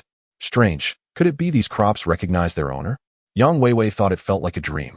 She had dreamed before of learning farming, pouring water on seedlings, but they never showed any improvement. Seeing her efforts were in vain, Yang Weiwei simply stood aside and watched, appreciating Lu Tingyu watering the plants. To her surprise, she found Lu Tingyu's serious demeanor quite handsome, possessing an inexplicable charm that made her quietly watch him. Seeing Lu Tingyu's forehead drenched in sweat, Yang Weiwei felt a pang of pain in her heart. She took out her tissue to help him wipe his sweat and said, "Your crops are really annoying. Are you all rejecting me? The water I watered doesn't seem to work at all. It's several acres." Lu Tingyu, smelling the fragrant tissue from her pocket, replied, "It's fine. It will be better soon. Just rest over there for a bit. If it's too hot, you can go back first. I'll fry some tomato eggs for you to eat tonight." Yang Weiwei refused, saying, "No, your tomatoes are so delicious. You should save them for selling. Once you've planted the whole village full, I want to eat tomatoes every day." "All right, no problem. I want you to make them yourself. The taste of others' cooking can't compare to yours," Lu Tingyu said. Yang Weiwei remembered the meal Lu Tingyu had cooked once, which made her a bit nostalgic. "Okay, no problem. But you have to help me with farming," she insisted. Yeah, with so much land, it's too hard for you to water it all by yourself. It would be great if those automatic watering systems could help you. Yang Weiwei frowned slightly. Hearing this, Lu Tingyu's mind lit up. Where does the water come from? Yang Weiwei thought for a moment and said, Isn't it the pipes you had people bury? It seems to be from the nearby ditch. Lu Tingyu responded excitedly, No? I need to bury the pipes in the Qingqing River tomorrow. The water there is much more effective. Yang Weiwei frowned and thought, What's going on? Isn't it all the same? The water from the ditch is brought in from the Qingqing River, right? Lu Tingyu explained, You don't understand. The water from the ditch has lost a lot of its spiritual energy. Every scoop is consuming the spiritual energy in my body. If this continues, after watering all this land, I'll be exhausted. No, that's too tiring. I'm going to take care of it now. Lu Tingyu hurried home, found some leftover pipes, and rushed to the fields, estimating that the length was just right. Yang Weiwei watched him curiously, afraid of missing any details. Once Lu Tingyu connected the pipes, he jumped into the Qingqing River and fully activated his 5 elements technique, causing the river's spiritual energy to surge towards him. Hurry and turn on the automatic watering system. Lu Tingyu shouted to Yang Weiwei, who was standing there in a daze. Is it possible now? Yang Weiwei suddenly felt like she didn't understand agriculture anymore. Lu Tingyu urged. Yes, hurry. The spiritual energy in the river was still very strong, making Lu Tingyu's face turn pale. Yang Weiwei quickly ran over and flipped the switch. Splash. The sprinkler system immediately sprayed water, creating a rainbow across the entire field. Wow, so beautiful. Yang Weiwei exclaimed, thrilled by the rainbow. She dashed in, feeling the refreshing water on her skin. Watching the water nourish the seedlings, which quickly transformed and became vibrant, she was overjoyed. She took out her phone and jumped into the rainbow, laughing. Initially, they had considered Lu Tingyu's financial issues and only bought a set of sprinkler irrigation systems. Not a drip irrigation system. Is it done yet? Lu Tingyu's loud voice startled the cheerful Yang Weiwei. Yes, yes. She quickly shouted back, rushing to turn off the water. Boom. Lu Tingyu felt the spiritual energy in the pipe block, and the powerful energy rushed back, causing a shock throughout his body. Puff. He unexpectedly spat out a mouthful of blood. Damn, getting hurt like this? Lu Tingyu wiped the blood from the corner of his mouth and got back to shore, but felt dizzy and fainted. Yang Weiwei turned off the water and, not seeing Lu Tingyu for a while, went to the riverbank, only to see him lying on the ground. Seeing the sun blazing overhead, Yang Weiwei's heart sank. Lu Tingyu, are you okay? Don't scare me. She hurried to help him up and noticed his face was pale. What happened to you? Did you drown just now? Seeing Lu Tingyu's body was wet, Yang Weiwei began performing chest compressions. After a few attempts with no response, she thought, oh, mouth to mouth, but then hesitated. Oh well, saving a life is more important. Sorry, little farmer. Saying this, she kissed Lu Tingyu on the lips, then opened his mouth and blew air into him. Seeing Lu Tingyu's color improve, she became more determined to continue. Cough.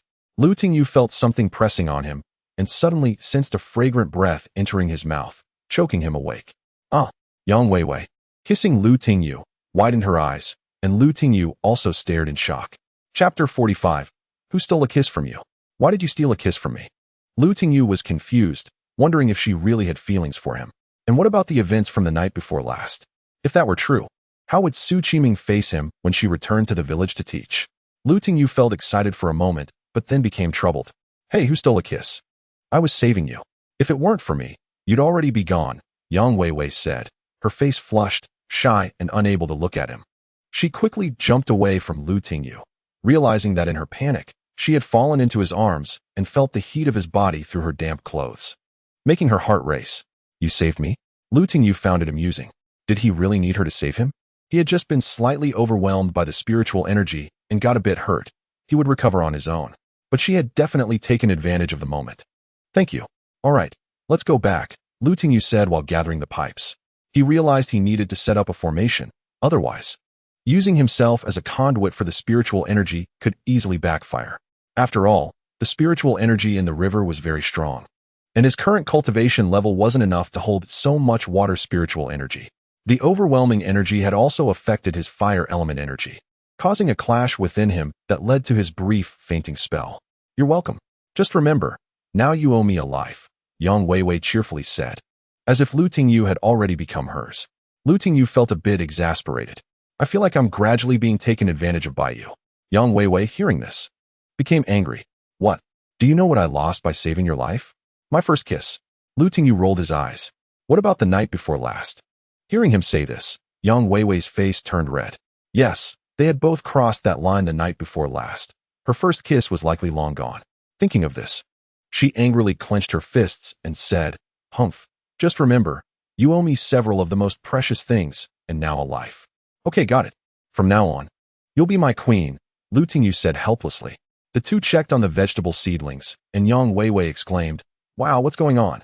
How did the seedlings grow so fast? And the seeds we planted have sprouted too. Lu Tingyu smiled proudly, of course. This is our family's land, the Lu family's vegetables.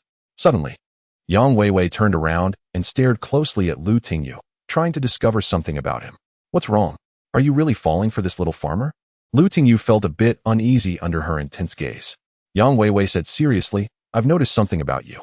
The vegetables you grow are delicious and nutritious for a reason. Lu Tingyu's heart skipped a beat. What reason could there be? Aren't they all the same? Perhaps it was because I worked hard in the fields that the heavens were moved, and the vegetable seedlings gained a spirit. Yang Weiwei sneered, really? There are so many farmers in the world. Which one of them doesn't farm seriously? Who would believe that? Lu Tingyu's expression changed, and he defended himself. There's really nothing special. You saw it yourself. What secret do I have? Yang Weiwei, relying on her keen intuition as a woman, sensed that Lu Tingyu was hiding something from her, and said, Quickly tell me, do you have some little secret from me? Moreover, I felt before that you seemed to know some agricultural knowledge even better than I, a professional. Since you're so capable, why did you have Tian call me to help you? Yang Weiwei stared intently at Lu Tingyu. Lu Tingyu was somewhat afraid of her and said, I really don't understand. I've never been exposed to this before. I just feel that after spending time with you, I can sense these seedlings clearly when I pay attention. Humph, a feeling? Are you some kind of born agronomist? Yang Weiwei was shocked. Such people are envied by many. They have a natural perception of agricultural plants and can keenly sense what they lack and need. Lu Tingyu followed her words and said, I guess so. Then why does this grass grow so well? Yang Weiwei casually pointed at a wild grass nearby. Lu Tingyu looked, touched it, and then said lightly, Because there's a pile of cow dung underneath it. He then dug into the soil at the root of the grass, revealing a pile of cow dung that was almost turning into mud 3 inches below the surface. Wow, that's amazing. Yang Weiwei seemed to have discovered a new continent and further tested Lu Tingyu's abilities, using his insight and the Yanhuang 5 elements technique. Lu Tingyu answered Yang Weiwei's question. Then why did this little tree die? Yang Weiwei continued to ask. There was too much cow dung. The fertilizer burned it to death.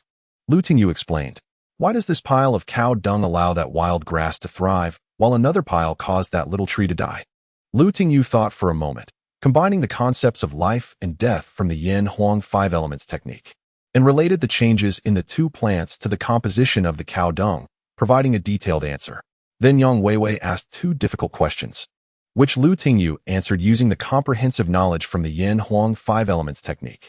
After listening, Yang Weiwei was astonished and said, It seems you really are a genius. Lu Tingyu curiously replied, Well, that's just a feeling. I'm worried that one day this feeling will disappear. Let's go back. However, Yang Weiwei said seriously, do you know? Those 2 questions just now have puzzled our agricultural community for a long time, and unexpectedly, you solved them with the cow dung problem. Lu Tingyu was also surprised. Really? I didn't expect that. Yang Weiwei discovered that Lu Tingyu was simply a miracle, and when they returned to Lu Tingyu's house after dinner, Yang Weiwei dragged him to ask questions. It felt like Lu Tingyu was the agricultural expert, while she was just a good student. Beep beep. Su Qiming sent a message. Have you eaten? What are you doing? Just finished eating. Have you eaten? I'm studying farming, Lu Tingyu replied. Su Qiming responded. Yeah. I just ate and finished washing the dishes. I mentioned you to my dad. At first, he wasn't too pleased, but after I explained you in detail, he started asking me more about you. Hearing this, Lu Tingyu smiled and said, Great. What does my father-in-law think? What does he think? He wants you to come next time, she replied.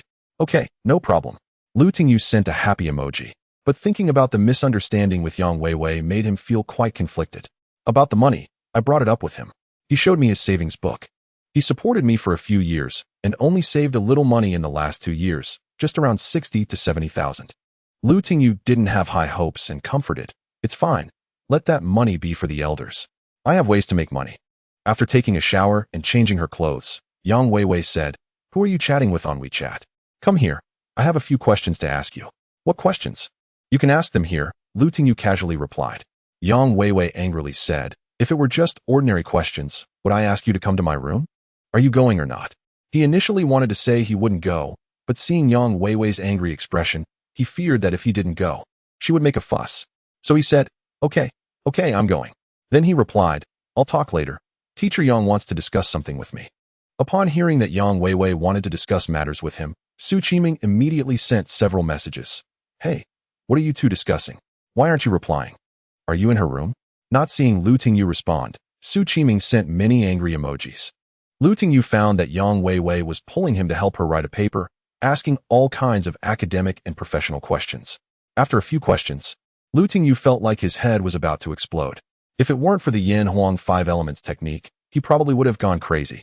The night was already very deep, his phone was charging, and he needed to deliver tomatoes to the Jingsun farm tomorrow, as well as participate in their activities. The person he had contacted about buying black ants was also reaching out to domestic colleagues, and would come to Taoyuan village in a few days when free. He was worried that the large nest of black ants he had sealed in the bamboo forest might have some changes in spiritual energy and escape, or worse, be discovered by someone else and taken away or destroyed. He had no time to dally with Yang Weiwei, and said, I'm really tired. These academic questions you're asking are way over my head. Please let me go back. Yang Weiwei angrily said, Lu Tingyu, you owe me this. Get your act together and answer this question. Lu Tingyu had been busy all day and, although supported by the 5 elements energy, was still extremely tired. He really didn't want to answer anymore, so he sat down and started snoring, leaning against Yang Weiwei's bed and falling asleep. Yang Weiwei sighed and said, what a waste of your genius brain. Saying this, she covered Lu Tingyu with a blanket. She was also ready to sleep. But with Lu Tingyu sprawled on the edge of her bed, where could she sleep? She went downstairs to check Lu Tingyu's room and found it seemed to have been renovated, with some women's items. She discovered Su Qiming's intimate apparel and suddenly felt very sad. Humph, Lu Tingyu, I will definitely not let you off easily. Yang Weiwei fell asleep peacefully. Lu Tingyu got up and went downstairs, and when he caught a glimpse of his father, he said with a dark expression, Teacher Yang is very good. She is doing her best to help our family, and we should all be grateful to her. But Qiming is also very good. When we were blocked at the door for debts, needing to move furniture and tear down the house, she guaranteed for us and helped us get through. Lu Tingyu was a bit puzzled by his father's sudden lecture and asked, what's this about? You young people can figure out your own affairs, Lu's father said, handing Lu Tingyu a dark look and leaving. Lu Tingyu then went to the fields to pick tomatoes, eggplants, and cucumbers, loading them onto the tricycle and quickly heading to the city.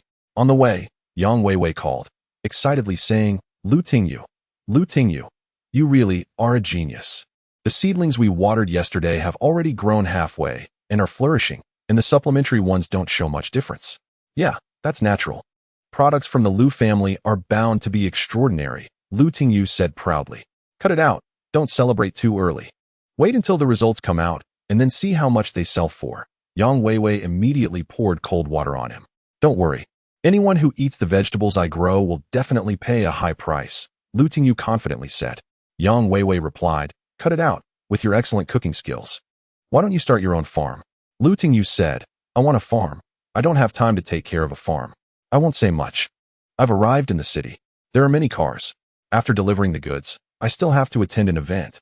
Chapter 46. A ruckus at Jinxiu. Lu Tingyu first delivered the eggplants and cucumbers to Cayenne Four Seasons, and then took the tomatoes to Jinxiu farm.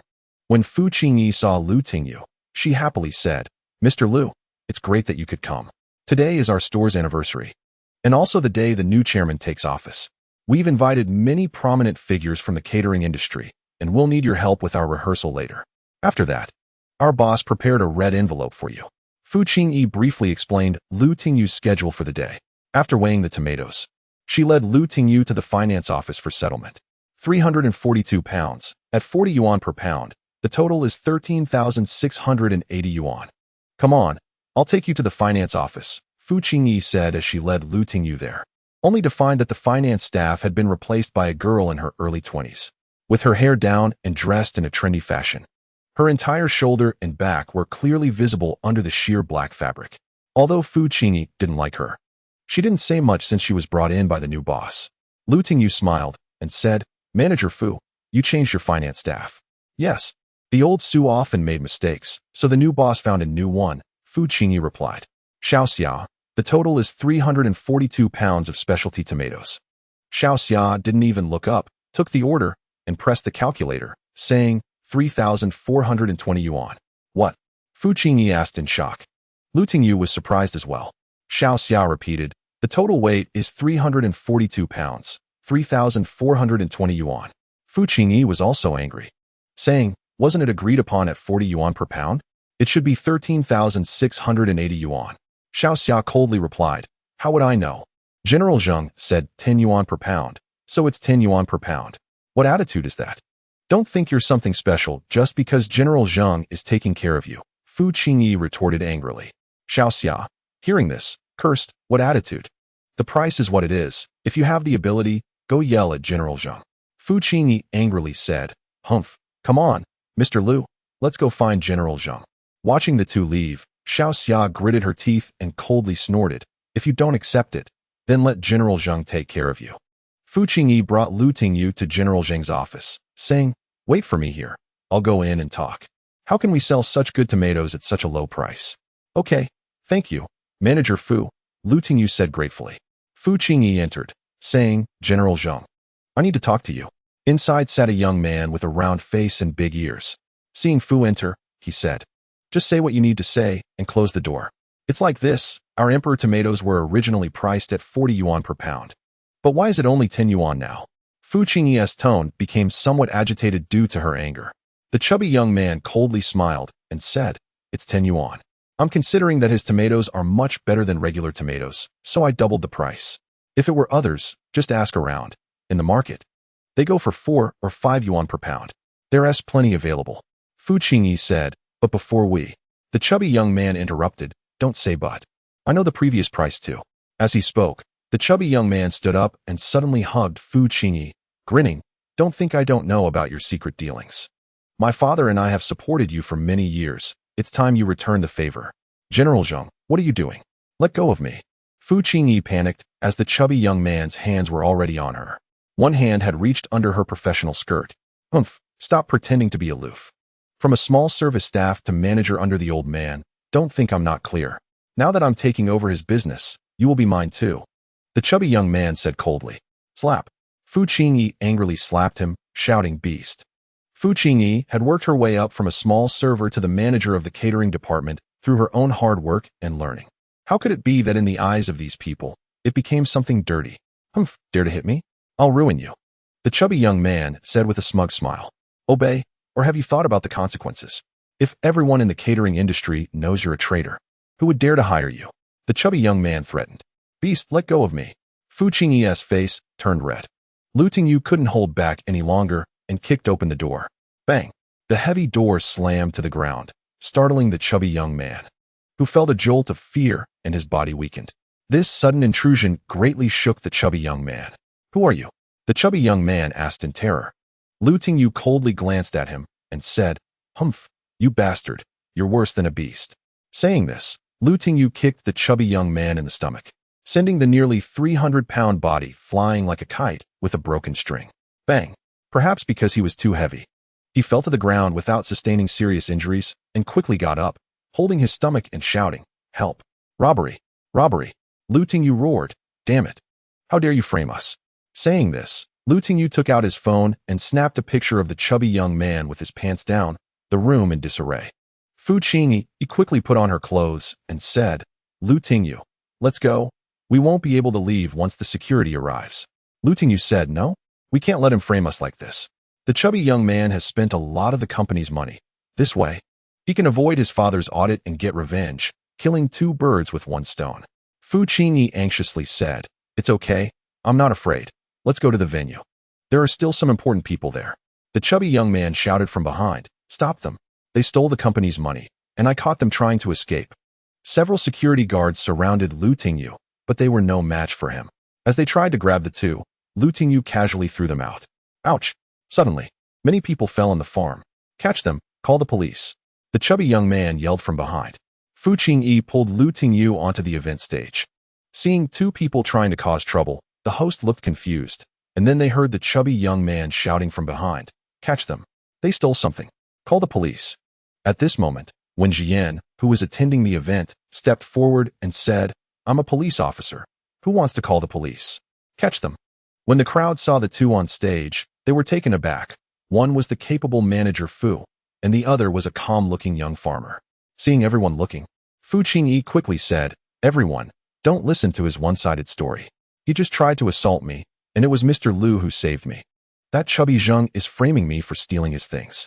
Hearing this, the chubby young man's expression changed, and he said, Nonsense. Clearly, you colluded with this young farmer to steal things from the farm, and I caught you. As the two insisted on their claims, Wen Jian felt a headache coming on. Meanwhile, the policewoman Shun Yuejiao, biting her teeth, coldly smiled and said, Lu Tingyu, I didn't expect you to run into me today. Lu Tingyu quickly said, Everyone, listen to me. I'm a supplier here. Because they didn't pay me according to the previously agreed price, Manager Fu helped me inquire about the situation.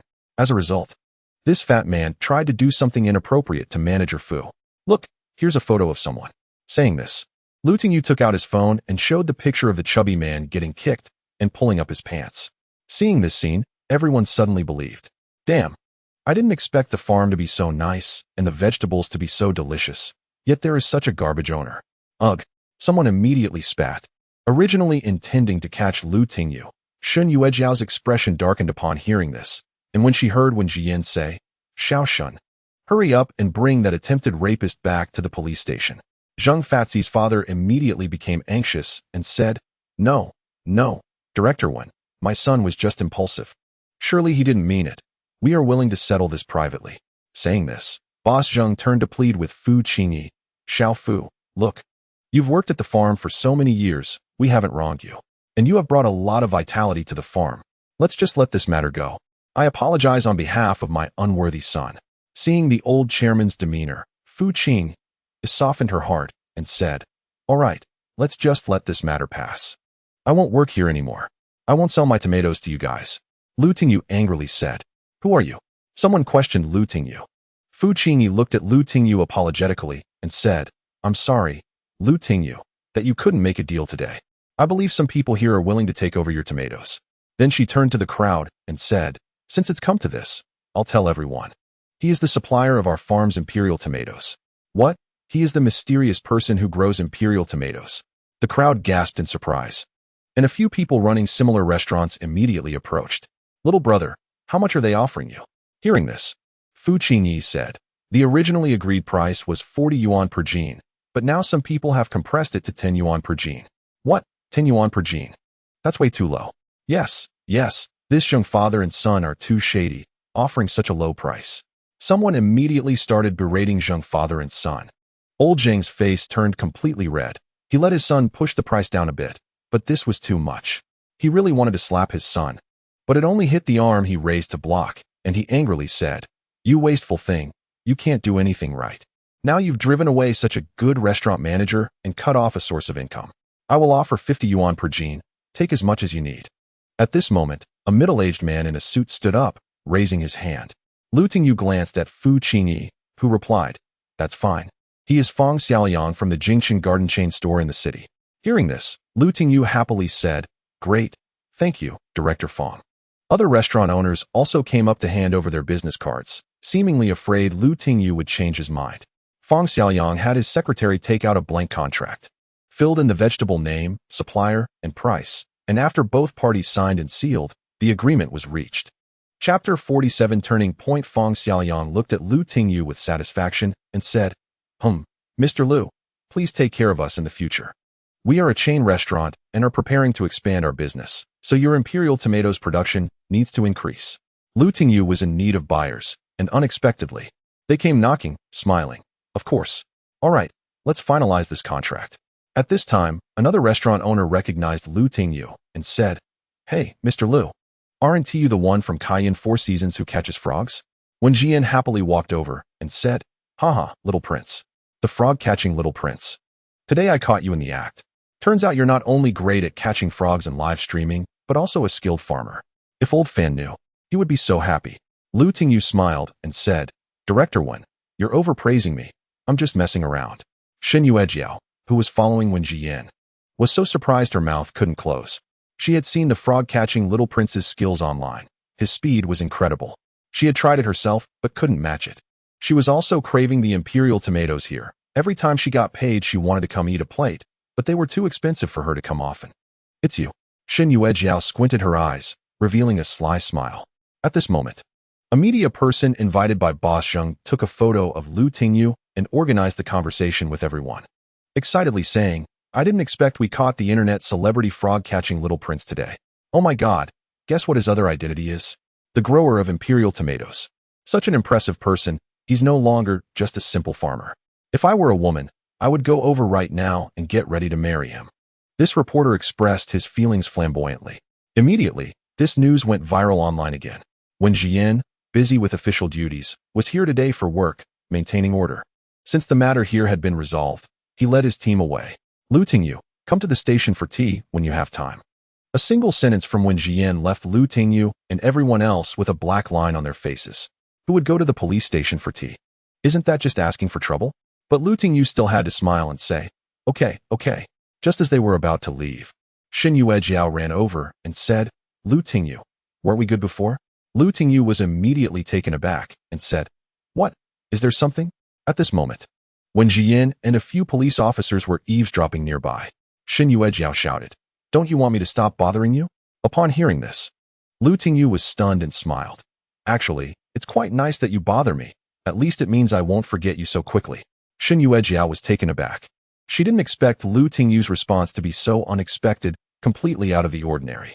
She coldly snorted, "Humph, you're just too stingy. You can't even bear to give away your own vegetables. You still want to chase after girls? It's not my problem, it's your problem." Hearing this, Lu Tingyu smiled but didn't bother with her anymore. This woman had smeared him once. Now she wanted to smear him again. She wasn't his opponent. After listening to their conversation, the young police officer felt even more disappointed. Lu Tingyu's tomatoes were directly taken away by Feng Xiaoyang, and Fu Qingyi could leave as well. The old chairman settled Fu Qingyi's salary for 2 extra months, but the farm still had to be handed over to young Zheng. Fu Qingyi also left her job quite decisively. "Manager Fu, I'm sorry for the trouble today. What are your plans next?" Lu Tingyu asked with concern. After all, she was his first benefactor. If it weren't for her, he would probably still be blocked at the door for debts. Fu Qingyi thought for a moment and said, "Sigh. I've worked hard for Jinxiu Farm all these years. I want to go travel for a while, to relax. As for work, I'll see when I get back." "Okay. If you need any help when you return, just let me know. Besides growing tomatoes, I'm also going to enrich other vegetables. As long as you need it, I can provide it for you," Lu Tingyu said seriously, as he really valued Fu Qingyi's character and considered her a good friend. Thank you, Lu Tingyu. I hope the other vegetables you grow will be as excellent as your tomatoes." Fu Qingyi said expectantly, then suddenly thought of something. "Lu Tingyu, as a friend, I actually suggest you start your own ecological farm. The profits during the period can be quite substantial." Lu Tingyu thought for a moment and said, "I also have this idea. Once I accumulate enough funds, I plan to set one up in our village. There will be a lot to learn from you, this senior." Fu Qingyi joked, "Great. I might come to work for you then. You have to take me in." "How can you come to work for me? We are partners." Lu Tingyu laughed, feeling that Fu Qingyi was very capable. "All right, I'm going over there. Goodbye. You have my phone number and we chat. So keep in touch if you need anything." "Okay, goodbye." Lu Tingyu bid farewell to Fu Qingyi, feeling somewhat emotional. A supply contract has now been signed with Jingshan Garden, but it remains uncertain whether the yield from those few acres of farmland can meet the demand. He really wants to plant vegetables across the entire Taoyuan village and sell them to major hotels nationwide. Lu Tingyu bought some tools and rode his tricycle home. Meanwhile, a news article about him has started to gain traction online. The mysterious little prince of frogs turns out to be a grower of the emperor tomato, the enigmatic small farmer from Yong'an. Wow, the little prince is actually a grower of emperor tomatoes. This young farmer looks like he has a close relationship with that female manager. Doesn't he? It seems suspicious. Some attentive netizens noticed that in the photo included in the news, Fu Qingyi was holding Lu Tingyu's hand, standing in the crowd with righteous indignation. Suddenly, viewers on a live streaming platform exclaimed, "My little prince is actually a grower of emperor tomatoes. Could it be that the beautiful broadcaster likes him?" Yes, but unfortunately, it seems the broadcaster has encountered a rival. Where there's misinterpretation, many follow suit. The news quickly reached Su Qiming. Although she carefully read the article and generally understood the situation, seeing Lu Tingyu's hand being held by another woman made her quite uncomfortable. Jealous, Su Qiming called him. And hearing her sour tone, Lu Tingyu laughed and said, "You're overthinking it. At that time, she was being harassed, and I saved her, so she was very nervous. You can't just push her away, can you? You'd better be telling the truth. If there's really something going on between you two, I will." Lu Tingyu teased, "What will you do?" Su Qiming was at a loss for words and angrily said, "I will never talk to you again." After that, she hung up the phone. Lu Tingyu happily ended the call, considering the matter settled. But what about that night with Yang Weiwei? What would happen if Qiming found out? Fortunately, in the past few days, Yang Weiwei had also intentionally avoided mentioning that night, which reassured Lu Tingyu somewhat. When he returned home, he parked the tricycle and was immediately embraced by a woman who planted a fierce kiss on his face. After a moment of shock, he realized it was Yang Weiwei, who excitedly rushed upstairs, saying, Lu Tingyu, you are truly a genius. My paper has been selected by a prestigious journal." Lu Tingyu shook his head helplessly. Yang Weiwei's personality was quite peculiar. Thankfully, he had studied in the provincial capital. Otherwise, her behavior might have led him to mistakenly think she had feelings for him. However, when Lu Tingyu went back, he found his father standing with a gloomy face, as if he wanted to chop him with a knife. Lu Tingyu shrugged and said, "I don't know what is going on." Be dedicated in your pursuits," his father warned before returning to the house. Lu Tingyu took the money he withdrew from the bank to settle various debts for his father, leaving him with only 2,000 yuan. He wanted to go upstairs to see why Yang Weiwei was so happy, but when he knocked on the door, he heard her impatiently say, Okay. Let us talk tomorrow. I need to finish my manuscript." Feeling a bit dejected, Lu Tingyu went downstairs. When he checked the farm, he was surprised to see that the tomato and eggplant seedlings had already grown and even started to bloom. The seeds he had sown had also sprouted halfway, and the various vegetables looked vibrant and full of life. It seemed that the soil, enriched by the energy of the fire element, was even more effective. Just as Lu Tingyu was lost in thought, a soft hand suddenly slapped his backside. Lu Tingyu exclaimed, turning around to see Chao Yuanyuan grinning at him. "What are you dazed about? Your vegetables are really growing well. With several acres, the yield should be considerable." Chao Yuanyuan casually moved closer. Noticing her good spirits, Lu Tingyu curiously asked, "Have you had any good news lately? You seem in such a good mood." Chao Yuanyuan replied cheerfully, "Of course. The night I wasn't home, Zhao Qingfang tried to take advantage of your expert Yang. He ended up getting beaten up and can't even get out of bed now. Zhao Qingfang has been staying at his uncle's house in the city lately, reportedly afraid of getting into trouble with you. So he hasn't dared to return to the village." Chao Yuanyuan looked at Lu Tingyu with a meaningful gaze. Feeling something was off, Lu Tingyu noticed Chao Yuanyuan moving closer and joked, "Your backside is quite big and round, even prettier than a young lady's." Teasing, outright teasing. Lu Tingyu felt a bit embarrassed. This woman was too bold, coming to his field to flirt with him in broad daylight. Lu Tingyu laughed and said, What is strange?" Chao Yuanyuan asked curiously. "Without a man to support you, how come you're still so happy and in good spirits? Is it because of some guy?" Lu Tingyu looked at Chao Yuanyuan with a knowing expression, and she retorted angrily, "Get lost. The guys in this village are all rotten. It's disgusting. Compared to you, they're miles apart." "What do you mean?" Lu Tingyu pretended to be confused.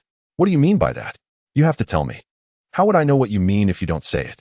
Chapter 48. Crazy for money? Flustered and excited by Lu Tingyu's question, Chao Yuanyuan nervously said, "Are you really stupid or pretending? I just want to eat you." Lu Tingyu feigned shock, exclaiming, "You want to eat me? You're really a tigress. Wanting to eat people? TSK. Or maybe you're a fairy who eats people." Seeing Lu Tingyu act this way, Chao Yuanyuan's playful demeanor was fully revealed as she pouted, "Stop it. I'm in my prime, don't you think? I know Zhao Qingfang is against you and makes things difficult for you. He's out there flirting with other women, which makes me very upset. How about we team up to get back at him?" Lu Tingyu was shocked and said, "No way. Although Zhao Qingfang has done bad things, I don't want to bring harm to you." But Chao Yuanyuan was determined and said, "What's wrong with that? He dares to play around outside. I haven't done anything wrong to him over the years. I just want to get closer to you." Lu Tingyu felt a bit scared. He was reminded of Su Qiming's serious warning when she left. Before he could speak, Chao Yuanyuan continued, "Maybe in some ways, I can guide you. If you end up with teacher Su and can't satisfy her, It would be bad if she dumped you later. Hee. Lu Tingyu was already starting to walk away when he heard Chao Yuanyuan slyly say, Lu Tingyu, why are you running? Could it be that you can't do it? Hearing this, Lu Tingyu got angry and coldly replied, Who says I can't? Don't provoke me. I'm not an easy person. I don't get close to the opposite sex casually. Chao Yuanyuan laughed. Hee, prove it to me then. As she spoke, she kept moving closer to Lu Tingyu. Lu Tingyu felt exasperated and said, I'm not a casual person. I'm very loyal to my love. Chao Yuanyuan scoffed. Love is just something to fool naive girls. To truly keep a woman for the long term, it's all about communication. As she said the last two words, Chao Yuanyuan bit her lip and gave Lu Tingyu a deep look. I won't talk to you anymore. I have to get back to work. Lu Tingyu said as he headed into the field. However, Chao Yuanyuan wouldn't let up and followed him in, saying, Are you even a man? I've said all this, and you still refuse? I really doubt your abilities. Lu Tingyu was getting angry and shouted, Don't say nonsense. I'm not that kind of person. I want to be loyal to love and family. Chao Yuanyuan sneered and whispered, Humph. Too many excuses, too many reasons. If you can't do it, you can't do it. You talk so grandly. Lu Tingyu got angry and glared at her with a fierce look. Who said I can't do it? Believe it or not, I'll deal with you right now. Lu Tingyu yelled angrily. Ah, Chao Yuanyuan exclaimed. But then looked at Lu Tingyu with disdain and said, Come on. Today I'm going to confront you. If you can't satisfy me, I'll tell everyone in the village that you're useless, just a muscular guy who is all show and no substance. Roar. Lu Tingyu let out a low roar. Thinking this woman was really asking for it, trying to provoke him like this was simply outrageous. Believe it or not, I'll punish you right here. Lu Tingyu cornered her. And Chao Yuanyuan glared at him provocatively.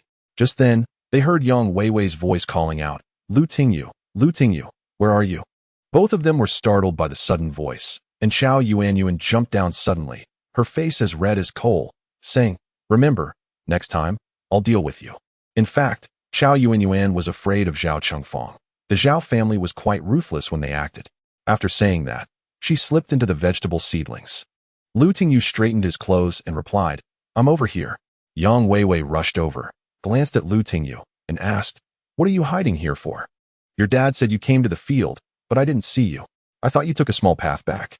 As she spoke, Yang Weiwei scanned the vegetables in the field with satisfaction and saw a vague figure darting through the tomato plants, exclaiming, Hey, what's that? Oh, a wolf. Lu Tingyu shouted, startling Yang Weiwei, who instinctively stepped back and ended up jumping onto Lu Tingyu, wrapping her legs around his waist and holding his neck tightly. Feeling the intimacy of their embrace, Yang Weiwei's face turned crimson. In embarrassment and anger, she tugged at Lu Tingyu's ear and twisted it hard. Ah, it hurts. Who told you to scare me? Do you dare to do it again? I won't. Let go, my ear is going to fall off. Lu Tingyu realized his ear was being controlled, and the pain seemed to weaken his 5 elements chi. Humph. Seeing Lu Tingyu's painful expression, Yang Weiwei angrily let go and jumped down. Lu Tingyu was also surprised and teased. Aren't you supposed to be studying Taekwondo? Why are you still so timid? Yang Weiwei realized her unusual behavior and blushed, angrily saying, That's a different matter. Lu Tingyu, you bad guy. Why did you scare me? If it were you, and someone suddenly shouted in your ear, would you jump? Lu Tingyu shamelessly replied, Of course I wouldn't. Humph, that's just making excuses. Yang Weiwei didn't want to argue about that anymore, saying, Let's go. I've encountered another problem. Come help me solve it. Okay. Lu Tingyu once again became Yang Weiwei's professional tutor. After he finished guiding her, he still had to message Su Qiming to appease her, but Su Qiming didn't respond, which made him a bit anxious. After everyone went to sleep, Lu Tingyu sat on his bed practicing the 5 flames Huang 5 elements technique. Suddenly, his phone vibrated twice. He thought it was a message from Su Qiming and hurriedly opened it, only to find it was from a stranger online. Hello, is this Mr. Frog Prince? I'm Guan Xining, a friend of Anjuali. He asked me to contact you to buy black ants. Hello, I am the Frog Prince. After chatting for a while, they agreed to meet in Yong'an City the day after tomorrow at noon. Lu Tingyu was very happy. These black ants were said to sell for 150,000 Huaxia coins per kilogram, which was quite a lot of money.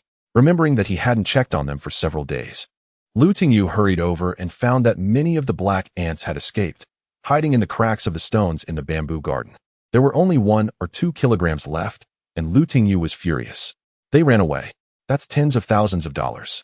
Seeing Lu Tingyu angry, Lu's father said, Lu Tingyu, What are you catching those disgusting ants for? The chickens won't even eat them. If I hadn't stopped it yesterday, your mom would have burned them.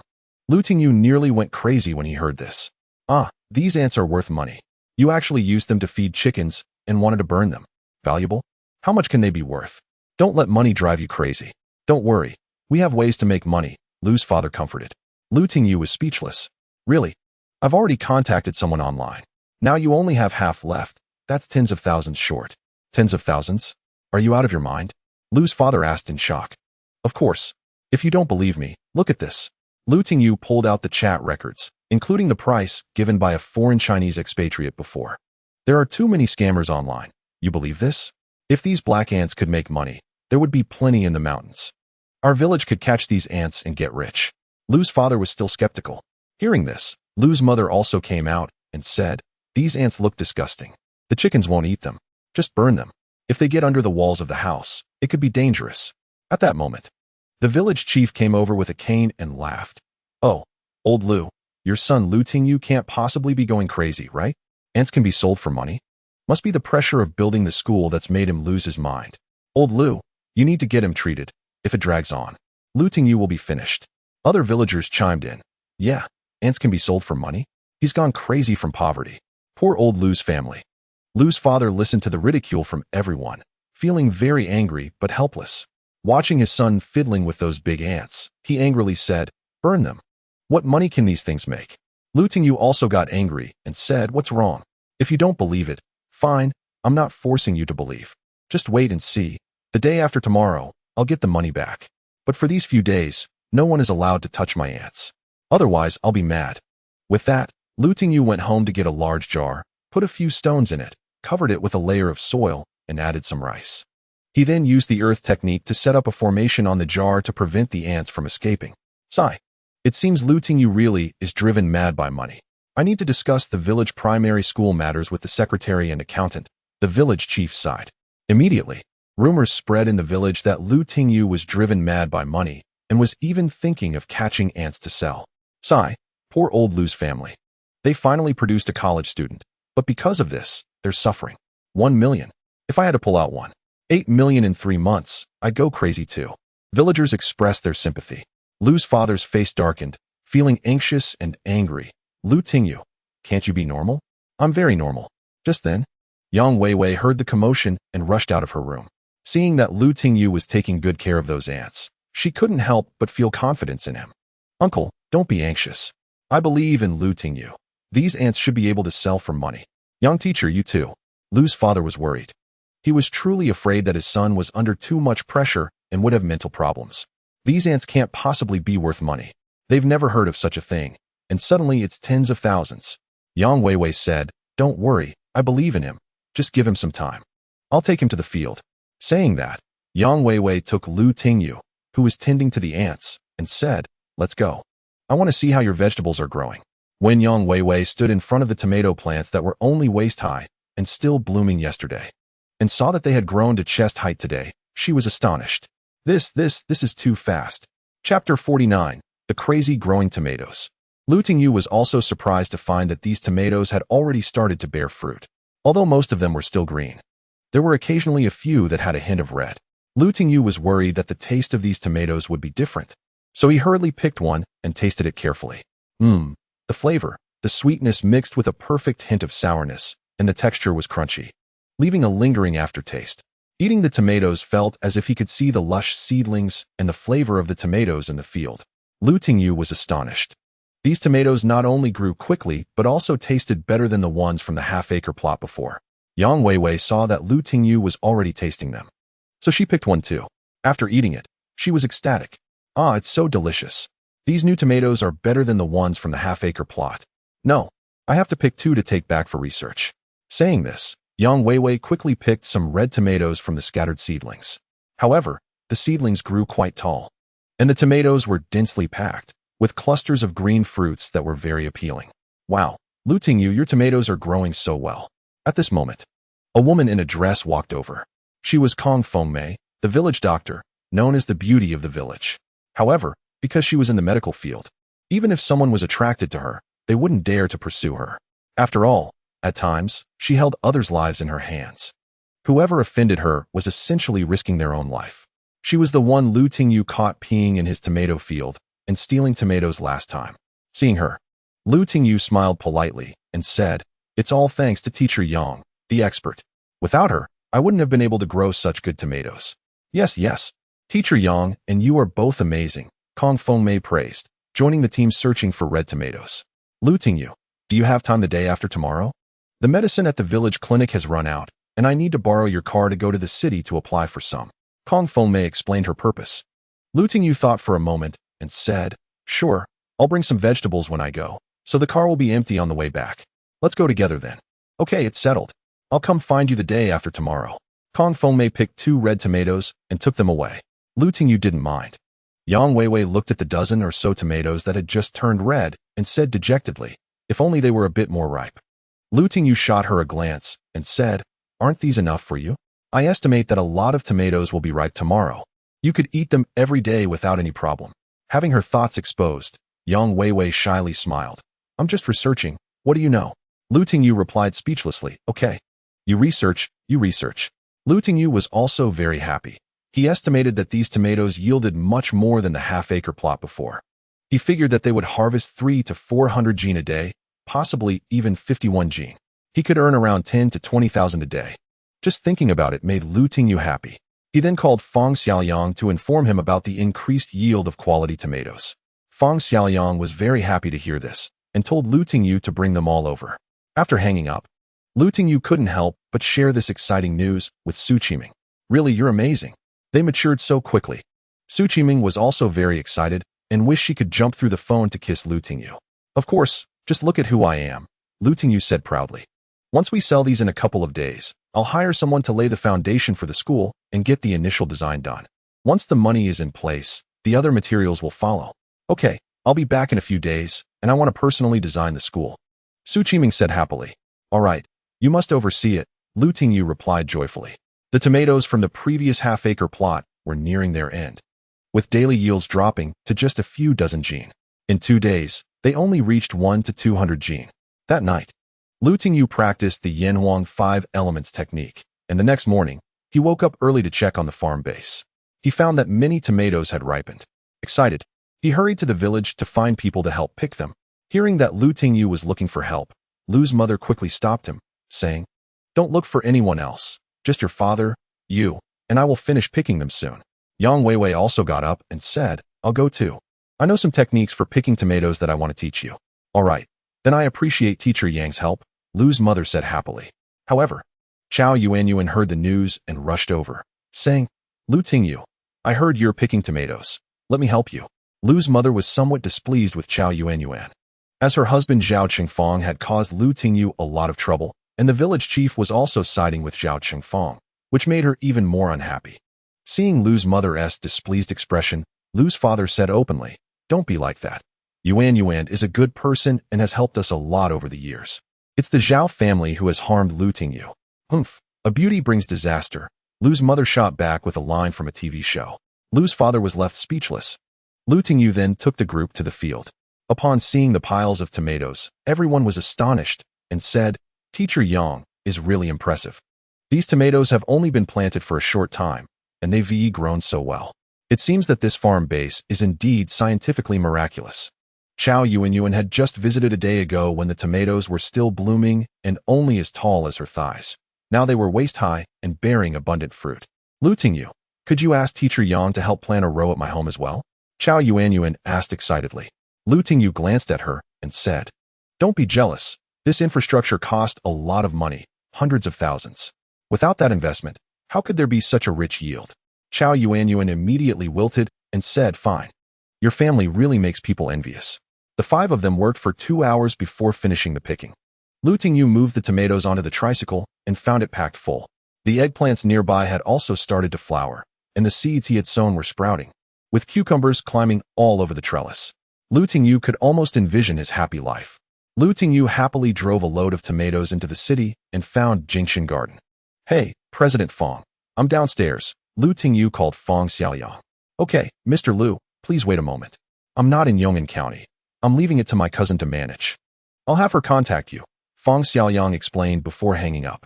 After waiting a moment, Lu Tingyu saw a young woman in her late 20s come out, with long black hair tied behind her head, exuding a subtle elegance. Her shallow dimples made her smile enchanting. She had a graceful figure, full of mature charm. Fang Xiaohua was also very polite to Lu Tingyu and paid the contracted price.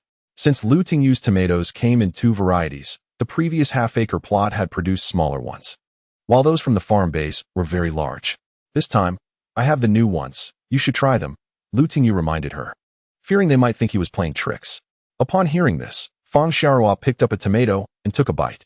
A happy smile instantly blossomed on her previously calm face as she said excitedly, These tomatoes, although the taste difference is slight, they feel quite different when eating them. Just these 2 varieties are far better than those in the market.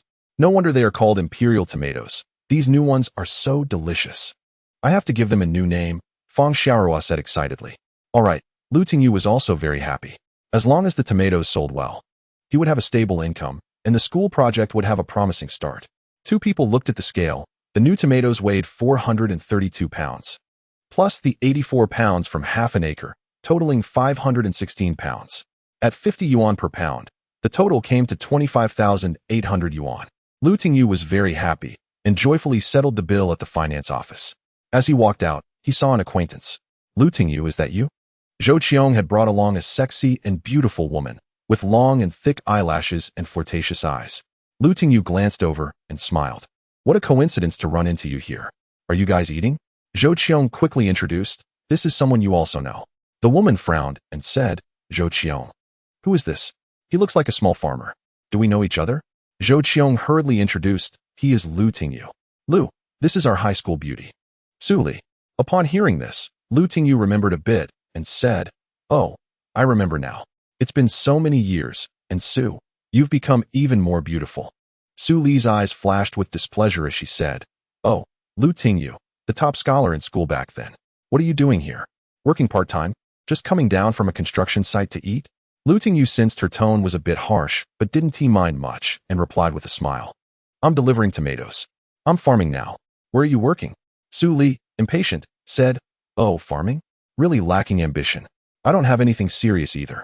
I just took over my father's construction company, making a few $100,000 a year to barely get by. Zhou Qiong smiled and said, Lu Tingyu, if you have something to do, go ahead and get busy. We can chat later. Here's my business card with our company's phone number. If you really can't get by, come check out our construction company and maybe do some bricklaying. Su Li handed over a business card. Lu Tingyu was momentarily stunned and laughed. Haha. Thank you, beautiful ladies, for your concern. After saying that, Lu Tingyu parted ways with the 2 women. He shook his head helplessly, preparing to throw away the business card, but noticed it was a construction company, and he thought to ask if they could help him build a school. In the end, he pocketed it. After leaving Jingxin Garden, Lu Tingyu bought a breakfast and then delivered eggplants and cucumbers to Kaiyun 4 Seasons, totaling over 3,400 yuan. Adding the leftover money from a few days ago, he already had nearly 30,000 yuan in hand. This amount of money might only be enough to hire a few workers. He would need to prepare around 300,000 to start work. As Lu Tingyu strolled around the city and was about to head back, he saw the beautiful police officer Shen Yuejiao blocking his way with several officers. Lu Tingyu. Stop right there. Shen Yuejiao was furious upon seeing Lu Tingyu, as she had been thoroughly blackened at the police station. Yeah, why do you always cling to me? Lu Tingyu showed a helpless expression. Shen Yuejiao coldly replied, Humph, who is clinging to you? I'm here to ask for your cooperation in an investigation. We found a video online that implicates you in intentional injury. Come on, go with us to assist in the investigation. Chapter 50. The shocked Shen Yuejiao. Lu Tingyu was startled. It couldn't be about Zhao, could it? He feigned surprise and asked, I have a video online that implicates me in intentional injury? Yes, we have solid evidence, Shen Yuejiao said triumphantly, as she had been trying hard to find trouble for Lu Tingyu recently. Lu Tingyu shook his head. I don't believe it. Last time you accused me of assaulting a police officer. Now you want to use intentional injury to frame me. Yeah. Can't we just agree? I'll be your boyfriend. Fine.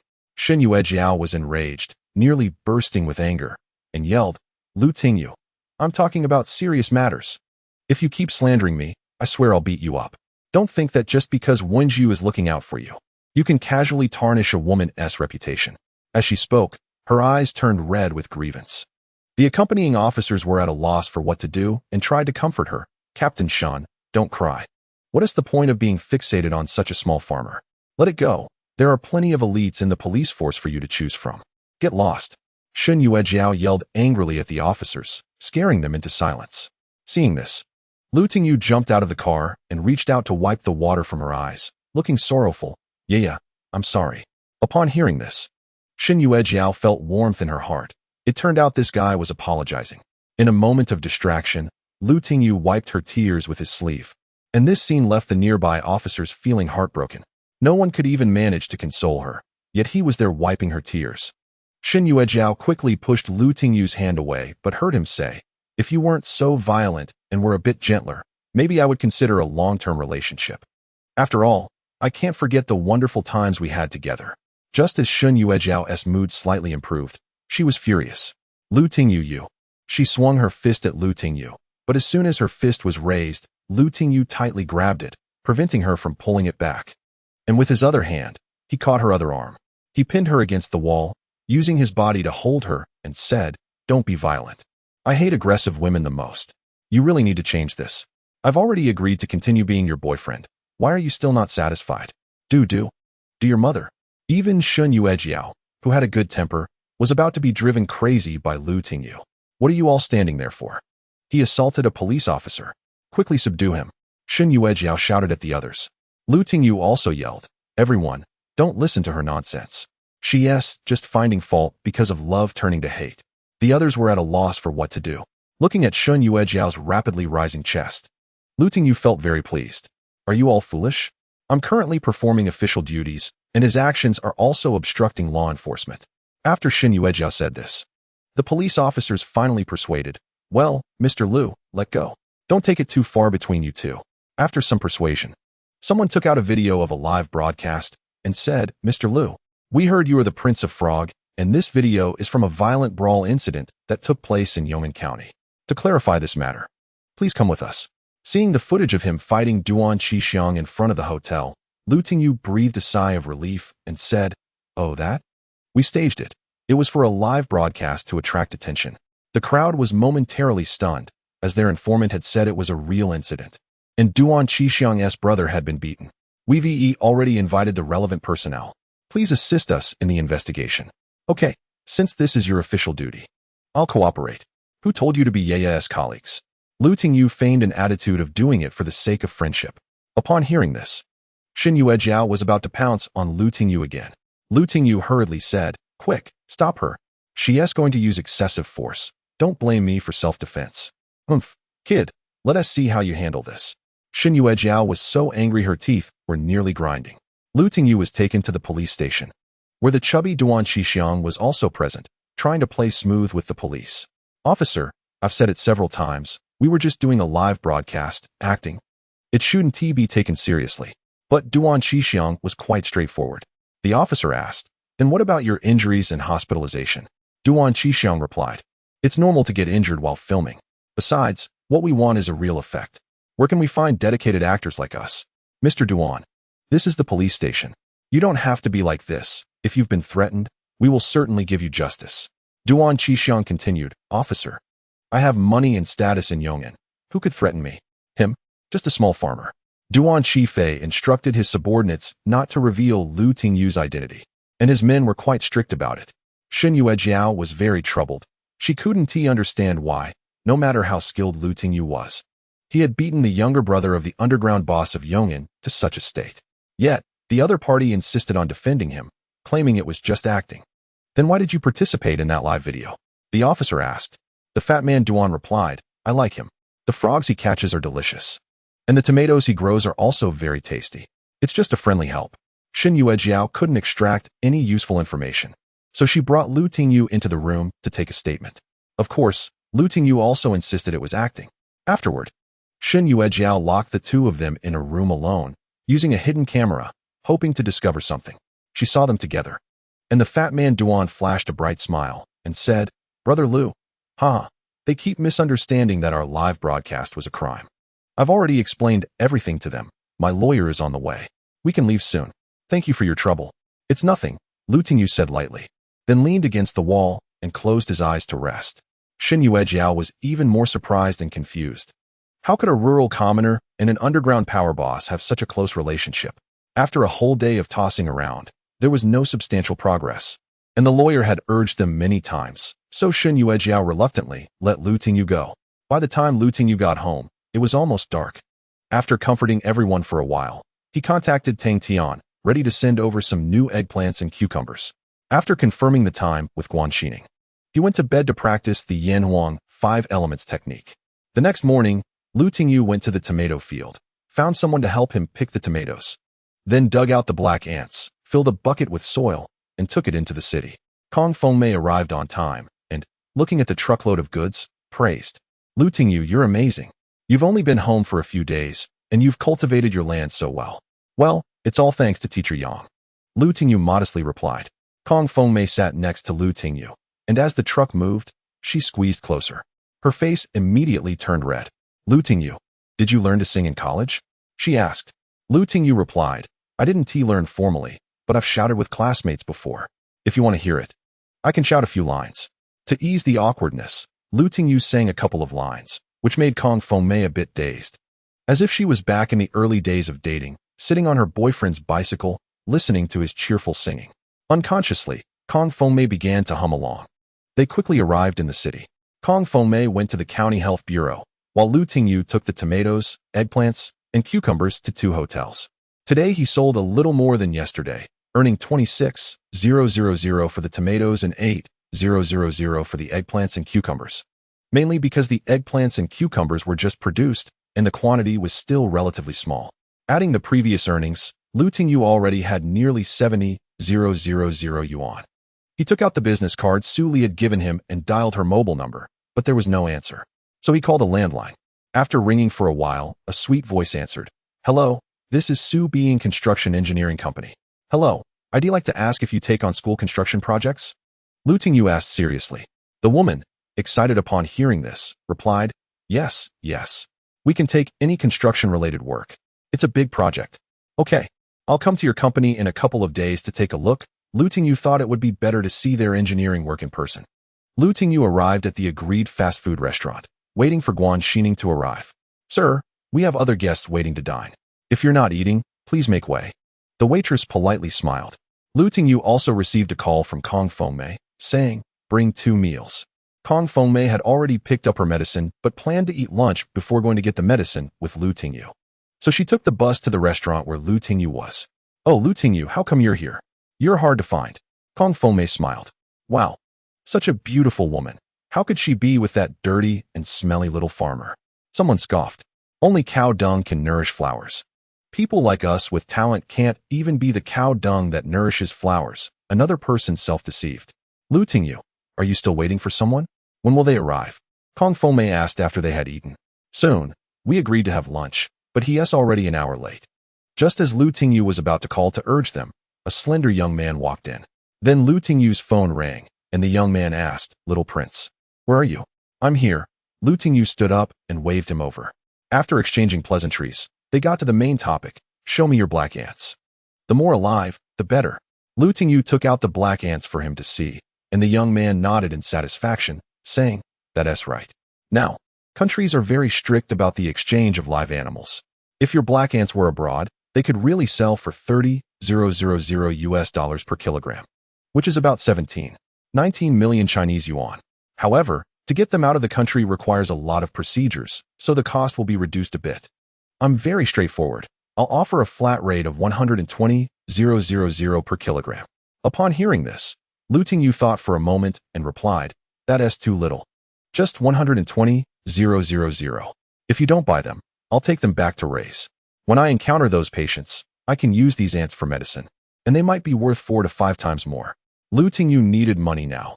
Otherwise, he really wouldn't want to sell, as these ants had high market value and were also useful. For certain special diseases, their absence would significantly affect the treatment.